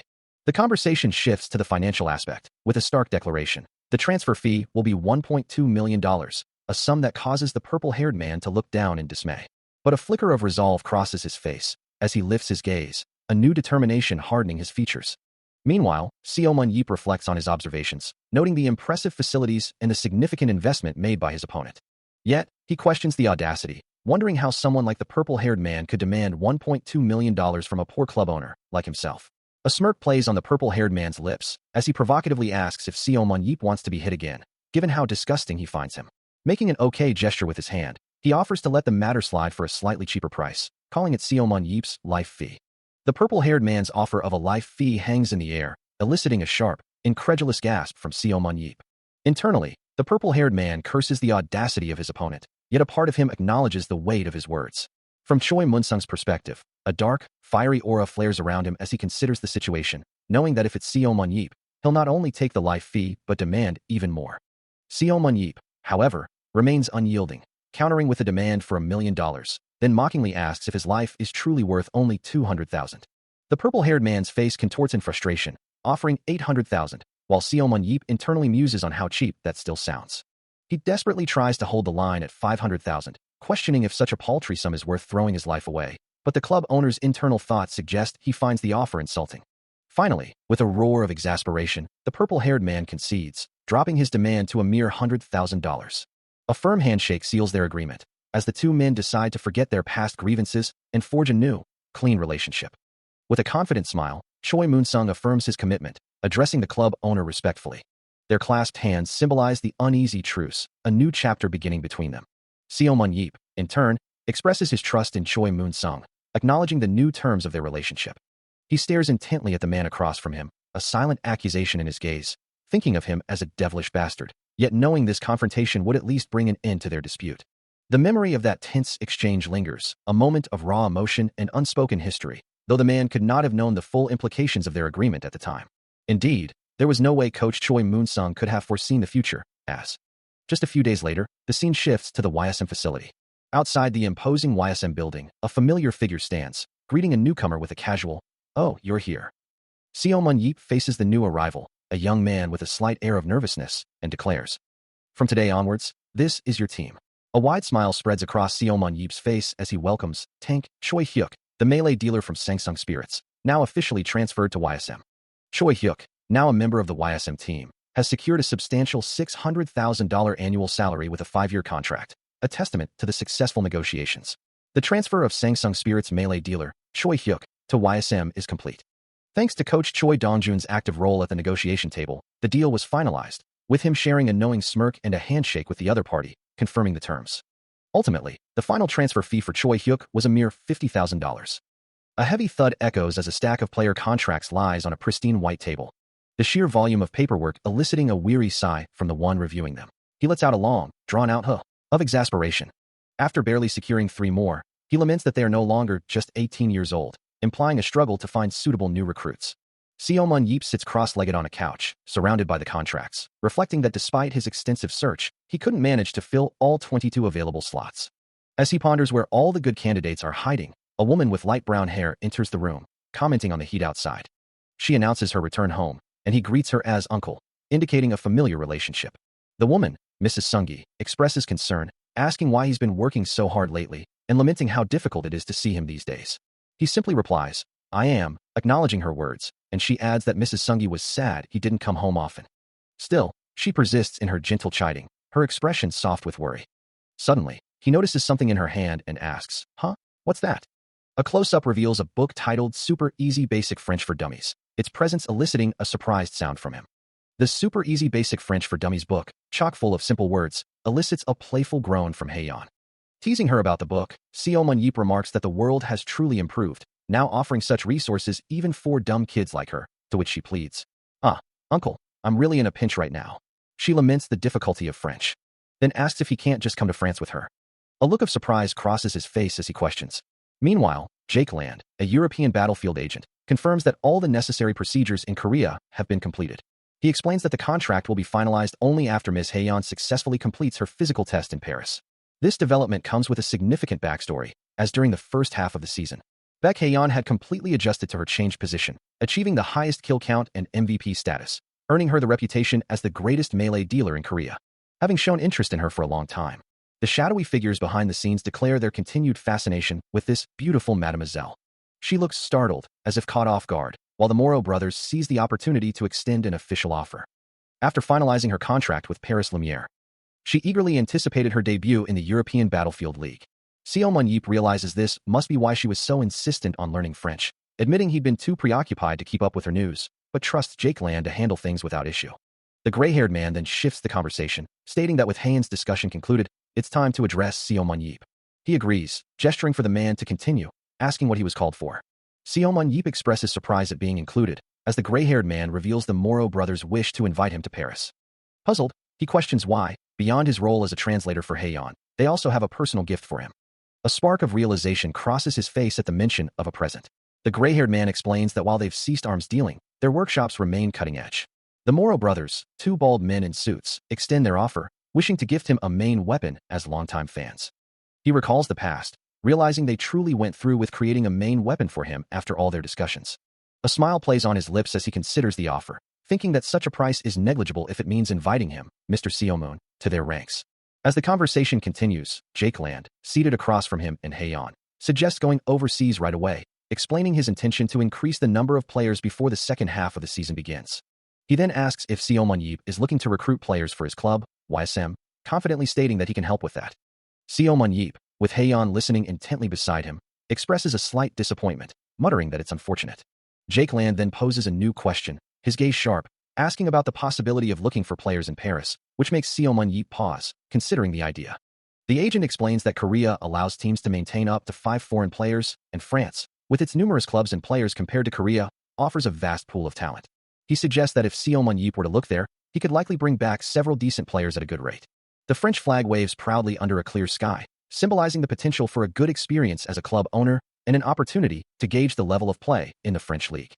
Seo Mun-yeep ponders the idea of foreign recruitment, his expression thoughtful as he considers the implications. A faint smile begins to form on his face as he concludes that the proposal sounds pretty good. With a confident grin, he points forward, his enthusiasm for the new prospect evident. High above the clouds, a sleek aircraft cuts through the azure sky, leaving twin contrails in its wake, carrying its passengers across continents until it finally descends upon the bustling tarmac of France's Charles de Gaulle Airport. Stepping into the vibrant terminal, Seo Mun-yeep leads the way, his suitcase rolling smoothly behind him as he navigates the crowds. A smile plays on his lips as he remarks that it's been a while since he last visited Paris, though he wishes Jiho could have joined them. But he quickly dismisses the thought, knowing it can't be helped with Jiho's busy schedule, deciding instead to let the busy man stay home. He then turns his attention to the more immediate task at hand, looking forward to the fun of finding a new home for Haeyeon. But, just as they approach the exit, a sudden flash of cameras erupts, and a chorus of voices calls out, "Monsieur Soon." The hunter's expression darkens as he realizes the situation, muttering that these damned reporters are the same, no matter the country. More camera flashes ignite around him, the shouts of Sir Seo Moon growing louder. Amidst the chaos, a man in a blue suit waves frantically, declaring himself the main culprit as he beckons them over. He listens as a reporter muses aloud, wondering why so many of their kind had gathered, before realizing it was all because of him, then directly questioning why the club owner himself had come personally. With a confident smile, the bald reporter in sunglasses replies that he is the one responsible for their player management. He then turns his attention to Haeyeon, suggesting it's beneficial for a new player like her to receive a lot of attention, a statement that earns a dismissive TCH from Seo Mun-yeep. The reporter, undeterred, presses on, asking if Seo Mun-yeep would consider an interview for his lovely niece, now that he's here. A serpentine aura briefly flickers behind the reporter as Seo Mun-yeep's thoughts betray his irritation, labeling the man a sly bastard. Another reporter then addresses him directly, inquiring about his feelings on this first international visit since his return, to which he simply replies, "It's good." He clarifies, amidst the flashing cameras, that he has only ever visited for dungeons, making this his first normal trip. The questions continue, probing whether his presence is due to a personal friendship with the Moro brothers, or if he intends to become a player for Paris Lumiere. Seo Mun-yeep, still surrounded by the blinding flashes, states that despite receiving an offer, he currently has no intentions, having only come to cheer for his niece. The persistent questioning then shifts, asking if he plans to meet with his fellow Seven hero, Eric Thuram, while in France. This new line of inquiry causes a flicker of surprise or realization to cross his face as he stands before a large departure board. He recalls the informant's words, Baek Jiho, about Eric Thuram living a good life in the countryside, having met a smart wife or something similar. He considers the implications of a potential meeting, acknowledging the difficulty of traveling given his short stay and prior commitments, yet expressing a desire to reconnect if the other party were to come to Paris. Meanwhile, a news report featuring Seo Mun-yeop plays on a television screen, with a caption below remarking on the naivety of a certain individual, suggesting he was scammed out of his fortune and left homeless. Suddenly, a hand reaches out, splattering liquid across the screen as a man lets out a surprised, almost disgusted sound. The dark-skinned man spitting out his drink in shock, while an older, white-haired companion looks on from behind. The dark-skinned man, Eric Thuram, one of the Seven heroes, spills his coffee, his companion asking, "What is it, Eric?" Eric stares intently at the screen displaying Seo Mun-yeop, his companion questioning, "Yob is in France." A sudden burst of speed and impact lines fills the frame, indicating a rapid, decisive movement. Eric, now looking distressed and urgent, lunges forward as his companion shouts, "Eric, where are you going?" Without hesitation, he plunges his hands into the clear blue water, diving headfirst from the boat. As Eric surfaces in the distance, he declares, "I've got something urgent to do, so I'll return to France. Let's fish some other time." His bewildered companion can only ask, "What do you mean?" Above, the vast, clear sky stretches out, dotted with fluffy clouds and soaring birds. Below, a whale breaches the surface of the endless blue, emphasizing the shocking realization. We're in the middle of the Atlantic Ocean. The clear blue sky above Paris stretches endlessly, a perfect backdrop for the city's grandeur. As the camera pans down to reveal the opulent facade of the Paris Lumiere Clubhouse. Inside, a welcoming committee of two bald men in suits and two women greet Seo Mun-yeop with effusive praise, one of the men exclaiming, My, it's great to have you here. For the day that Mr. Seo Mun-yeop visits our club to arrive." He offers a polite, if somewhat weary, response, Yeah, it's good to see you too. Since you're here, it would be. The bald men, however, are undeterred, their faces beaming as they continue to fawn over him. "Amazing if you could contract with us, Mr. Seo Mun-yeop." A slight awkwardness hangs in the air as he deflects their request. "Ha! My niece will be playing in my stead, so please look after her." The men quickly assure him, Of course. How could we not?" But their enthusiasm quickly shifts to another demand. "But how about taking the physical test as well, Mr. Seo Mun-yeop? It must have been quite a while since you've tested, so we'll precisely measure it for you." His expression remains neutral, though a hint of weariness crosses his features as they continue. "And since you're here, could you sign my copy of Seo Mun-yeop's Heroics? The Seo Mun-yeop special exhibit that we oversee is going to open soon, so it would be amazing if you could come and..." As the bald men ramble on, their voices becoming a droning buzz, a faint purple aura begins to emanate from him, his patience clearly wearing thin. "And maybe if our filming crew could make a record of your visit to Paris this time." The purple aura intensifies, shifting to a vibrant red as he cuts them off with a sharp, decisive tone. "That's enough." His face now etched with irritation, a powerful red glow surrounding him. The bald men, surprisingly unfazed, respond, "We knew you would be like that, so we've prepared right here." Despite his obvious displeasure, they simply gesture forward, instructing him, "Please come this way." Baek Haeyeon stands poised within a vast, sterile chamber, a small dagger clutched in her hand, as if awaiting a challenge. A voice echoes, inquiring, "Miss Haeyeon, is anything uncomfortable?" Before clarifying, he's asking if you're comfortable. With a confident smile, she responds, "Yes," as a holographic display behind her shows two men observing. The instructions continue, urging her to jump right into the physical test, adding, "He's saying the test will start now," as numerous shadowy figures begin to materialize on the grid-patterned floor below. Haeyeon turns, her back to the viewer, facing the growing horde of dark entities that shimmer with faint purple energy. The voice explains, "The monsters that are summoned in front of you." He said to beat them all up. As the shadowy forms solidify, their glowing purple eyes fixed on her. A final directive appears, stark and clear. Time limit will be 1 minute. Before the monsters can even fully coalesce, a burst of fiery golden energy erupts, slamming into one of the shadowy figures and sending it reeling. Seo Mun-yeop, his hair now a vibrant gold and his eyes burning with matching intensity, unleashes another wave of power, the golden aura around him flaring brightly. His golden energy strikes another monster, causing it to recoil with a violent shudder, the impact rippling through its shadowy form. Haeyeon's eyes glow with a fierce blue light, her expression one of unwavering determination, ready to join the fray. She lunges forward, twin blades of crackling blue energy extending from her hands, carving through the monsters alongside Seo Mun-yeop's continued golden assault, the combined power illuminating the arena. As the test continued, Baek Haeyeon moved with incredible speed, her form a blur of vibrant blue energy, leaving streaks of light and shattered particles in her wake. Her powerful kicks, infused with glowing azure magic, sent shockwaves through the simulated environment.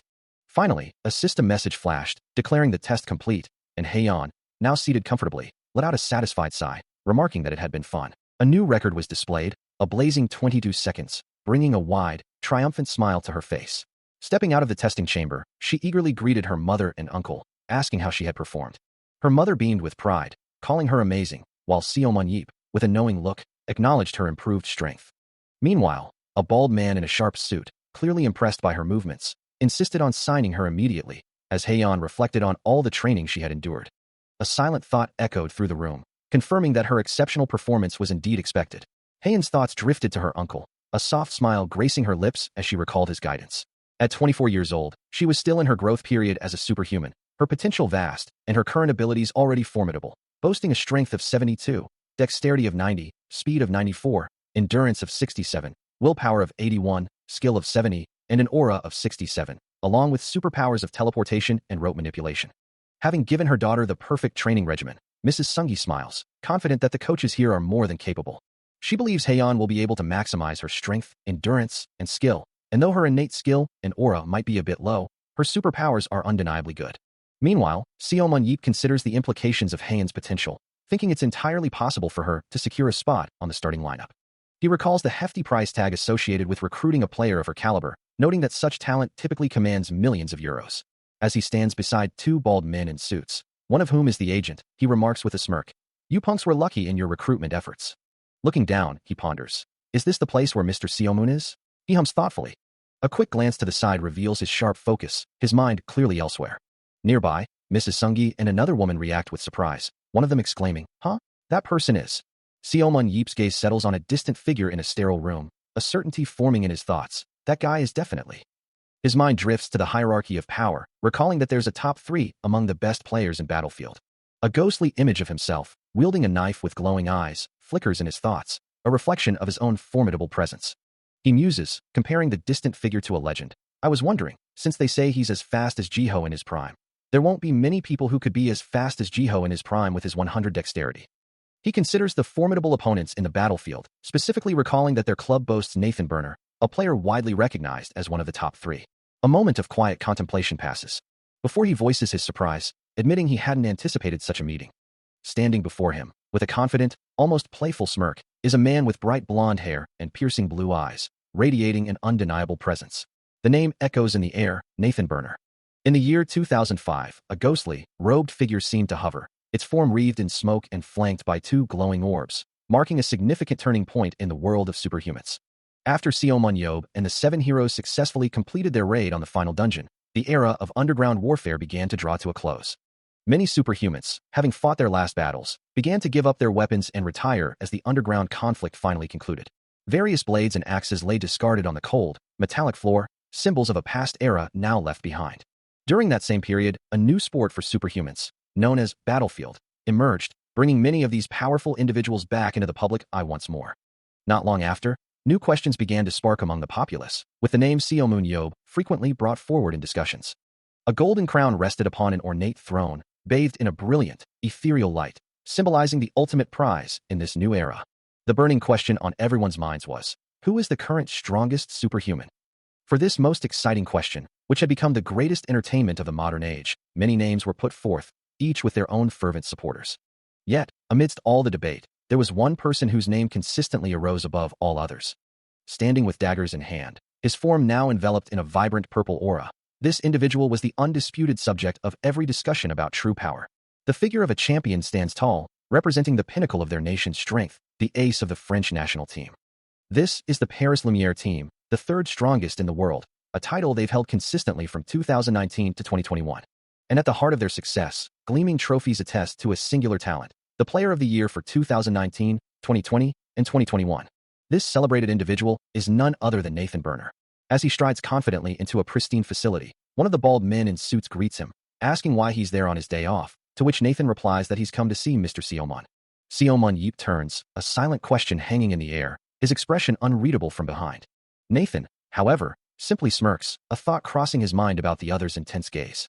Then, with a casual gesture, he announces his true purpose, declaring his intention to welcome their new teammate. Seomun Yeep's eyes widen in surprise, a hesitant bonjour escaping him, followed by an awkward laugh. Baek Hae-yeon and another woman watch the exchange, both surprised, while Nathan simply offers a charming smile. A young child, witnessing the scene, asks their mother what was said. The mother, along with Baek Hae-yeon, admits they don't understand French either, but the mother quickly adds, captivated, that they should look at his eyes. Nathan Burner, the celebrated player of the year, extends a polite greeting to Seo Mun-yeep, stating it's a pleasure to meet him. Observing the young man, Seo Mun-yeep internally notes that he seems like a polite kid, quite unlike Walker, despite the strange look he'd received earlier. And considering he'll be Haeyeon's teammate, he decides he shouldn't be too harsh. But before the thought can fully form, Nathan Burner suddenly lunges forward, his hands glowing with a fierce red energy, launching a surprise attack directly at Seo Mun-yeep. As the attack closes in, Seo Mun-yeep's eyes narrow, his mind instantly registering the unexpected aggression as nothing less than a sneak attack. With lightning-fast reflexes, he intercepts the assault, twisting Nathan's arm and turning the tables in an instant. The sudden reversal leaves Nathan Burner's face contorted in a grimace of pain and disbelief, his earlier confidence shattered by the swift counter. Still held firmly in Seo Mun-yeep's grip, Nathan Burner stammers in utter shock, unable to process what just happened. Internally, he fumes, wondering what's with this burdensome guy who so easily overpowered him. Despite the preceding skirmish, Nathan Burner then offers a formal welcome to Seo Mun-yeep, inviting him to Paris. A slight awkwardness hangs in the air as he offers a quiet, yeah, thanks, his mind still reeling from the unexpected encounter, admitting to himself that it had been a long while since he'd been this baffled. Nathan, meanwhile, begins to formally introduce himself, saying, I'm sorry for not introducing myself. I am. Only for Seo Mun-yeep to cut him off, stating simply, I know. Nathan Burner. I've seen your match VODs. You're pretty. The blonde man chuckles, running a hand through his hair. Haha, it's a bit embarrassing to be praised like that by someone I've looked up to since I was a kid. Seo Mun-yeep, however, remains grounded, replying, compared to you, I've still got a long way to go. Nathan smiles warmly, his eyes closed in amusement. Who can I praise if I don't praise you? I didn't think an opportunity to see you like this. As the conversation continues, Seo Mun-yeep's internal system interface activates, displaying Nathan Burner's detailed statistics. Strength at 83 to 95, dexterity a perfect 100 to 100, speed 95 to 95, endurance 81-83, willpower 87-92, skill 90/95, and aura 91/91, with his superpower listed as clone. The system further elaborates on the clone ability, explaining that it consumes half of the user's aura to split the body into two, regaining 30% aura upon recombining. If one half dies, the other takes damage and disperses, leaving only 10% aura. He observes the glowing blue energy emanating from Nathan, realizing that, excluding endurance, his potential is over 90 for all of his stats. Seo Mun-yeep's thoughts continue to race, concluding that even his superpower is stupid as hell. The system adds that after using the superpower, the stat pack increases to 2, effectively doubling his combat presence. It clarifies that while the aura and attack strength would be cut in half between the two clones, his other already high stats mean this isn't a significant problem. Overwhelmed, he thinks, this is fucking insane, and notes that Nathan still has room for growth in his skill, making his potential truly terrifying. He continues to process the data, observing Nathan Burner's simulated combat prowess, concluding that if his technique is this refined, he's already superior to Jiho in his prime. With such advanced technique, Nathan should be quite proficient at executing joint attacks, even with just his clone. Seo Mun-yeep's system further reveals that endurance isn't a significant weakness for him either, with an average endurance potential of 75, which is notably higher than the average for Korean First Division League tanks. Meanwhile, a bald man in a suit ponders aloud. What would happen if he were to go up against Gerald Walker after he finishes growing? The system continues to display Nathan's incredible statistics, his strength and endurance both at a perfect 100, and even a potential dexterity of 96 within that body. Seo Mun-yeep muses, that fight might be pretty entertaining to watch. A sudden realization hits him, causing him to exclaim in surprise. He thinks to himself, so this is why people are so invested in Battlefield, but if this guy fights against that guy, who will win? It's a normal thing to be curious about. Then, Nathan's voice cuts through his thoughts, asking, Seo Mun, have you made up with Gerald Walker yet? Looking at Nathan, Seo Mun-yeep questions, why so suddenly? Nathan explains, ever since he came back from Korea, he's been going around, praising you. Didn't you two fight each other not long ago? A smirk plays on Seo Mun-yeep's lips as he replies, fight? I just showed him his true level. Nathan looks on, clearly taken aback, as Seo Mun-yeep continues, he was messing around even though he was younger than me, so I gave him a hand. After that, in my benevolence, I gave him $1 million advice as well. He continues to press the point, asking if he truly dominated his opponent when they fought, to which the other man confirms it wasn't even newsworthy. The news, he explains, doesn't cover wins and losses, and the bald suit men gasp in surprise, wondering if it didn't just end after a few spars. He clarifies that he didn't go for the kill, but he definitely won. Nathan, looking utterly taken aback, can only utter Seaman's name, his mind reeling at the implication. He internally questions if it's truly possible to win against someone like that one-on-one. Seo Mun-yeep, with a dismissive gesture, asks what's so impossible about it, reminding him that his opponent is still just human. He continues, explaining that he did it to showcase his skills and offer precious advice to a young lamb who dared to doubt him. Meanwhile, the bald suit men reflect on how they knew Walker's skills had improved significantly recently. Their thoughts drift to the idea of making a potential future opponent even stronger.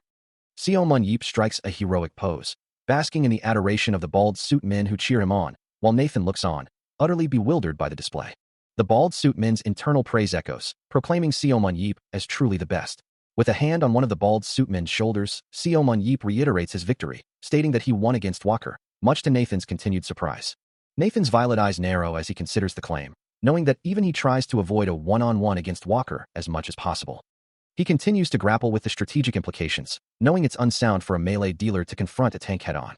Even so, he admits it would be difficult to guarantee a victory if he were to unleash his full power without any time or environmental constraints, yet the desire to fight remains. Meanwhile, Seo Mun-yeep stands confidently, a radiant aura of success surrounding him as two bald men in suits gaze up at him with sparkling admiration, their expressions clearly conveying their awe. Nathan Burner, still reeling from the implications of Seo Mun-yeep's claims, can only wonder, just how much stronger is this man?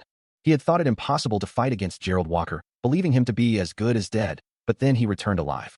This revelation only solidifies his resolve. He wants to fight him no matter what. Seo Mun-yeep, however, seems to be thinking of Nathan Burner in a different light, musing about that brat and those eyes. Observing the young man, he concludes that Nathan must have seduced countless women with those very eyes. Elsewhere, a man warns Baek Hae-yeon to be careful of him, suggesting he likely has many women around him.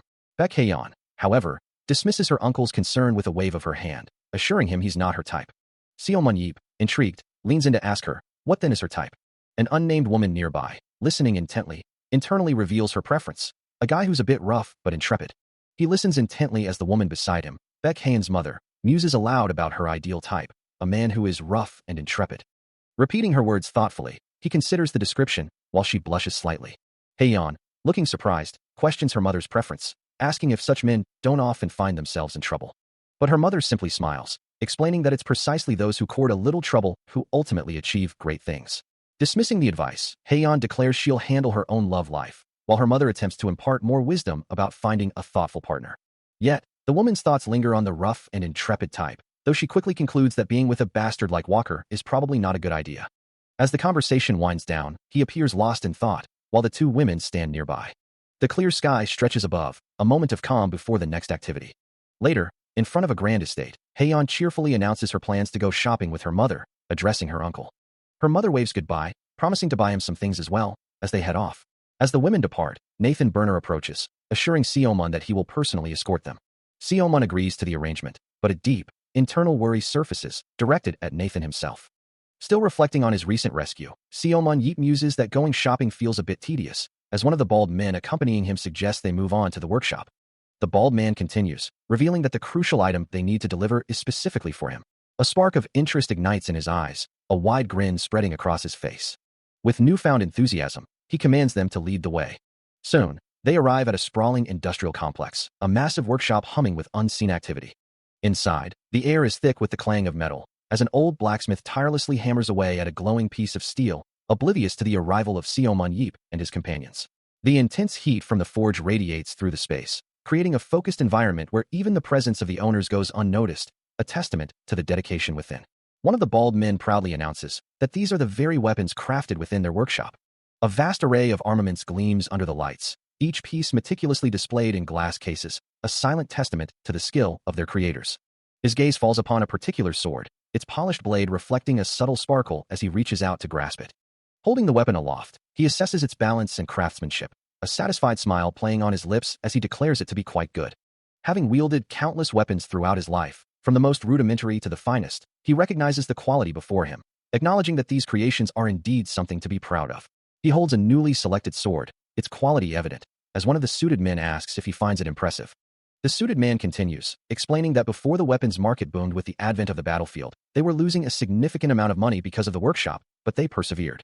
Thanks to their dedication to maintaining the workshop, they were able to create the best battlefield gear in the world. He adds that while they were simply trying to care for the masters who had worked with them their whole lives, their efforts turned misfortune into an incredible windfall. The two bald men cheer excitedly, proclaiming that they were able to turn misfortune into an incredible windfall. As they walk, one of the suited men remarks that those destined for success truly succeed in everything, their footsteps echoing through the facility. He then addresses Seomon Yeep directly, stating that thanks to their success, they are now able to gift him a main weapon he can use, expressing their happiness that such a day has come. A hand presents a sleek, cylindrical object, its surface gleaming as if charged with energy. The object is revealed to be a spear, displayed within a specialized case labeled with his name, its components neatly arranged. Looking at the weapon, Seomon Yeep asks if this is his spear. One of the suited men confirms it, inviting him to feel its weight and balance. Holding the spear, Seomon Yeep examines it closely, wondering aloud how to extend it, as he can't find a button. As the craftsmen present the custom spear, one of them instructs Seomon Yeep to channel his aura into the weapon, prompting a curious inquiry from him. Without hesitation, he grips the spear, and a vibrant blue aura immediately flares around his hand, enveloping the weapon in a soft, ethereal glow. With a sudden, almost magical expansion, the spear begins to extend, its tip gleaming brightly as the blue energy courses through its length, leaving him visibly surprised. The weapon fully extends, now a formidable, glowing staff, and a gasp of awe escapes him as he marvels at its transformation.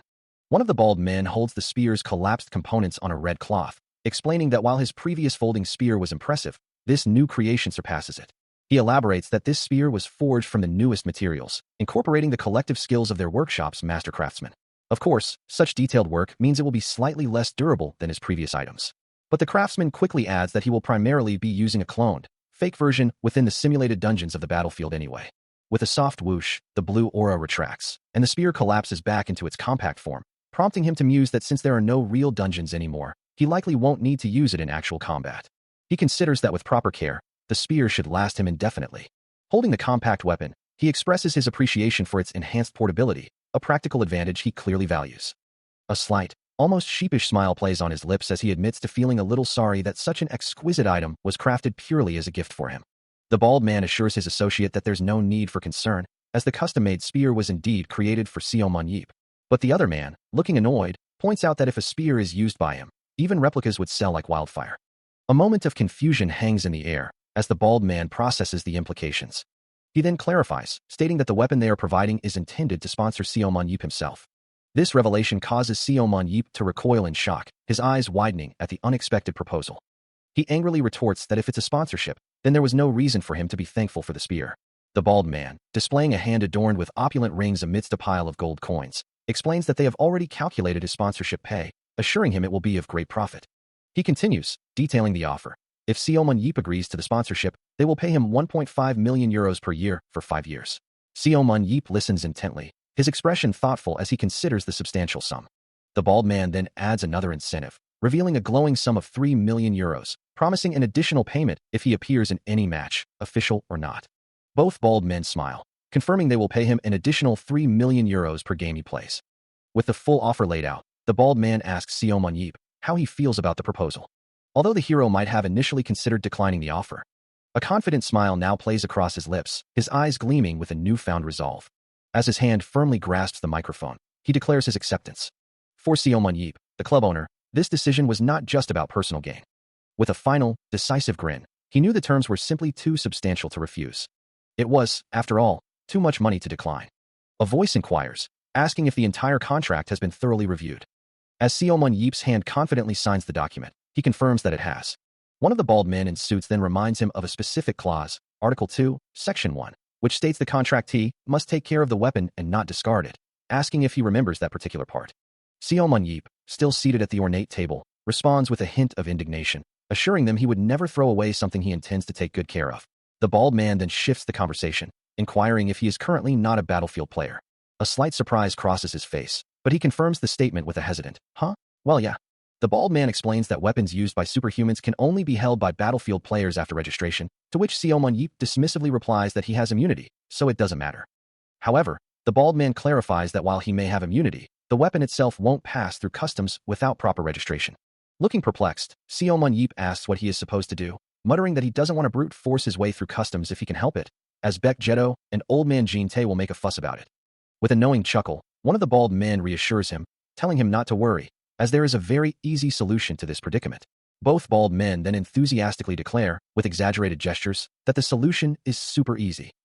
The bald men continue their explanation, one of them asserting that if the current situation is too much to handle because he isn't a battlefield player, then he simply needs to become one.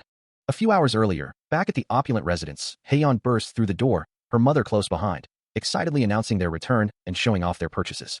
Back in the present, a small, ghost-like figure dances beside him as Seo-mun Yeep's expression twists into one of disbelief and annoyance at the bald man's audacious suggestion. Meanwhile, in the past, Haeyeon finds her uncle seated, looking troubled, and asks him what's wrong, her concern evident. Returning to the current conversation, the bald men reiterate that it's incredibly simple to become a battlefield player, requiring only registration with one's own country's battlefield association. Seo-mun Yeep mutters a dismissive, "You punks," as the bald men continue, explaining the second step, registration with the World Battlefield Association. They elaborate, stating that since the player registry of each nation is managed by the World Battlefield Association, it makes no difference which country he registers from, which means he could even register as a player in France. He listens as the bald men continue their explanation, detailing how he could register his weapon through customs, and since his avatar was already registered, a proxy could sign him up as well. All they needed was his word, and they would send someone to the association. A furious red aura flares around him as he realizes the depth of their scheme, accusing the two smiling men of having planned this from the very beginning. A dark purple energy crackles around him as he thinks, there's no need to say it twice, especially because of these octopus-looking individuals. The bald men, unfazed, retort that it's not as if he didn't know they were up to something, calling it a skill of the trade to make someone fall for it even when they're aware. As they gleefully flex their biceps, a yellow glow emanating from them, he feels an overwhelming urge to smash their heads like drums. They assure him there would be no sudden restrictions or duties after registering. Rather, he would simply have the choice of playing in a game if he wanted to in the future. With a confident stride, one of the men declares that no matter how he looks at it, Mr. Seo-mun Yeep wouldn't lose anything. He then asks if they would truly put him in harm's way, the world's biggest Seo-mun Yeep fans, the ones who even have a dedicated collection room for his items. The revelation is accompanied by an image of auction paddles, confirming that the Moro brothers had won Seo-mun Yeep's car in a charity auction. They continue, stating that in an auction for his items 17 years ago, they even bought the diary he stopped using after only 4 days. A surge of purple energy surrounds him once more as he curses, realizing the extent of their obsessive collection. A furious red aura radiates from Seo-mun Yeep, his face contorted in rage as he mentally lashes out at those who have invaded his privacy, demanding they go grab their guy, calling them disgusting bastards. Later, slumped in a chair, he laments that despite his anger, he still ended up registering as an actual player, while Baek Haeyeon watches him with concern. A bright smile lights up her face as she congratulates him on his sponsorship, noting that he's practically a pro player now. Still, the protagonist reflects that while he has new things to do as a player, it feels terrible to have been manipulated by those octopuses. Just then, the bald suit man peeks through a doorway, attempting to recruit him for Paris Lumiere now that he's officially a player. Seo-mun Yeep, however, quickly turns, raising a hand and threatening to hit him with his new weapon, causing the bald suit man to recoil in surprise and fear. Meanwhile, Baek Haeyeon, her eyes sparkling, expresses how cool it would be for him to play on her team as a player. She wants to try matching plays with him, just like her dad used to do back in the day.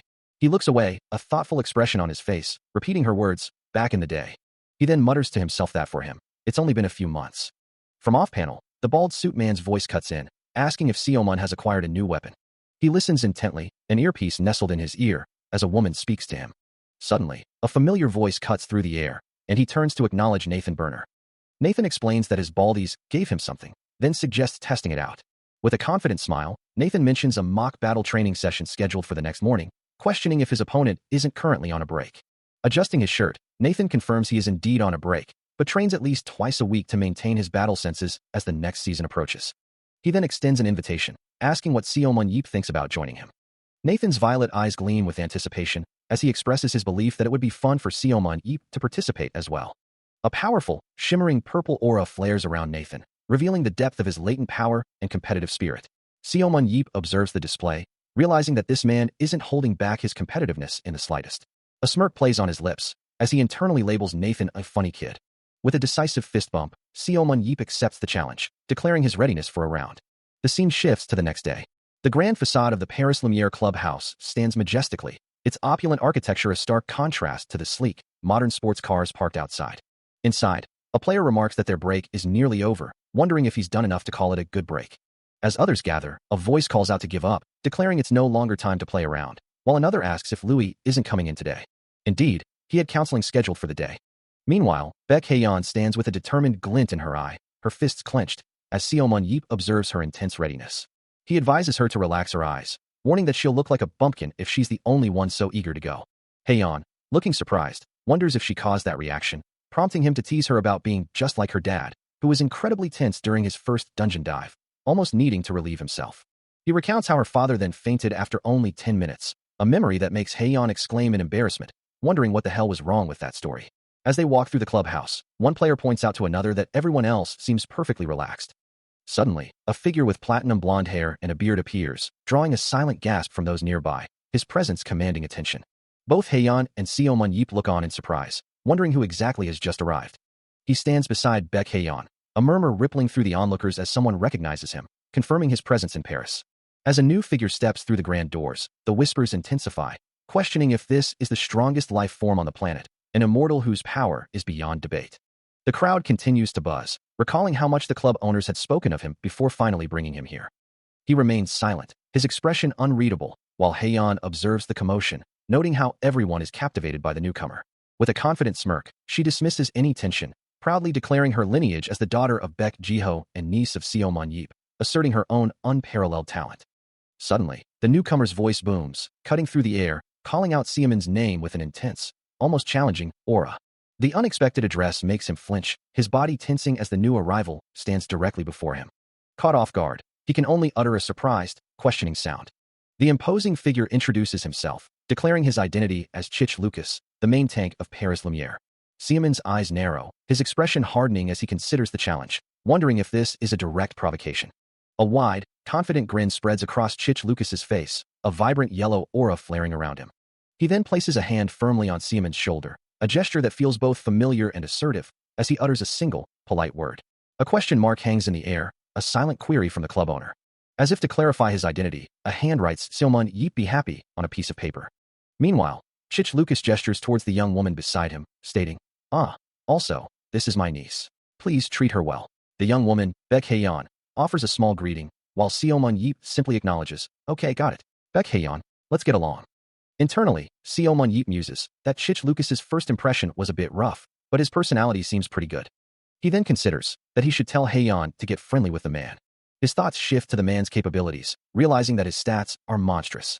A holographic screen materializes, displaying Chich Lucas's profile, strength at 90, dexterity 93, speed 91, endurance a perfect 100, willpower 89, skill 86, and aura 82.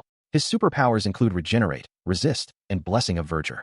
Further details appear, explaining that Regenerate allows him to regenerate wounds, while Resist grants him immunity to all illness and curses. Seo Mun-yeop's internal monologue continues, acknowledging that while Nathan is this team's ace, the one truly impossible to deal with is Chich Lucas. He recalls a bald man in a suit, thinking, from what I can tell, he just got pushed off because of marketing, but he's someone who can definitely compete in the top 3 like Nathan or Walker. Considering Chich Lucas's speed, he notes that it's 97, meaning he can get faster than Nathan. He concludes that Chich Lucas would have done well even if he wasn't a tank but a melee dealer, though all his superpowers are specialized for tanking. He observes the system's display, which details the Blessing of Verdure, a superpower that increases the growth rate and life force of plants, wondering aloud what this unique ability truly signifies.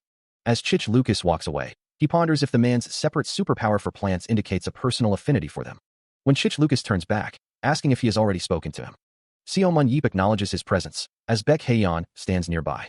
He reflects on Chich Lucas's incredible nature, not just as a player, but also as the leader of a charity group dedicated to protecting the world's trees. Considering the immense effort involved in his charitable work, he realizes that doing more than just battling on the battlefield must be overwhelming for him. And observing his bright expression, he comments that something good must have happened. Chich Lucas laughs, admitting that his joy is obvious because his dream might finally come true, prompting Seo Mun-yeop to inquire about this dream. With a determined gaze, Chich Lucas declares his long-held ambition to surpass him. He looks down, his expression earnest. Seo Mun-yeop crosses his arms, listening intently. A vision flashes, revealing Chich Lucas, glowing with power, as he thinks of the hero who saved the world. Nathan Burner reflects on a formidable armored figure, acknowledging that as a superhuman of the next generation, this individual wasn't merely a target of his respect, but a towering wall he felt compelled to surmount. He gazes downward, lost in thought. Yet, the reality was stark. Seo Mun-yeop had died in the final dungeon. And so, he had believed that his ambition would forever remain an unfulfilled dream. But now, against all odds, the man he thought lost had returned, standing directly before him. A smirk plays on Seo Mun-yeop's lips as he challenges, haha, so you'll defeat me? Nathan's eyes close in a knowing smile, responding, well, humans are mammals who dream. He looks directly at Seo Mun-yeop, his resolve firm, declaring, while I live, I will always strive for it. Seomun Yeep meets his gaze, promising, I'll also do my best in my battle against you today. A confident smirk spreads across his face as a vibrant purple aura flares around him, crackling with raw power. With a subtle nod, he simply states, well, try your hardest. Turning to an unseen audience, Nathan Burner greets them with a cheerful, Bonjour, les gars. A sudden, booming sound echoes through the opulent hall, drawing the attention of everyone present. The grand entrance sparkles with an almost magical light, as the focus shifts to the arrival of a new figure. Stepping forward with a confident smile, the man introduces himself. Welcome. I'm the coach of Paris Lumiere BC, Du Bois Gopin, he announces, clapping his hands together. Without preamble, he declares his intention. Let's go straight to making the teams. Facing a line of eager athletes, the coach prepares to outline the process, his back to the room as he addresses the assembled players. He begins by explaining the usual procedure. Let's see. Normally, our two main chariots, Chich and Nathan, make their teams. A slight shift in his expression hints at a change in plans. But since we have a special guest today, his gaze falls upon two specific individuals, Seomun and Nathan. Could you make your teams? He asks, a challenge in his tone. Nathan Burner looks taken aback by the unexpected request. Wait, make my team? How? Do we balance out the strengths and positions? He questions, clearly confused. Du Bois Gopin simply waves a dismissive hand at Seomun Yeep. Not at all. Seomun Yeep's eyes widen slightly in surprise as the coach continues. Our Paris Lumiere have a very special method of making our mock game teams. Nathan Burner ponders the implications of such a unique approach, wondering if it's a technique he should adopt, as the coach reveals the simple, yet unexpected, method: rock, paper, scissors. A wide grin spreads across Du Bois Gopin's face, his eyes sparkling with an almost mischievous delight. As his gaze sharpens, a faint blue aura begins to emanate from him. He announces the first lineup. Team Seomun will consist of Seomun Yeep as tank, Chich Lucas also as tank, Louis Siegel as ranged, Alexander Moody as support, and Cindy as tank. The players, including Seomun Yeep and Chich Lucas, stand ready in their uniforms, a mix of anticipation and determination on their faces. Gopin's eyes glow with increasing intensity as he continues, clarifying the roles for everyone. T stands for tank, M for melee dealer, R for range dealer, and S for support. With a powerful surge of blue energy, he then reveals the second team. Team Nathan will feature Nathan Burner as melee, Jack Jones as tank, Woody Adelson as support, Gabriella Anna as ranged, and Paul Bryant as tank. The members of Team Nathan, including Nathan Burner and Baek Haeyeon, stand poised, a subtle purple glow surrounding them. The coach's aura intensifies further as he lists the remaining players for Team Nathan. Sophie Parahi as tank, Rudy Ali as melee, Alphonse Saley as melee, Pio Limoe as ranged, Muhibi Kunta as ranged, and Mike Rope as support. His eyes now blazing with pure blue energy, Gopin declares with a triumphant smile. All right, two beautiful teams have been created. His voice booming with excitement, he challenges. Then, soldiers, let's play. A low hum resonates through the vast, empty space. As the camera pulls back to reveal a grand, circular arena, its ornate floor shimmering with a soft, ethereal glow. Two distinct groups of figures stand poised on opposing sides of the expansive chamber, a palpable tension building between them. Among one team, Seomun Yeep stands tall in his blue uniform, his gaze sharp, while Baek Haeyeon and another teammate flank him, ready for the impending challenge. Across the arena, Nathan Burner, with his distinctive platinum blonde hair and glowing violet eyes, leads his own team, all clad in pristine white uniforms. The voice of an unseen announcer echoes, describing the setting as a wide, open temple where teams can immediately see each other, a training dungeon designed for a single, all-out brawl. Seomun Yeep observes the opposing team, his thoughts confirming the announcer's words. This is a dungeon where tactical advantages from terrain are completely nullified, forcing a direct confrontation. He can't help but wonder if the organizers are being too obvious in their attempt to pit him directly against Nathan. A confident smile spreads across his face as he affirms that he will, of course, accept the challenge. The announcer's voice cuts through the air once more, declaring that the teams now have 60 seconds to strategize. A holographic projection of a man in glasses appears, his voice echoing through the vast training dungeon as he announces the countdown will begin 5 seconds before the battle starts. Meanwhile, Seomun Yeep's electric blue eyes glow with an intense eye of analysis as he begins to strategize, declaring it's time to figure out their positions. He turns to Chich Lucas, assigning him the crucial role of main tank, a position he believes the muscular man should be quite familiar with. Then, with a decisive gesture, he designates Woody Adelson, the blonde team member, as the frontline tank. Pointing to Baek Haeyeon and another teammate, he instructs them to fill the spots between the main and frontline tanks, with Baek Haeyeon taking on the sub-tank role.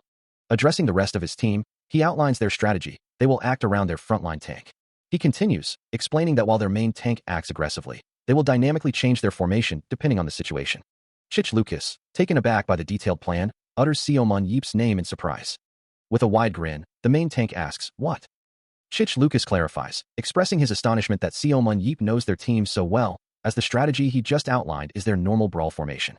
He adds, with a laugh, that Seo Mun Yeep even picked out the players perfectly, suggesting he'd believe him if he said he was interested in their team. He admits to his teammate that he was interested in Paris Lumiere, claiming to have studied up on them quite a bit, though he mentally adds that it's a lie. His plan is to treat the situation as if he isn't even there. With a confident smirk, he declares, "I'll mark Nathan." Meanwhile, his opponent, Nathan Burner, stands ready, thinking that he'll definitely do the same. Nathan's thoughts echo Seo Mun Yeep's, confirming the same sentiment. As the team gathers, a voice announces a one-on-one match between Nathan and Seo Mun Yeep, prompting Baek Haeyeon to wonder if she'll be able to focus on the actual match, while Chich Lucas confirms his understanding to Seo Mun Yeep. Seo Mun Yeep smiles, satisfied that with this, the positions are set decently enough. His focus sharpens, realizing he should now look at his opponent. Nathan stands ready, twin daggers gleaming in his hands, as Seo Mun Yeep observes him from a distance, noting the twin daggers for weapons. He acknowledges that it's a really annoying weapon to face up against, but quickly adds that he has a method of dealing with it. His mind races, analyzing the common tactics of such fighters. When people use twin daggers, they usually have a higher attack rate with their dominant hand, while the other hand is only used as support. It may look random, but they have a set move set and breathing pattern. With a calculating gaze, Seo Mun Yeep addresses his opponent, his voice carrying a hint of intrigue as he states, "I'm curious, Nathan." He then probes further, asking, "Are you left-handed or right-handed?" As the tension mounts, a digital display confirms the imminent start of the match, announcing, "Starting the countdown." From the sidelines, Baek Haeyeon, Woody Adelson, and Chich Lucas watch intently, their expressions a mix of anticipation and concern. The countdown continues, with the number 3 prominently displayed above Nathan and his teammates. Finally, the last digit appears, signaling the imminent start of the confrontation as Seo Mun Yeep stands ready with his team. His electric blue eyes glow with fierce determination, a powerful aura radiating from him as he prepares for battle. Across from him, Nathan Burner grips his twin daggers, his violet eyes gleaming as he issues a defiant challenge, "Come at me, punk." A voice from the sidelines expresses concern, calling out, "But, club owner." Meanwhile, in a separate viewing room, a group of men in suits observe Seo Mun Yeep's image on a large screen, their expressions thoughtful. One of the observers, an older man with gray hair and glasses, ponders aloud, "Does Mr. Seo Mun know that Nathan is innately ambidextrous?" Another bald man in a suit replies, "Well, he wouldn't know if he didn't go out of his way to find out." His companion, also bald, agrees, adding, "He probably won't, brother. There was no need for Mr. Seo Mun to go look for it." An observer, his hand glowing with a faint blue light, remarks that facing Nathan might prove difficult. He elaborates, explaining that Nathan's twin daggers switch patterns unpredictably, meaning the moment an opponent thinks they've figured it out, their head will be forfeit. This unpredictability is why players with keen observational skills often face a worse defeat against him, and on top of that, his superpower, Clone, increases the directions of his attacks to 4, making him incredibly hard to track. Another observer, a bald man in a suit, wonders if this means they'll have a chance to promote Nathan as someone who defeated Seo Mun Yeep. The bald man leans forward, his gaze fixed on the arena below, as the other suited figures stand by, awaiting the outcome. In the arena, Seo Mun Yeep lunges with his sword, a brilliant blue aura flaring around him, aiming a swift strike at Nathan Burner, who braces for the impact. His foot blurs with speed, propelling him forward with immense force. A powerful blue explosion erupts as Seo Mun Yeep's attack connects, sending Nathan Burner flying backward across the arena floor. But before Seo Mun Yeep can press his advantage, Nathan Burner executes a blindingly fast counter, the force of his unseen blow causing Seo Mun Yeep to recoil sharply. Nathan's foot flashes forward, a blur of motion as he closes the distance. With a decisive strike, Nathan Burner sends Seo Mun Yeep crashing to the ground, his body skidding across the metallic floor. Nathan Burner stands triumphant over his defeated opponent, the blue energy of his attacks still faintly shimmering around him. Nathan Burner, a blur of white and violet energy, launches a powerful mid-air kick, forcing Seo Mun Yeep to brace himself with his staff. Anticipating the spear that would fly if the distance between them increased, he decides to close the gap, his violet eyes gleaming with fierce determination. Meanwhile, Seo Mun Yeep tightens his grip on the staff, preparing for the inevitable clash, knowing he must close the gap. But Nathan is already there, his swift strike meeting the staff with a burst of blue energy, pushing his opponent back. The impact radiates outward in a blinding flash, a testament to the sheer force of the exchange. Before Seo Mun Yeep can recover, Nathan Burner is already behind him, delivering a sharp kick to his back. He executes a flawless full-body feint, disorienting his opponent and landing yet another strike, the blue energy flaring upon contact. The repeated blows send Seo Mun Yeep reeling, his body losing balance as he falls backward. Nathan Burner moves with impossible speed, leaving trails of brilliant blue energy in his wake. With a final, devastating kick, he sends his opponent flying, a shower of purple sparks erupting from the impact. An observer can only gasp in awe, realizing just how incredibly fast he truly is. He descends with blinding speed, twin blades glowing with fierce blue energy, aiming a decisive strike at his opponent. The impact ripples across Seomon Yeep's chest, a powerful blow landing despite his defensive posture. But even as he reels, the club owner retaliates, channeling his own blue energy into a rapidly forming projectile. Hurling it with precision, the attack connects, sending Nathan Burner reeling from the explosive force, propelling him backward through the air as debris explodes around him. He crashes into the ground with a devastating impact, a shockwave radiating from his landing point, shattering the very earth beneath him. Yet, in an instant, he recovers, his eyes glowing with renewed determination, knowing he cannot afford to give his opponent any respite. With a surge of power, he unleashes a rapid-fire barrage of glowing blue strikes, his face a mask of fierce concentration as he presses his assault. The energy impacts explode against his target, each hit a burst of brilliant light, forcing Seomon Yeep to defend against the relentless onslaught. Seomon Yeep, his form wreathed in brilliant blue energy, unleashes a rapid, focused attack, his eyes gleaming with fierce determination. He spots a momentary vulnerability, a fleeting opening in his opponent's guard. With blinding speed, he presses his advantage, a torrent of blue energy slashes tearing through the air. The force of the impact sends Nathan Burner reeling, his body momentarily overwhelmed by the assault. Seomon Yeep's resolve hardens, a silent command echoing in his mind to finish the fight now.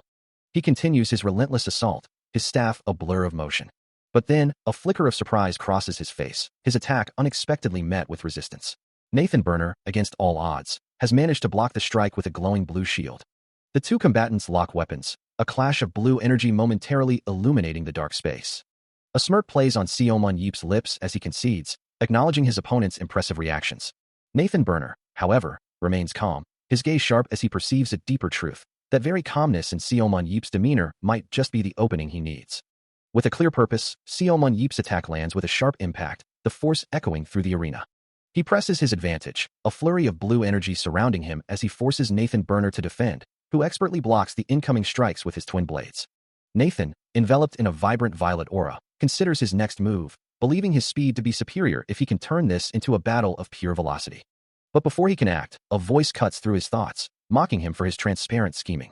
Seomon Yeep, his eyes gleaming with resolve, launches himself forward with renewed intensity. Nathan attempts to evade the swift assault, blurring across the ground as he tries to create distance. Yet, Seomon Yeep's speed is overwhelming, and with a devastating blow, he sends Nathan crashing to the ground, surrounded by a burst of blue energy. Standing over his downed opponent, Seomon Yeep's weapon glows ominously, ready for another strike. He looks down, his electric blue eye piercing, and challenges Nathan's reliance on weapon techniques, calling him a cute little bastard. Nathan, undeterred, responds with a fierce declaration, his fist glowing with power as he accepts the challenge. Without hesitation, he launches a powerful kick, the blue energy trailing behind his leg as he retaliates. The air itself seems to tear apart, as a blinding surge of power erupts, signaling the relentless continuation of the battle. Nathan, caught mid-flight, finds himself assailed by a flurry of strikes from Seomon Yeep's spear and shield, each blow radiating with intense blue energy. A powerful impact from the shield sends him reeling, his leg buckling under the force. Before he can recover, the spear connects sharply with his face, a grimace of pain twisting his features as the blue aura flares around him. The relentless assault continues, a sharp, cracking sound echoing the sheer power of the blows. Forced to the ground, Nathan can only acknowledge the incredible offensive being waged against him, his mind racing to comprehend the technique. He observes the fluid movements, realizing that the combination of his opponent's spear and shield flows like water, seamlessly transitioning between offense and defense.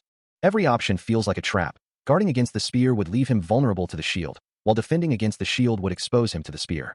His violet eyes glow with intense focus, as he realizes his adversary isn't allowing him to escape the attack range, effectively trapping him. The distance maintained is precisely calculated, making it incredibly awkward for him to launch any counterattack. A grudging respect forms in his mind, acknowledging the formidable skill of Seomon Yeep. Standing tall amidst swirling dark energy, Seomon Yeep embodies the overwhelming power Nathan has just experienced. The sheer precision and power of his opponent's movements leave him stunned, a testament to what he perceives as godlike skill. Nathan Burner realizes he'll need to find a way to launch an effective counterattack to truly turn the flow of battle in his favor. Meanwhile, Seomon Yeep, observing his struggling foe, asks with a hint of challenge, "What? You're already done?" He continues, confident in his impenetrable defense, asserting that the openings on him aren't real openings at all.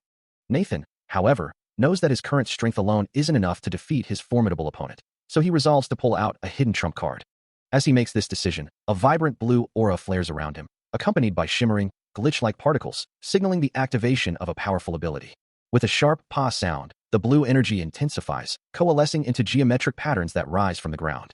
3 distinct, glowing blue orbs materialize in the air, each pulsing with the nascent power of his new skill.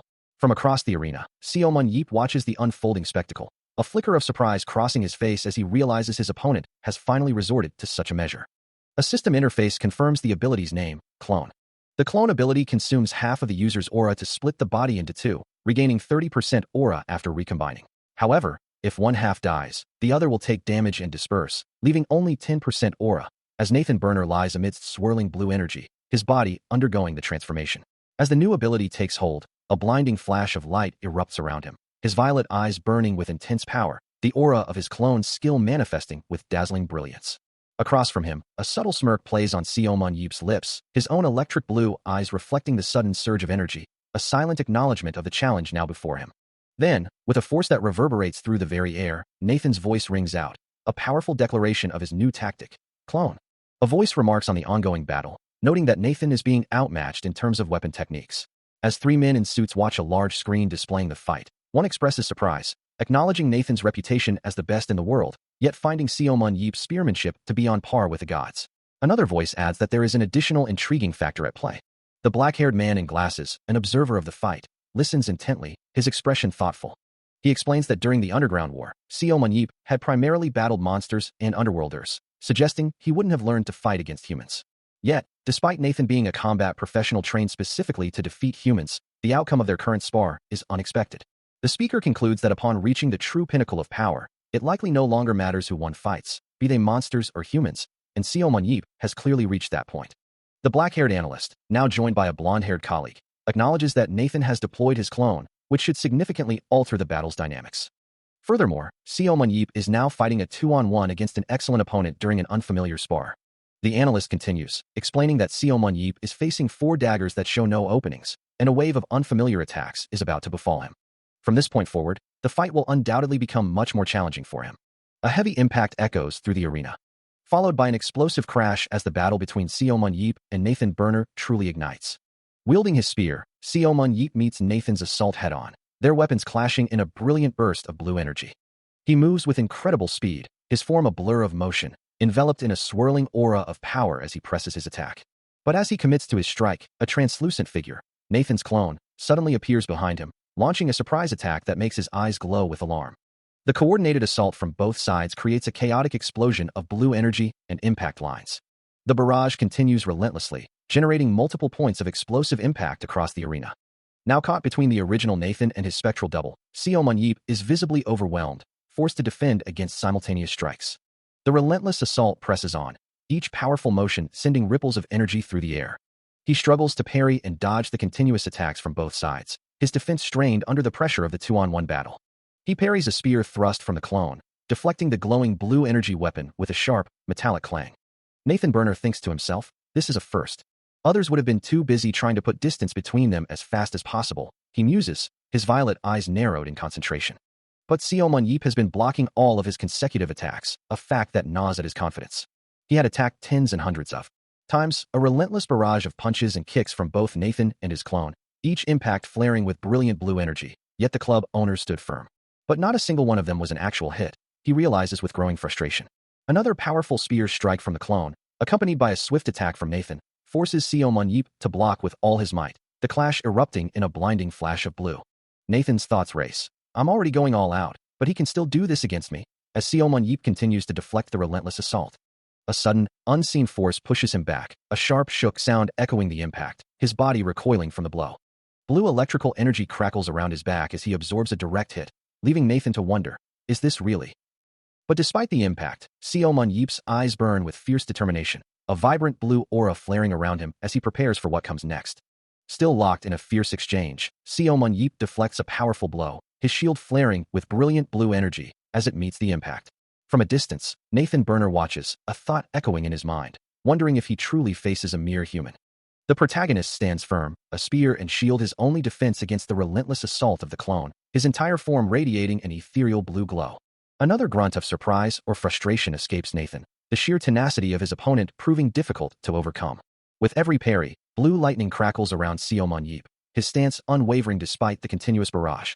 Nathan's brow furrows, his thoughts betraying a growing concern, as he admits to himself that he can't see a single way to win this fight. But even in this moment of doubt, a flicker of resolve ignites within him. The battle rages on in the Grand Hall, Seomun Yeep facing off against the clone, their weapons clashing amidst the ancient architecture. Nathan's gaze falls to the scarred ground, the deep gouges and marks telling a story of relentless pressure, confirming that his opponent is indeed being pushed back, even if only slightly.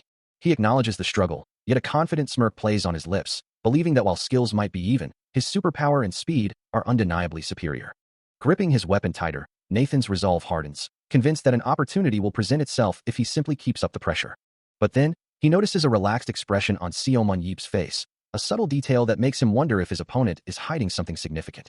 Nathan Burner watches the unfolding battle, a thought forming in his mind about his opponent's tenacity. A slight smirk plays on his lips, acknowledging Seomun Yeep's skill as he considers the fight. Indeed, he thinks, Seomun Yeep is truly amazing. Meanwhile, Seomun Yeep grits his teeth, a frustrated curse escaping him, as he struggles against the relentless assault. He can't help but wonder if this Nathan is far stronger than he had initially anticipated. Nathan, however, remains calm, reflecting that he could easily corner his opponent with his skills in a one-on-one fight. But the moment his clone entered the fray, the attack patterns increased exponentially. His violet eyes narrow slightly, as he considers the implications of this rapid escalation. This battle is destined to become a long, drawn-out affair. He muses, realizing the core issue is that he, with less information, will be at a greater disadvantage the longer the fight continues against a foe like Seomun Yeep's clone, which moves with a fierce blue aura. Seomun Yeep, on the other hand, understands that his opponent knows him well, and he can only gather information during their current struggle, leaving him to wonder if he must take a gamble. The timing between the joint attacks of Nathan's real body and his clone is flawless, a blur of blue energy and precise strikes. With the ability to use both his right and left hands freely, there is no discernible delay in his movements. Seomun Yeep takes a deep breath, admonishing himself to focus, reminding himself that this opponent is no mere random mob, but a truly formidable adversary. He can neither match his opponent's speed, nor can he discern his pattern, Seomun Yeep thinks, his electric blue eyes narrowed in intense focus. Then, he resolves, a new determination hardening his expression. Nathan Burner, his violet eyes glowing with power, offers a confident, almost taunting, "All right." Seomun Yeep's gaze intensifies, a blue aura flaring around him as he declares his intent to roll the dice. A clone of Nathan Burner, crackling with vibrant blue energy, challenges him directly, urging him to come at me, you punk. Enveloped in a dynamic blue aura, Nathan Burner himself lunges forward, a blur of motion and light. His incredible speed leaves streaks of brilliant blue energy in his wake, closing the distance in an instant. Before Seomun Yeep can fully react, he is struck by a powerful blue energy attack, sending him skidding across the ground. The assault continues relentlessly, Nathan Burner a whirlwind of blue light and motion. A fist, crackling with raw blue power, connects with devastating force. The impact sends Seomun Yeep flying through the air, his body momentarily suspended amidst trails of blue energy as Nathan Burner presses his advantage. A sudden, sharp impact reverberates through the air, as Seomun Yeep, narrowly evading another of Nathan Burner's lightning-fast attacks, realizes the sheer speed of his opponent, acknowledging that he had just dodged that attack. Nathan's foot, wreathed in crackling blue energy, strikes with blinding force, the impact momentarily illuminating the space. A guttural cry of "die" echoes, underscoring the ruthless intent behind the assault. Despite his agility, Seomun Yeep is caught, his body twisting violently as a massive surge of blue energy slams into him. Yet, even as he's thrown back, a defiant thought forms in his mind. Nathan is in big trouble if he forgets the true nature of their battle. Unaware of the impending shift, Nathan Burner's eyes glow with cold confidence, a smirk playing on his lips as he presses his advantage. But then, a new, ominous presence emerges from the swirling red depths, a voice declaring, "I am too." A towering, shadowy figure, wreathed in crimson energy, materializes, its glowing red eyes fixed as it grasps Seomun Yeep, pulling him into its embrace. Nathan Burner, momentarily stunned, turns to face the sudden, overwhelming surge of red power now dominating the arena. Amidst the chaotic dance of blue particles and encroaching red energy, Seomun Yeep's arm reaches out, a conduit for the merging forces. The two opposing energies collide, creating a maelstrom of light and sound. He braces himself, a faint blue energy shimmering around his form, as the impact of the previous exchange still resonates. Meanwhile, the spectators gasp in unison, their faces contorted in disbelief at the unfolding events. The force of the blow is undeniable, striking Seomun Yeep's right arm with devastating power. Du Bois-Gopin, watching intently, believes this strike seals Nathan's victory. Yet, a quiet thought echoes in the protagonist's mind, a silent acknowledgement of Nathan's predictable aggression, as blue energy pulses around him. Nathan's hand, wreathed in brilliant blue energy, connects with Seo Mun-yeep, sending him recoiling from the impact. A smirk plays on Nathan's lips as he speaks, confident in his assessment that his opponent would attack regardless of the circumstances. He continues, explaining his belief that someone so eager to fight him would inevitably drop their guard for a split second after landing what they perceived as the final blow. But Seo Mun-yeep, his fist glowing with concentrated blue energy, had anticipated this very moment, aiming for that tiny, fleeting opening. Nathan's eyes widen in shock, realizing too late that he has fallen into a trap. The protagonist's resolve hardens, knowing he can now strike an opponent who believed himself faster.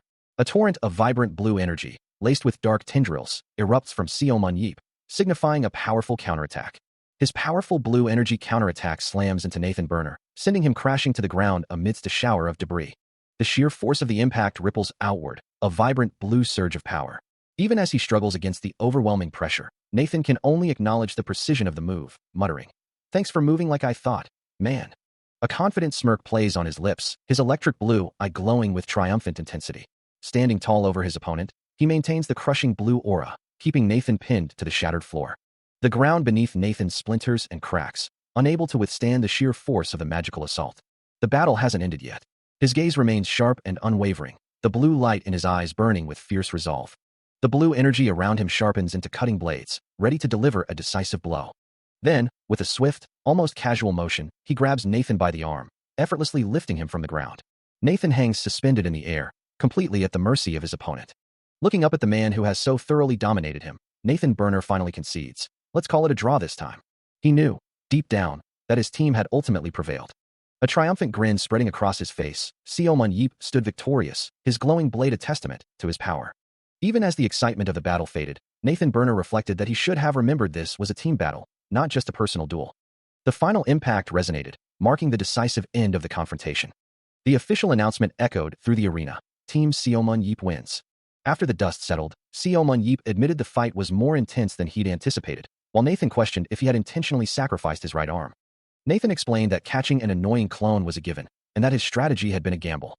Sitting beside him, Nathan conceded his loss, realizing his defeat was inevitable without prior knowledge of his opponent's abilities. The officials praised their incredible performance.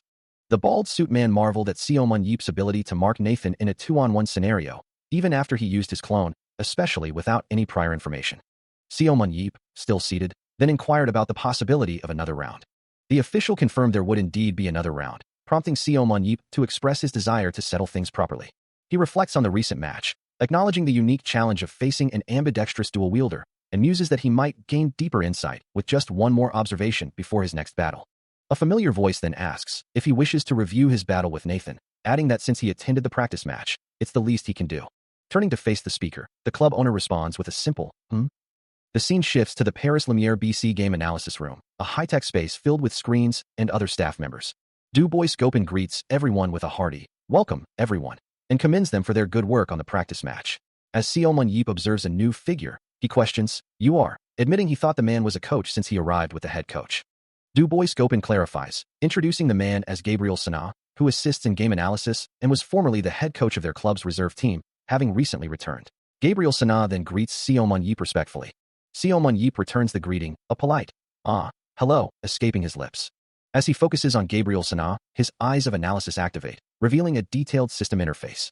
The interface displays Gabriel Sana's stats, showing his strength at 37 to 64, dexterity at 44 to 72, speed at 45 to 67, endurance at 35 to 59, willpower at 40 to 87, skill at 63 to 90, and a full aura of 70 to 70, with a superpower focused on analysis. Observing the data, Seo Mun-yeep remarks, "So you're a superhuman, but it doesn't look like you're a player?"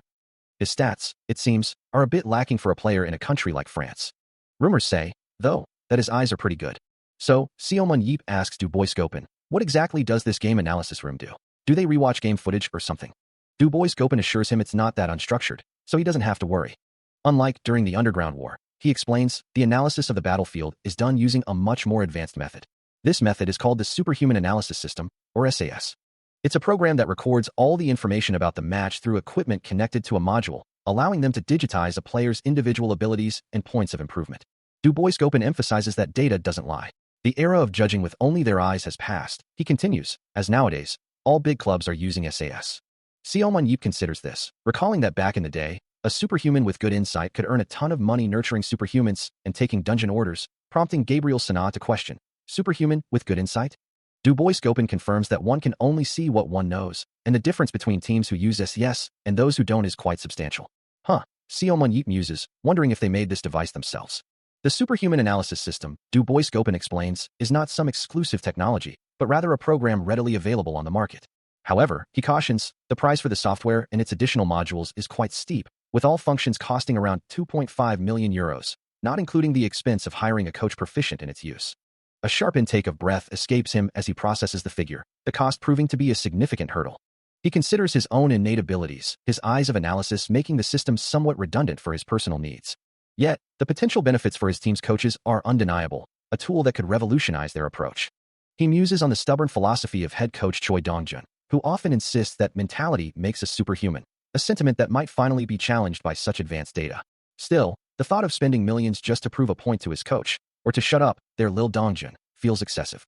Then, a realization dawns on him, a new approach forming in his mind as he looks towards Du Bois-Gopin and Gabriel Sana. Addressing the two men, he proposes a deal, prompting a surprised inquiry from Gabriel Sana. His offer is simple yet profound. He will provide them with his invaluable battle data. In exchange, he gestures towards the advanced system, requesting that they give him the program. He adds a final condition, asking them to introduce him to someone else who can also make use of the system. He knows his battle data holds immense value.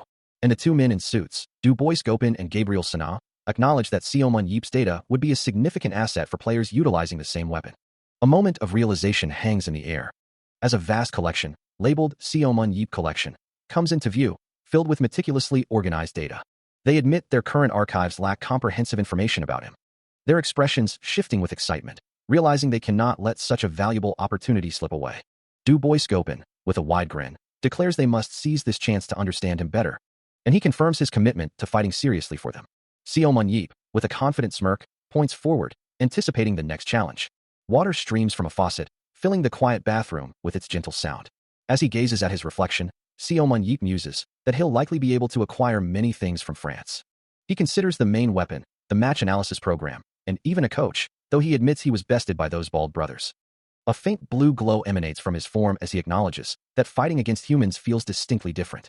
It's not about who he fights, he thinks, as his hands reach for the faucet to turn off the water, but rather the nature of the battle itself. It might be different since it's a sport, and they're not trying to kill each other for survival. A wry smile touches his lips, wondering, who would have known he would fight in such a peaceful battle? He supposes one lives and learns.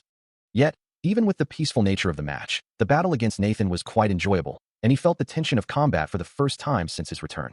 The memory shifts to a chessboard, a knight piece standing prominently, as he recalls that Nathan was an opponent who required him to carefully consider each and every move, making him, without a doubt, the strongest superhuman he's met so far. His hand clenches, the sound of impact echoing in his mind. Even after all his experiences, he still couldn't bring himself to lose to a mere brat. As his glowing blue eyes scanned the holographic status screen before him, Seomun Yeep's reflection stared back, a faint smirk playing on his lips. The system displayed his current statistics, a perfect balance of strength, dexterity, and skill, along with a list of his known superpowers, Eyes of Analysis, Throw, Immortal, and a new entry, Amplify.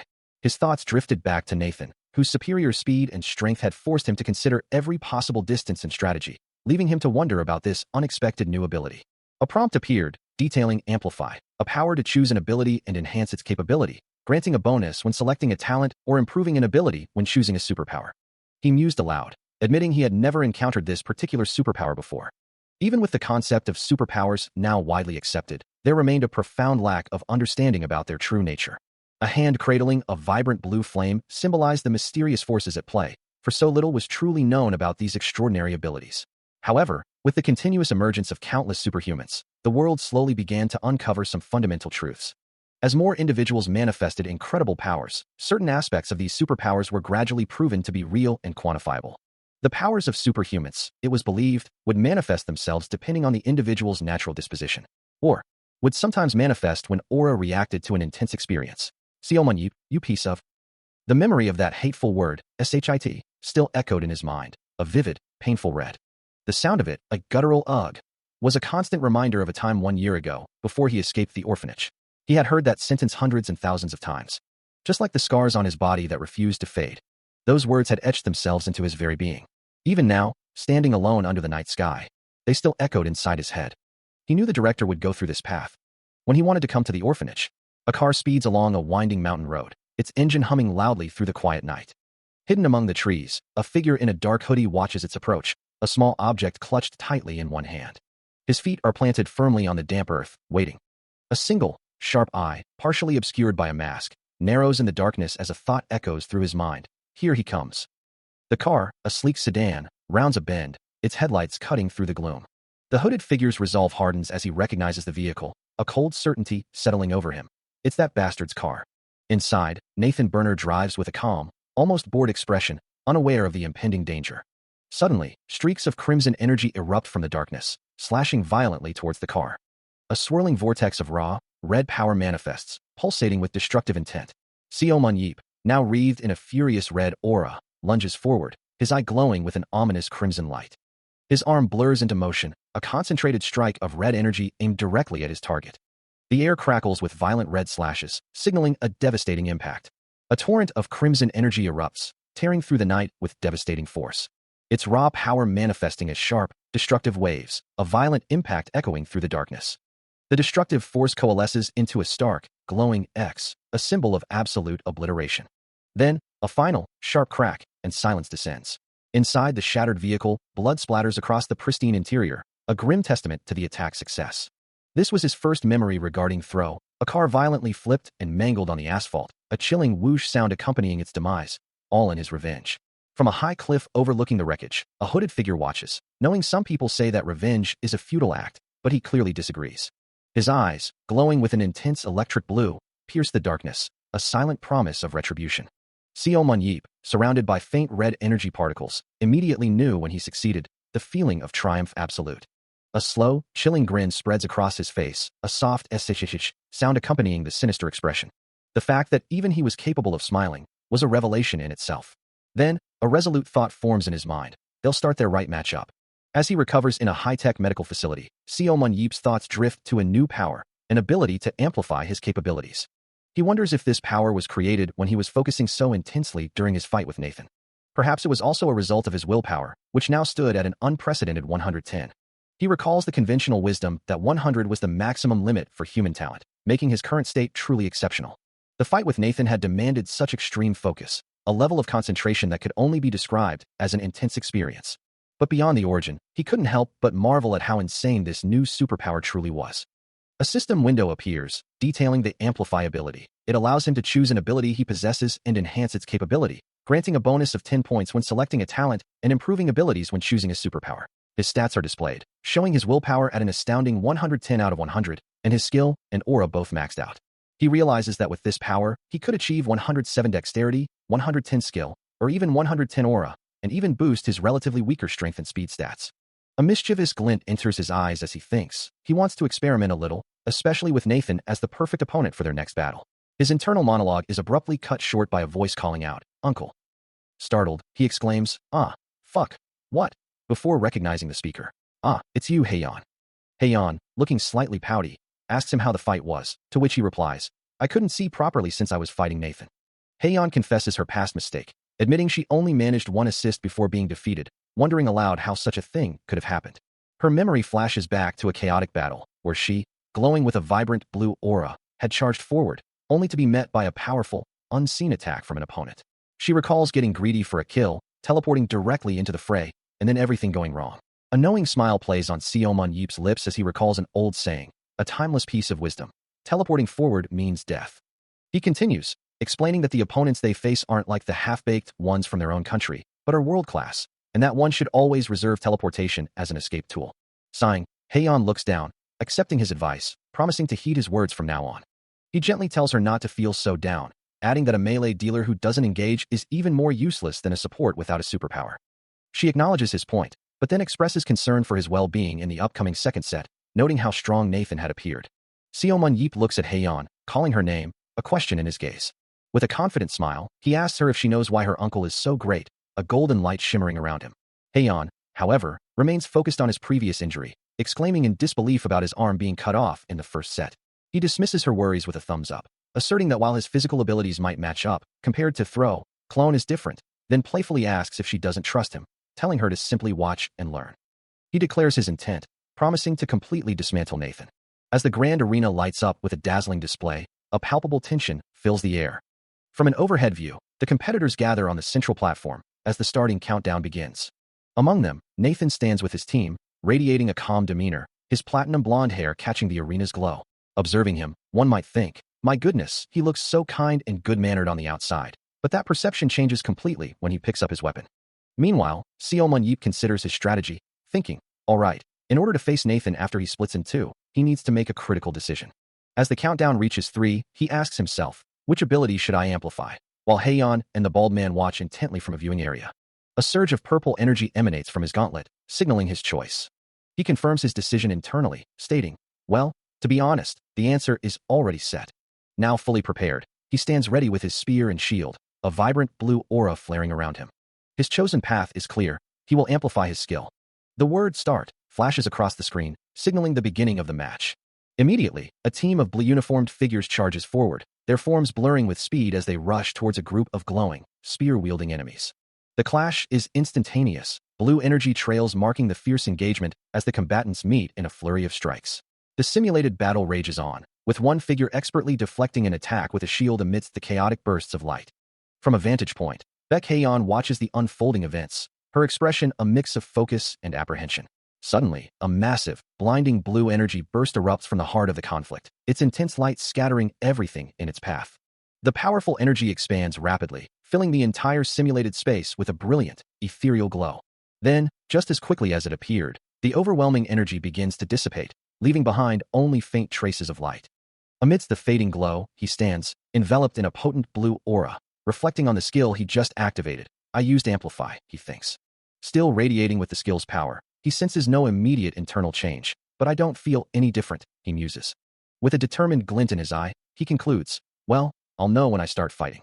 His stance firm, the blue energy around his legs intensifies, radiating outward as he prepares for the true test. A sudden, intense surge of blue energy ripples through the simulated environment. As Seo Mun-yeep, his eyes gleaming with anticipation, beckons his opponent forward, challenging him to engage. Nathan Burner, his own gaze sharp and focused, prepares himself for the impending clash. With a confident smirk, Seo Mun-yeep urges his rival to unleash his full potential, while Nathan Burner, equally determined, accepts the unspoken dare. Nathan Burner lunges forward, his body radiating a vibrant blue aura, as he issues a direct challenge, ready to initiate the fight. He closes the distance in a blur of motion, his leg arcing into a powerful kick, leaving trails of brilliant blue energy in its wake. But before the attack can fully connect, Seo Mun-yeep moves with impossible speed, intercepting the blow with a defensive maneuver that causes a brilliant blue clash of energy. The residual energy from their initial impact hangs in the air, a testament to the raw power exchanged. Without a moment's hesitation, Seo Mun-yeep channels an immense amount of blue energy into his arm, preparing a devastating counterattack, while Nathan Burner braces for the incoming force. The protagonist unleashes a lightning-fast kick, his leg enveloped in a swirling vortex of blue energy, aimed directly at his opponent. The blow lands with explosive force, engulfing Nathan Burner in a blinding burst of blue light and raw power. The sheer impact sends shockwaves of vibrant blue energy spiraling outwards, momentarily obscuring the aftermath of the powerful strike. A blinding surge of blue energy erupts, tearing through the air with a resonant hum. As the attack closes in, Nathan Burner moves with incredible speed, a blur of motion leaving trails of light in his wake. His eyes widen slightly, a thought flashing through his mind. His opponent is fast. Yet, even as he acknowledges the speed, he prepares to counter, a determined glint in his gaze. But Seo Mun-yeep, with a confident smirk, already knows he can dodge whatever comes his way. He challenges his opponent's very assumption, asking if that was truly what he believed. His electric blue eye narrows, a surge of power gathering within him. With a crackling sound, a swirling vortex of blue energy manifests, rapidly coalescing into a spear-like form. The energy spear pulses with intense light, its power building to a critical point. It then accelerates with astonishing speed, leaving Nathan Burner to question if the spear is truly gaining momentum. Before he can fully react, the spear slams into him with a sudden burst of force, catching him completely off guard. The impact sends him reeling, a cry of pain escaping his lips as the powerful blue energy engulfs him. He lets out a sharp gasp, his violet eye reflecting the lingering blue energy from the impact. Meanwhile, the attacker stands poised and confident, a brilliant blue aura radiating from his form. Nathan Burner's mind races, analyzing the strike. If it had been a normal attack, he might have dodged it, even with a mid-flight trajectory change. But the other him, that was further from the attack, had been surprisingly slow, because he was convinced it wasn't aimed at him. He confirms his own misjudgment, admitting that he had indeed been thinking it wasn't meant for him. Yet, the attack itself felt undeniably strange, a burst of light marking its peculiar nature. His thoughts returned to the spear's trajectory, specifically the explosive acceleration it achieved mid-flight. Among all the information he had gathered about Seoman-Yeep, there was no record of his spear accelerating so dramatically in empty air. A bead of sweat rolls down his temple as his eye widens in disbelief, wondering how such a feat was even possible. He lets out another frustrated sound, the impact still reverberating through him. Moving swiftly, he acknowledges that he hadn't expected his opponent to still possess such a potent hidden card, even now. With a burst of speed, he decides, it's time to create some distance. As he retreats, he calculates his remaining strength, realizing that close-quarters combat will be difficult with only 30% of his aura left. As he moves with incredible speed, a voice echoes, acknowledging the opponent's good decision-making. Observing that since his clone exploded, he wasn't ego-driven enough to regroup with his teammates, a smart move expected of a top player. Yet, the voice continues, it seems he's quite shocked after his clone was eliminated without him even having to use it. A smirk plays on Seoman-Yeep's lips, his eyes glowing with an intense blue light as he prepares to strike. He warns his opponent that he's taken too much time to make his decision, and with a sudden surge of power, unleashes a devastating blue energy blast. The attack lands with a heavy impact, as Seoman-Yeep declares the practice match is over for the punk. A voice cuts through the air, questioning why he isn't participating in the third set. Nathan, looking slightly flustered, listens intently. Seoman-Yeep, seated comfortably, responds with a casual shrug, asking what if he's simply too tired and wishes to stop now, which elicits a surprised pardon from Nathan. Pleading for another opportunity, Nathan insists, if you give me just one more chance, but the other man's expression remains unyielding, a silent even then, hanging in the air. A smirk plays on Seoman-Yeep's lips as he challenges, do you think you'll be able to win? Before adding, how cocky for a young guy. Clenching his gloved hands, Seoman-Yeep finally concedes, well fine, this is your last chance. As the match begins, Nathan immediately activates an ability, his form shimmering with a vibrant blue aura as a perfect clone of himself materializes beside him, ready for combat. Observing the sudden tactic, Seoman-Yeep notes, using clone as soon as the game starts? He then mutters to himself, yeah, it's better than using it too late after trying to look cool for no reason. With a surge of brilliant blue energy, the figure of Nathan Burner, or perhaps his clone, prepares for a swift and decisive strike. As a voice echoes with the weight of the moment, declaring this to be the final set. The internal monologue continues, emphasizing that this is his last chance to prove himself. Without hesitation, he and his clone launch a coordinated assault, unleashing twin energy blasts that tear through the air. Both figures move with blinding speed, leaving trails of vibrant blue energy in their wake as they close the distance. Nathan charges forward, spear and shield poised, his resolve burning to overcome the formidable wall before him. From the opposing side, a powerful voice rings out, a direct challenge to his advancing foe. Come at me. As the words hang in the air, Seoman-Yeep's eyes ignite with a fierce white glow, a dark blue aura flaring around him, signaling his readiness. His expression is one of unwavering determination, the surging power contained within his form. The target of his challenge is none other than Nathan Burner. Nathan, or his clone, continues the relentless assault, their attack tempo irregular and their speed astonishing. The two figures move as one, executing joint attacks with seamless precision. Having just powered up, Seoman-Yeep's gaze sharpens, his mind racing to analyze every potential threat in the arena. With a surge of power, he activates his Amplify skill, a crackle of blue energy surrounding him. The air around him distorts into a swirling vortex of azure light, as he moves with impossible speed. He takes a defensive stance, his shield glowing brightly, ready to meet the incoming assault. The clone of Nathan Burner, caught off guard, recoils violently from a sudden, powerful strike. Seoman-Yeep's eyes blaze with fierce resolve, as he thrusts his spear forward, a torrent of blue energy trailing behind it. He engages both the original Nathan and his clone in a blur of motion, deflecting their synchronized attacks with explosive bursts of light. Another sharp impact sends the clone reeling, its form momentarily destabilized by the force. Seoman-Yeep continues his relentless assault, each strike against the clone generating a shower of brilliant blue sparks. He holds his ground against both attackers, his shield and spear a formidable barrier against their combined might. From a slight distance, Nathan Burner observes the exchange, a flicker of surprise crossing his features as he acknowledges the tenacity of his opponent. He realizes that turning his back on Seoman-Yeep, even for a moment, would be a grave mistake. He knew he needed to keep moving, restricting the area he had to defend to within 180 degrees. This strategy would allow him to gnaw away at Nathan's stamina and aura, using the least amount of movement possible. As the clone lunged with blinding speed, Seoman-Yeep, enveloped in a vibrant blue aura, effortlessly shifted, a blur of motion against the onslaught. The clone pressed its attack, a frustrated voice echoing. Although you may be faster than me, you'll need to move much more if you want to hit my back. Seoman-Yeep's own thoughts cut through the chaos, a silent challenge to his relentless pursuer.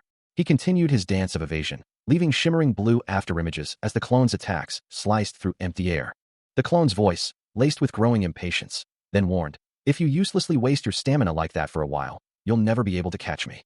But before the clone could finish its thought, Seomun Yeep's amplified speed allowed him to deliver a swift, unseen counterattack, sending the blonde figure recoiling violently amidst a burst of blue energy.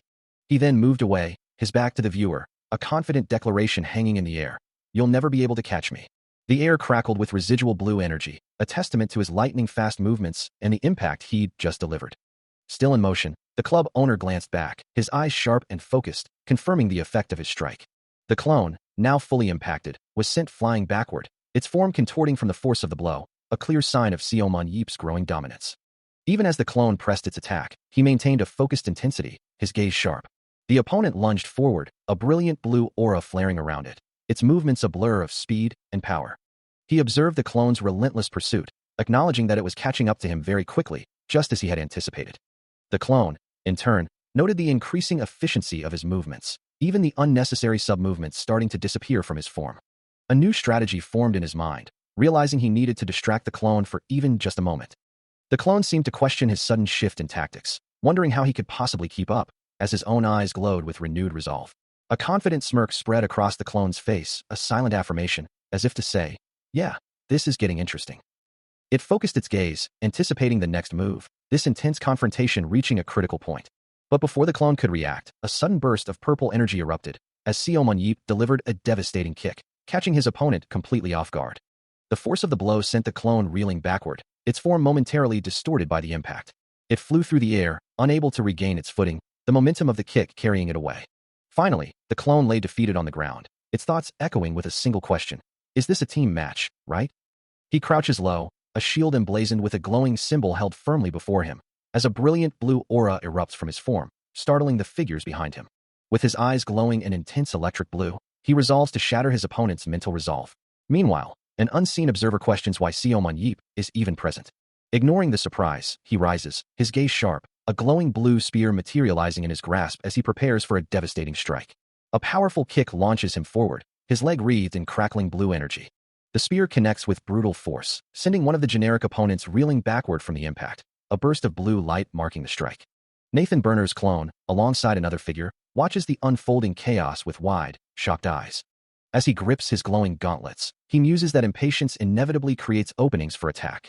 With renewed vigor, he continues his relentless assault, the glowing spear a blur of blue energy. His foot slams down with immense force, sending ripples of blue energy across the ground. A confident, almost menacing smile spreads across his face, his electric blue eyes glowing with fierce determination. With a final, decisive gesture, he declares his intent to cause some serious trouble. Two figures, glowing with an intense blue energy, launch a coordinated aerial assault, their forms blurring as they descend. Below, the club owner stands ready, his shield and spear poised in a defensive stance, prepared to meet their charge. His eyes narrow, a determined resolve hardening his features as he declares, "I won't let you do that." The air crackles with unseen force. As one of the clone's glowing blue weapons slams into an invisible barrier or a swift parry, sending sparks of energy flying. Seomun Yeep's armored arm, wreathed in blue light, deflects the powerful strike with a resounding impact. With a sharp, decisive motion, he redirects the clone's attack, leaving the assailant momentarily stunned. Both clones recoil, their faces etched with disbelief, one gasping he. The club owner's voice cuts through their shock, questioning, "Got past us?" He then unleashes a powerful counterattack, his spear and shield erupting with blue energy, sending one of the clones flying backward in a burst of light. The clone with long white hair reels from the impact, his body arcing through the air in utter shock. A confident smirk plays on Seomun Yeep's lips as he challenges them. "All right, let's see if you can dodge this." He hangs suspended in midair, a silent promise of impending force. Then, with a surge of brilliant blue energy, Seomun Yeep unleashes a devastating attack, tendrils of dark power lashing out from his form. The ethereal blue force expands rapidly, a wave of pure destructive intent washing over the battlefield. It swirls and crackles, engulfing everything in its path, a maelstrom of light and shadow. The sheer power of the assault is undeniable, a testament to his formidable abilities. As the energy surges toward them, Nathan Berner and one of his dark-haired clones watch with wide, concerned eyes. Before they can fully react, Seomun Yeep closes the distance, delivering a lightning-fast kick that connects squarely with another blonde clone. The impact sends the clone reeling backward, a burst of blue energy erupting around him as he's thrown through the air. Maintaining his aggressive momentum, the club owner prepares for his next strike, his form radiating power. A sharp gasp escapes Nathan Burner, his violet eye glowing intensely as he witnesses the relentless assault.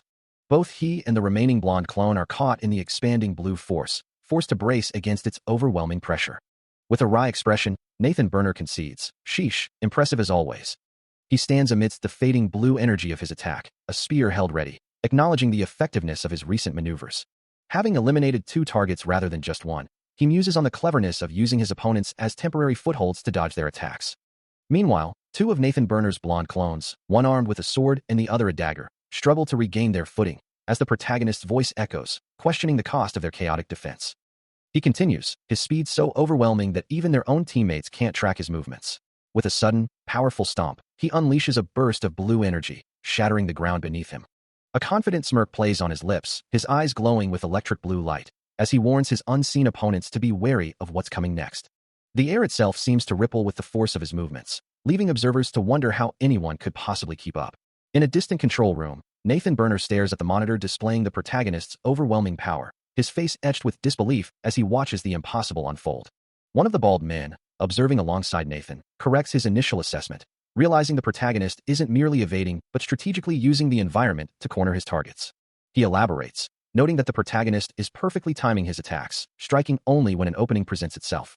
2 other bald men enthusiastically give thumbs up, praising Seo Mun-yeep's performance, much to the annoyance of the bald man with glasses, who demands to know whose side they're on. Despite the impressive display, the bald man with glasses remains resolute, firmly believing that Nathan, their team's ace, cannot possibly lose. The bald man, watching the unfolding battle, confidently asserts that Seo Mun-yeep will undoubtedly demonstrate his abilities. However, standing beside him, Nathan Burner acknowledges that this is a situation beyond his control, something difficult to manage, especially considering the opponent's unexpected capabilities. The sheer mastery of his spearmanship is undeniable, and the observers are left bewildered by the rapid turn of events, unable to comprehend how so much could have transpired in such a brief span of time. Despite the speed, Seo Mun-yeep has effortlessly blocked every one of Nathan's attacks, his movements a blur of defensive precision. A powerful impact reverberates through the arena, as brilliant blue energy erupts from the clash. The bald man, witnessing the protagonist's incredible display, can only admit the sheer magnitude of his skill. Another of Nathan's clones is sent reeling backward, its form momentarily distorted by the force of the blow. Nathan Burner, his expression grim, reflects on the combined assaults of his 2 clones, recognizing their synchronized movements as a testament to his own genius. He considers their joint attacks to be a synthesized art form, forged with immense effort from a genius who received a divine blessing. This perfect harmony of endless attacks and seamless movement is the direct result of constant, rigorous practice. Yet, Seo Mun-yeep continues his relentless advance, his determined gaze fixed on his targets as he carves through the onslaught with incredible speed. He effortlessly deflects a synchronized joint attack, the impact rippling through his shield. Meanwhile, another of Nathan Burner's clones lunges forward, its form wreathed in a brilliant blue aura, ready to strike. But before the clone can land its blow, Seo Mun-yeep moves with impossible speed. It's a testament to his skill, counterattacking at the perfect timing. A subtle purple energy now emanates from the club owner, his expression unwavering amidst the chaos. The clone recoils, a flicker of disbelief crossing its face, as if realizing this level of combat isn't something that can be understood merely by sight. Yet, even as he dominates, the clone's internal monologue suggests that Seo Mun-yeep is definitely much slower than Nathan. Dynamic blue energy continues to swirl and burst, marking the relentless pace of their exchange. He is sent flying backward, momentarily overwhelmed by a powerful blue surge, his body arcing through the air. Despite the apparent speed disparity, there is only one possible reason for his consistent success. It is his perfect timing, a timing that operates at the level of precognition. As the clone continues its relentless assault, the club owner's gaze remains sharp and focused, anticipating every move. Seo Mun-yeep continues his relentless assault, his leg arcing with brilliant blue energy as he delivers a powerful kick that sends one of Nathan Burner's clones reeling backward. The impact reverberates through the air, a massive wave of azure force erupting from his strike and engulfing the clone. Before the first clone can even recover, he closes the distance to another, his fist glowing with the same intense blue light as he lands a precise, devastating punch. Each blow is delivered with perfect timing, sending the clones flying and shattering their forms with explosive force. He moves like a blur, a whirlwind of blue energy tearing through the battlefield, leaving only destruction in his wake. His gaze remains sharp and focused, his determination unwavering as he continues to dismantle his opponents. With another sweeping motion, he unleashes a crescent-shaped wave of force, slicing through the air and impacting yet another clone. From a distance, the bald suit man watches, thinking that this display should be mandatory viewing for any tank class player using shields. He notes the simplicity of the technique, yet acknowledges its absolute perfection. The combatant's strategy is clear. When he feels isolated, he executes an immediate hit and run, striking swiftly before retreating. And the moment an opening appears, he counters instantly, his movements a blur of devastating precision. With a final, explosive burst of blue energy, he delivers a decisive blow, the sheer force of it causing the very air around him to shimmer with a crimson glow. A frustrated grunt escapes him as he unleashes a wave of crackling blue energy, realizing the distance between them is still too great. With a surge of determination, he knows he must close the gap, his intent radiating as a faint blue aura around his feet. Then, in a blinding flash of azure light, he connects, a devastating blow sending his opponent reeling amidst a shower of debris. The force of the impact throws the blonde figure backward, his body momentarily suspended in the air. Nathan, caught completely off guard, is left utterly astonished by the sudden, overwhelming strike. His violet eyes, usually so composed, widen in disbelief, reflecting the shimmering particles of magic still lingering in the air. Only then, as the dust began to settle, did he truly grasp the identity of the man before him, the one who had saved humanity. He was the superhuman among superhumans, the immortal who had returned alive after 17 long years. A confident smirk plays on his lips as he grips his weapon, declaring that the true one-on-one battle has finally begun. His stance, firm and unwavering, underscores his readiness for the challenge ahead. Nathan Burner turns his back to the ornate chamber, his gaze fixed on Seoman Yeep, who stands poised before him. A thought echoes in his mind, acknowledging the formidable presence of his opponent. Seoman Yeep, for his part, meets the challenge with a confident smirk. While Nathan's eyes begin to glow with a fierce blue light, his expression hardening with resolve. Even with the odds stacked against him, Seoman Yeep launches himself forward, his spear a blur of motion, closing the distance in an instant as Nathan is forced to react midair. He knows this battle will continue. And with a surge of blue energy, Nathan deflects the incoming strike, the impact sending shimmering waves across the air. His resolve solidifies, a silent vow to fight.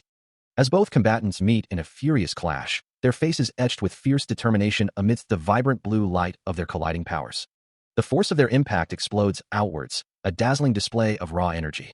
He acknowledges his defeat, admitting that the outcome was exactly as expected from Seoman. A bead of sweat trickles down his temple, his eyes closed in a moment of exhaustion and acceptance.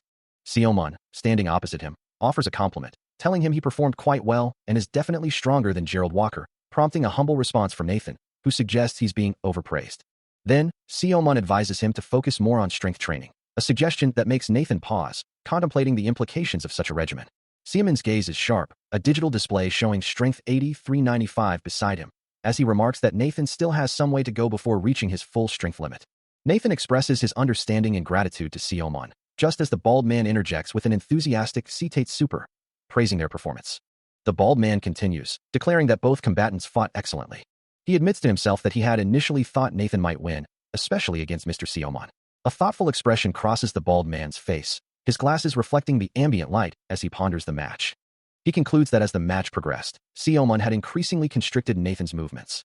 Later, seated with Seoman, Nathan asks, wondering how he managed to read his movements even after he used his clone ability. He reflects on the recent battle, acknowledging the difficulty in responding to Nathan's unpredictable attack patterns. The memory of the fight flashes before him, Nathan and his clone attacking with fierce determination, their efforts born of blood, sweat, and tears. But he knows that only when his skill increased to 110 after using Amplify was he truly able to face his opponent. For him, this was the only way to explain the situation. A slight frown creases his brow as he considers the implications, muttering probably. To himself, he gestures with a gloved hand, the emblem of Paris Lumiere visible on his chest, as if emphasizing his point. The sky above them begins to deepen into twilight, a canvas of soft purples and oranges. Outside a grand estate, Nathan, the bald man, and two others stand before him. The day's training session concluded. Nathan offers his gratitude, sincerely thanking him for joining today's training. He responds with a smile, assuring them it was fun for him too, before adding that he'll leave Hane's growth in their care until he visits next time.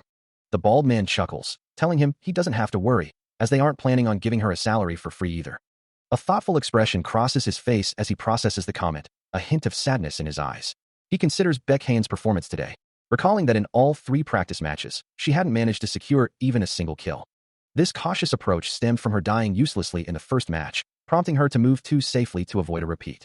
Ultimately, her final score reflected this hesitancy. Gently, he pats her head, as the numbers confirm only 1 assist in the second match and 3 in the third. It's fine, you brat, he reassures her, his hand still resting on her hair. It's only a practice match, so don't be so down. Haeyeon, however, bristles with a sudden surge of energy, exclaiming, "That's right. I didn't do badly considering that it's my first time." Her eyes gleaming with resolve, she declares, "Don't worry, uncle. I won't be upset because of something like that. I'll become an even greater player." A slight sweat drop forms on his brow as he responds, Yeah, really? Good luck." He watches her, a complex mix of thoughts swirling in his mind. She is Baek Jiho's daughter, his niece, and with this much energy, he won't have to worry. The 7 heroes are within his grasp, and he can't help her anymore either, so she needs to do well. Though the words she spoke were a bit strange, he decided to leave it at that, now finally able to be alone, a slight smile playing on his lips. He knew he should go test that right away. The city lights shimmered below, as the night sky, dotted with stars and a crescent moon, enveloped the towering structures. The golden glow of the setting sun still clung to the highest windows, a testament to the day's end. A holographic system window materialized before him, displaying the Amplify ability, which allowed him to choose an ability he possessed and enhance its capabilities, offering a bonus when selecting a talent or improving a superpower. Standing barefoot in a luxurious room, he considered the implications of this new power. Curiosity piqued. He mused, this ability to improve when choosing a superpower was particularly intriguing. The results he'd achieved after amplifying his skills were precisely as he'd anticipated, their effects undeniably clear. However, he couldn't predict the outcome if he were to apply the Amplify skill to a superpower, the uncertainty a tantalizing challenge. A knowing smirk touched his lips. He considers the potential, a smirk playing on his lips as he wonders just how much stronger he can become. With a confident grin, his eyes glow with a vibrant purple energy, he activates the new ability. A system message flashes before him, declaring the amplification of his eyes of analysis. A subtle ripple of energy emanates from the display, signifying the change. The updated skill description appears, detailing how his amplified eyes of analysis now allow him to analyze and visualize the talents and abilities of living creatures, even through videos, and increase the number of abilities he can perceive. Observing the system window, he notes that his leadership and strategy stats have increased, confirming the expanded scope of his analytical vision. He muses to himself, hand resting on his chin, about the newfound capability to analyze through video. His personal status window confirms the changes, showing his various stats and the newly amplified skills, including Eyes of Analysis, Throw, Immortal, and Amplify itself. A wave of relief washes over him, knowing he won't have to struggle as much during scouting missions, and he can't help but acknowledge his own perfection with maxed-out leadership and strategy. Next, he considers combining Amplify with his Throw ability, a new possibility appearing in the system interface. The resulting Throw, Amplified, skill promises controlled range and speed for thrown objects, along with the invaluable ability to retrieve them. Holding a small, spear-like object, he expresses his satisfaction at no longer needing to pick up his thrown weapons, eager to test out this new enhancement. Still reflecting on his recently amplified throw skill, he notes that it continues to consume aura for retrieval. Even so, as a spear of light forms and returns to his hand with a bright blue flash, he acknowledges the immense benefit of its automatic retrieval. The tactical possibilities this new ability unlocks are vast, and he finds himself quite satisfied with the results so far. With his electric blue eyes glowing faintly in thought, he realizes only one skill remains to be amplified. A system window appears, displaying the details of the Immortal skill. You are immune to death from physical cause. He reads the powerful description aloud. A bead of sweat forms on his brow as he contemplates the sheer magnitude of such a power, admitting he can barely imagine the outcome of amplifying this particular skill. Despite his apprehension, the system confirms his decision, announcing, Amplify Immortal with glowing purple text. Immediately, a vibrant blue aura begins to emanate from his hands, swirling with intense energy. The glowing energy quickly spreads, enveloping his feet and lower legs in its ethereal light. As the blue aura engulfs his entire body, his eyes widen in shock, a single word escaping his lips. What? His face contorts in a mix of surprise and discomfort, the intense blue light reflecting in his wide, startled eyes. Overwhelmed by the sudden and powerful transformation, he can only stammer, "This." As the skill amplifies, a surge of light blue and purple energy swirls around him, and his eye glows with an intense, electric blue light, reflecting the profound change taking place within. A system message confirms the process, displaying Amplify plus Immortal. Engulfed in a powerful, glowing blue aura, Seomun Yeep reacts with visible shock, questioning the nature of this sudden, overwhelming transformation. His feet lift effortlessly from the ground, suspended by the vibrant blue energy that now courses through him. A detailed system window appears, revealing the full scope of Immortal, Amplified. He is immune to death from physical causes, can become an entity of aura for 120 seconds, immune to all attacks, and can even move through matter.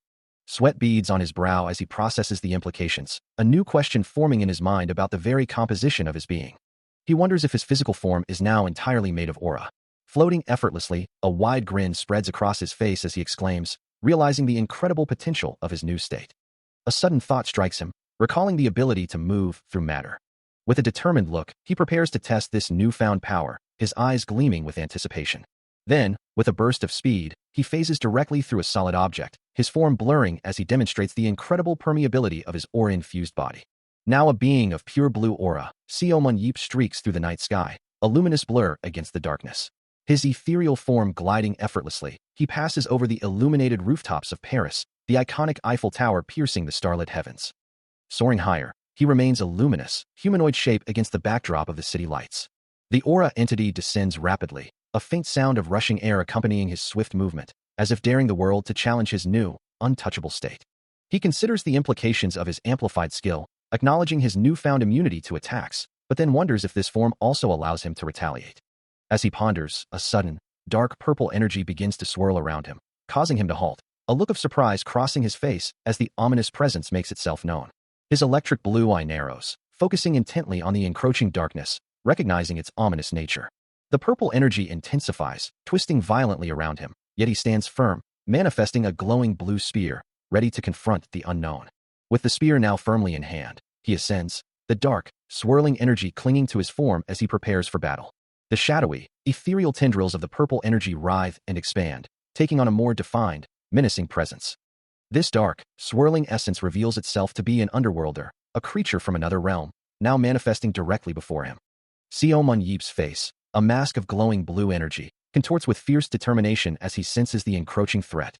His entire form now a vibrant silhouette against the red-tinged air, ready to face whatever lurks in the shadows.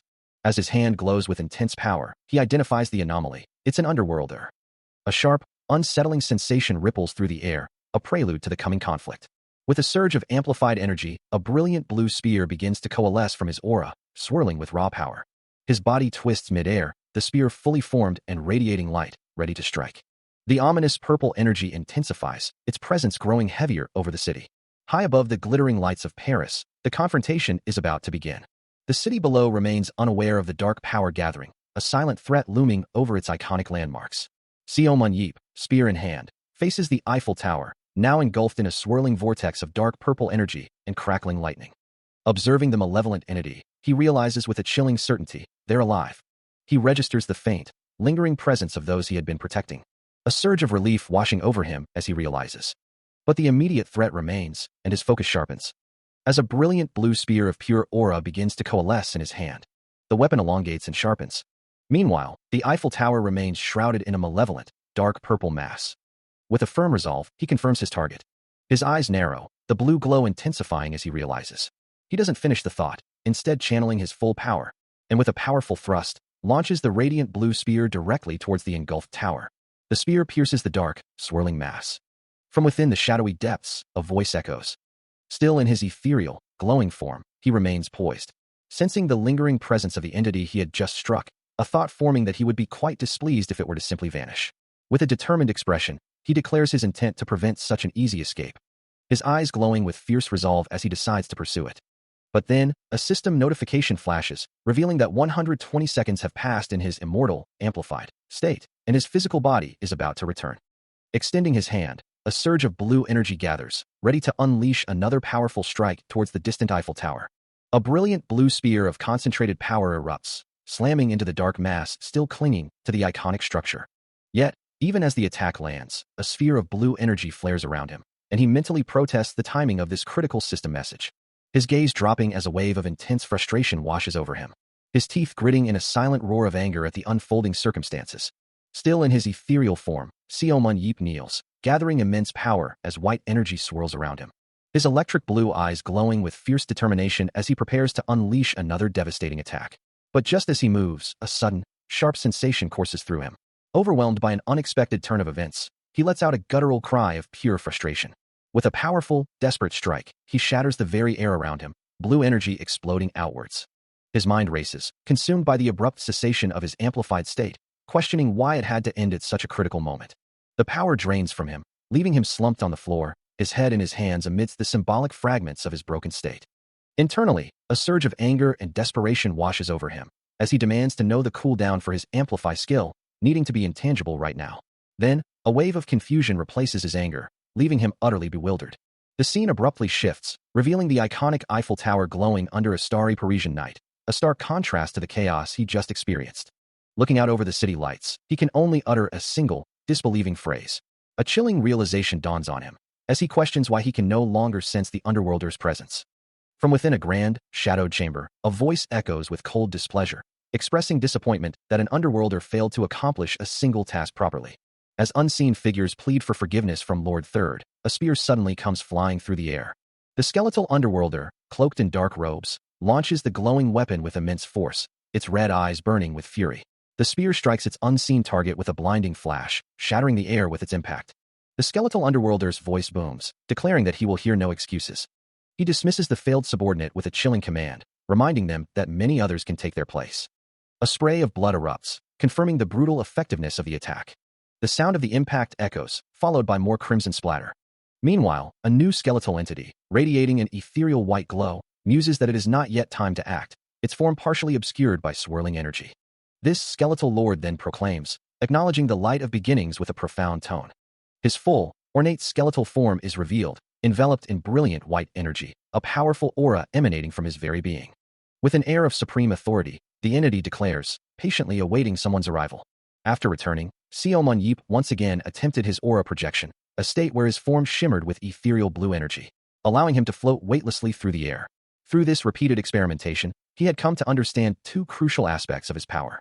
First, while in this projected state, all physical matter passed harmlessly through him, rendering him completely immune to any attack.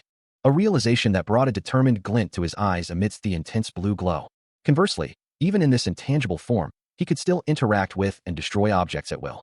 And second, he realized he could no longer sense the energy of the underworld, a fact underscored by the unfound spear he had thrown earlier, making it impossible to dismiss his experience as mere imagination. He mused that perhaps someone else had picked it up, though he currently had no clues. This much, at least, was certain.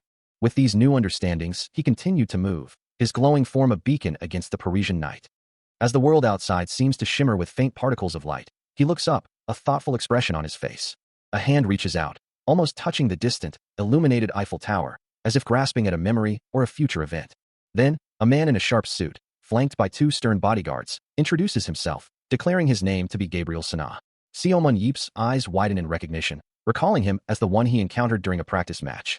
Gabriel Sana explains that in exchange for using his battle data, Seomun Yeep had requested an introduction to someone capable of handling the SAS, to which he confirms, "Yeah, I did."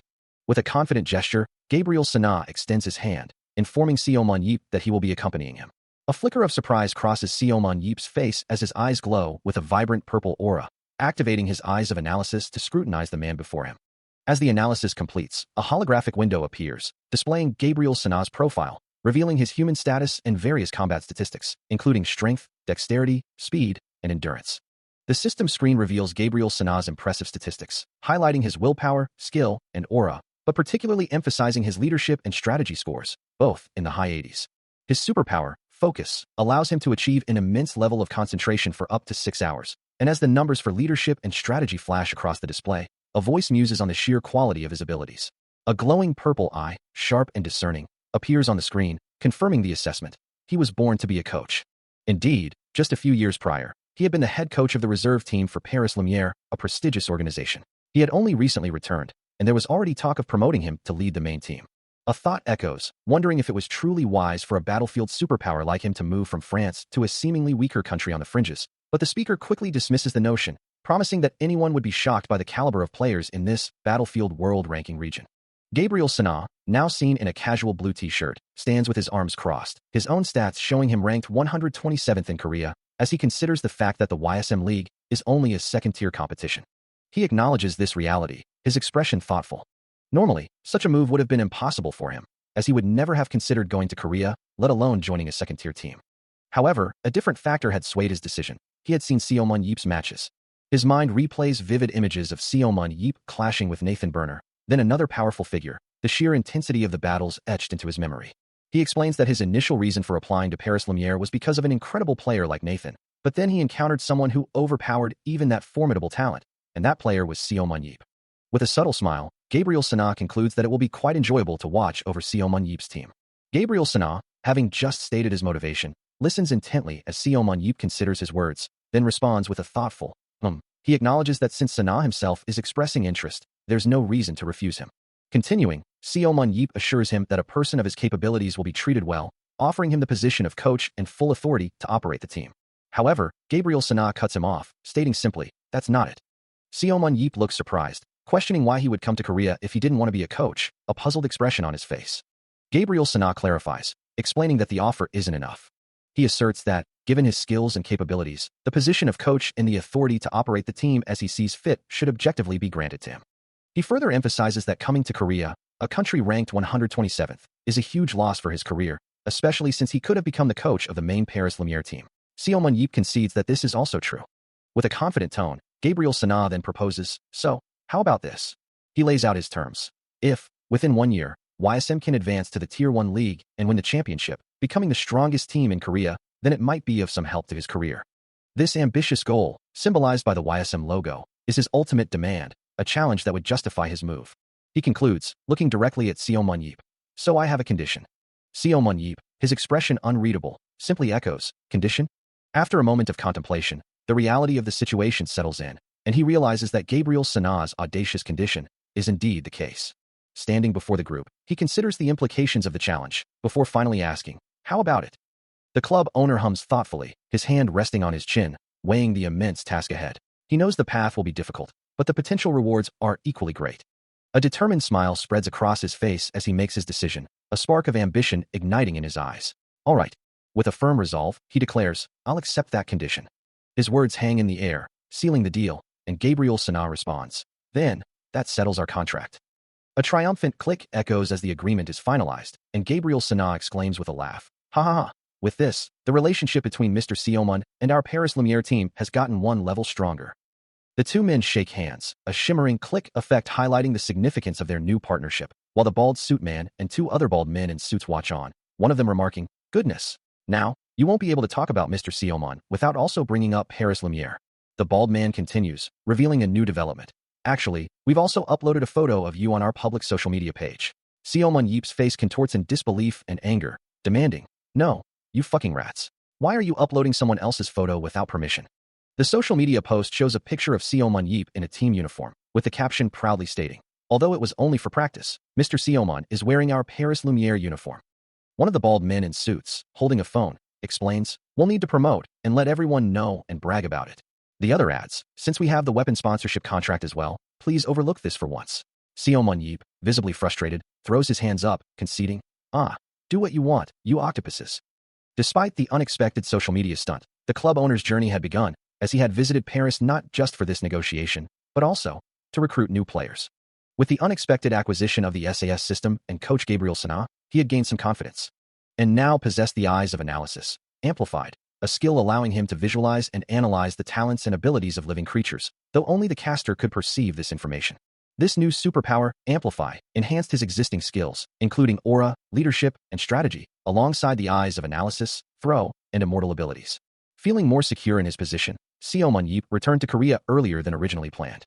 However, even after his return, the Paris Lumiere social media page continued to upload photos of him, almost as if they were boasting about their new acquisition. Soon after, rumors began to spread that he had officially registered as a battlefield player, causing rival teams of Paris Lumiere to grow increasingly uneasy. Among the many who reacted, 3 prominent figures stood out, their eyes glowing with intense energy against a backdrop of fiery sparks. The one who showed the most dissatisfaction was Emre Kasa, one of the 7 heroes. Sitting at his desk, the hero scrolled through his phone, a nameplate bearing his title clearly visible. On the screen, a photo of Seo-mun Yeep in a team uniform appeared, eliciting a frustrated sigh from Kasa. As the greatest rival to the Paris Lumiere BC, and leader of Germany's strongest battlefield team, his concern was palpable. With a sharp gaze, Emre Kasa muttered, "What are you doing again, Seo-mun Yeep?"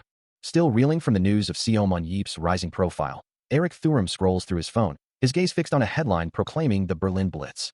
Meanwhile, under a bright, cloud-dotted sky, a modern facility stands nestled against a backdrop of rolling mountains. Inside, the new coach, Gabriel Sana, directs a team of uniformed men moving equipment, his sharp gaze overseeing the preparations. His sleek suit and confident posture exude an air of authority, befitting his new role. With his glasses perched precisely on his nose, Gabriel Sana appears utterly composed. Observing him from a distance, one of the players remarks that he looks really smart. A small group of players peeks around a corner, whispering, wondering if that's truly their new coach. Meanwhile, the club owner contemplates the SAS system, recalling that no one in Korea is rumored to know how to handle it. He stands before a large screen, noting that even the elite KB1 program hasn't utilized it yet, but his club is about to, feeling truly blessed by this opportunity. A wave of anticipation washes over him, eager to begin using the system immediately. Suddenly, a loud ring echoes through the facility, announcing the arrival of the club owner. Stepping into the training room, Seo Mun-yeep calls out to the assembled athletes, addressing them as soldiers. His gaze sweeping over them as he walks, he inquires if they've been training. Then, with a commanding tone, he orders everyone to gather. Once they've assembled, he begins to share a peculiar experience, revealing that he had a dream last night. In this dream, an old man appeared, claiming to be his ancestor. The ancestor explained that Seo Mun-yeep had suffered greatly due to their shortcomings, and as a form of compensation, he bestowed upon him 6 numbers. The players listen with wide eyes, one exclaiming in disbelief, "What?" while another stammers, "Teach that." Seo Mun-yeep continues, recounting how he initially dismissed the old man, telling him to leave because he didn't need it, but the ancestor pleaded with him to listen, forcefully implanting the numbers into his mind. Scratching his head in frustration, he admits he still can't get rid of those 6 numbers. He reflects on the dream, pondering its meaning, thinking that for someone who saved the world, it feels as though a higher power is trying to fob him off with a mere lottery win. One of the players, perhaps catching on to the implication, then asks, "Club owner, did you buy a lottery ticket?" He shakes his head, dismissing the idea of buying a lottery ticket, while a female player looks on with a questioning expression. With a slight frown, he states that he doesn't engage in such activities. Then, a knowing smirk plays on his lips as he asks if they know why. His gaze sweeps over his team, including the female player and a male teammate, as he declares with conviction that they are his lottery ticket. He continues, his voice firm and encouraging, urging his soldiers to perform exceptionally well this season and transform themselves into invaluable players, demanding their understanding and agreement. Clearing his throat, he signals the end of his motivational speech, announcing the next item on the agenda. He gestures with a hand to his mouth, a thoughtful expression on his face, explaining that for their growth and development, he has brought someone all the way from France. With a confident smile, he introduces their new coach, Gabriel Sana. The club owner gestures towards Gabriel, a man in a sharp suit and glasses, emphasizing that as a super elite, he wouldn't typically come to a remote location like this, but he had gone to great lengths to invite him. He further instructs his team to show respect, noting that Gabriel's salary is higher than theirs, before finally telling the new coach to introduce himself. Gabriel Sana, standing beside the club owner, prepares to address the team, his expression composed. Looking directly at the players, Gabriel introduces himself, stating his name and that he will be their coach for some time. The new coach, Gabriel Sana, begins to lay out his vision for the team, explaining that the original coach, Choi Dongjun, will remain as head coach, and expressing his anticipation for their collaboration. Choi Dongjun, looking surprised, mutters a curse under his breath, as Gabriel Sana declares his intention to outline his goals. He states that the immediate objective for the current season is to advance to the Tier 1 league. Then, looking at the assembled players, he continues, the ultimate goal for the next season is to become the champions of the Tier 1 league. He assures them that if they all commit to his strategy and follow his plan, he will personally ensure their success. With a determined gesture, he vows he will make this happen no matter what. However, the coach adds a surprising caveat, except for only 3 times every year, the club owner will also play. The players react with utter disbelief, exclaiming, "What the F? The club owner as a player? Then this is completely insane."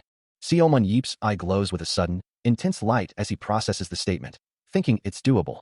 The coach then addresses him directly, stating it will be good for him to play some matches as well. Seo Mun-yeep's face registers pure shock as he finally comprehends the implication, uttering a stunned, "What?" Gabriel Sana clarifies that he isn't asking the club owner to play in all their games, explaining that any team would easily win if he played every single match. He then adds that he left top players like Nathan and Paris Lumiere behind to come to YSM, implying his high expectations. The coach continues, stating that if he only looked at players of that level, his senses and touch would dull very quickly. Seo Mun-yeep, the club owner, responds, asking for a chance to be put on the team and witness a top-tier match, as the player who overpowered Nathan. He then makes a bold promise. If Gabriel Sana can achieve that, he will not only advance YSM to the first league, but also secure the championship trophy within 1 year. Considering this, Seo Mun-yeep muses, a thoughtful hum, escaping him as he processes the terms. Gabriel Sana, with a confident smile, agrees, accepting the challenge. However, he sets a firm boundary, stating he will only participate 3 times per year. Seo Mun-yeep finds this acceptable, believing that using the games he participates in, they can definitely advance to Tier 1 this season. He asserts that his capabilities as a coach will be proven in the games Seo Mun-yeep isn't playing in. With a challenging grin, Gabriel Sana declares that it's time for Seo Mun-yeep to show off. He then issues a stern warning to the team, telling them not to let it come to the point where he has to play. "You punks." A confident smirk plays on Seo Mun-yeep's lips, his hand extended in a gesture of invitation. Suddenly, a powerful impact erupts, sending shockwaves through the air as the coach Gabriel's system initiates its first training exercise, group hunting. The explosive force continues to ripple outwards, engulfing a distant, ruined structure in its destructive wake. Amidst the chaos, a skeletal enemy is struck by a brilliant blue energy blast, shattering its form into countless fragments. Players engage the skeletal horde with a flurry of coordinated attacks, their movements swift and precise as blue energy arcs and sword slashes illuminate the dark environment. One player's sword pierces a skeletal enemy with deadly precision, leaving a vivid trail of blue energy in its wake. Observing the unfolding battle, Seo Mun-yeep holds a device displaying the status of Cho Sung-ho and Namgung Ji-hoon, remarking to himself that this superhuman analysis program is quite useful. In the thick of the fight, Lee Na-yeon, Ro Young-hwan, and Choi Hyuk showcase their combat prowess, each striking down skeletal foes with dynamic movements and glowing auras. He muses that the program's insights are practically the same as what he can discern through his own eyes of analysis. Standing beside Gabriel Sana, Seo Mun-yeep watches the screen, as Gabriel Sana notes that players Lee Na-yeon, Ro Young-hwan, and Namgung Ji-hoon are utilizing their strengths well, to which Seo Mun-yeep replies, "Yeah, because I told them to." However, a different thought crosses his mind about another participant. This player is horrible in every aspect. He scrutinizes the holographic display, a detailed analysis of Cho Sung-go's abilities, noting his strength at 37 out of 39, dexterity at 48 out of 49, and speed at an impressive 74 out of 78. The system continues to scroll through Sung-go's profile, revealing his endurance, willpower, skill, aura, leadership, and strategy scores, along with a list of his superpowers: deliver object, deliver vision, and deliver aura. Gabriel Sana, standing nearby, questions the assessment, wondering if it's truly accurate. Gabriel Sana, with a hint of skepticism, suggests that Sung-go has actually improved significantly, but the other man, observing the data, counters that he sees no further potential for development. He concedes that while they can certainly teach Sung-go more about skills and technique, it will be challenging to achieve any major improvements beyond his current state. Acknowledging Sung-go's many useful superpowers, he expresses a firm belief that the young man is destined to become the team's weak point. Seo Mun-yeep then confirms Gabriel Sana's earlier observation, agreeing that his assessment isn't wrong, but adding that he perceives something subtly different in Sung-go's profile. He elaborates, stating that he can see something a little different. Focusing on the leadership stat, he notes that Sung-go's limit for leadership is decently high, displaying a score of 62 out of 82. The strategy stat, 74 out of 90, particularly catches his attention, as he emphasizes Sung-go's significant growth limit for strategy, concluding that the young man still holds considerable potential. With this new insight, he proposes a new role for Sung-go, asking about raising him as a sub-IGL. Gabriel Sana, surprised by the suggestion, inquires about the meaning of sub-IGL. Seo Mun-yeep explains that Sung-go is calmer and smarter than he appears, and since he typically takes on the role of analyzing enemy and team positions, his circumstantial judgment would be excellent for the position. He muses that team captain No Young-hwan will serve as the main in-game leader, while Cho Sung-go can provide more detailed and assistive callouts. With a firm resolve, he decides to personally instruct the young man. His thoughts then shift to the two prospects he recently chose, player Choi Young-min and Yoon Byum, whose holographic forms flicker into view, showcasing their dynamic movements. Indeed, those were the individuals in question. As his hand glows with a soft, ethereal light, he recalls bringing them in because he was impressed by their unique superpowers. Observing Choi Jung-min's fluid movements and the satisfactory display of his superpower, the club owner concludes that he is certainly worth nurturing, his form wreathed in vibrant purple energy. His hand still glowing with the observed superpower, he notes Jung-min's efficient, unnecessary movements. But then his expression shifts as he considers player Yoon Byum. A voice cuts through the silence, questioning if there was truly a need for the club owner to select him in such a manner. Yoon Byum's face, with his sharp blue eyes and dark blue hair, appears in a detailed portrait. Seo Mun-yeep's internal monologue reveals his frustration, admitting he cannot find a single special thing about the young man. Standing side by side, their backs to the viewer, Seo Mun-yeep and Gabriel Sana observe the data on the large screens before them, the weight of their decisions palpable in the quiet room. Gabriel Sana's voice echoes, asserting that the SES wouldn't typically highlight such a player. He stands with his back turned, a silent testament to his unwavering conviction. As a system interface flashes into view, detailing the current stats for Namgung Ji-hoon, a human player, showing his strength at 52 out of 60, dexterity at 55 out of 64, speed at 50 out of 57, and endurance at 51 out of 62. The display continues, revealing his willpower at 69 out of 85, skill at 39 out of 55, and aura at 69 out of 72, along with his unique superpower, Shadow Step. Ji-hoon himself appears in a flash of purple, surrounded by skeletal figures, a look of surprise etched across his young face. The system further clarifies the Shadow Step ability, explaining that movement speed increases by 20% while in a shadow, and crucially, when his aura exceeds 70, he can meld into and move through shadows. Back in the present, Seo Mun-yeep's gaze sharpens, his voice firm as he reiterates, My eyes have never been wrong before, Coach Gabriel. Facing him, Gabriel Sana, still processing the implications of his words, can only respond with a bewildered, pardon. Seomun Yeep simply offers a cryptic smile. Just wait a little longer. His thoughts drift to the critical threshold, knowing that when his aura increases by just one more point, everything will change. A powerful blue aura begins to emanate from him, swirling with latent energy, a confident smirk playing on his lips. The radiant energy envelopes his entire form, a clear sign of his burgeoning power.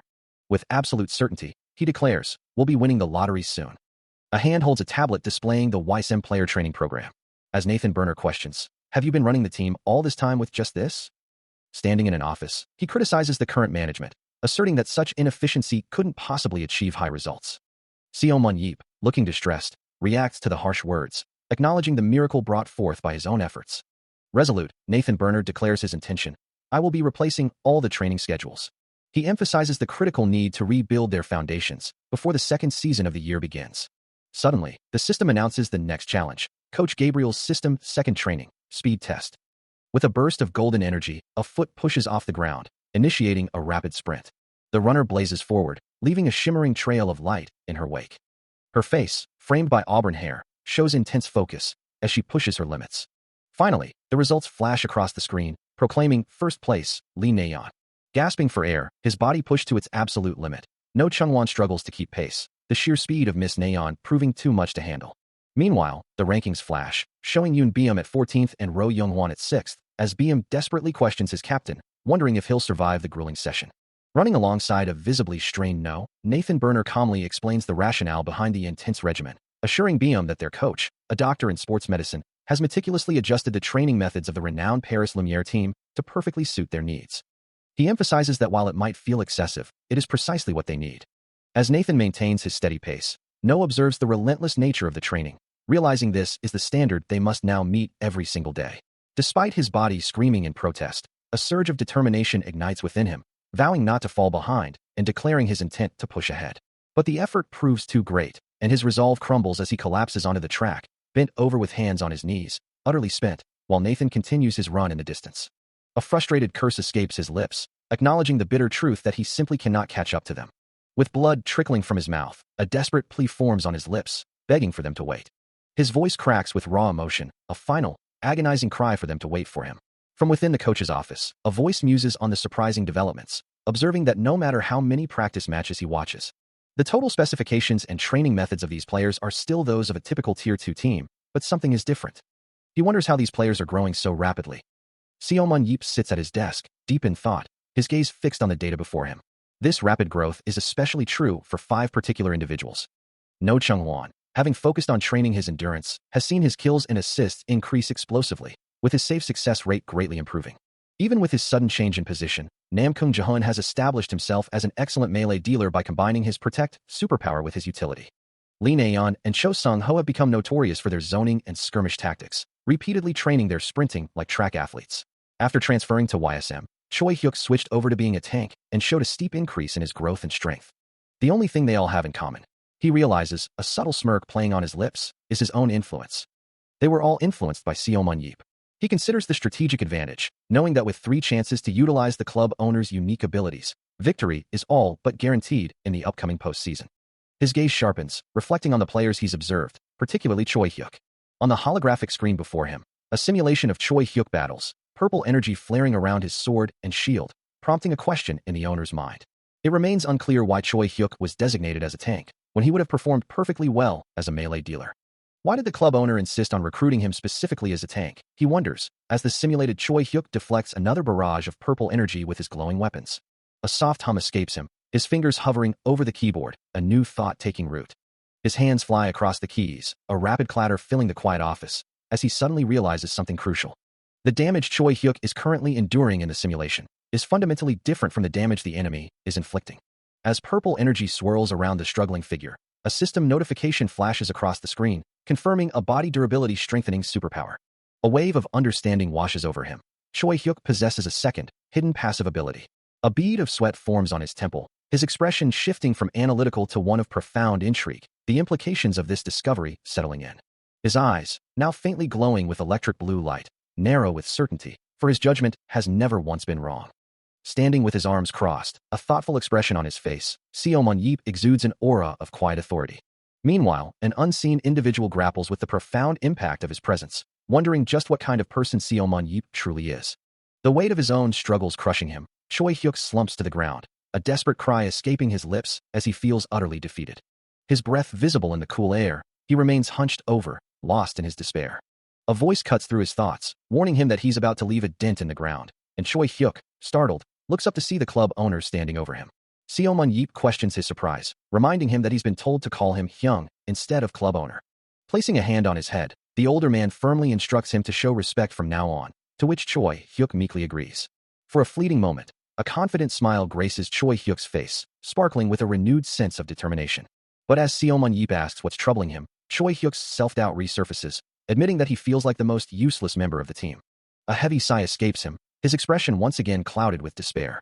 He thinks of Young Min, a player a year his junior who has already become a core member, and who, after transferring, has continued to meticulously document Seo Mon-yeep's journey. Overwhelmed, Choi Hyuk clutches his head, concluding that even keeping up with practice is too much, and becoming a professional is an impossible dream. He silently acknowledges the truth, that Young Min was already doing well and was talented, unlike himself. But unable to bear the comparison, he shouts back at his mentor. Don't speak if you're going to say that. Hyung, if you're going to be like this, why did you bring me here? His mentor calmly reminds him that he brought him here because of his superpower. This prompts Choi Hyuk to wonder if he means the one where he can move a little faster in the shade. Even if that gets a little better, he thinks, he won't even be able to catch up to Miss Neon's coattails. His mentor, however, cuts through his self-pity, asking how many times he has to tell him that his superpower can evolve depending on how much effort he puts in. Still doubtful, Choi Hyuk questions how his Hyung can be so sure about that. Seo Mon-yeep simply replies that he never said he was sure, only that they should make a bet, leaving Choi Hyuk on the verge of tears. Overwhelmed by the proposition, he cries out, Hyung, is my life a game to you? His mentor then reveals the bet, explaining that's why he said he'd pay him 300k, before asking if he thinks it's easy to earn 300k in 2 years. Choi Hyuk, now visibly distressed and clutching his head, stammers that it's definitely difficult, naturally, and apologizes. Seo Mon-yeep looks down at him with a sigh, declaring that this won't do. Then, turning away, he simply commands, follow me. Still reeling from the previous conversation, Choi Hyuk finds himself being unceremoniously dragged along, his body protesting with every inch of movement. Each labored breath escapes him as a ragged gasp, the clear sky above offering no respite from his exertion. As they ascend a verdant mountain path, he can't help but question, why are we suddenly taking a hike? His mentor's voice cuts through the air, firm and unwavering, declaring the need to fix his loser mentality, and warning that at this rate, he'd have to throw away a significant sum of money. Seo Mon-yeep, leading the ascent with ease, turns back to address the struggling young man, urging him to consider if he truly intends to waste 2 years or if he'll strive for greatness. Still huffing and puffing, Choi Hyuk retorts, questioning what kind of adult would recommend a jackpot over living earnestly. Seo Mon-yeep dismisses his complaint, clarifying that he never said such a thing, before revealing his true intention. He's prepared an aura training method perfect for him, waiting at the summit. The young man's eyes widen in disbelief, exclaiming at the thought of training so deep in the mountains. His mentor explains that aura becomes more active in compatible areas, a concept visually represented by swirling, vibrant purple energy. An armored figure, wreathed in crackling purple lightning and a powerful aura, illustrates the point, a stark image of power within such an environment. For Seo Mon-yeep, this compatible area was always found within dungeons. He concludes, reflecting that it was only when he entered a dungeon that he didn't feel like a useless person. A sharp intake of breath escapes him, his eyes widening slightly as if struck by a sudden, painful memory. His mind drifts back to a time when cruel words were his daily bread, echoing the taunts of Seo Mon-yeep, you trash son of a bitch. This is why your parents abandoned you. The memory of being called a bastard like you has no use still stings, a constant refrain from his youth. He recalls the orphanage director, a man who perpetually cursed at them, often beating the children simply out of boredom. The director's hatred was particularly focused on him, leading to countless beatings, and even the other children, mimicking the director's cruelty, would torment him. A younger boy, one of those bitches as he remembers them, sneers down at his beaten form, muttering, this bitch is acting up again. The young boy glares back, a raw fury in his eyes, as the taunt continues. What are you going to do, glaring like that? You absolutely useless bastard. Back in the present, a quiet escapes Choi Hyuk, his expression one of deep understanding and empathy, having heard the painful echoes of his mentor's past. He looks up, his gaze meeting Seo Mon-yeep's, who stands over him with a complex, knowing expression. With a gentle touch, Seo Mon-yeep places a hand on Choi Hyuk's head, a gesture of comfort and solidarity. He speaks softly, his voice filled with a quiet wisdom. Everyone has their own wounds, although they may come in different forms. Offering a hand, He continues, I know that you have the ability to overcome your wounds, as he helps the younger man to his feet. A young man's eyes widen in disbelief, a single word escaping his lips. Seo Mun-yeep, leading the way up a rocky incline, dismisses him as an unrivaled loser, declaring they're heading to a secluded spot where no one can see them, leaving the younger man to question what he means by such a harsh assessment, and what they'll even do there. He wonders aloud what awaits them at this mysterious destination. The older man's cryptic response is simply to ask your superpower, a phrase that hangs in the air, hinting at an unusual training regimen. Soon, they arrive at a dark cave entrance, nestled within the rugged mountainside. Yoon Byum, still trying to grasp the situation, gestures towards a nearby rock, asking if he's expected to break it or something similar. His confusion deepens as he tries to make sense of the instructions. Without another word, Seo Mun-yeep simply points, and the younger man, with a sudden burst of motion, leaps off the cliff edge, plummeting downwards. Looking down at the bewildered Yoon Byum, Seo Mun-yeep sternly advises him to shed his loser mentality, his whining, and his pessimistic attitude, asserting that no other place is more fitting to grow his superpower than this very spot. His final instruction is to simply remain there, isolated, for 10 days before returning. The sheer absurdity of the command registers on Yoon Byum's face as he stammers out a desperate question about how he's supposed to eat, or even use the toilet during this ordeal. Still reeling from the shock of being abandoned, Yoon Byum hears Seo Mun-yeep's voice, challenging his worries about a priceless training location. The older man's tone brooks no argument, demanding obedience. Then, with a casual flick, Seo Mun-yeep confiscates his phone, tossing it high into the air. Byum's mind races, realizing the sheer audacity of his mentor. A chilling thought crosses his mind. What if he doesn't survive this ordeal? He desperately wants to escape. But as the older man begins to walk away, a wave of despair washes over him. A menacing red aura flares around Seo Mun-yeep as he issues a final, chilling warning about the consequences of trying to sneak out. A predatory grin spreads across his face, emphasizing the seriousness of his threat. Overwhelmed by the situation, Byum can only manage a choked sound of agreement. Reluctantly, he confirms his understanding. With a final, cheerful wave, Seo Mun-yeep bids him farewell, calling him lottery and wishing him luck. Left utterly alone in the vast, imposing wilderness, Byum stares at the distant mountains, wondering how he will possibly survive. The sheer existence of someone like him, a true prodigy, felt utterly unbelievable. Collapsing onto the hard ground with a heavy thud, he could only manage a ragged gasp, his body screaming in protest. His mind reeled, the thought echoing through his exhaustion. Unbelievable. What could he even do, when faced with such an insurmountable gap? Slumped against a wall, his spirit felt as broken as his body, whispering to himself, I'm not cut out for it, there's no way I am. He remembered his school days, a familiar ache settling in his chest, always relegated to the bench, watching from the sidelines. Even when he occasionally got to play, no one ever paid him any attention. Really, he had always wanted to perform well, to prove his worth. His hand clenched, a silent cry of frustration escaping him, as he yearned to become a great battlefield player. But the crushing reality settled in, his face contorted in despair. But it's impossible. His fist tightened, the conviction solidifying in his mind. There's no way I can do it. Standing defeated on the track, another figure running effortlessly in the distance, he finally conceded. It's impossible for me. A voice calls out, urging him to come to YSM. As Seo Mun-yeep extends a hand, a confident smirk playing on his lips, reminding the trainee of his own superpower that holds the potential to become even stronger. Sitting with his back to the light, the young man reflects on this truth. The word potential echoing in his mind. His gaze sharpens, a flicker of determination in his eyes. As he recalls the words of the strongest superhuman in the world, who once told him he had potential. Accepting this, at least for now, he sits cross-legged, a vibrant blue aura flaring around his cupped hands. Focusing intently on feeling the flow of his own power. Suddenly, a bright flash erupts from the cave opening. The energy radiating from his training. And 10 days later, a voice notes with relief that he didn't die. From the shadowed mouth of a cave, a voice calls out, urging his lottery ticket to emerge quickly. With eyes glowing a vibrant violet, Seo Mun-yeep observes, a knowing smirk playing on his lips as his eyes of analysis take in the scene. He holds his smartphone, a silent thought confirming his assessment. This lottery ticket is indeed something special. His glowing eye narrows slightly. The energy he senses from the young man below is undeniably powerful. A satisfied expression crosses his face as he muses, what did I say? Wasn't I right? Below, Yoon Byum pushes himself up from the rocky ground, his body still radiating a vibrant blue aura, a testament to his intense training. He looks up, a surprised question in his voice. Were you watching me the whole time? The mentor addresses him directly, reminding Yoon Byum that there's still time before the second season begins. From a higher vantage point, Seo Mun-yeep stands beside a small, spherical camera drone, instructing the young man to master your new superpower properly. A confident smile spreads across his face as he anticipates the first match of the second season. Yoon Byum listens intently, his expression a mix of surprise and determination, as the camera drone hovers nearby. The mentor's words echo with significance. It will be your first time as a core player. With only 31 days remaining until the start of the second season, the club owner arrives at the facility, greeted by a staff member who announces his presence. Inside, head coach Choi Dongjun asks about Coach Gabriel, who stands beside him, as they both look toward the newly arrived owner. The head coach explains that the owner is busy planning the squads for the upcoming season, prompting Gabriel to wonder aloud about the player BM. A smirk plays on the club owner's lips as he turns back to them, ready to share his intentions.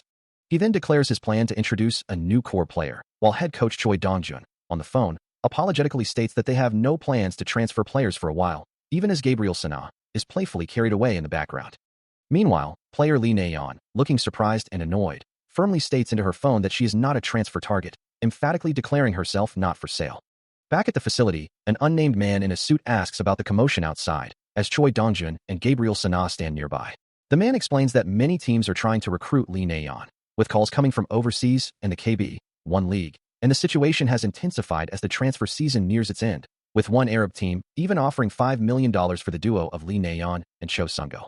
A man in a sharp suit, surrounded by the flags of various nations, considers a proposal, a scoff escaping him as he reads the terms. $5 million for the two as a set. He can't help but think, those guys are insane. The club owner, Seo Mun-yeep, then asks, will you sell them? He quickly dismisses the idea, stating, there's no way I would sell them for such a small amount. A moment later, he clarifies his stance, looking at the conceptual figures of Lee Na-yeon and Cho Sung-go. Even if we accept, it'll only be Na-yeon. We can't sell Cho Sung-go.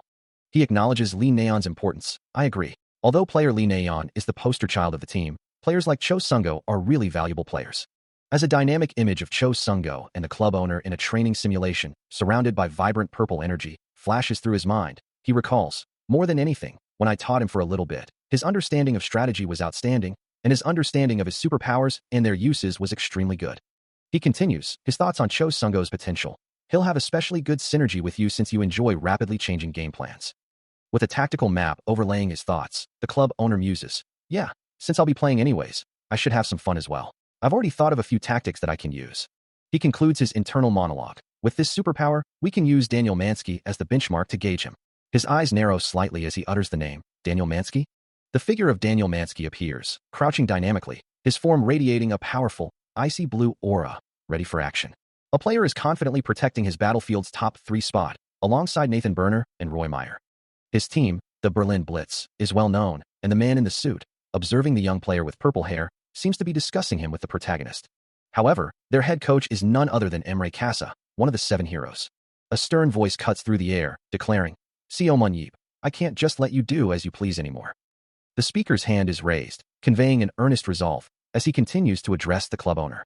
He chastises Seo Mun-yeep, stating that rather than setting a good example, the image of him drinking is being shown to the world, causing the young player nearby to wonder if he truly has to raid with this bastard. Seo Mun-yeep then considers the prospect of a team with that picky guy as the head coach, his expression thoughtful. He muses that even though this particular support player is part of the top 3, he doesn't care much for Emre, but is curious about this support and plans to watch him sometime. Meanwhile, Coach Gabriel acknowledges the situation as the discussion about the team's future continues. Of course, before anything else, they must advance to the Tier 1 league, and a change in the player list for the second season squad is necessary, a thought that visibly worries the young player. Nervously, he offers a hesitant greeting, his hand raised in a small wave. Someone then addresses him directly, confirming his identity. Player Yoon Byum, is it? Seo Mun-yeep, deep in thought, recalls a time not long ago when a certain player seemed to possess no remarkable qualities at all. Now, standing before him, a figure glows with a vibrant blue aura, as Seo Mun-yeep confidently states, hey, you'll know when you see it.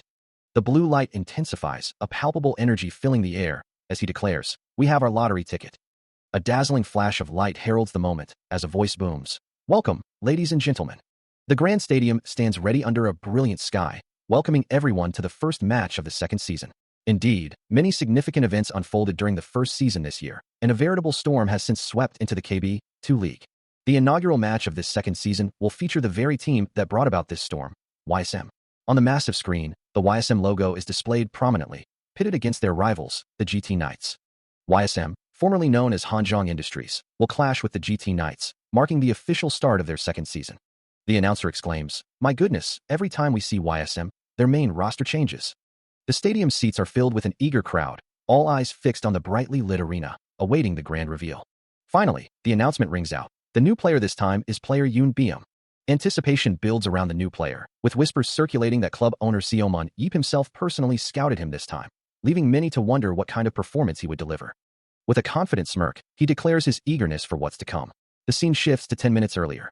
Cho Sung-go and Yoon Beom stand ready, the announcer's voice echoing, proclaiming this match to be their opportunity to truly show off their new selves. As their portraits flash across the screen, Seomun Yeep and the bald man in the suit observe, the announcer describing the team's ideal composition: 1 tank, 2 melee dealers, 1 range dealer, and a support with 3 superpowers, a perfect lineup. He emphasizes their consistent team composition, noting that unless something unexpected occurs, these 5 move together in each game.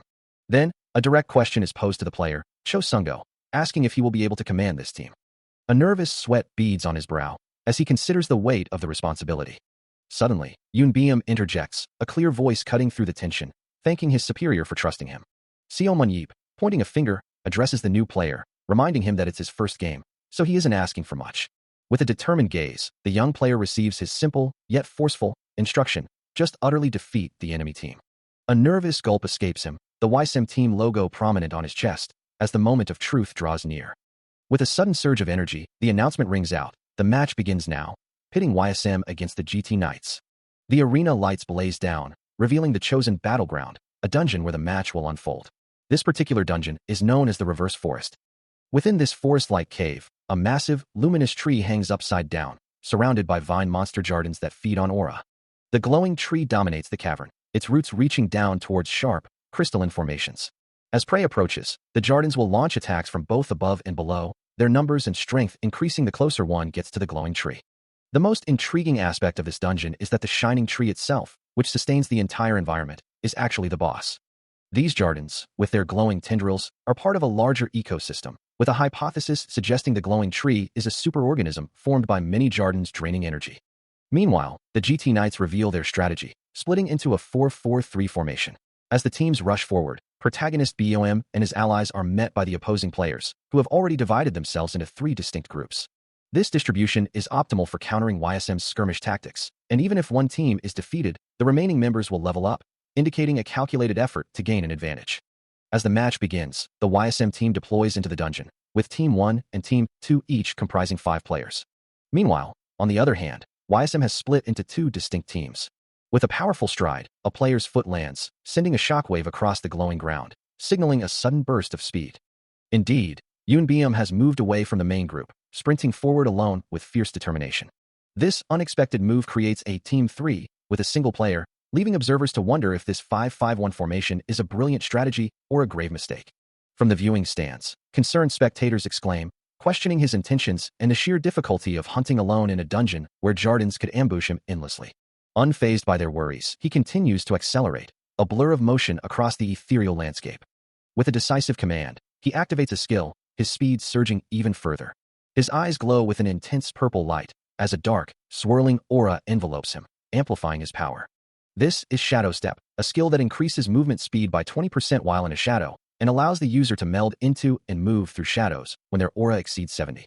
Meanwhile, a member of Team 1 remarks, wondering why they haven't encountered many Jardins yet. As Team 1, now with 4 players, engages the first wave of tentacled Jardin monsters, another teammate explains that they aren't deep enough yet, assuring them the creatures will soon pour out, and for now, they should just hunt diligently.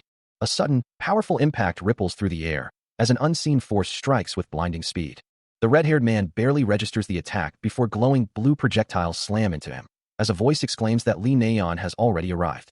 Despite the surprise, the red-haired man quickly regains his composure, urging his companion to keep moving, assuring him that everything is fine and they shouldn't get flustered. Meanwhile, in another part of the dungeon, a concerned hunter with brown hair focuses intently, knowing they must calmly locate Cho Sung-go first.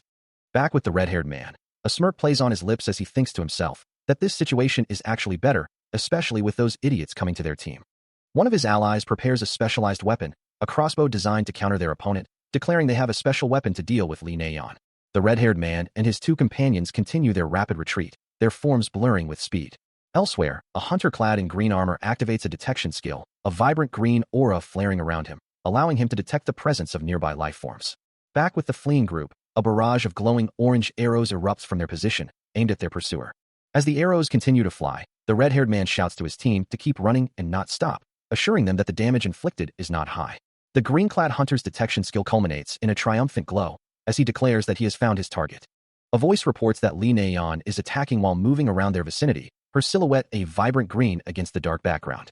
Meanwhile, 3 other figures from YSM, a tank and 2 dealers, are currently engaged in a fierce battle with the Jardins, while a lone, crouching figure remains separate from the fray. The report continues, confirming that the last target is hiding behind a rock a kilometer away, and it is undoubtedly Cho Sungo, prompting a decisive command to move in that direction. Li Neian, her auburn hair flowing behind her, moves with a determined focus, purple energy crackling around her as she considers the implications. Eliminating Cho Sungo would finally put an end to the skirmishing that YSM prides itself on. With a swift, fluid motion, she draws her bow, its surface gleaming with faint blue light, ready to strike. A satisfied smile plays on her lips, knowing that the first step of their intricate plan has been successfully completed. Elsewhere, Cho Sungo, cloaked and hooded, receives a warning that his pursuers are heading his way, and with a terse acknowledgement, he prepares to move. A commanding voice echoes, ordering him to stop. But Cho Sungo ignores the command, his cloak flapping wildly as he dashes forward, a blur of motion against the dark. 2 figures give chase, taunting him, telling him not to bother running with his speed, as they are well aware his group is currently preoccupied fighting the Jardins. The words hit him with a jolt, and he questions their knowledge, a look of surprise and concern crossing his face. His hood now fallen back, revealing his light brown hair and green eyes. Cho Sungo stares ahead, a worried expression etched onto his features as the reality of his situation sinks in. From an unseen location, a voice questions why they would engage in such an action, while another, with a hint of urgency, calls out, Choi Hyuk. A man with dark hair, his brow furrowed in concern, confirms that the tank is definitely fighting over there. Meanwhile, a detached report echoes through the air. Hunting complete. We're regrouping. Cho Sungo, the target of the hunt, races through the environment, pursued by 3 figures cloaked in vibrant blue energy, their forms blurring with speed. Suddenly, sharp, red spiky forms erupt around him, threatening to ensnare him. A realization dawns on the pursuers. Cho Sungo had disguised himself as the tank. Just as the truth is revealed, a glowing blue leg connects with him, sending him reeling as he gasps, "He got me. Hyuk, I'm sending it over now." A surge of brilliant blue energy emanates from him, pulsing outward with raw power. With a determined expression, he extends his hand, channeling the intense azure aura into a focused point. The blue light intensifies, crackling with kinetic force, ready to unleash its payload. His eyes gleam with resolve as a shield-like construct of pure energy forms before him, a desperate measure to turn the tide. A surge of brilliant blue energy erupts, coalescing into a potent projectile. With a swift, decisive motion, Cho Sungo prepares to launch his counterattack. He hurls the glowing object backward, a taunting declaration echoing through the air. "Here, it's a present." The red-haired leader, caught off guard, can only utter a bewildered, what is this?" As the projectile closes in. He catches the strange offering, his eyes widening at the sight of the pulsating purple seeds within. These are Jardin seeds, harvested from the monster Jardin, known for their ability to rapidly absorb ambient aura and grow. Cho Sungo's team had collected a vast quantity of them, feigning a hunt while secretly gathering the seeds and covering them with an aura-blocking material to prevent premature growth. Ultimately, these particular seeds were intended for transfer to Choi Hyuk, a strategic move in their larger plan. Suddenly, with a violent crackling sound, the seeds in the leader's hand erupt, rapidly transforming into dark, thorny vines that lash out with incredible speed. The monstrous growth quickly engulfs the red-haired leader and his bewildered subordinates, their forms disappearing amidst the writhing, shadowy tendrils. A chorus of terrified screams erupts, as the ensnared figures struggle desperately against their sudden, botanical prison. The red-haired leader, his face contorted in agony, finds himself completely bound, the dark vines constricting his every movement. As the black, thorny vines erupted from the ground, they swiftly coiled around one of the pursuers, binding him tightly as his companions continued their assault. A moment later, a system notification flashed, announcing a single kill, accompanied by a burst of purple energy. Elsewhere, Choi Hyuk moved with lethal efficiency, his blades glowing with a vibrant blue aura as he secured 2 more kills for his team. He stood poised, the blue energy still crackling around him, a testament to his swift and decisive action. Another system message appeared, confirming Choi Jungmin's contribution with a single kill. Meanwhile, a bald man in a dark uniform recoiled in disbelief, his eyes wide as he processed the alarming news. Team 1 had been completely wiped out by an ambush. With a grim determination, he declared his intention to finish the hunt and regroup, a system display above him indicating his own Team 3 still had 3 players remaining. But even as he spoke, one of his own team members, Cian, was caught by rapidly growing purple vines, his body beginning to be pulled into the shadowy depths. The vibrant purple energy swirled and pulsed, the vines tightening their grip with an ominous glow. Another figure, ensnared by similar black vines, cried out as he was lifted and sent tumbling, his struggles proving futile against the relentless growth. The source of the organic threat loomed large, a monstrous, dark mass pulsating with unseen power.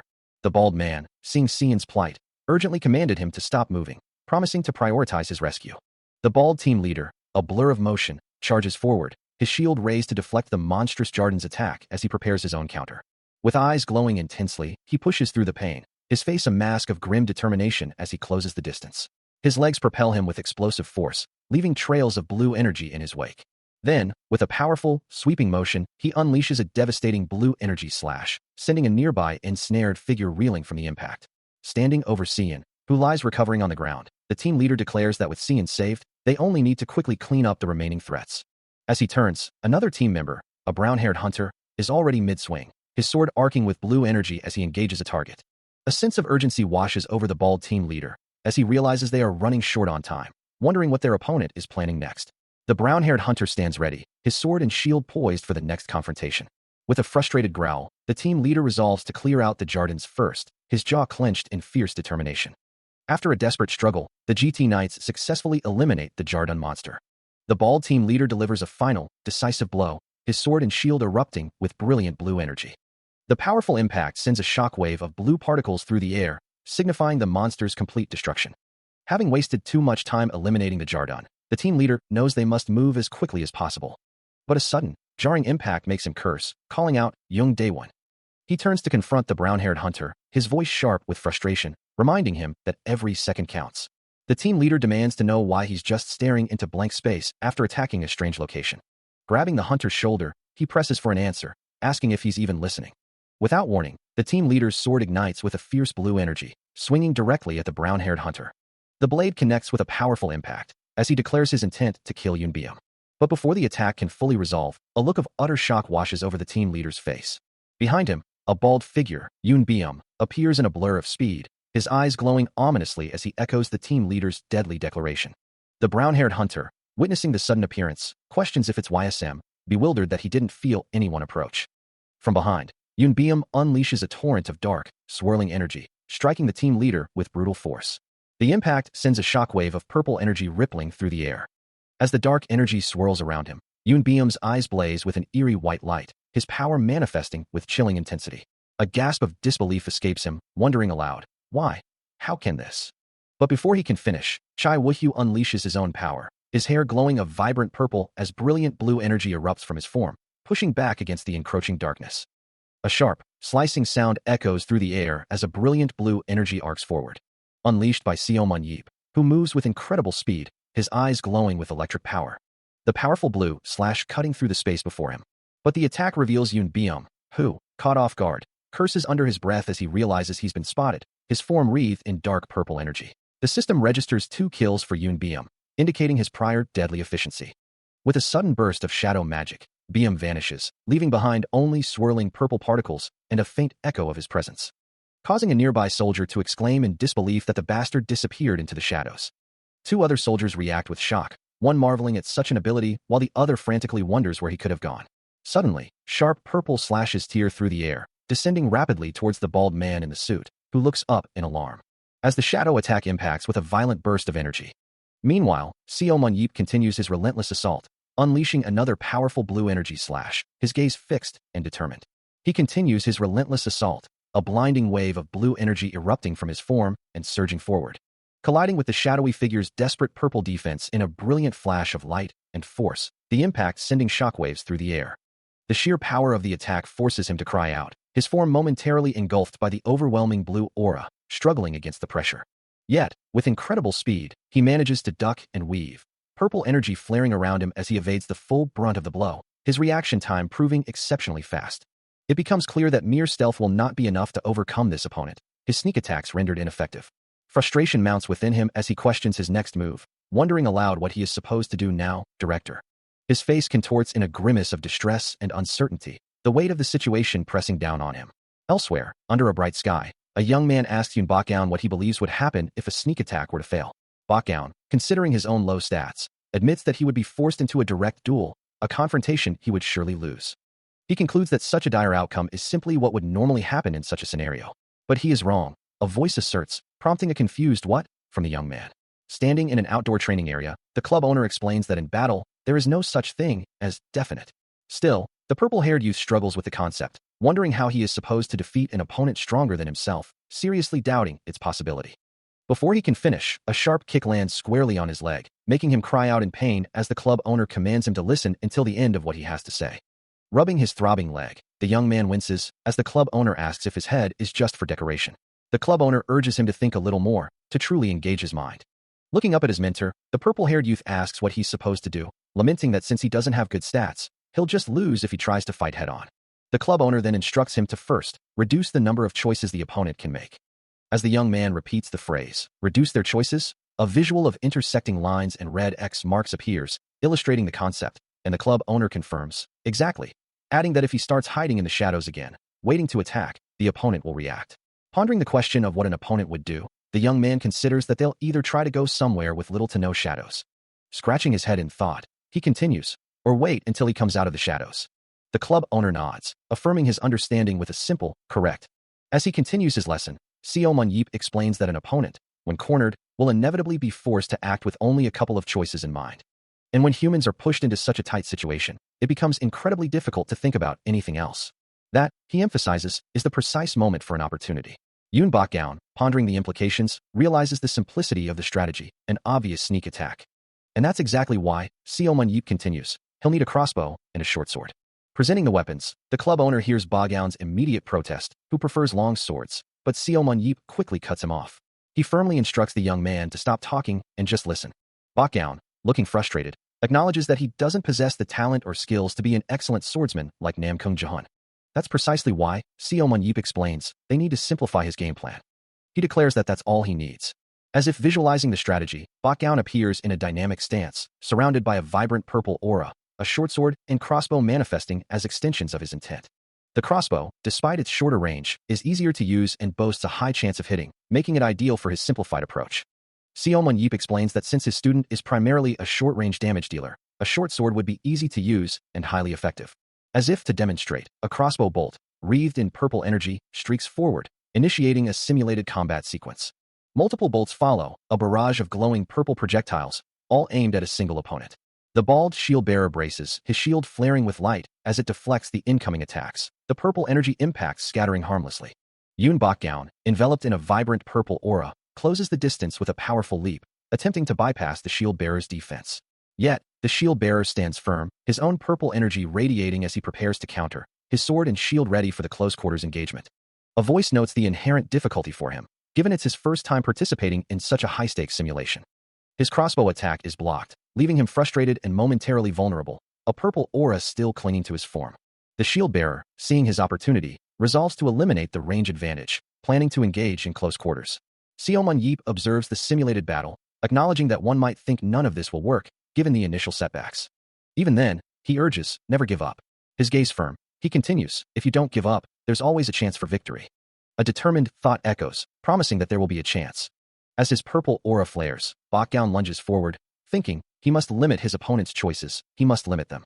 But the bald shield-bearer, anticipating the move, braces himself, a shimmering blue energy rippling around his defense. His eyes glow with fierce concentration as he holds his ground against the incoming assault. Bok-gaon's attack connects with a violent purple flash, a sharp impact echoing through the simulated space. Yet, the force of the shield-bearer's defense sends him reeling, his body violently thrown backward amidst a cry of effort. He tumbles through the air, his purple energy trailing behind him. The impact leaves him disoriented, his aura momentarily scattered. Meanwhile, the shield-bearer stands unmoving, his stance unwavering, his defense absolute. The last vestiges of Bok-gaon's attack dissipate around the shield-bearer's feet, leaving only faint purple wisps. Looking down, the shield-bearer notices a small, dark vortex swirling on the ground, a lingering effect from the attack, prompting a frustrated sigh. Far from the shield-bearer, Bok-gaon is racked with pain, his body convulsing as his purple aura flares uncontrollably. Still reeling from the unexpected backlash of his own power, Yoon Bok-gaon's face contorts in agony, a desperate question echoing in his mind. As a dark, shadowy energy swirls around his feet, he struggles to comprehend the situation. His inner shadow, a manifestation of his ability, laments the premature reveal of his ace skill, while another voice questions if he's shown his hand too soon. Meanwhile, his opponent, the bald shield-bearer, reflects on the surprise of Bok-gaon's shadow ability, having not anticipated such a hidden tactic. Still caught in the throes of pain, Bok-gaon's glowing purple eyes betray his shock, his body momentarily frozen by the unexpected turn of events. A wave of confusion washes over him, leaving him utterly bewildered. The bald shield-bearer, observing the lingering dark vortex on the ground, realizes Bokgown is misunderstanding something crucial, a subtle smirk playing on his lips. A sudden realization dawns on him, a new strategy forming in his mind. Standing over the shadowy remnants of Bokgown's power, the shield-bearer considers how he might exploit this unexpected development, a dangerous glint in his eyes. Meanwhile, the focus shifts to another battle, as a voice exclaims that while everyone was preoccupied with the match between Yoon Byum and Jong Suho, a different conflict was unfolding. The second team of the GT Knights has been decimated by the first team of YSM, with Song Jae-won alone accounting for 2 kills, his blade flashing with blue energy. No Jong-hwan also boasts 2 kills, his attacks tearing through the opposition with vibrant blue light, leaving Jong Suho as the sole remaining member of the GT Knights, practically guaranteeing YSM's victory. An observer laments having spoken too soon, as the monstrous Zadran begin to gather, their forms shrouded in ominous purple energy. Indeed, the Zadran seeds are already causing trouble for YSM, blocking all their paths forward. With only 5 members remaining for YSM, they must defeat these Zadran to finally meet up with Yoon Byum. It's entirely possible that YSM might all be eliminated by these relentless creatures. The stakes are high, as the observer notes that if YSM is eliminated by the Zadran and Jong Suho of the GT Knights, then the Knights might actually be able to come back, with Suho seemingly on the attack, his blade a blur of purple energy. With a swift, decisive motion, Suho, enveloped in a brilliant blue aura, delivers a powerful strike to a monstrous Zadran, the impact flashing brightly. The Zadran recoils violently from the blow, its shadowy form distorting under the force, as the observer realizes they are witnessing a battle that might decide the fate of this match. Suho continues his relentless assault, unleashing a sweeping attack, his body a blur of motion and blue energy, targeting the shadowy Zadran. He is joined by another YSM member, a bald figure, as they both strike a Zadran simultaneously, their combined blue energy creating a brilliant explosion of force that sends the creature reeling. Suho's face is etched with fierce determination, his eyes glowing with an intense white light as purple energy crackles around him, signaling a surge of power. From his focused stance, a massive, purple-hued attack surges forward, emanating from him and engulfing his target with overwhelming force. Despite the ferocity of the ongoing battle, neither side had yet sustained any significant damage. His frustration mounting, Jong Suho cursed his opponent's evasive tactics, thinking, "This bastard, if only it wasn't for his stupid ability." He pressed his assault, a radiant blue energy blade arcing through the air, forcing the purple-haired figure to constantly defend and retreat, as he seethed. He keeps running away like a fucking fly. His electric blue eyes narrowing with intense focus, he relentlessly pursued the agile foe. The purple-haired combatant, airborne and desperate, parried another powerful strike, the clash of their weapons echoing through the void. His impatience boiling over, Suho roared, "Stop dragging this out, and just die." He unleashed a barrage of attacks, each one pushing his adversary further back. The impact sent the purple-clad figure reeling, his body distorting with the force. A pained gasp escaping him, KGH. He grimaced, his body flickering with unstable blue energy, visibly struggling under the relentless assault. Then, from the shadows, a pair of crimson eyes flared open. A chilling voice declaring, "Finally." The bald man ponders how his adversary managed to evade the last strike, questioning if he could have simply vanished into his own shadow. A sudden realization hits him, a sharp "ah," escaping his thoughts. He curses his opponent, understanding that such an ability must come with a cost, as a system window detailing a clone skill appears, explaining its aura cost and damage implications. Further system information flashes, revealing Soul Explosion and Berserker abilities, leading him to conclude that the reason his foe didn't hide in his shadow must be due to a critical limitation of his power. Since it's common for abilities to have such drawbacks, he considers this a very real possibility. Observing the shadowy figure of his opponent on the ground, he realizes the adversary's downfall was a simple mistake. With a sinister grin and eyes glowing crimson, the bald man declares he cannot afford to lose this crucial opportunity. A surge of brilliant blue energy erupts from him, streaking forward with immense force. He resolves to maintain the relentless assault, pushing his advantage. The blue energy impacts, causing dark, swirling patterns to ripple across the ground, a testament to the raw power unleashed. The purple-haired opponent, now clearly visible, stares wide-eyed in panic, sweat beading on his face as the attack takes its toll. A desperate thought echoes in his mind. He is truly messed up. The blue energy attack from the bald man continues to tear through the purple-haired opponent, impacting his lower body with brutal force, even as he acknowledges the intentionality of the pain. He is violently thrown backward, a wide wave of crackling blue energy, pushing him further into the dark, shimmering space. His body contorts under the relentless assault, engulfed by the intense blue light and impact lines that radiate from the point of contact. The swirling blue energy continues to consume him, a declaration of "this is it," echoing the finality of the attack. His face, half obscured by the blinding blue light, reveals a mix of shock and agony as the attack lands its full blow. Yet, amidst the pain, a thought forms in his mind. If he were to swing that hard, the consequences would be immense. Meanwhile, the bald man watches the unfolding chaos, a subtle purple aura now emanating from him as he observes the impact of his power. The purple-haired opponent, though battered, begins to gather his own energy, purple particles swirling around him as he prepares to retaliate. Sweat beads on his brow, but his eyes burn with renewed resolve, a determined expression hardening his features amidst the purple glow. He considers the bald man's immense power, wondering if such a forceful swing might cause his weapon to become lodged in the ground. As if in answer, the bald man stands poised, now wielding a massive, glowing purple sword, ready to unleash his next devastating move. As the bald man's attack continued, dark purple energy swirled and gathered, coalescing into a menacing form. With a swift whoosh, the shadowy mass expanded rapidly, surging forward with incredible force. Then, with a resounding clash, it converged into a single, sharp point, glowing with an intense, malevolent purple light. The force of the impact engulfed Seo Mon-yeep, his body momentarily overwhelmed by the sheer power of the attack. Yet, even as the energy pulsed around him, he uttered a sardonic, "Thanks for misunderstanding."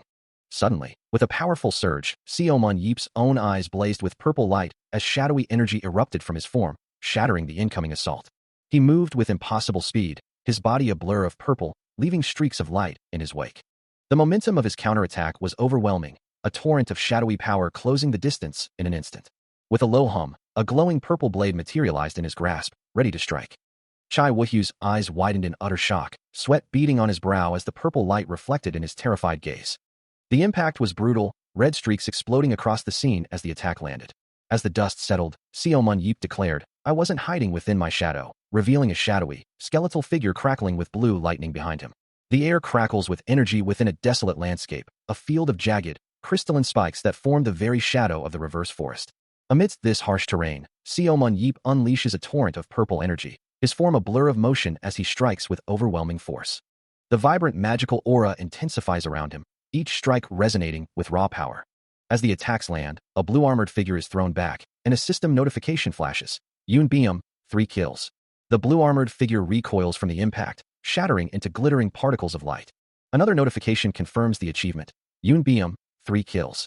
Watching the display, Chai Wuhyu's eyes widen in disbelief, a stunned gasp escaping his lips as he struggles to comprehend what he's witnessing. He cries out in a mix of shock and triumph, the system once again crediting Yoon Beom with the kills. Meanwhile, the hunter delivers a final, powerful kick, the force of his blow echoing through the space. In a more relaxed setting, Seo Mon-yeep looks down at Yoon Beom, who sits on the ground, and simply says, "See." A confident smile spreads across his face as he adds, "I told you it'd work." Yoon Beom, tears streaming down his face, is overwhelmed by the achievement, the system once again confirming his 3 kills. A raw, guttural cry escapes him, his face contorted in a mix of shock and exhilaration, as the sheer magnitude of what just transpired washes over him. The first match of the KB2 League had concluded, ending in a decisive victory for YSM, and the MVP of the entire event was none other than Yoon Beom. The news was incredible, sparking a frenzy of online discussion, with a trending video highlighting the YSM vs GT Knights match. Comments flooded in, questioning how anyone could have predicted Yoon Beom's talent, while others praised Seo Mon-yeop's legendary scouting abilities, noting his past discoveries like Lee Na-yeon, Jo Seong-go, Namgung Ja-hun, and Choi Jong-min. Indeed, today marked the birth of a new star for YSM, a sentiment echoed by the online community, some marveling at Seo Mon-yeop's foresight, others simply calling him crazy. The question lingered, how much longer would YSM dominate the scene? But for the man behind it all, a simple thought sufficed. All right, that's good enough. Standing in a dimly lit room, the club owner mused, his gaze distant, that today's match had solidified his convictions. He considered Yoon Beom a new damage dealer and Jo Seong-go a secondary leader, both proving incredibly useful to his plans. A confident smirk played on his lips as he stood before Chai Wuhyu and Yoon Beom, knowing that with these results, promotions to the first division would be effortless. He had anticipated this outcome, but the ease with which it unfolded surprised even him. As he checked his phone, a faint blue glow emanating from the screen illuminated his face, his expression one of satisfied contemplation. Seo Mon-yeop considers his next move, a thought forming in his mind as he reviews a news article about the Battlefield World Association deciding on a host for upcoming series. He muses, perhaps aiming for first place in the World Championship would finally make things interesting. But even that thought is quickly overshadowed by a wave of profound apathy, a sigh escaping him as he admits his overwhelming boredom. Lounging on a plush couch, the club owner laments that with Coach Gabriel now leading the team, there's truly nothing left for him to do. He stretches his legs out, wishing he had simply told Dongjin to be a coach and then criticized him instead. Even the TV drama he was watching has lost its appeal, as he's already caught up on all the episodes. A deep sense of regret washes over him. wishing he had savored his past achievements more slowly. For now that he's seen everything, he fears he might actually die of sheer boredom. He scrolls through his phone, searching for anything to watch, but finds nothing that sparks his interest. Even a show featuring masked figures in red tracksuits fails to capture his attention. With a frustrated sigh, he continues to scroll, utterly unamused. As the television screen flickers with a bright, star-like reflection, a soft BBI sound echoes through the room, followed by a faint ick. A hand reaches out, pressing a button on a remote control, attempting to find something, anything, to capture his attention. His purple hair frames a face that remains unimpressed as he gazes at the bright, uninteresting scene before him. With his hands clasped and a deep frown etched upon his features, Seo Mun-yeep's expression is one of profound, almost painful, boredom. A drawn-out sigh escapes him, a sound of utter resignation. The bright blue sky above a modern cityscape offers no solace, its sparkling clouds reflecting the mundane reality he perceives. Turning his back on the uninspiring view, he walks away, a backpack slung over his shoulder, seeking something beyond the confines of his current routine. A single thought echoes in his mind, a desperate plea for stimulation. Anything fun to do? Meanwhile, a broad, confident grin spreads across the face of another man, his dark eyes sparkling with an unknown amusement. A sigh escapes him as he finds himself utterly bored. The bright sky outside doing little to alleviate his restless spirit as he reflects on his current predicament. Lounging on a plush couch, he grumbles about the lack of activity, realizing that with Coach Gabriel now leading the team, there's truly nothing left for him to do. His legs propped up, he muses that he should have simply told Dongjin to become a coach instead, just so he'd have someone to criticize. Even catching up on the TV drama he was watching offered no lasting solace, leaving him with an empty feeling. He wishes he had savored the experience more slowly, now fearing that having seen everything, he might actually perish from sheer boredom. With a soft beep, he clicks through channels, wondering if there's anything at all left to watch, but the answer is a resounding nope, as he dismisses a scene of students and a man with a cigar. Another beep sounds as he quickly rejects a show featuring figures in red suits, clearly not what he's looking for. His hand remains poised on the remote. And with a final beep, the television screen flickers and goes dark, leaving him in silence. His fingers still grip the remote, a symbol of his failed quest for entertainment. Still consumed by a profound sense of ennui, he ponders his next move, a thoughtful hum escaping his lips. Outside, the day stretches bright and clear, with soft clouds drifting across a vibrant blue sky, yet offering no solace to his restless spirit. He stands overlooking the city, a lone figure against the urban sprawl, searching for something to ignite his interest. A thought echoes in his mind, a desperate plea for stimulation. Is there anything fun to do? Suddenly, a wide, confident grin flashes, belonging to a dark-skinned man with a neatly trimmed beard, his teeth gleaming. A finger presses a doorbell, the sound echoing sharply, followed by a voice calling out, Seo Mun-yeep. Startled, Seo Mun-yeep peeks out from behind his door, his expression a mix of confusion and surprise as he wonders who could be at his doorstep. The voice from the doorway continued, introducing the man as one of the most formidable figures in the world. He was known as the Red Star of France. Some even called him the God of the Axe. And now, standing at his door, was none other than Eric Tiram. Still reeling from the surprise, Seo Mun-yeep could only ask, "Why are you introducing me, yup?" The renowned hunter simply shrugged, a playful smirk on his face, explaining that it felt like the right time to do it. Peeking out from behind the door, Seo Mun-yeep then inquired, "Anyway, what are you doing all the way here in Korea?" Eric, however, chose to deflect, feigning hurt as he replied, "Yup, I heard that you visited France. You came all the way to France and didn't visit me. I'm sad." Seo Mun-yeep, now fully out from behind the door, retorted, "I told the reporters, though, if you came to Paris, I would have visited you." He added, a hint of admiration in his voice, "I saw that interview live." Eric chuckled, launching into an elaborate tale. "Haha, I happened to be fishing in the Atlantic Ocean at the time. I tried swimming all the way to France from the middle of the ocean, but then I got lost." A skeptical look crossed Seo Mun-yeep's face as he questioned, "Wait, couldn't you have just taken the boat back?" He recalls Eric's past antics, like the time he was lamenting, "I know, that's why my wife got really angry at me. I've been banned from fishing." Seo Mun-yeep thinks to himself, observing his friend, "You're still the same." "Yeah, to be honest, though." Eric, meanwhile, continues his explanation, "My wife worries about me too much. I always told her not to worry since I have such good luck." A system window appears, detailing Eric Thiram's unique attributes. He is a human with the abilities, bad luck, and survival instinct, which grant him agility and stamina in times of need. He's not someone that would die as easily as that. Bad luck and survival instinct are abilities that get stronger when you need them most. The system further clarifies that bad luck provides the user with great luck in times of need, while survival instinct provides a 30% increase in strength. Although he doesn't know the exact stats, he's well aware that his survival rate is higher than others. Seo Mun-yeep considers this, knowing that with an ability like that, Eric won't die for stupid reasons. Just then, a woman's voice calls out from behind them, "Oh my, look who it is." The woman exclaims, "Eric, it's been a while." She approaches him, a warm smile on her face, adding, "You're the same as always." A woman's voice offers a meal, humbly stating it's not much, but hoping it will be enjoyed. The table before them is laden with a generous spread of Korean dishes, a feast prepared with care. Seo Mun-yeep, looking at the food, reflects that he never thought he'd be able to share a meal like this with Eric again, a sentiment Eric echoes. As they eat, the two men share a moment of quiet appreciation, the weight of past dangers momentarily lifted. Then, Seo Mun-yeep's tone shifts, questioning why Eric had hidden his immortality until now, recalling how sad Beck had been when he returned from the final dungeon. A flashback illustrates Eric's past glory, seated on a grand throne amidst a cheering crowd, as he explains that he never intended to hide it, having just returned from that very dungeon. Seo Mun-yeep reacts with surprise, realizing the true gravity of Eric's past, asking if he was truly prepared to die back then. Eric, looking up, questions his friend's surprise, then admits that if it hadn't been for him, all of them would have perished. Moved by the revelation, Seo Mun-yeep declares his emotions are stirred and announces he has a present for Eric. Eric, still eating, casually dismisses the need for a gift, telling him not to worry about it. Despite his words, Eric's hand reaches out to accept the offering, a rough, crystalline stone glowing with an ethereal blue light. Seo Mun-yeep then reveals the item's identity, a dungeon-returned stone. As he examines the crystalline object Eric Thuram has just presented, Seo Mun-yeep's eyes widen in surprise, a thought escaping him. They still have these things? The other man, offering a slight smile, confirms his understanding, asking if he recognizes the item. A flicker of memory crosses Seo Mun-yeep's mind, recalling how such stones, though useless outside of dungeons, were often kept as mere decorations. He then inquires about their current market value, to which Eric replies that they're not particularly rare, perhaps fetching around 10 million won, given that most superhumans once possessed at least one. Holding the glowing stone, Seo Mun-yeep muses that its usage limit is less than he'd anticipated, though he quickly dismisses it as a concern, believing it shouldn't matter anymore. Eric confirms the stone still holds around 7 uses, his expression calm as he watches the other man's reaction. A sudden realization dawns on Seo Mun-yeep, the implications of the stone's existence becoming overwhelmingly clear.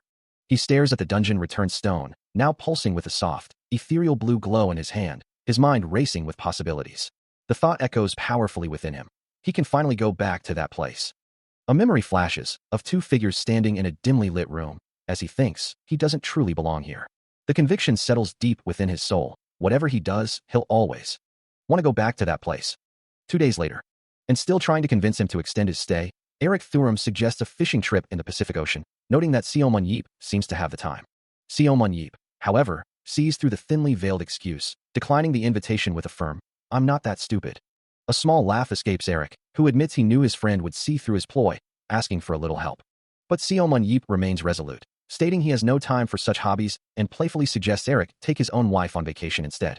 Eric chuckles at the idea, wondering if that would truly appease his wife, before bidding Seo Mun-yeep farewell and inviting him to France. As Eric walks away, waving goodbye, Seo Mun-yeep offers a simple, sure, in response. With Eric gone, a determined expression settles on Seo Mun-yeep's face, his hands clasped together as a vibrant blue aura flares around him, radiating intense focus. A wide, confident grin spreads across his features, his eyes now open and gleaming with resolve. He considers his next move, a thought forming clearly in his mind. Why don't I head out too? Suddenly, a powerful golden light erupts, accompanied by a resonant sound, signaling an activation. The golden energy intensifies around a backpack, which glows brightly, as if being prepared for a journey. He sits on the floor, adjusting his backpack as a familiar voice asks where he's headed so early, to which he calmly replies that he's off on a short vacation. Assuming the trip will last at least 4 days, Eric remarks, confident in his understanding of his friend, who simply responds, "You know me." A slight smirk plays on Seo Mun-yeep's lips, his posture relaxed despite the impending journey. Eric's thoughts drift back to previous instances, recalling how he had disappeared for similar 4-day stretches in the past. As Seo Mun-yeep finishes tying his shoes, Eric watches him, a hint of curiosity in his gaze. Noticing the backpack, Eric questions its existence, wondering why he was never informed about such an item, a soft grunt of effort escaping him as he gestures. Turning his back to Eric, Seo Mun-yeep retorts, "Did you think you'd know everything?" before adding, "Anyway, I'll be back soon." With a knowing smile, Eric accepts the answer, bidding him farewell with a simple, "I'll see you in 4 days." A low rumble emanates from a powerful engine, as Seo Mun-yeep's hand grips the throttle of a sleek motorcycle. The engine roars to life, and he pulls a helmet over his head, preparing for a swift departure. Concealed behind the visor, his thoughts reveal a desire for anonymity, preferring not to be recognized on his journey. With a final burst of speed, he accelerates away, leaving the city behind in a blur of motion. He speeds along the highway, the motorcycle a blur of chrome and electric blue light, leaving a trail of shimmering energy in his wake. The wind whips past him, carrying him swiftly towards his destination. Soon, a sign confirms his arrival, welcoming him to Gangwon-do. The journey continues, the road stretching out before him. As the urban landscape fades, towering mountains rise into view, their peaks shrouded in a soft, ethereal mist. The air grows crisp, filled with the scent of pine and damp earth. Finally, he parks his motorcycle on a secluded mountain road, the engine cooling with soft clicks.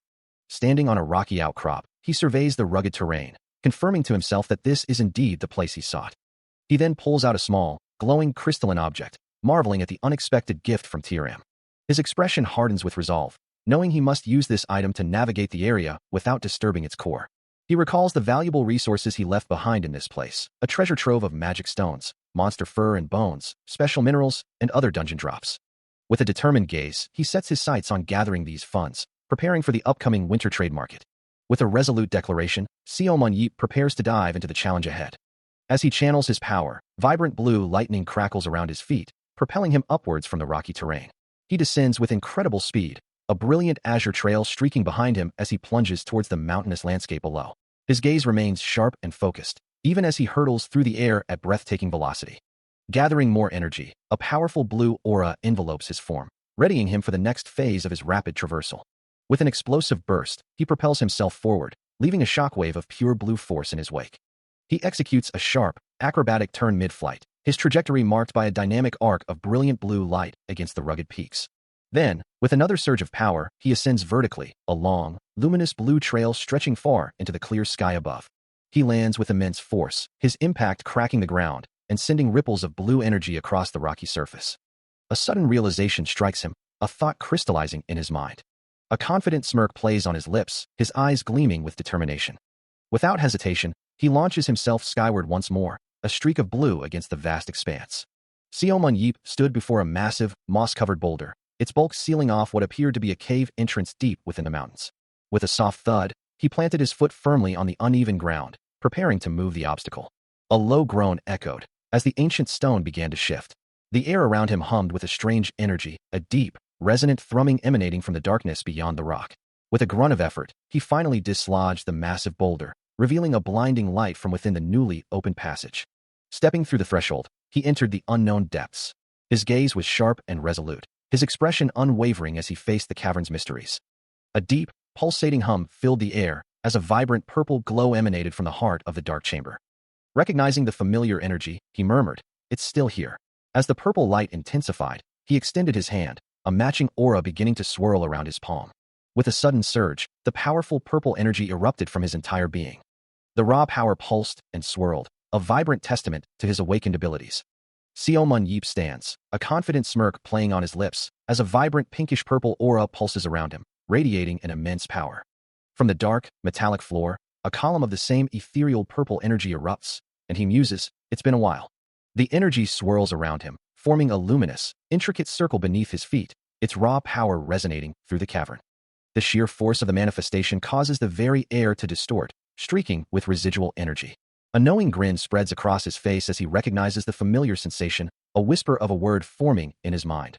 "My." His eyes now glow with an intense electric blue, reflecting the power surging within him, a predatory smile hinting at his true capabilities. The realization hits him with full force. This place is a secret dungeon. He throws his head back, a guttural cry escaping his lips as wisps of energy rise from his form, the sheer exhilaration of the discovery overwhelming him. Standing amidst the grand, pillar-lined chamber, he takes a deep breath, sensing the profound shift in his surroundings. This atmosphere, this air. A question forms in his mind, a puzzle he's eager to solve. Why is that?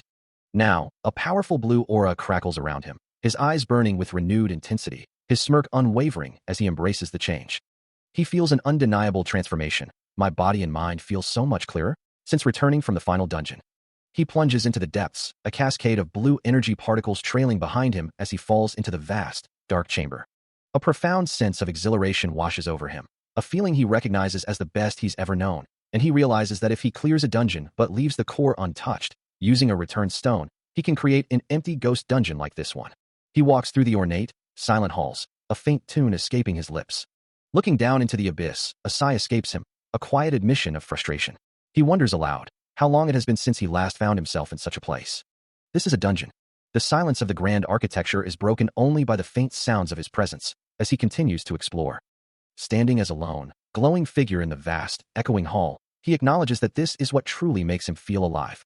His gaze is sharp, his resolve clear. Yet, a flicker of regret crosses his mind, a lingering sorrow over not being able to fully clear the final dungeon. Collapsing to the ground, clutching his head, he admits that even if he could go back, he would still choose to save the world, but at what cost? His foot rests heavily on the cold stone. As the thought lingers, he still regrets it. A profound regret echoes within him, a silent lament that he should have simply succumbed to fate back then. Yet, a faint smile plays on his lips, as if recalling a pivotal moment that shaped his very existence. This, a narrator proclaims, would be the true genesis of the life of a human named Seo Munyap, who was once asked, "Kid, do you want to learn a secret that ordinary people don't know?" Under the serene glow of the full moon, the older man continued, explaining that humans could never truly triumph against the formidable underworlders. He addressed a younger version of Seo Munyap and another young man, suggesting, "You might not understand, since you haven't gone inside a dungeon yet." Standing before the two youths, the older man emphasized, "Still, this is a truth that even the strongest superhumans understand." With a serious expression, the older man elaborated, "That's why, when we find new superhumans, we do our best to make them stronger." He continued, his voice firm, "To provide them some help, so they can become our hope." The older man, his gaze unwavering, challenged, "So what?" A younger Seo Munyap, his eyes sharp with resolve, retorted, "That's not my problem." Clasping his hands, the young man declared, "I'm only here for one reason. Dungeons are the only things that interest me." The older man began to respond, "Yeah, but..." He wonders why he had to return to life, especially after reaching what felt like the perfect conclusion to his story, as a bright, ethereal light draws the attention of several figures. Clad in formidable armor and emanating a powerful purple aura, he stands ready for battle, a stark contrast to the world he now inhabits. His armored boots rest upon the remnants of a defeated foe, yet even in this moment of triumph, he feels a profound disconnect, unable to fit into this peaceful era. But now, standing here, amidst the quiet, he truly understands the depth of that feeling. Crouching low, his gaze fixed on something unseen, he reflects on the past. When Eric spoke of dungeons, it felt like a distant memory, a relic of another time, leading him to believe he had grown accustomed to the present, but he now realizes he had gravely misunderstood. A thought crosses his mind, a familiar unease, wondering if any underworlders are present here, a sensation he had previously encountered in France. His eyes narrow, a subtle smirk playing on his lips, as the realization settles deep within him. A purple aura flares around him as he speaks aloud, the word impossible escaping his lips, a testament to the unexpected turn of events. He stands before a grand building, the ground beneath him shimmering with the same ominous purple energy, a clear sign that something is amiss. His expression hardens, his gaze fixed on the unfolding mystery, the gravity of the situation weighing heavily upon him. Amidst ancient pillars, he voices his disbelief, convinced he had cleared everything and that nothing should remain here. He surveys the desolate area, a question forming in his mind. Had another superhuman managed to discover this hidden place before him? But no, he recalls, when he had moved the heavy rock guarding the gate's entrance, there had been no sign whatsoever that anyone had passed through. If that was truly the case, a grim realization began to dawn on him. His eyes narrowing, a faint blue glow sparking within them. He couldn't help but think, "Don't tell me." A powerful blue aura began to visibly emanate from his form, swirling around his hands, as he braced himself for the inevitable. The energy intensified around his right hand, a frustrated thought escaping him. "Damn it, I don't have the right gear to deal with it." Despite his lack of specialized equipment, his hands flared with brilliant blue energy, coalescing into a formidable, glowing construct. His voice, now laced with a chilling resolve, cut through the silence, a direct challenge to the unseen presence. "Come out." His face, illuminated by the fierce blue glow of his activated power, twisted into a predatory smile, his eyes burning with an unyielding determination. Fully enveloped in the crackling blue aura, Seo Munyip declared with absolute contempt, "You underworld trash." A figure, his back to the viewer, stands poised, a backpack slung over his shoulders, as faint blue energy begins to emanate from his form. Gripping a glowing blue object, he mutters to himself, frustrated that he lacks the proper equipment to handle the situation at hand.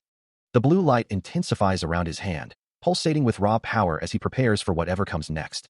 With his eyes now glowing a fierce electric blue, Seo Munyip's face twists into a menacing grin, challenging an unseen foe to emerge. His grip tightens on the glowing weapon, as he boldly declares his opponent to be nothing more than underworld trash. Suddenly, the surroundings shift, and the protagonist finds himself standing in a desolate, ruined landscape, a glowing blue spear now firmly in his grasp. He surveys the eerie silence, a flicker of doubt crossing his mind as he wonders if he's merely hallucinating. But then, a surge of purple energy erupts from above, drawing his gaze upwards in startled surprise. As he considers the strange new reality, a thought sparks within him, wondering if something significant might be hidden within this altered space. His eyes glow with a fierce purple light, a subtle shift in his expression hinting at a deeper understanding or perhaps a growing resolve. Observing a single, narrow path stretching before him, he muses on the danger of being ambushed in such a confined space. Yet, a confident smirk plays on his lips, his eyes now burning with an electric blue energy as he anticipates the challenge. A thrill runs through him, declaring this new development to be interesting as a faint cracking sound echoes. Without hesitation, he plunges downward, his glowing blue spear leading the way through a brilliant shaft of light. This dungeon, now a place of mystery, was once a site of dark experimentation, used by an underworlder as a laboratory to combine and alter monsters before its closure. The vast, ornate structure, tinged with an ominous purple glow, stands as a testament to its sinister past. Within its depths, the underworlder meticulously placed each specially altered monster, confining them to their own individual rooms. Through the desolate, ruined halls, he walks, knowing that the dungeon's true owner awaited him at its very end. 17 years prior, Seo Mun-yeep had cleared this very dungeon, leaving only its core intact and transforming it into his own personal sanctuary. It became a perfect repository, a vast storage unit for a variety of treasures, drops, and even monster appendages. He moves with swift, decisive steps, his form a blur of motion as a vibrant blue aura radiates from him, cutting through the oppressive darkness of the dungeon. A thought crosses his mind, wondering if there could be anything left here, given he'd already claimed everything of value during his last visit. Yet, the deeper he descends, the more the air thickens with a strange, purplish mist, swirling ominously through the ancient, crumbling corridors. A confident smirk plays on his lips, his electric blue eyes glowing with anticipation as he senses the presence he's been seeking. He stands poised in the heart of the dungeon, his radiant blue energy a stark contrast to the encroaching purple haze. A peculiar dragging sound echoes through the cavernous space, leading him to deduce it must be some kind of crawling monster, perhaps a snake, or even a sentient plant. Regardless of its form, he feels perfectly capable of handling whatever lurks in the shadows. With a surge of power, he calls out, demanding the hidden entity reveal itself. His voice rings with authority, a clear challenge echoing through the dungeon. His eyes blaze with an intense blue light, his aura flaring even brighter as he prepares for the inevitable confrontation. He reiterates his command, daring the unseen foe to step into the light. As purple energy swirls around him, he stands ready, his power crackling with anticipation. He continued his relentless assault, his spear arcing down with a powerful purple energy blast, striking the unseen entity with explosive force. Leaping high into the air, he slammed the weapon into the ground, sending a shockwave of vibrant purple energy rippling through the dungeon floor. His expression remained focused, his eyes glowing with the same intense purple aura that enveloped his form, ready for whatever emerged from the depths. The residual energy pulsed, a testament to the power he had just unleashed. Then, from the shadows, a grotesque form began to materialize, its massive body writhing with dark purple energy, multiple eyes glowing ominously. As the creature fully revealed itself, a system window appeared before him, identifying his target as a Zadran and detailing its formidable strength, agility, and aura, along with a crucial weakness. It would show its true form when excited or feeding. A slight smirk touched his lips, his eyes still radiating a soft purple glow as he processed the information. His grip tightened on the spear, a realization dawning on him. It was indeed a Zadran. He mused on its immense size, understanding perfectly why its presence had permeated the entire dungeon. Observing the monstrous creature's features, he concluded that it must have had quite a feast while he was away. In essence, Zadrans are considered the plants of the underworlders, a hooded figure explains, holding a glowing purple orb. He considers the nature of these creatures, understanding that whether it's a mineral or a stone, they consume whatever they can get their hands on, converting it into aura within their bodies. The monstrous Zadran before him pulses with this dark energy, its form radiating a malevolent purple glow. He recalls how underworlders can utilize a fully grown Zadran to siphon mana, or, if not, simply unleash them to attack humans. The creature's aura intensifies, a swirling vortex of dark purple energy. A chilling thought crosses his mind as he stares at the colossal beast, wondering if he could have possibly overlooked a Zadran seed. He distinctly remembers hunting Zadrans during his dungeon clearings, a task he always approached with meticulous care. He was always sure to thoroughly search every corner of the dungeon, destroying every seed he could find. His past self, resolute and focused, always prided himself on doing a perfect job, especially when it came to clearing dungeons. Yet, the evidence before him suggests otherwise, a missed Zadran seed now grown to an impossible size. He knows that if left unchecked, Zadran seeds consume everything in their vicinity, growing to immeasurable sizes. That's precisely why checking for these seeds is a fundamental part of clearing dungeons, a basic procedure he never neglected. However, on the off chance he truly made a mistake, the implications are dire. He knew the situation was dire, but simply giving up was never an option. With a determined expression, he manifested a spear-like weapon of pure purple energy, ready to unleash its power. This was the throw-amplified skill, allowing him to hurl objects with incredible force and precision, even recalling them at will. Without hesitation, he launched the glowing projectile, a streak of vibrant purple cutting through the darkness. The weapon accelerated with blinding speed, its aura intensifying as it closed the distance. It slammed into the Zadran with devastating force, the monster's form visibly distorting under the impact. The creature recoiled, a wave of purple energy erupting around it, as the attack continued to tear through its defenses. Each strike was a concentrated burst of power, driving the monstrous Zadran further back. The relentless assault of purple energy flashed and crackled around the creature. Finally, a powerful explosion of light and force engulfed the Zadran completely. High above the fray, he soared through the air, his recalled weapon now firmly back in hand. The spear-like energy weapon, having returned to him, struck the ground with a final, brilliant flash. The amplified throw strikes with blinding speed, erupting in a brilliant flash of purple energy. As the skill activates, a surge of power confirms the technique. Throw amplified. Still channeling the potent magic, Seomun Yeep maintains his focus, his body alight with a vibrant purple aura. The weapon continues its devastating trajectory, a streak of pure energy tearing through the air. It twists and turns with impossible speed, leaving a shimmering trail of purple light in its wake. Then, with a concussive force, it slams into the Zadran, generating shockwaves of raw power. The monstrous creature recoils from the blow, its face contorting in a grimace of pain as purple particles explode around it. Another explosive impact rocks the Zadran, the relentless assault pushing it further back. A sharp, cracking sound echoes through the space as the weapon continues its barrage, each hit resonating with destructive force. A heavy thud follows, the ground rippling with residual energy as the monster is driven back. With the attack concluded, Seomun Yeep gestures, recalling his weapon, which streaks back to him, still glowing with purple power. The weapon returns with a final, sharp whoosh, leaving behind only the lingering scent of ozone and the silence of the aftermath. He extends his hand, a command echoing in the air for his weapon to return. As purple energy swirls around his palm, the spear answers his call, streaking back towards him. Engulfed in a vibrant violet glow, the weapon closes the distance with incredible speed. A blur of pure force, it hurtles through the air, leaving shimmering trails in its wake. With a practiced motion, he snatches the spear from the air, his body already twisting into a new offensive posture. As the Zadran faces this renewed assault, a desperate, primal urge to survive screams through its monstrous form. His eyes glowing with fierce determination, Seomun Yeep lunges forward, spear aimed directly at his foe. A powerful thrust unleashes a torrent of purple energy, the spear piercing through the air with devastating force. The monster recoils violently, its body shuddering from the impact of the attack. The spear sinks deep into its flesh, red impact lines radiating from the point of entry. Relentless, he continues his assault, delivering a flurry of rapid, piercing strikes that drive the Zadran further back. The spear continues its relentless assault, piercing deep into the Zadran's muscular form, drawing crimson blood.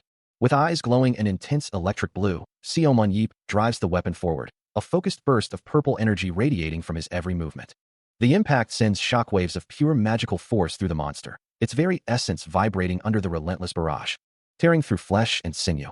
He unleashes a devastating, multi-directional burst of purple energy, the sheer power of the attack cracking the very ground beneath him. An overwhelming torrent of magic engulfs the Zadran, its form obscured by the explosive force.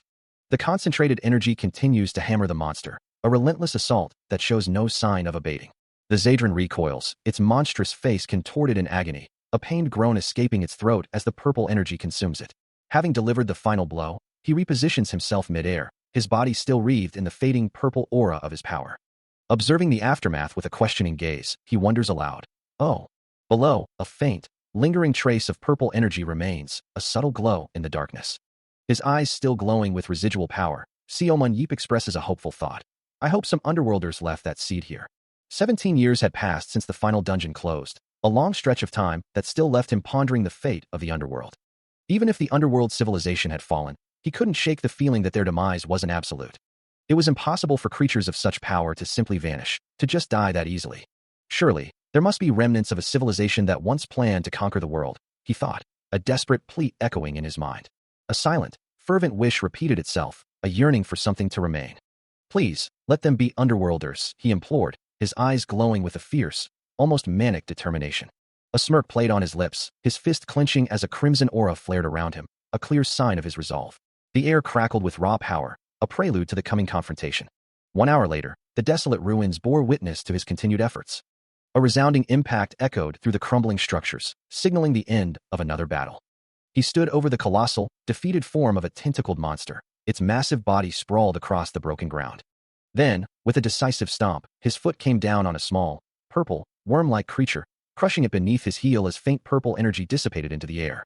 Confirming the eradication of the monstrous remnants, he muses that this should be the last of the Zadran seeds. Yet, a flicker of doubt crosses his mind, as he considers leaving one just in case. He then addresses a small, pulsating purple seed with a sneer, calling it a fucking potato. His eyes narrow with fierce resolve, daring the seed to bloom while he carries it, warning it not to try anything. With a decisive crunch, the purple seed is utterly obliterated, its faint glow extinguished. A moment of introspection follows, as he questions if he could truly make such a simple mistake. Now equipped with his spear and a floating water bottle, he stands ready for the next challenge. He then ventures deeper into the dungeon, determined to uncover what lies within. Inside, the walls bear the scars of immense power, shattered and cracked as if by a colossal impact. Long, green, vine-like appendages snake across the ruined structures, adding to the eerie desolation. The dungeon's interior reveals a scene of utter devastation, with industrial-like architecture twisted and overgrown. Standing amidst the wreckage, he observes the widespread destruction, concluding that it ate everything. Surveying the desolate landscape, he notes that the Zadran has left nothing behind, a frustrating realization as he had hoped to find something of value. Then, a thought strikes him, a sudden memory of a place the Zadran could never reach. There was indeed one room, a sanctuary from the pervasive corruption. And that was, he stands before a grand, ornate door, shimmering with golden energy chains, the entrance to the chamber he had secured. This was the chamber with the dungeon core. He had taken precautions to protect it, though he momentarily forgets what exactly was stored within the main chamber, perhaps magic stones, as the surrounding purple crystals glow with a soft, inviting light. The golden energy chains around the door crackle with power, indicating the seals are still intact. With a decisive motion, he reaches out, his hand extending towards the ancient barrier. As his palm connects with the cold metal, a surge of blue energy erupts from his hand, causing the golden chains to flicker and dissipate with a resounding clang. The massive door slowly begins to swing inward, revealing a blinding white light that spills from the chamber beyond. Standing silhouetted against the intense glow, he steps forward into the unknown depths of the dungeon core chamber. His eye snaps open, a sudden realization dawning on him. As he gazes upon the glowing, caged orb, a low hum resonates through the chamber, confirming his suspicions about the dungeon's core. The orb pulses with a soft, rhythmic glow, its energy a stark contrast to the desolation around him. He wonders if this dungeon core is truly the only thing left intact, a chilling thought given the devastation he'd witnessed. Stepping into the blinding light of the core chamber, he realizes the Zadran shouldn't have been able to breach this area, yet the magic stones he'd secured here are all gone. For humans, these magic stones are considered special, glowing gems, highly prized for their inherent power. However, to underworlders, these same crystals are as common and unremarkable as coal or wood, a stark difference in perception. A wave of dread washes over him as he mutters, "Don't tell me." Huh. Standing resolute in the newly revealed chamber, he surveys the damage with a grim expression. His gaze falls upon a shattered weapon on the ground, a familiar design sparking a painful question. Is this my spear? Without another moment's hesitation, he pushes forward, his determination unwavering despite the setback. The memory of acquiring the spear flashes through his mind, a bitter reminder that it hasn't been that long since I got it, too. He considers the broken spear, a recent acquisition, and the implications of its destruction, realizing that even that was obtained more recently. A ghostly, translucent figure of a woman flickers in his mind's eye, a memory or a vision. The spectral image of the woman is overlaid with glowing lines, hinting at a deeper connection or a powerful, unseen force. His thoughts drift to two men, perhaps from a past encounter or a warning, as a grand structure looms in the background. Suddenly, a realization dawns on him, his eyes flaring with a fierce red glow as he grasps the truth, exclaiming, "I found it." He feels a certainty about his deduction, the ghostly woman's image briefly reappearing as if confirming his thoughts. I'm sure.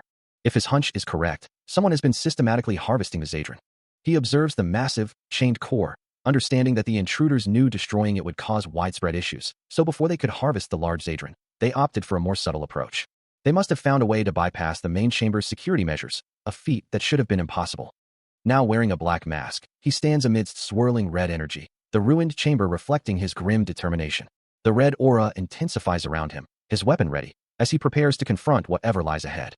His glowing red eyes narrow behind the mask, a silent declaration of absolute certainty. The air crackles with an ominous red energy, distorting the very fabric of reality, as if a tear has opened in the world. This pervasive crimson haze seems to emanate from a central point, spreading its unsettling influence across the desolate landscape. Suddenly, a figure emerges from the shadows, stepping into the red-tinged chamber, his dark attire a stark contrast to the glowing environment as he carries a long, spear-like weapon. A smirk plays on his lips, his sharp eyes glinting with a predatory amusement as he surveys the scene before him. A low chuckle escapes him, echoing through the chamber. As he stands amidst the swirling red energy, a powerful crimson aura erupts around him, lifting him slightly from the ground. His gaze remains fixed on something unseen, his posture radiating an unwavering confidence. The red energy intensifies, swirling and coalescing, hinting at a deeper, more sinister presence within the chamber. From the depths of the crimson haze, a new, hooded figure materializes, its skeletal face and glowing red eyes piercing through the darkness, surrounded by an infernal aura. The purple-haired figure's expression hardens slightly, as he declares, "I knew there were more of you." His voice rings with challenge, as he identifies his opponent, Underworlder. A dark, hooded figure floats ominously in a desolate space, their form wreathed in a vibrant, crackling red aura that pulses with raw power. Someone observes, recognizing the intensity of the display, exclaiming at the sight of such a potent red aura. The hooded figure's eyes glow with an infernal crimson light, as the red energy surges around them, radiating an oppressive presence. This power is part of a larger system, where the battlefield assigns points based on the color of a target's aura, categorizing them into distinct classes, from 1 to 5. The very foundation of this system was built upon the study of underworlders, their diverse auras serving as the primary reference for classification. Indeed, the distinct hues of their auras were the very mechanism that separated them into different classes, a purple-haired individual standing in a dimly lit corridor, perhaps contemplating this very truth. The vibrant red aura, for instance, signifies a Class 3 entity, suggesting a formidable opponent who should not be underestimated. The hooded figure, still enveloped in their crimson energy, seems to acknowledge this power, a silent declaration of their strength. The red aura swirls intensely around their body, a visible manifestation of their formidable Class 3 status. He considers the word, having heard it often, and is certain it refers to a human. Yeah, he thinks, not yet, at least. The hooded figure, its red aura pulsing, demands a response, noting that the human has already begun to learn its language, urging him to hurry up. It observes his silence, concluding that he cannot yet speak. Seo Mun-yeep, however, muses on the underworlder's swiftness in language acquisition, recalling his own struggles to learn their tongue. He finds it quite convenient, the ability to grasp an entire language through a brief exchange. The hooded figure then utters a single, guttural word, human. A thought crosses its mind, celebrating these as its first human words. Seo Mun-yeep, observing the figure's progress, asks if it is alone, noting that it has already learned to form sentences. With its red aura flaring, the hooded figure repeats its question, demanding to know if the human is alone. Seo Mun-yeep responds with a dismissive, sarcastic retort, thinking it must have been difficult for the figure to learn to speak at such a low level.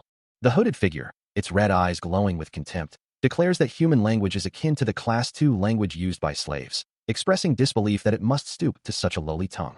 Seo Mun-yeep stands, his expression unreadable as he listens to the hooded figure's contemptuous words. His face twisting into a snarl, he hears the figure's chilling question. How does it feel to have your civilization be destroyed by a lowly species like mine? The hooded figure sneers, a cruel smile playing on its lips. Its eyes glow with malevolent red energy, a palpable aura of contempt radiating from its hooded form. The figure's voice rises in a furious accusation.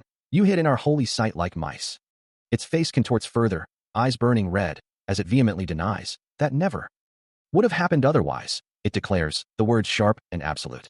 A sudden realization dawns on Seo Mun-yeep, his eyes widening slightly as he mutters, holy shite? Oh, are you talking about the final dungeon? The image of a colossal, ancient structure, bathed in an ethereal glow, flashes through his mind, the very place he just named. He repeats the name, a challenge in his tone.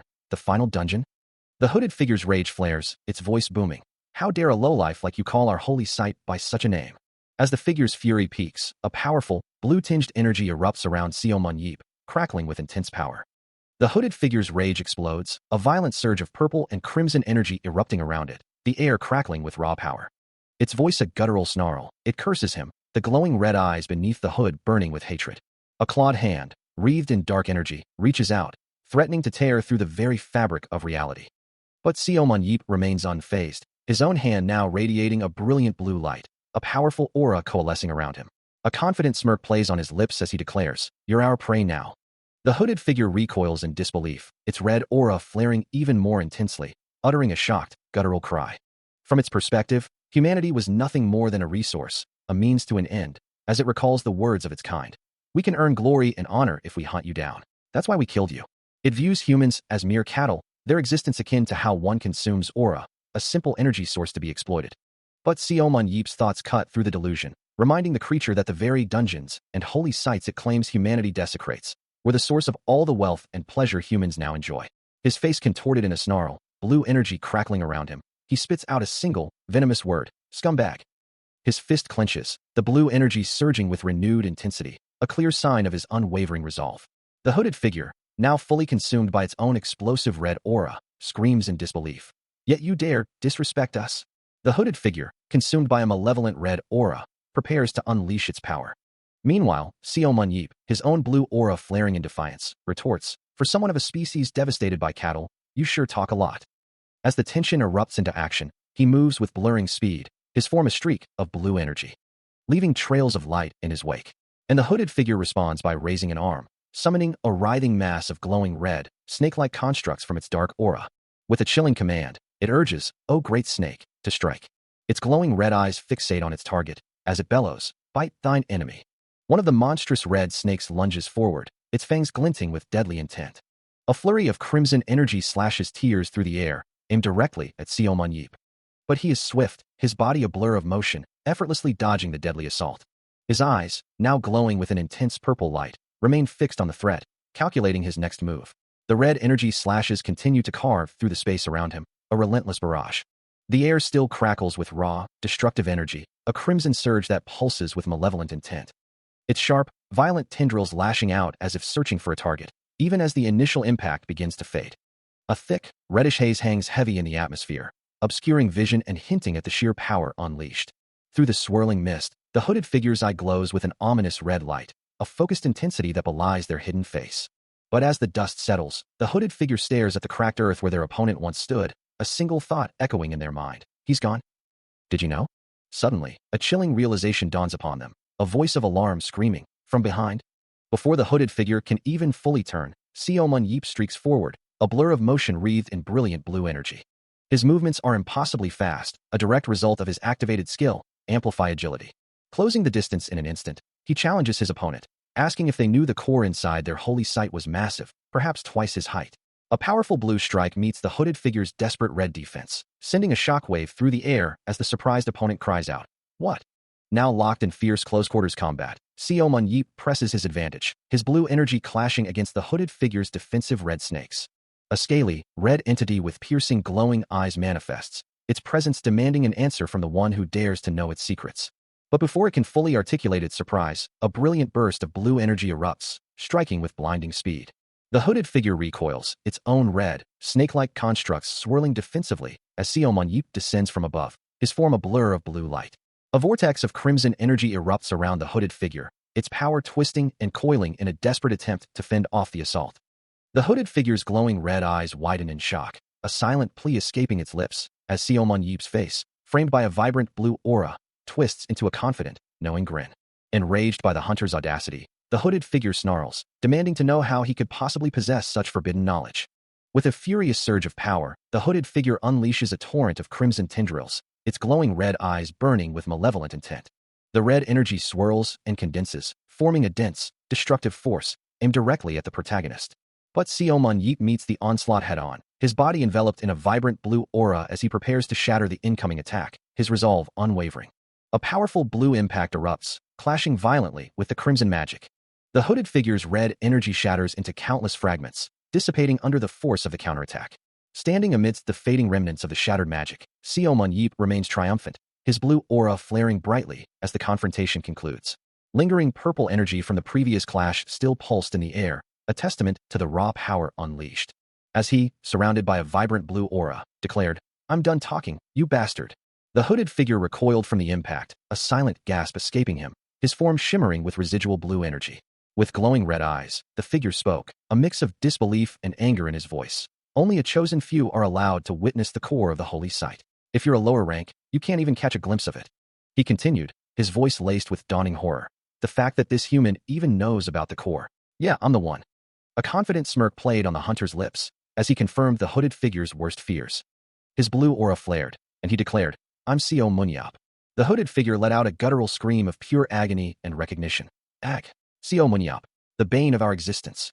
His body contorted, enveloped in dark red energy, as if the very mention of that name caused him unbearable pain. Unfazed by the creature's torment, the hunter spoke with a chilling calm. "Thanks for coming to me. I was afraid that I'd never get to hunt you guys down anymore." His electric blue eye glowed with an intense, predatory light, reflecting his unwavering resolve. Meanwhile, the hooded figure's scream echoed, consumed by a surge of purple energy, his agony palpable. The hooded figure, writhing in agony from the revelation of his true name, unleashes a torrent of crimson energy, manifesting spectral serpentine forms and a glowing blade from his hands. The malevolent power surges forward, coalescing into multiple aggressive snake heads that lunge with deadly intent. So potent is the attack that the very ground beneath it begins to crack and fracture under the immense magical pressure. But before the serpentine assault can fully engulf him, Seomon Yeep raises his staff, a faint purple aura shimmering around him as he prepares his counter. With a swift motion, he unleashes a concentrated projectile of brilliant white energy, streaking like a bolt of lightning across the battlefield. The white energy collides violently with the crimson snakes, erupting in a blinding flash and sending shockwaves through the air. His counterattack proves superior, relentlessly pushing through the hooded figure's power, distorting and overwhelming the red energy. With each surge, the white energy slices cleanly through the serpentine forms, causing them to fragment and dissipate into nothingness. The force of the impact continues, shattering the remaining crimson tendrils with powerful, focused strikes. His attack carves a path of pure destruction, slicing through the last vestiges of the red magic and leaving a clear trajectory. Now unimpeded, the powerful white energy surges forward, a beacon of raw power heading directly for its target. With a devastating explosion, the white energy impacts the hooded figure, sending him recoiling violently from the sheer force of the blow. The blue energy projectile, launched by Seomon Yeep, continued its rapid expansion, pushing away the last vestiges of the hooded figure's crimson attack. With blinding speed, it slammed directly into the hooded figure, whose eyes flared with a desperate red glow as the impact rippled through their form. The sheer force of the blow sent waves of blue energy radiating from the point of contact, engulfing the figure in a shimmering cascade of particles. Propelled backward by the devastating strike, the hooded figure became a blur of motion, unable to resist the overwhelming power. Seomon Yeep's attack reached its peak, a torrent of brilliant blue energy completely consuming his opponent. An explosive shockwave erupted, shattering the air with radial bursts of blue and red energy, sending debris flying in every direction. The deafening sound of the impact echoed through the chamber, a testament to the raw power unleashed. Finally, the hooded figure was hurled against a distant wall, the stone cracking under the force as residual blue energy dissipated around their battered form. Dust and faint blue particles slowly settled, leaving a quiet, tense aftermath in the wake of the powerful blow. Despite the direct hit, the hooded figure slowly lifted their head, their glowing red eyes fixed on Seomon Yeep as a voice, laced with disdain, declared, "I'm disappointed." Standing before the figure, who was now leaning against the fractured wall, Seomon Yeep retorted, "Is that all you can do with your aura? I know it's been a while, but this was too easy." The hooded figure's red eyes narrowed, a chilling response cutting through the air. "You're not dead, bitch." The hooded figure, despite the recent impact, speaks with chilling clarity, asserting that Seomon Yeep can only extend his lifespan by expending his aura, and therefore cannot truly die until it's all gone. Then, with a sneer, he dismisses Seomon Yeep's earlier insult, declaring that if he considers him a lowly species, then Seomon Yeep should be ashamed of himself. As the hooded figure speaks, a system window appears, revealing his identity as a searcher, underworlder, and displaying his formidable stats: strength 52, agility 80, speed 78, stamina 60, focus 44, skill 84, and aura 93. Another system window details his unique ability, aura searching, which allows him to search for aura responses. The system continues to explain the nature of these beings, stating that underworlders have no names, only roles such as observer, slave, technician, priest, high priest, and founder. Their entire purpose is based on their role, and among them, the searcher role is assigned to those who look for places that might have aura deposits. Seomon Yeep considers this information, thinking that if the hooded figure is merely a searcher, there's nothing to worry about. Even if his red rank isn't particularly low, it's not exceptionally high either.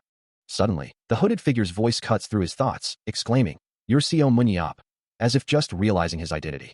Seomon Yeep stands over the fallen figure, his weapon nearby, and calmly confirms, "Yeah, that's me." The hooded figure's eyes glow with renewed intensity, a red aura flaring around him, as he declares, "Before that, I want to ask you something." Without warning, the hooded figure lunges forward with explosive force, a violent chag, echoing through the space. But Seomon Yeep is ready, his gloved hand gripping a staff-like weapon, blocking the sudden assault with a sharp ph of impact. Still holding the hooded figure pinned beneath his spear, Seomon Yeep demands answers. A pained, guttural cry escapes the struggling creature, its form glowing with an ominous red energy. Ignoring its struggles, he presses on, his gaze sharp as he questions its very species. His grip firm on the spear, he asks if all of its kind are now gone. The hooded figure's eyes blaze with renewed fury, red energy crackling around its face. Still held firmly by Seomon Yeep's hand, the creature gasps, demanding to know what he means. Surrounded by a faint blue aura, Seomun Yeep clarifies, inquiring if more of its kind are hidden, or if their civilization has truly collapsed beyond recovery. The hooded figure's eyes glow intensely, blood spattering as it retorts, accusing humans of pride and questioning the presence of a searcher if its kind were truly gone. Shifting his focus, Seomun Yeep recalls another encounter, asking if there are more like the White One he fought at a holy site. At the mention of the White One, a ghostly white aura erupts around the hooded figure, smaller shadowy forms manifesting as it questions the name. Seomun Yeep clarifies, describing the one with a white aura, then suddenly remembers the name. The High Priest. Now slumped on the ground, the hooded figure still manages to sneer, uttering a final contemptuous remark about lowly humans.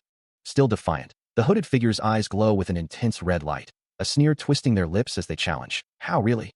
Their voice, now imbued with a fervent conviction, echoes with ancient beliefs, proclaiming that their great ancestors and the primordial light continue to guide them, even though the high priest who listened to their words has passed on. As red energy crackles around their form, the hooded figure asserts their continued existence under the protection of these unseen forces. Observing the escalating display, Seomun Yeep notes the ominous signs, muttering to himself that the figure seems poised for self-destruction. The hooded figure's voice rises in a chilling declaration, announcing that the primordial light has issued a prophecy, and a prophet has appeared on this land. With the red energy intensifying around their torso, they proclaim that this prophet will lead them to the land of light. A desperate plea escapes their lips, crying out to the primordial light, lamenting the pervasive darkness. The red light erupts into a blinding pillar, pulsating with raw, uncontrolled power. Their voice, now a desperate roar amidst the surging energy, demands that light be brought to the land of light. The hooded figure's entire form becomes a conduit for the overwhelming power, their body consumed by the brilliant, destructive red light. The energy continues to surge and expand, threatening to engulf everything in its path. A blinding, destructive red energy erupts, sharp and chaotic, tearing through the air with immense force. The raw power reverberates, a violent tremor shaking the very foundations of the space. As the initial burst subsides, its lingering force continues to ripple outwards. Thick clouds of smoke and dust billow upwards, obscuring the aftermath of the violent discharge. The air remains heavy with the residue of power, a swirling vortex of particles and fading light. From within the dissipating haze, the bandaged figure slowly becomes visible, their forms still wreathed in faint, reddish energy. A single eye, now glowing with an eerie purple light, opens wide, a soft gasp escaping the figure's lips. As the last vestiges of smoke clear, the figure cries out, their voice filled with a mix of pain and profound awe. Suddenly, the destructive red energy vanishes, replaced by a brilliant, pure white and blue aura that engulfs the figure completely. Looking up into the radiant light, the figure proclaims their devotion. Ah, our prophet. Bathed in the ethereal glow, they murmur about the warm light of this aura, a sense of peace washing over them. With a humble plea, the figure asks if they are being taken, expressing a fervent desire to be led to the land of light. A voice cuts through the air, laced with contempt, questioning the very words spoken by its target. Then, with a chilling finality, it commands, just die, bitch. The transformed hooded figure's eye, now glowing with an ethereal white and purple light, widens in stunned disbelief. Seomun Yeep, his form wreathed in a vibrant blue aura, leans into the attack, his expression fierce as he reiterates the command, hurry up and die. As the words echo, a system notification flashes into existence, revealing a new ability or status, amplify immortality, accompanied by a surge of ominous red energy. A voice echoes, acknowledging the grim reality that he has finally perished. As the prophet's body, wrapped in dark, tattered cloth, convulses in its final moments, a pained gasp escaping his lips amidst the crumbling debris. His last, ragged breath whispers a fragmented plea, a desperate utterance of, "Oh our prophet," before silence falls. Standing over the fallen figure, the purple-haired man watches the last vestiges of power dissipate, a blue aura flickering around him as he questions the bizarre turn of events. He wonders aloud about the prophet's motives, and what could have driven him to such an extreme end. With a thoughtful gesture, the man rubs his hands together, his expression a mix of confusion and contemplation. He muses that the prophet's self-destruction seemed unnecessary, a decision he can't quite comprehend. Surveying the vast, dark mass of destruction before him, he struggles to accept the reality of what has transpired. Then, a profound realization dawns upon him, a confident smile spreading across his face as he declares himself the strongest in the universe. His eyes gleam with newfound power and certainty, a radiant glow surrounding him as he basks in his triumph. Stepping forward, his boots crunching on the rough terrain. Seomun Yeep sighs, reflecting that he had merely hoped for some fun in the dungeon, but a lot more had happened than he expected. As he emerges from the dark, cavernous entrance, a faint blue orb glowing in his hand, a swirling mass of purple energy pulses behind him. Suddenly, a chilling prophecy echoes through his mind. The primordial light has issued a decree, announcing the appearance of a prophet upon this land. This prophet, it foretells, will guide them to the land of light. Yet, the very concept of this primordial light feels so distant, so obscure, almost overwhelmingly dark. A surge of crimson energy radiates outwards as the prophecy continues to unfold.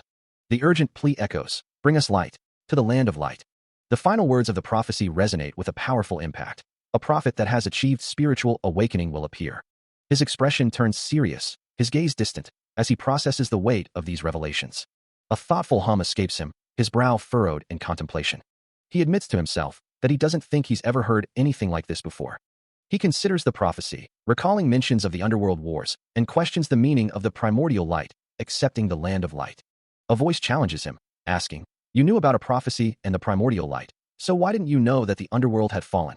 As he stands before a glowing purple anomaly in a cavern, the unseen voice continues to press him, emphasizing the fall of the underworld. The voice further speculates that even if a prophet were to appear, it would still be incredibly difficult to restore the underworld civilization. Lost in thought, he muses that the magic stone supply from the final dungeon should also be cut off. According to researchers, a dimensional civilization like the underworld constructed a massive, glowing structure. This imposing gateway, known as the final dungeon, was created over a span of 10,000 years. It served as a device to gather aura from all over the world, and as a result, otherworlders could indulge in an infinite energy source, ultimately causing them to lose their self-control. That was the conclusion researchers made, and it was the only reason that could explain why a high-level dimensional civilization, like the underworld, would irrationally decide to conquer the world like that. As for other theories regarding why the otherworlders decided to attack, they remain unconfirmed. The prophet's voice echoes, revealing that many otherworlders had decided to attack, and there were plenty of them. However, none of their individual stories could paint a full picture of their motivations. Even though the remaining searchers had been collecting plenty of aura, their numbers were still far from their peak. It was unlikely they would ever regrow their forces and reach their previous numbers within his own lifespan. Seo Mun-Yeep reflects, thinking he had been excited, since it had been a while since he'd encountered an underworlder. However, the only thing he could sense from the one he met was a profound emptiness. It was despair, sadness, and fear, radiating from the shadowy figures. He muses that if this had been anything like the past, the underworlder would have called for backup and stalled for time. But now, it seemed the creature didn't even have that choice. A sigh escapes him as he thinks, "Damn it, that's a disappointment." He had been hoping for more, for his own sake. With a determined stride, the club owner walks deeper into a cavern, approaching a massive, glowing purple portal that pulses with arcane energy. Finding little left to salvage in the ravaged dungeon, he acknowledges the futility of his efforts, deciding it's time to return home. Meanwhile, a pulsating purple energy emanates from a dark, cavernous space, its ethereal glow casting long shadows. Elsewhere, a violent burst of crimson energy explodes outward, shattering the darkness with its raw power.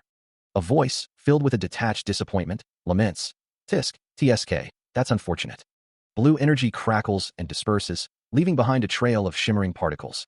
Wisps of smoke drift through a desolate, cloud-filled expanse, suggesting a recent, powerful event. More abstract energy swirls and fades, a fleeting echo of unseen forces. The hooded figure, their clawed hand resting near a fallen form, continues, "It's fine that we lost a searcher to the light." Their gaze falls upon the mangled remains of a creature, a Zadran, as they add, "But it's quite unfortunate that we lost the ripe Zadran before we could harvest it." Dismissing the setback with a wave of their hand, the figure muses, "Well, it's okay. This isn't the only place that has aura." Their clawed hand clenches, a new thought emerging as they reveal, "Also, I've learned an interesting fact." With a chilling finality, the hooded figure declares, "The abomination that is Seo Mun-Yeep is alive." A chilling sound echoes as the mysterious hooded figure, wreathed in white smoke, stands ominously. From within the shadows, a voice declares, "This time, we'll make sure to kill him. Let's get ready to greet the prophet." The hooded figure, their form still shrouded in smoke, acknowledges the command, "Yes, I understand."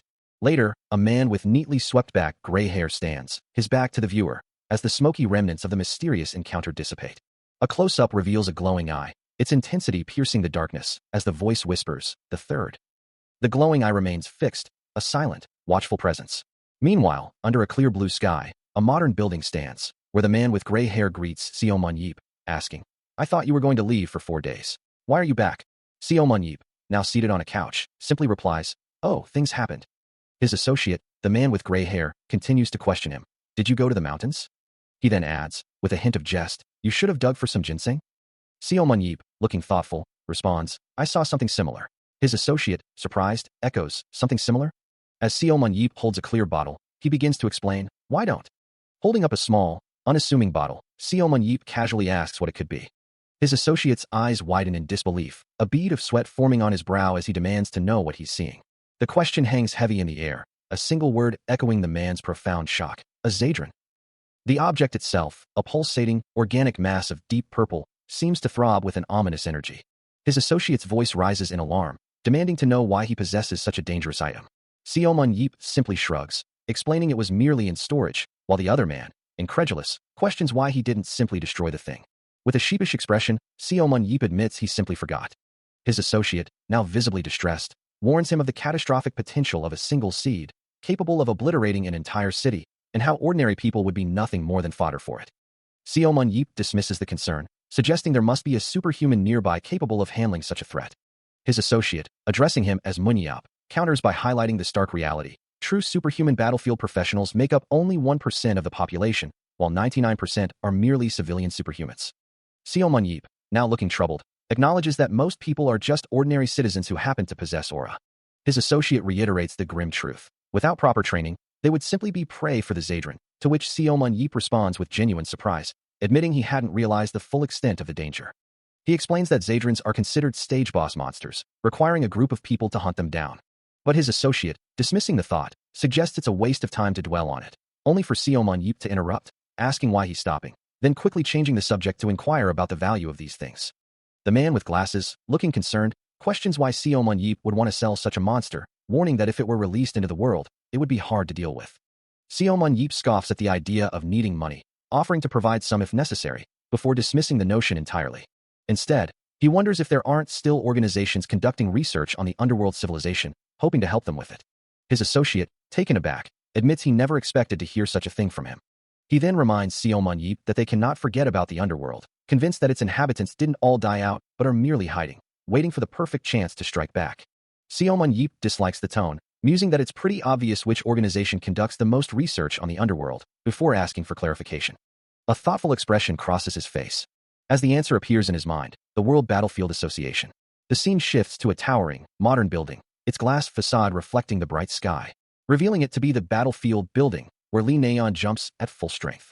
With a sudden, sharp sound, the battle intensifies. She pulls back her bowstring, her fiery orange eyes glowing with fierce determination, a vibrant blue aura flaring around her as she prepares to unleash a devastating attack. Golden energy streaks forward, a barrage of light piercing through the darkness, each arrow a concentrated burst of power. A massive column of golden light erupts from her position, spiraling upwards with immense force, encircled by rings of crackling blue energy. The sheer intensity of the magical discharge creates a blinding pillar, its raw power radiating outwards. Tendrils of blue energy lash out, striking a monstrous, single eye that recoils from the impact, its yellow iris contracting in pain. After a long and arduous battle, she unleashes another powerful wave of blue energy, pushing back a hulking, axe-wielding monster with a resounding force. Surrounded by a shimmering blue aura, she executes a swift and precise maneuver, her movements fluid and decisive. A soft, almost imperceptible sound marks the completion of her task, as she successfully performs the Salabon steel. With the mission accomplished, Lee Na-yeon stands victorious, a confident smile gracing her lips amidst the lingering blue energy. She finds herself annoyed by the persistent attacks of her opponent, a warrior clad in armor and wielding a spear, who charges forward, enveloped in a shimmering blue aura. But before he can land a blow, he's already recoiling, a blue energy impact sending him sprawling as he groans, pleading for her to stop. Ignoring his pleas, she delivers a powerful kick directly to his chest, the force of the blow erupting in a brilliant blue flash. Looking down at her defeated foe, she dismisses his efforts with a confident smirk, blue particles dancing around her. Then, with a playful wink, she taunts him, multiple illusory versions of herself appearing amidst a vibrant pink aura, daring him to catch her. Meanwhile, from a distance, a red-haired man watches her antics, his face contorted in a mixture of anger and frustration, wondering aloud who the true villain might be. His irritation boils over, a silent scream of "she pisses me off," echoing in his mind. Unaware of his internal turmoil, or perhaps simply uncaring, she winks again, a mischievous smile playing on her lips as she declares his misfortune. The red-haired observer's frustration intensifies, as the defeated warrior lies prone on the ground, still glowing faintly with blue energy, a testament to her overwhelming power. With a triumphant grin, she basks in her victory, blue energy swirling around her as she begins to express her gratitude. The red-haired man's thoughts turn to her, a possessive Na-yeon, forming in his mind as she looks up, still surrounded by her vibrant aura. And from yet another vantage point, Seo Mun-yeep watches the scene unfold, a subtle smirk playing on his lips as blue energy crackles around him. He watches the holographic projection of the young woman, a quiet thought passing through his mind about how much she has grown. Before him, the blue-hued image of Lee Nayeon dances with ethereal grace, her movements sharp and precise. A system screen overlays the projection, detailing her impressive stats, with her speed nearly maxed out. Despite a perceived lack of leadership, her tactical prowess exceeds expectations, and he muses on the potential to further enhance her speed and tactics, envisioning the substantial earnings she could bring. Standing beside the real Lee Nayeon, his thoughts continue to drift, evaluating her capabilities. He acknowledges her speed, on par with Nathan's, but concludes that beyond that, there isn't much left to train, deciding to simply hold on to her for now. Since she became a franchise star of YSM, he wonders if he can even sell her, as a fervent crowd cheers her name, holding up signs proclaiming their adoration. Indeed, over half the spectators at the YSM matches are there solely to watch her, a testament to her undeniable popularity. His blue eye narrows slightly, a shift in focus occurring. On the other hand, a figure wreathed in dark purple energy unleashes a powerful strike against a blue glowing opponent, and a voice laments feeling bad for the one named Yoon. The speaker identifies him as the BM Kid, noting that he's attacking in the dark once more, and that the impact he showed in his first match is now difficult to perceive. Now, he only shows off when he's certain he can secure the kill, his purple aura flaring around him as he prepares for a final blow. He moves through the arena, a blur of motion, yet a quiet thought echoes in his mind. People barely watch him, and no one cheers him on. Despite the lack of fanfare, he acknowledges that he's still performing his role perfectly, believing that with his current teammates, he should easily reach the middle of the pack once they get promoted to KB1. In a flash of brilliant blue energy, he and the national coach tear through the battlefield, their forms leaving glowing trails as they execute precise, powerful attacks. Their combined efforts prove overwhelming, as the match concludes with a perfect score of 10-0. A determined glint shines in his eyes, his expression unwavering amidst the fading blue aura of combat. The announcer's voice booms, declaring this an overwhelming second-match victory for YSM, the sound of wind echoing through the arena. And finally, the results are in. With today's victory, YSM has officially reached the postseason. The crowd erupts in cheers, their faces alight with excitement as they chant YSM in unison. Amidst the celebration, a voice questions, wondering if they truly made it to the postseason. Seo Mun-yeep, observing the scene, addresses the man beside him, asking the national coach what he's doing watching such a small match. The national coach replies that he just returned from the World Battlefield Association, having requested they recover the Zadran seed, a task he expects will take a few weeks. As he sits across from the club owner, the coach reflects on their recent achievements, acknowledging that the outcome was precisely as he had anticipated. He explains that the association had determined the item shouldn't pose a significant problem, given its current possession, a statement the club owner finds reasonable. Meanwhile, at the YSM goods shop, a young man in a blue hoodie browses, while the coach continues his conversation, admitting he initially thought the club owner was joking about buying the team. He expresses genuine surprise that the worst KB2 team managed to reach the postseason, a feat the club owner attributes to his own competence. The club owner further elaborates on their success, noting the significant increase in ticket sales and the team's growing visibility on YouTube, all of which he believes is only natural. Despite these achievements, the coach presses him, asking if he isn't concerned about the postseason, especially with such a small player pool. A vibrant collage of the YSM team members flashes across the screen, showcasing their diverse skills and determination, as the coach wonders if YSM can truly win with their limited roster. A close-up reveals the coach's face, a subtle hint of envy flickering in his eyes, betraying a deeper emotion beneath his composed exterior. The club owner, however, remains unfazed, offering a reassuring "don't worry" with a confident smirk. The coach, still skeptical, questions the club owner's immense confidence, pointing out that YSM's tactics are now public knowledge, making their path forward far from easy. With a furrowed brow, the coach leans forward, inquiring if there's a secret weapon the club owner has been concealing. Finally, the scene shifts to a brightly lit stage, where a female host announces the interview with the winning team's coach, extending a warm welcome to Coach Gabriel Sana. Seo Mun-yeep stands before a cheering crowd, a confident smirk playing on his lips as he declares, "Well, you'll see." Meanwhile, a reporter, microphone in hand, expresses her surprise to Gabriel Sana. "I can't believe it hasn't been that long since you've come to Korea," to which he politely responds, "Thank you." She quickly pivots, adding, "I would love to compliment you more on your fluency, but allow me to get to the point. How are you planning to prepare for the postseason?" Back with the YSM owner, his expression remains unreadable. As he calmly states, "To be honest, I'm not worried about the postseason at all." Gabriel Sana, standing before the glowing YSM logo, echoes a similar sentiment, believing, "I think the cup is ours for the taking." The reporter then turns her attention back to Seo Mun-yeep, who reveals, "I made a deal with the owner of YSM when I came here." Her eyes widen slightly as she presses, "What deal?" He explains the terms. "If I signed on as coach, he promised me that he'd participate in 3 matches every year." A confident smirk returns to his face as he adds, "I'm actually sorry for our future opponents." The reporter's expression shifts to one of stunned realization. While Gabriel Sana looks on, a bead of sweat forming on his brow, clearly taken aback by the revelation. A bead of sweat trickles down Gabriel Sana's temple, his eyes wide with disbelief as the implications of Seomon Yeep's words settle in. Struggling to comprehend the public declaration, he demands clarification from the club owner, his voice laced with urgency. A faint, knowing smirk plays across Seomon Yeep's lips, a silent acknowledgement of the chaos he has just unleashed. He leans back, a picture of calm confidence, his expression unwavering despite the stunned reactions around him. With a casual shrug, he simply states that his words were clear, leaving no room for misinterpretation. A voice announces the arrival of a new face, declaring, "And this is your newly recruited team member." The voice continues, explaining that since he doesn't have much experience in the battlefield, everyone should help him adjust. The imposing structure of a modern building stands under a clear sky, a silent witness to the unfolding introductions. Inside, a man in a sharp suit and glasses looks down as the new recruit bows respectfully, offering a polite, "Nice to meet you, everyone." The recruit, a young man with spiky dark hair, then scratches the back of his head with a nervous smile, adding, "Although this is my official debut and I get paid the least, I hope you don't yell at me too much." His blue athletic shirt stretches across his toned physique, hinting at the strength beneath his unassuming demeanor. The man in the suit then addresses the assembled team with a stern tone, demanding, "All of you will do your best to show me plays that will serve as great examples for me, right?" His words hang heavy in the air, emphasized by the intense, almost menacing expression on the new recruit's face, his eyes glowing with a fierce determination.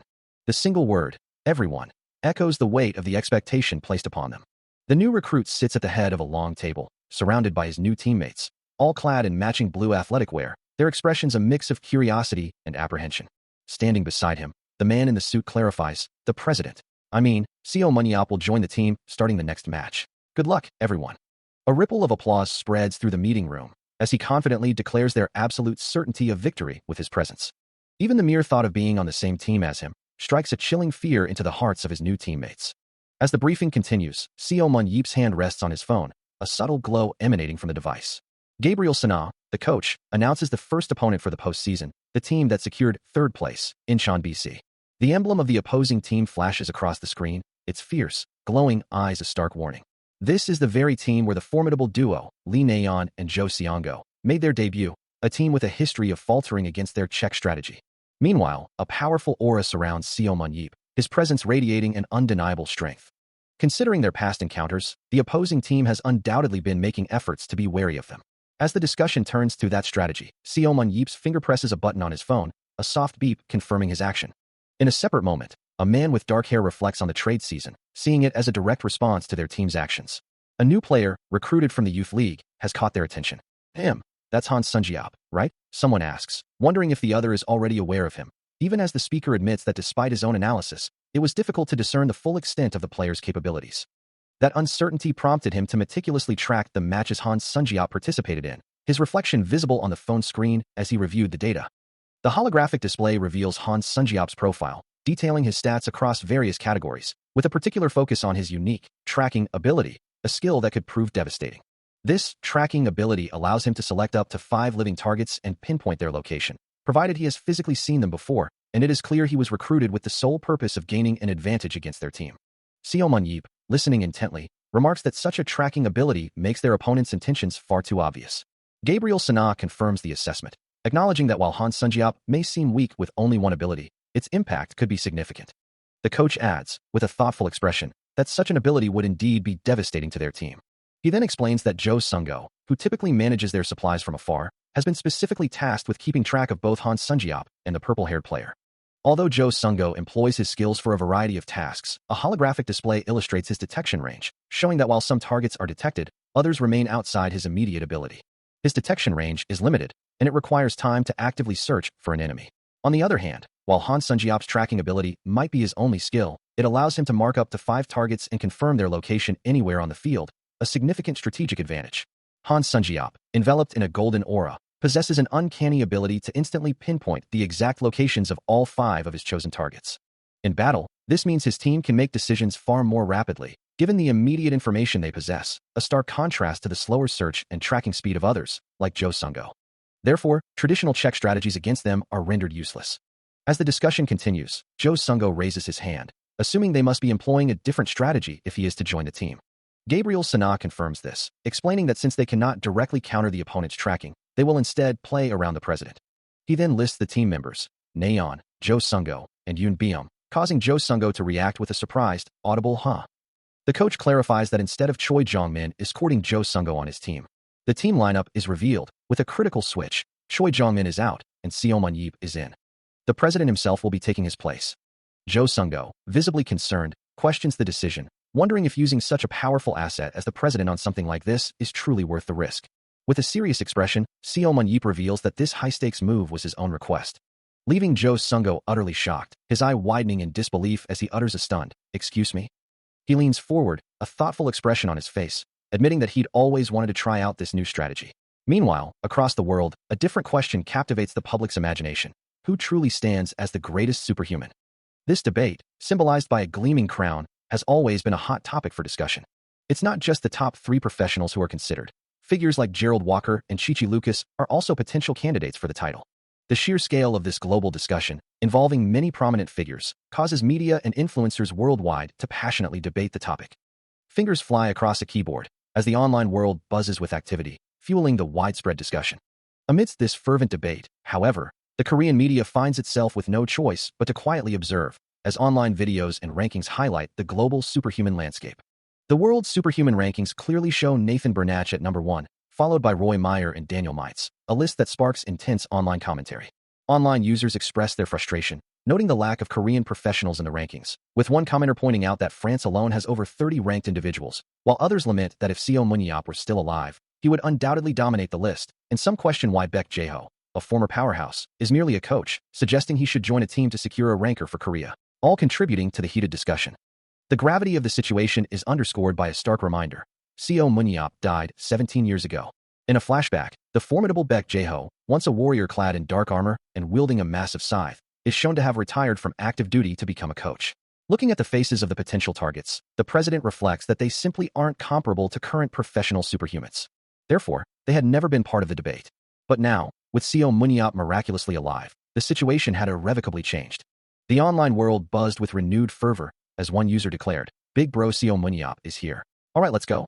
The sentiment was echoed by others, with comments like, "Seo Mun-yeop came back in his prime. Isn't the conversation over?" And a more aggressive voice demanding, "Who the F*** do you think is trying to compare those superhuman kids with the savior of the world, Seo Mun-yeop?"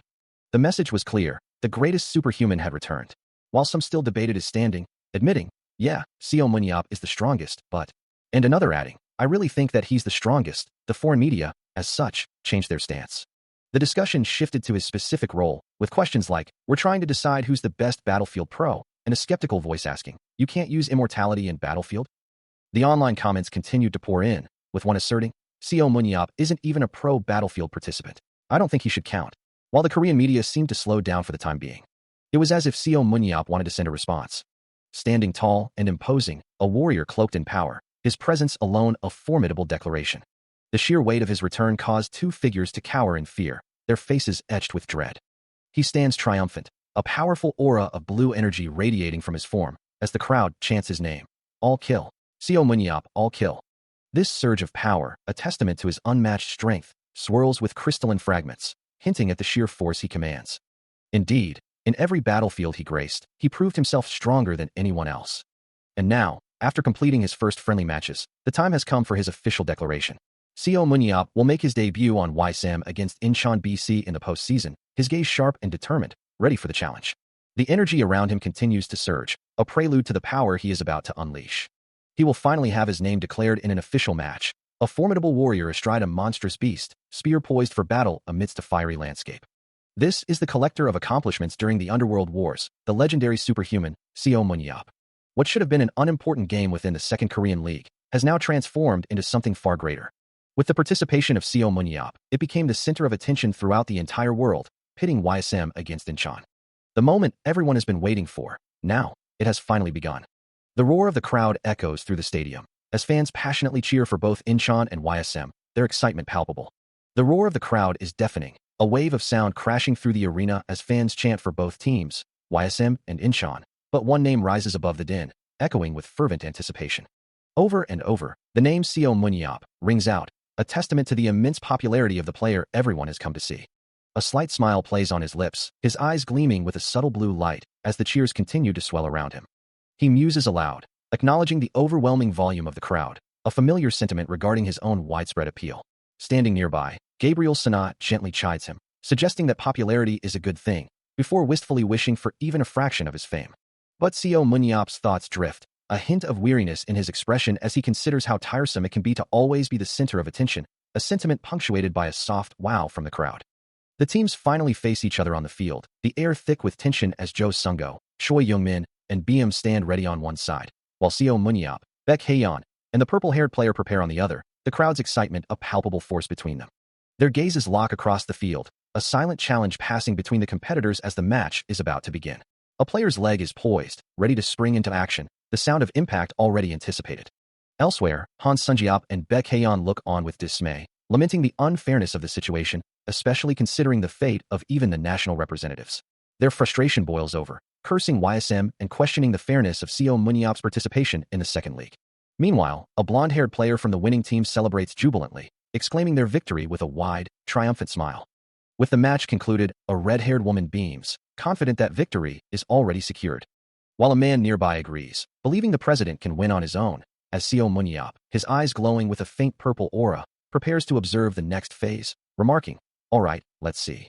As the system initiates an analysis on a glowing purple screen, two other men watch with concerned expressions. The screen displays intricate data and glowing particles, detailing the ongoing analysis. Munyap's gaze sharpens, his purple-tinged eyes reflecting the data as he considers the strength of his team, a thought crossing his mind about the overall quality. His expression remains impassive, the purple glow around his eyes intensifying slightly, as he concludes there's nothing particularly exciting to anticipate. A close-up reveals the full intensity of his glowing purple eye, a single, powerful thought forming in his mind. Meanwhile, the defeated Han Sunjiap lies on the ground, a faint purple aura still clinging to him, as someone observes his fallen state, noting his presence. Back in the observation room, Gabriel Sana, the purple-haired man, Jo Sung-go, Choi Young-min, and BM look up at the screen, as an announcement instructs all participants to enter the battlefield modules. On the glowing blue floor of the arena, Jo Sung-go, Yoon BM, Lee Na-yeon, and No Jong-won are named as they prepare to enter the modules, with Lee Na-yeon and No Jong-won stepping forward. The two new participants, Lee Na-yeon in her white dress and No Jong-won in his blue jacket, walk confidently along the illuminated path, their figures casting long shadows. As they reach their positions, Jo Sung-go turns to No Jong-won, calling out to him with a casual, "Hey." In a sterile, high-tech chamber, two figures stand opposite each other, their forms partially obscured by the glowing floor. One of them, Han Sunjiap, looks up with a nervous smile, greeting the other with an overly enthusiastic, "Oh, nice to meet you." A holographic screen displays Han Sunjiap's detailed stats, including his strength, agility, and a unique ability called tracking, with a system note confirming that his stats and abilities are all consistent. The other figure, Seo Munyip, pinches his ear, a vein throbbing on his temple, clearly annoyed by the loud greeting as he remarks that while he appreciates the energy, Han Sunjiap needs to talk quieter, because he's too loud. Han Sunjiap, looking down, responds with a simple, "Okay," but an internal thought bubble reveals his frustration, labeling Seo Munyip as this bitch. Seo Munyip then asks if Han Sunjiap has chosen his tracking targets, his voice carrying an undertone of expectation. Han Sunjiap flinches, a bead of sweat rolling down his face, as Seo Munyip leans in, his expression intense and slightly menacing. Startled, Han Sunjiap confirms with a hesitant, "Yes," before asking if he himself is included.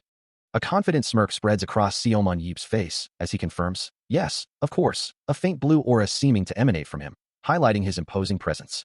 Han Sunjiap recoils, a visible shockwave of distress radiating from him. Seo Munyip, his eyes glowing faintly red, points a finger at Han Sunjiap, a sinister smile playing on his lips as he tells him, "All right, I hope you don't complain then. I chose you as." Han Sunjiap's face contorts in pure terror, his eyes wide and pupils dilated, as the words "my target too" appear above him, sealing his fate. The postseason's first match is about to begin, pitting Team YSM against Incheon BC. Above a vast, open sky, massive rock formations float, bathed in the bright light of day. Their ancient surfaces scarred by time and wind, creating a landscape both alien and majestic. This is Wizard Canyon, the arena for Match 1, and the call to action rings out. "All right."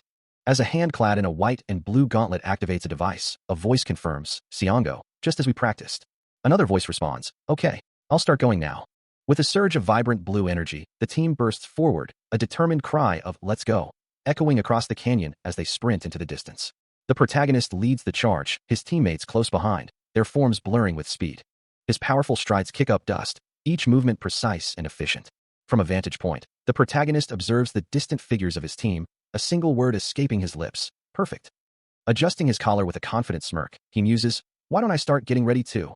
He stands poised, his back to the viewer, overlooking the vast, rugged terrain of Wizard Canyon.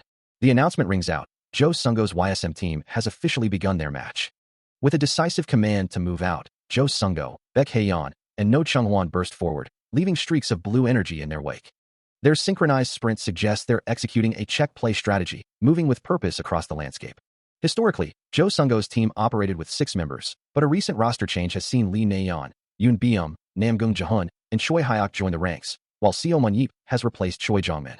This time, with Seo Mun-yeop added to the lineup instead of Choi Jong-min, it appears he's merely warming up, biding his time before making any significant moves.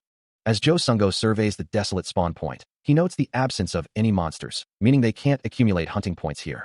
A flicker of curiosity crosses his mind as he wonders what their true plan might be. A chilling, knowing smile spreads across his face, his electric blue eyes glowing with an ominous intensity, hinting at a deeper strategy at play. Meanwhile, at the Incheon BC camp, Team 1 prepares for their own offensive, a glowing blade poised for action. 3 figures, clad in striking red and black, surge forward, enveloped in vibrant blue auras, their movements swift and decisive as they launch their assault. One of the Incheon BC players delivers a powerful, energy-infused strike, a burst of brilliant blue light erupting from his fist.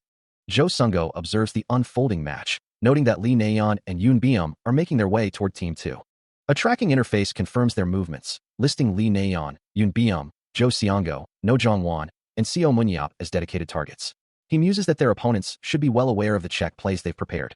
A teammate questions why the enemy would pursue the same strategy, to which Jo Sung-go responds with a slight smirk, finding it advantageous. It seems to him that this turn of events is only to their benefit. He considers it would have been far more challenging if Seo Mun-yeop had engaged them from the very beginning. Meanwhile, Han Sun-jeop, Choi Hyuk, and Nam Gung Jahun receive their orders. Move as planned, prepare the ranged dealers, and Sun-jeop is to stay put, continuing to brief his team. As Baek Hae-yeon and Byum advance, a question arises about Seo Mun-yeop's whereabouts. A map overlay shows his position still at the spawn point, confirming he isn't with the Czech team. Choi Young-min, surrounded by 2 glowing wolf-like creatures, laughs, suggesting their opponents want to play games first. Seo Mun-yeop, with a confident, almost sinister smile, agrees to leave them be, asserting it's better for his team anyway. He reveals his strategic advantage, having already obtained a powerful purple aura. No Chung-won, surrounded by a vibrant purple aura, declares his team's intent to relentlessly hunt and farm until they reach a critical power threshold, believing that only then will they stand a chance. Meanwhile, on the opposing side, Jo Sung-go rallies his remaining 3 carries, instructing them to follow him as they prepare to confront the YSM Czech team. He leads his squad through the rugged terrain, their determined expressions fixed on the path ahead. Among them, Baek Hae-yeon, with her bow ready, urges her teammates to catch up to Team 2. The revelation of Seo Mun-yeop joining the team had sent ripples through the competition, forcing a strategic shift. Facing the formidable Seo Mun-yeop, the opposing team decided to prolong the engagement, aiming to bridge the power gap by accumulating strength through farming. The battlefield system allows users to enhance their stats and aura using hunt points, a crucial mechanic for their plan to strengthen themselves. This strategy, they believed, would allow them to temporarily compensate for Seo Mun-yeop's overwhelming power. For the YSM team, a direct confrontation with him would be akin to taking candy from a baby, a suicidal move against his immense strength. Incheon BC, however, seeking to mitigate the risk of a head-on clash with Seo Mun-yeop. Their plan was to track Lee Na-yeon, Jo Sung-go, and Yoon Byum from a distance, then swiftly eliminate their advanced team first. With glowing auras and determined resolve, No Chung-won, Choi Hyuk, and their ranged carry move out, executing their meticulously crafted counter-check plan.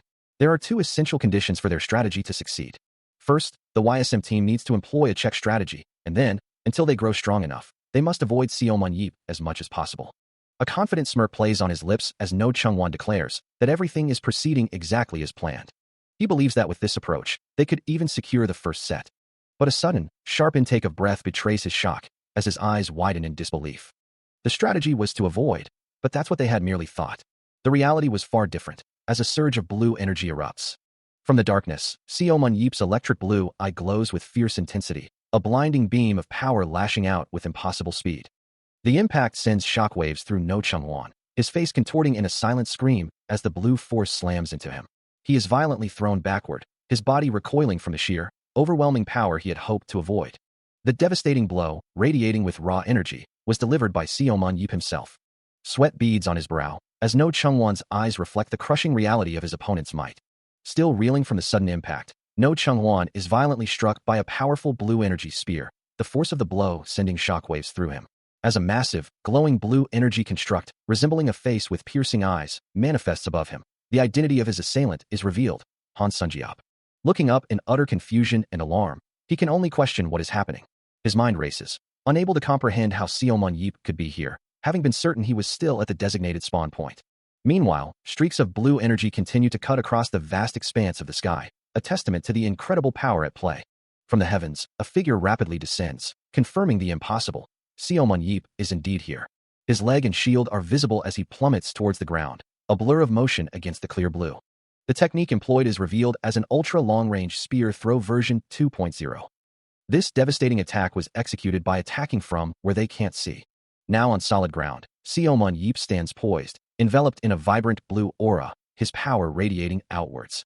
A system notification confirms the immediate impact of his attack, registering SEO Munyap 1 kill. Finally, a triumphant declaration rings out, proclaiming Jao Siongo for the win. A sharp, electric blue glow emanates from his eye, a precise targeting reticle overlaying his vision as he surveys the scene. A subtle, confident smirk plays on his lips, reflecting the success of his recent, decisive action. Above, the vast expanse of the sky stretches out, dotted with immense, floating rock islands that drift silently through the clear blue.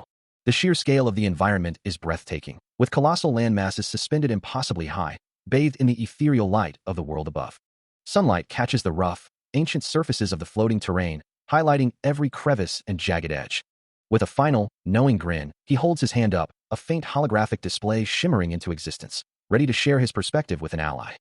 A man in a red and white jacket recoils in utter disbelief, his eyes wide as a glowing blue spear materializes from nowhere, striking the ground beside him. He can barely process the sudden attack, wondering aloud how such a strike could have come from an unexpected direction, especially when he believed Seomun Yeep was still at the spawn point. The man's face contorts in shock and confusion, his mind struggling to comprehend the impossible turn of events. A sharp, metallic clang echoes across the battlefield, signaling another swift, decisive blow. With an intense focus, Seomun Yeep's eye glows with a vibrant purple energy, his gaze fixed on his next target as streaks of power emanate from him. A powerful burst of purple energy erupts from him, striking a blue-glowing opponent and sending them flying with a guttural cry. The system confirms his efficiency, announcing that Seomun Yeep has already secured 2 kills as he stands victorious over 2 dissipating blue figures. Another impact reverberates, followed by a stunned silence from the remaining combatants. The man in the red jacket, now visibly panicked, shouts into his communicator, desperately trying to alert his team that Seomun Yeep is currently tearing through their ranks. His frantic warning is met with another system notification, confirming Seomun Yeep's 3rd kill, as another blue figure collapses, adding to his rapidly growing tally. A sudden impact sends ripples through the air, causing an unseen observer to widen their eye in shock, wondering what just happened, as the attack seemed to miss its mark entirely. Meanwhile, a frantic voice echoes across the battlefield, demanding confirmation that Team 1 is truly under assault by Seomun Yeep, as 3 figures on the ground brace themselves for the onslaught. The team leader, his face etched with sweat and a red aura of distress, struggles to comprehend the situation, his breath misting in the tense air. A spear, launched with incredible force, streaks through the air, striking one of their vital support members, as the voice confirms the attacker is indeed closing in. Overwhelmed by the relentless, unseen assault, the team leader cries out in utter disbelief and confusion. He desperately scans the vast, open sky above the floating islands, searching for any sign of his elusive assailant. High above the fray, amidst rocky terrain, a faint purple glow emanates, hinting at the attacker's hidden vantage point. There, bathed in a vibrant purple aura, Seomun Yeep stands, a confident smile playing on his lips, observing the chaos he has wrought through a pair of binoculars. The team leader, still reeling from the surprise, can only wonder where in the world those deadly spears are being launched from. A brief passage of time is indicated, as the narrative shifts to a scene from a few days prior, with Jo Sungo's voice emerging. Jo Sungo begins to explain his capabilities, stating that he can accurately strike a target 2 kilometers away from his current position. The vast, open sky stretches above, dotted with floating rock formations, emphasizing the immense distances involved. He confirms this impressive feat, adding that it's possible as long as he maintains a clear line of sight. Looking out at the distant landscape, he clarifies that while he can throw objects even further, the 2-kilometer mark represents his limit for a lethal shot. With the spear resting on his shoulder, Jo Sungo reiterates this critical detail to Seomun Yeep, who sits calmly before him. The club owner dismisses the self-deprecating remark, explaining that this is precisely where Jo Sungo's unique abilities will come into play. Standing now, Seomun Yeep watches as Jo Sungo reacts with a surprised, almost bewildered, expression, uttering a questioning, "What? Me?" His brow furrowed in confusion, Jo Sungo repeats his earlier condition. He needs to see the target clearly. A close-up reveals the subtle details of his athletic shirt, hinting at the physical demands of his skills. His eye widens in sudden realization, a soft "oh," escaping him as the implications begin to dawn. A holographic system window materializes before them, displaying the details of a new skill, Vision Relay, which allows one to relay their current perspective to an ally within a 3-kilometer radius. Processing the information, Jo Sung-go questions the feasibility of the skill, asking if Seo Mon-yeop is suggesting he share his vision to help him see targets, and if such a feat is even possible with traditional ranged weapons like a bow and arrow. He continues, explaining that while arrows follow a straight path, the spears he throws do not, hinting at their unpredictable trajectory. Then, with a curious expression, he asks Seo Mon-yeop if he now understands his own role. A confident smile spreads across Seo Mon-yeop's face as he replies, acknowledging that he would need to go somewhere enemies are clearly visible to demonstrate his abilities. The scene shifts to a breathtaking vista of floating rocks bathed in brilliant sunlight, as Seo Mon-yeop declares that this is precisely the place they need to be. Standing tall, he points skyward, indicating the destination is high above them. The perspective widens, revealing a majestic expanse of sky dotted with numerous floating islands, each suspended amidst fluffy clouds. On one such island, Seo Mon-yeop stands alone, gazing out at the vast, shimmering horizon, a serene waterfall cascading into the turquoise waters below. Suddenly, Jo Sung-go's voice rings out, announcing his arrival at the new location. From his vantage point, Seo Mon-yeop instructs him to try his vision relay skill. A faint, ethereal blue aura begins to emanate from Jo Sung-go as he responds, with a simple, affirmative "okay." His right eye glows intensely, overlaid with a complex, glowing blue user interface, as the words Vision Relay appear, confirming the skill's activation. A look of profound astonishment spreads across his face, his eyes wide with wonder as the full scope of the skill becomes apparent. Overwhelmed by the sudden shift in perception, Sung-go struggles to adjust to the Vision Relay skill, a voice asking how he finds the experience. As the holographic projection of floating islands shimmers around him, he admits the view is still a little blurry. Observing his difficulty, Seo Mon-yeop wonders if his skill can also relay what Sung-go sees through binoculars. Without waiting for an answer, he calls out for someone to fetch a pair for Sung-go. Moments later, Sung-go holds the binoculars to his eyes, the projected world sharpening into focus as Seo Mon-yeop asks if he can see better now. With the enhanced vision, Sung-go confirms that it's much better than before. His eyes glowing with the skill's power, a blue targeting reticle appearing over his iris, Seo Mon-yeop suggests he try throwing a spear, curious if the skill will allow for such interaction. Through the grid-like overlay of the Vision Relay, a gnarled, purple leaf tree stands prominently on a distant floating island. Focusing on the unique foliage, Sung-go decides to use the tree as his target. With the blue targeting reticle still active in his eye, he questions if the tree is indeed a pine. Seo Mon-yeop, equally unsure, replies that he doesn't know, but notes they both have needle leaves. With a surge of vibrant purple energy emanating from his form, Sung-go declares his readiness to throw. As purple energy crackles around him, Jo Sung-go winds up, preparing to launch his projectile into the simulated world. With a focused gaze, a blue targeting reticle glowing over his eye, he lets out a sharp exclamation as the throw begins. The projectile leaves his hand with incredible speed, a blur of motion streaking across the visual field. It arcs through the air, leaving a vibrant trail of purple and blue energy in its wake, a testament to the force behind the throw. The light intensifies as the projectile closes in on its target, a brilliant flash momentarily obscuring the view. A resounding impact echoes through the simulated space, causing him to flinch slightly from the sudden jolt. Within the serene projected world, the target tree stands undisturbed, its purple foliage contrasting against the clear blue sky. However, a glowing purple spear-like object is now firmly embedded in the earth at its base, a small crater forming around the point of impact. Observing the result, Jo Sung-go muses that it feels quite different from simply seeing it with his own eyes. He acknowledges the difficulty, noting the disparity between his visual perception and the precise point of impact, but then a voice from off-panel asks, "Isn't that pretty close for the first time, though?" As purple energy begins to gather in his open palm once more, he confidently replies that he's sure he'll master it in a couple more throws. With renewed determination and a final surge of purple power, he commands the skill to return. He continues his practice, a spear-like projectile of pure purple energy, impacting a floating rock with a bright flash. The force of the strike erupting into a dazzling burst of light and particles as the simulated environment shimmers around him.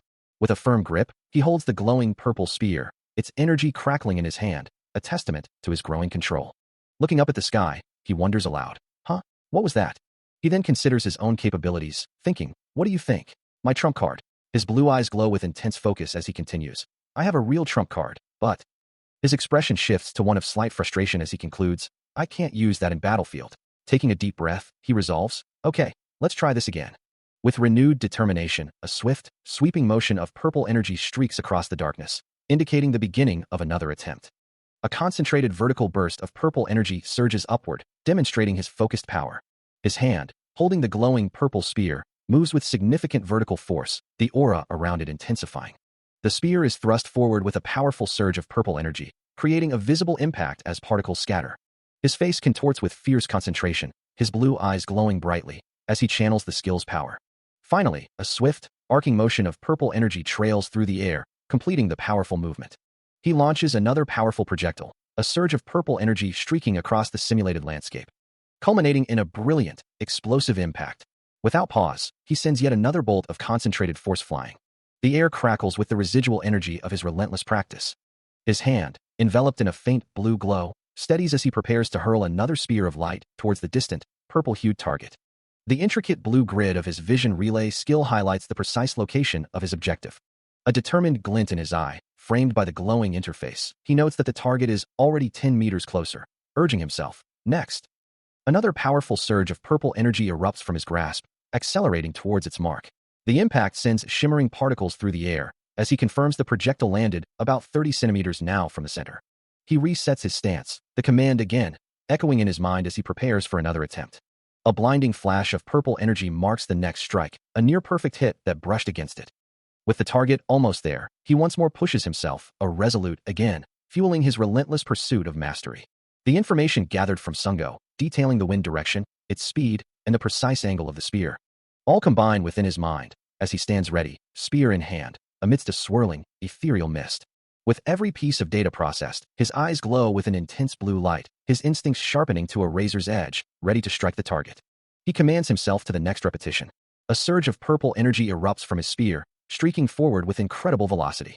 The projectile tears through the air, a vibrant blur of power. Then, with a resounding ho up, it impacts its unseen mark in a brilliant flash of light. Amidst the explosive purple aura, he maintains his unwavering focus, his gaze fixed on the aftermath of his strike. The residual energy from the impact dissipates upwards in shimmering white and purple streaks. A concentrated burst of purple energy expands outwards from the point of contact. Sharp, angular fragments of light scatter dynamically across the space.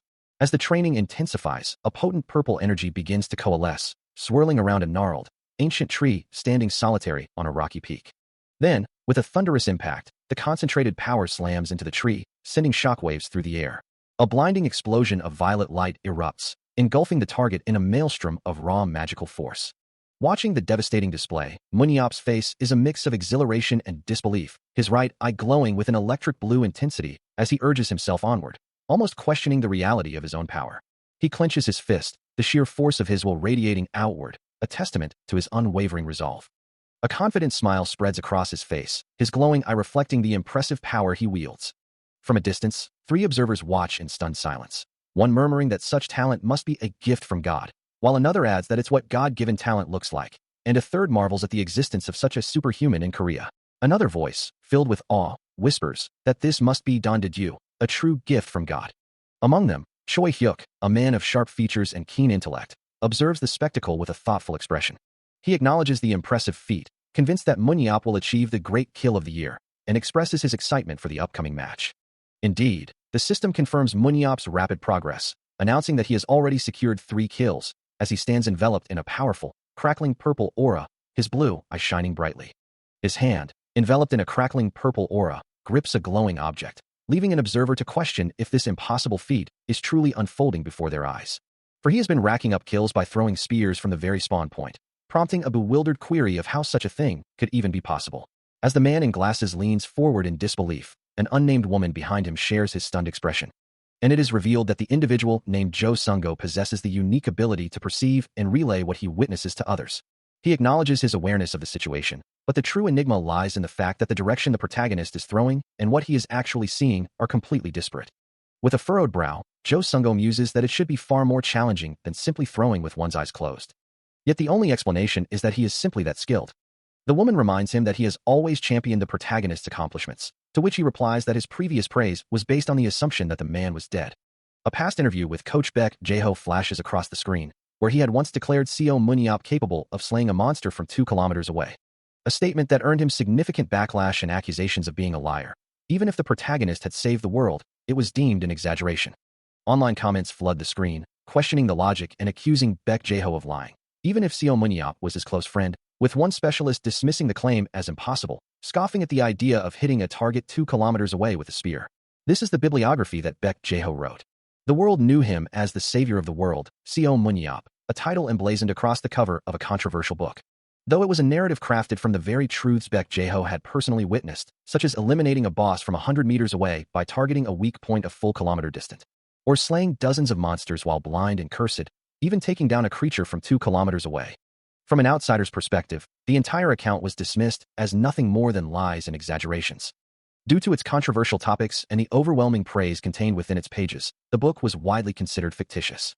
It was believed that Baek Jae-ho had simply fabricated the story to honor his friend and hero, Seo Munyap. However, a relieved sigh escapes Baek Jae-ho as he feels a surge of energy, muttering that he feels much better now. He reflects on the past, asserting that he never lied about a single thing in that book, and that this moment simply proves the absolute truth of everything he had claimed. Meanwhile, a question echoes in Seo Munyap's mind as he conjures a swirling mass of vibrant purple energy in his hand. Was he always able to call back his spear? The intense purple aura flares around his hand, pulsating with raw power. Then, with a sudden burst of force, a command rings out. Return. He watches as the spears he had thrown, now imbued with a vibrant purple glow, begin to streak back towards him. The air crackles with raw energy as the projectiles accelerate, leaving trails of brilliant light in their wake. A voice from an unseen observer exclaims that they are all returning to him, the sheer power of the recall undeniable. With a blinding flash, the spears converge on Seo Munyap, engulfing him in a radiant burst of purple light. His hand firmly grasps one of the returned weapons, its surface now glowing with the same potent energy that had guided its journey back. Meanwhile, amidst a different, fiery battle, a determined fighter with red-brown hair grits his teeth, his eyes narrowed in focus.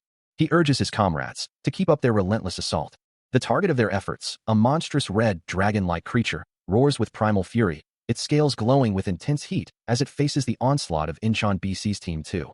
A hunter in red and white armor lunges forward, his sword cutting through the fiery aura surrounding the beast. He shouts a command to focus on hunting the monster first, prioritizing the immediate threat. From a different vantage point, Baek Jae-ho, his brow furrowed in concentration, considers the tactical implications, noting that if Team 1's intelligence is accurate, Seo Munyap is attacking from afar. He concludes that Seo Munyap's attacks will be weaker the further away they are, formulating a strategy based on this crucial information. Baek Jae-ho observes the unfolding chaos, noting that the enemy is specifically targeting their team's weaker damage dealers. With a flash of blue energy from the monster in the distance, he issues a firm command. They must protect their damage dealers and stick to the plan. His gaze remains sharp and unwavering, the blue light of the monster's attack reflecting in his determined eyes. Even as the battle rages around him, the team leader stands his ground, a pillar of resolve. Meanwhile, a voice cuts through the din, filled with challenge. You dare to continue hunting despite knowing that we're coming? With a swift, almost silent motion, Seo Munyap's gloved hand deftly grips 3 projectiles between his fingers, ready to strike. He launches himself forward, a blur of motion, his form wreathed in vibrant purple energy as he closes the distance. The air crackles with his power, a blinding burst of purple light erupting from his trajectory. His voice echoes with fierce determination. I hold back a little, and now you look down on me. Landing in a defensive crouch, he raises his shield, purple energy swirling around him, a holographic target display illuminating the ground beneath his feet. With another surge of power, he moves with blinding speed, leaving streaks of purple light in his wake.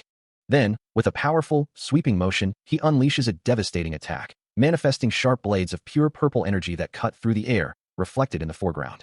His powerful attack, a torrent of purple and white energy, erupted outwards, expanding rapidly as it tore through the air, a blinding display of raw force. The vibrant energy intensified with each passing moment, a swirling vortex of destruction.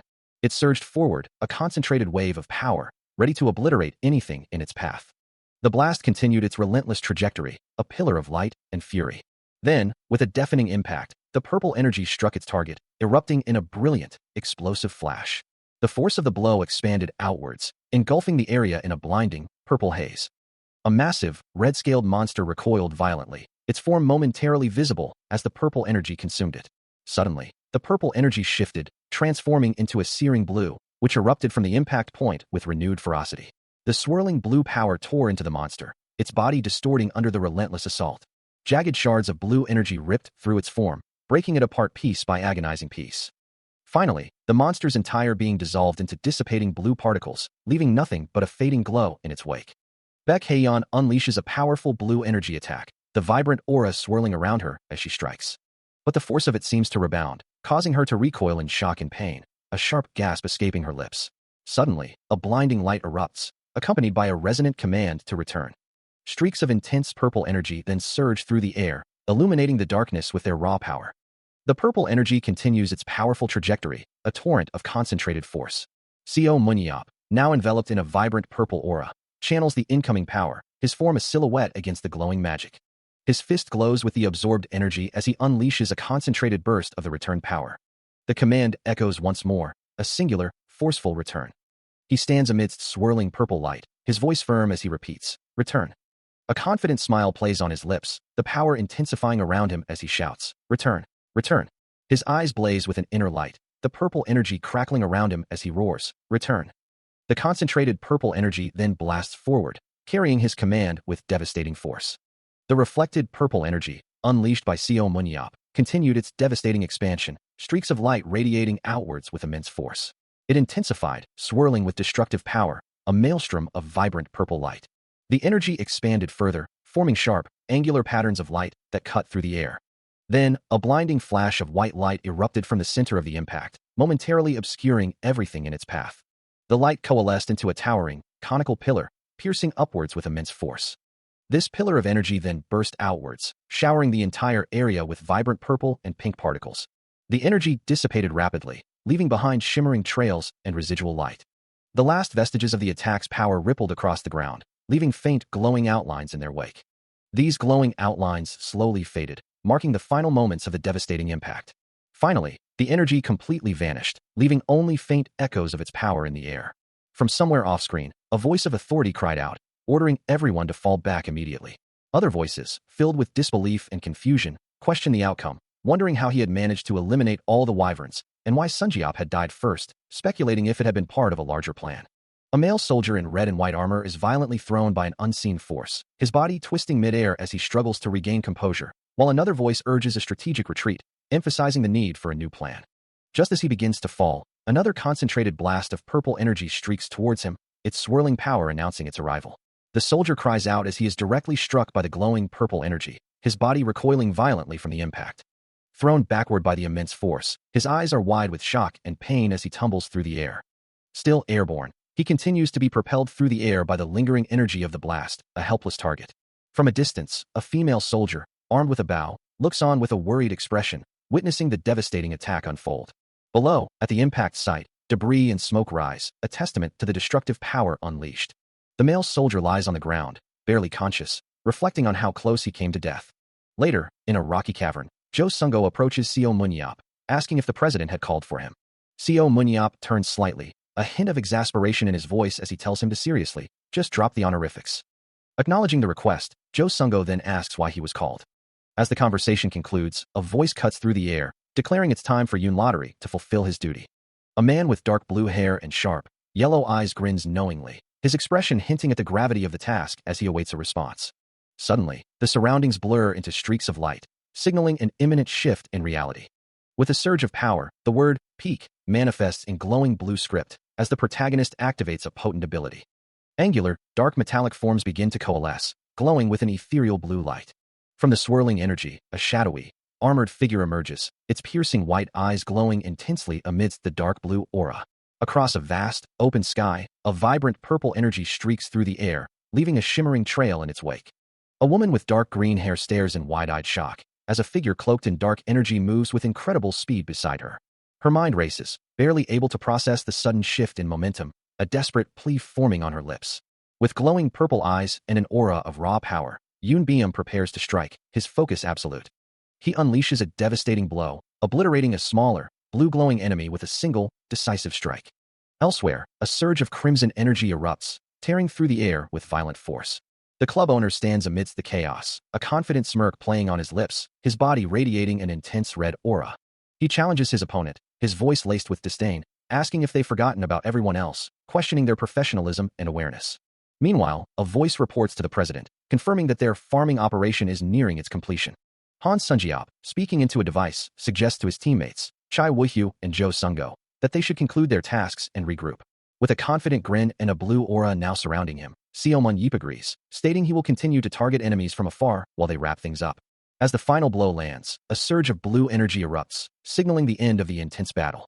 The first match concludes with a perfect victory for YSM, leaving a trail of defeated opponents plummeting through the air.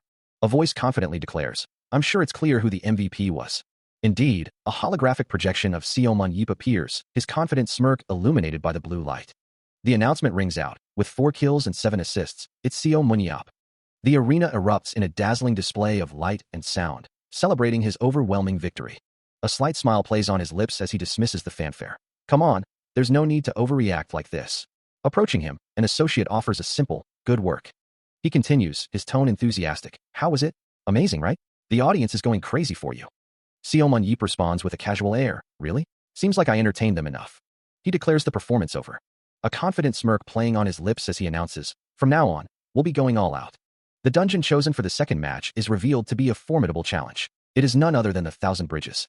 This dungeon is housed within a colossal cylindrical tower, its interior crisscrossed by a countless number of bridges. Among these, some bridges crumble with a single step, while others are mere illusions, designed to deceive. It's a notorious stage among seasoned professionals, demanding exceptional focus and attention to detail. Because of the extensive time required to discern real bridges from fake ones, this intriguing stage has earned the ominous title of Newbie Killer. Within this perilous environment, Seo Mun-yeop and his team are already engaged, making swift progress against a monstrous arachne, their blue energy attacks flaring brightly.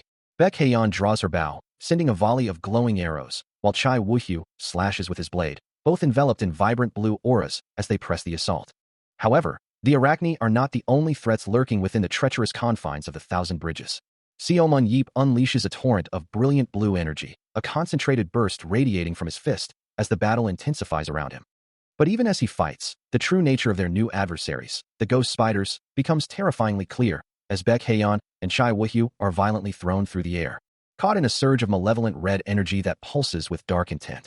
A monstrous claw, dripping with a viscous, dark fluid, extends from the shadows.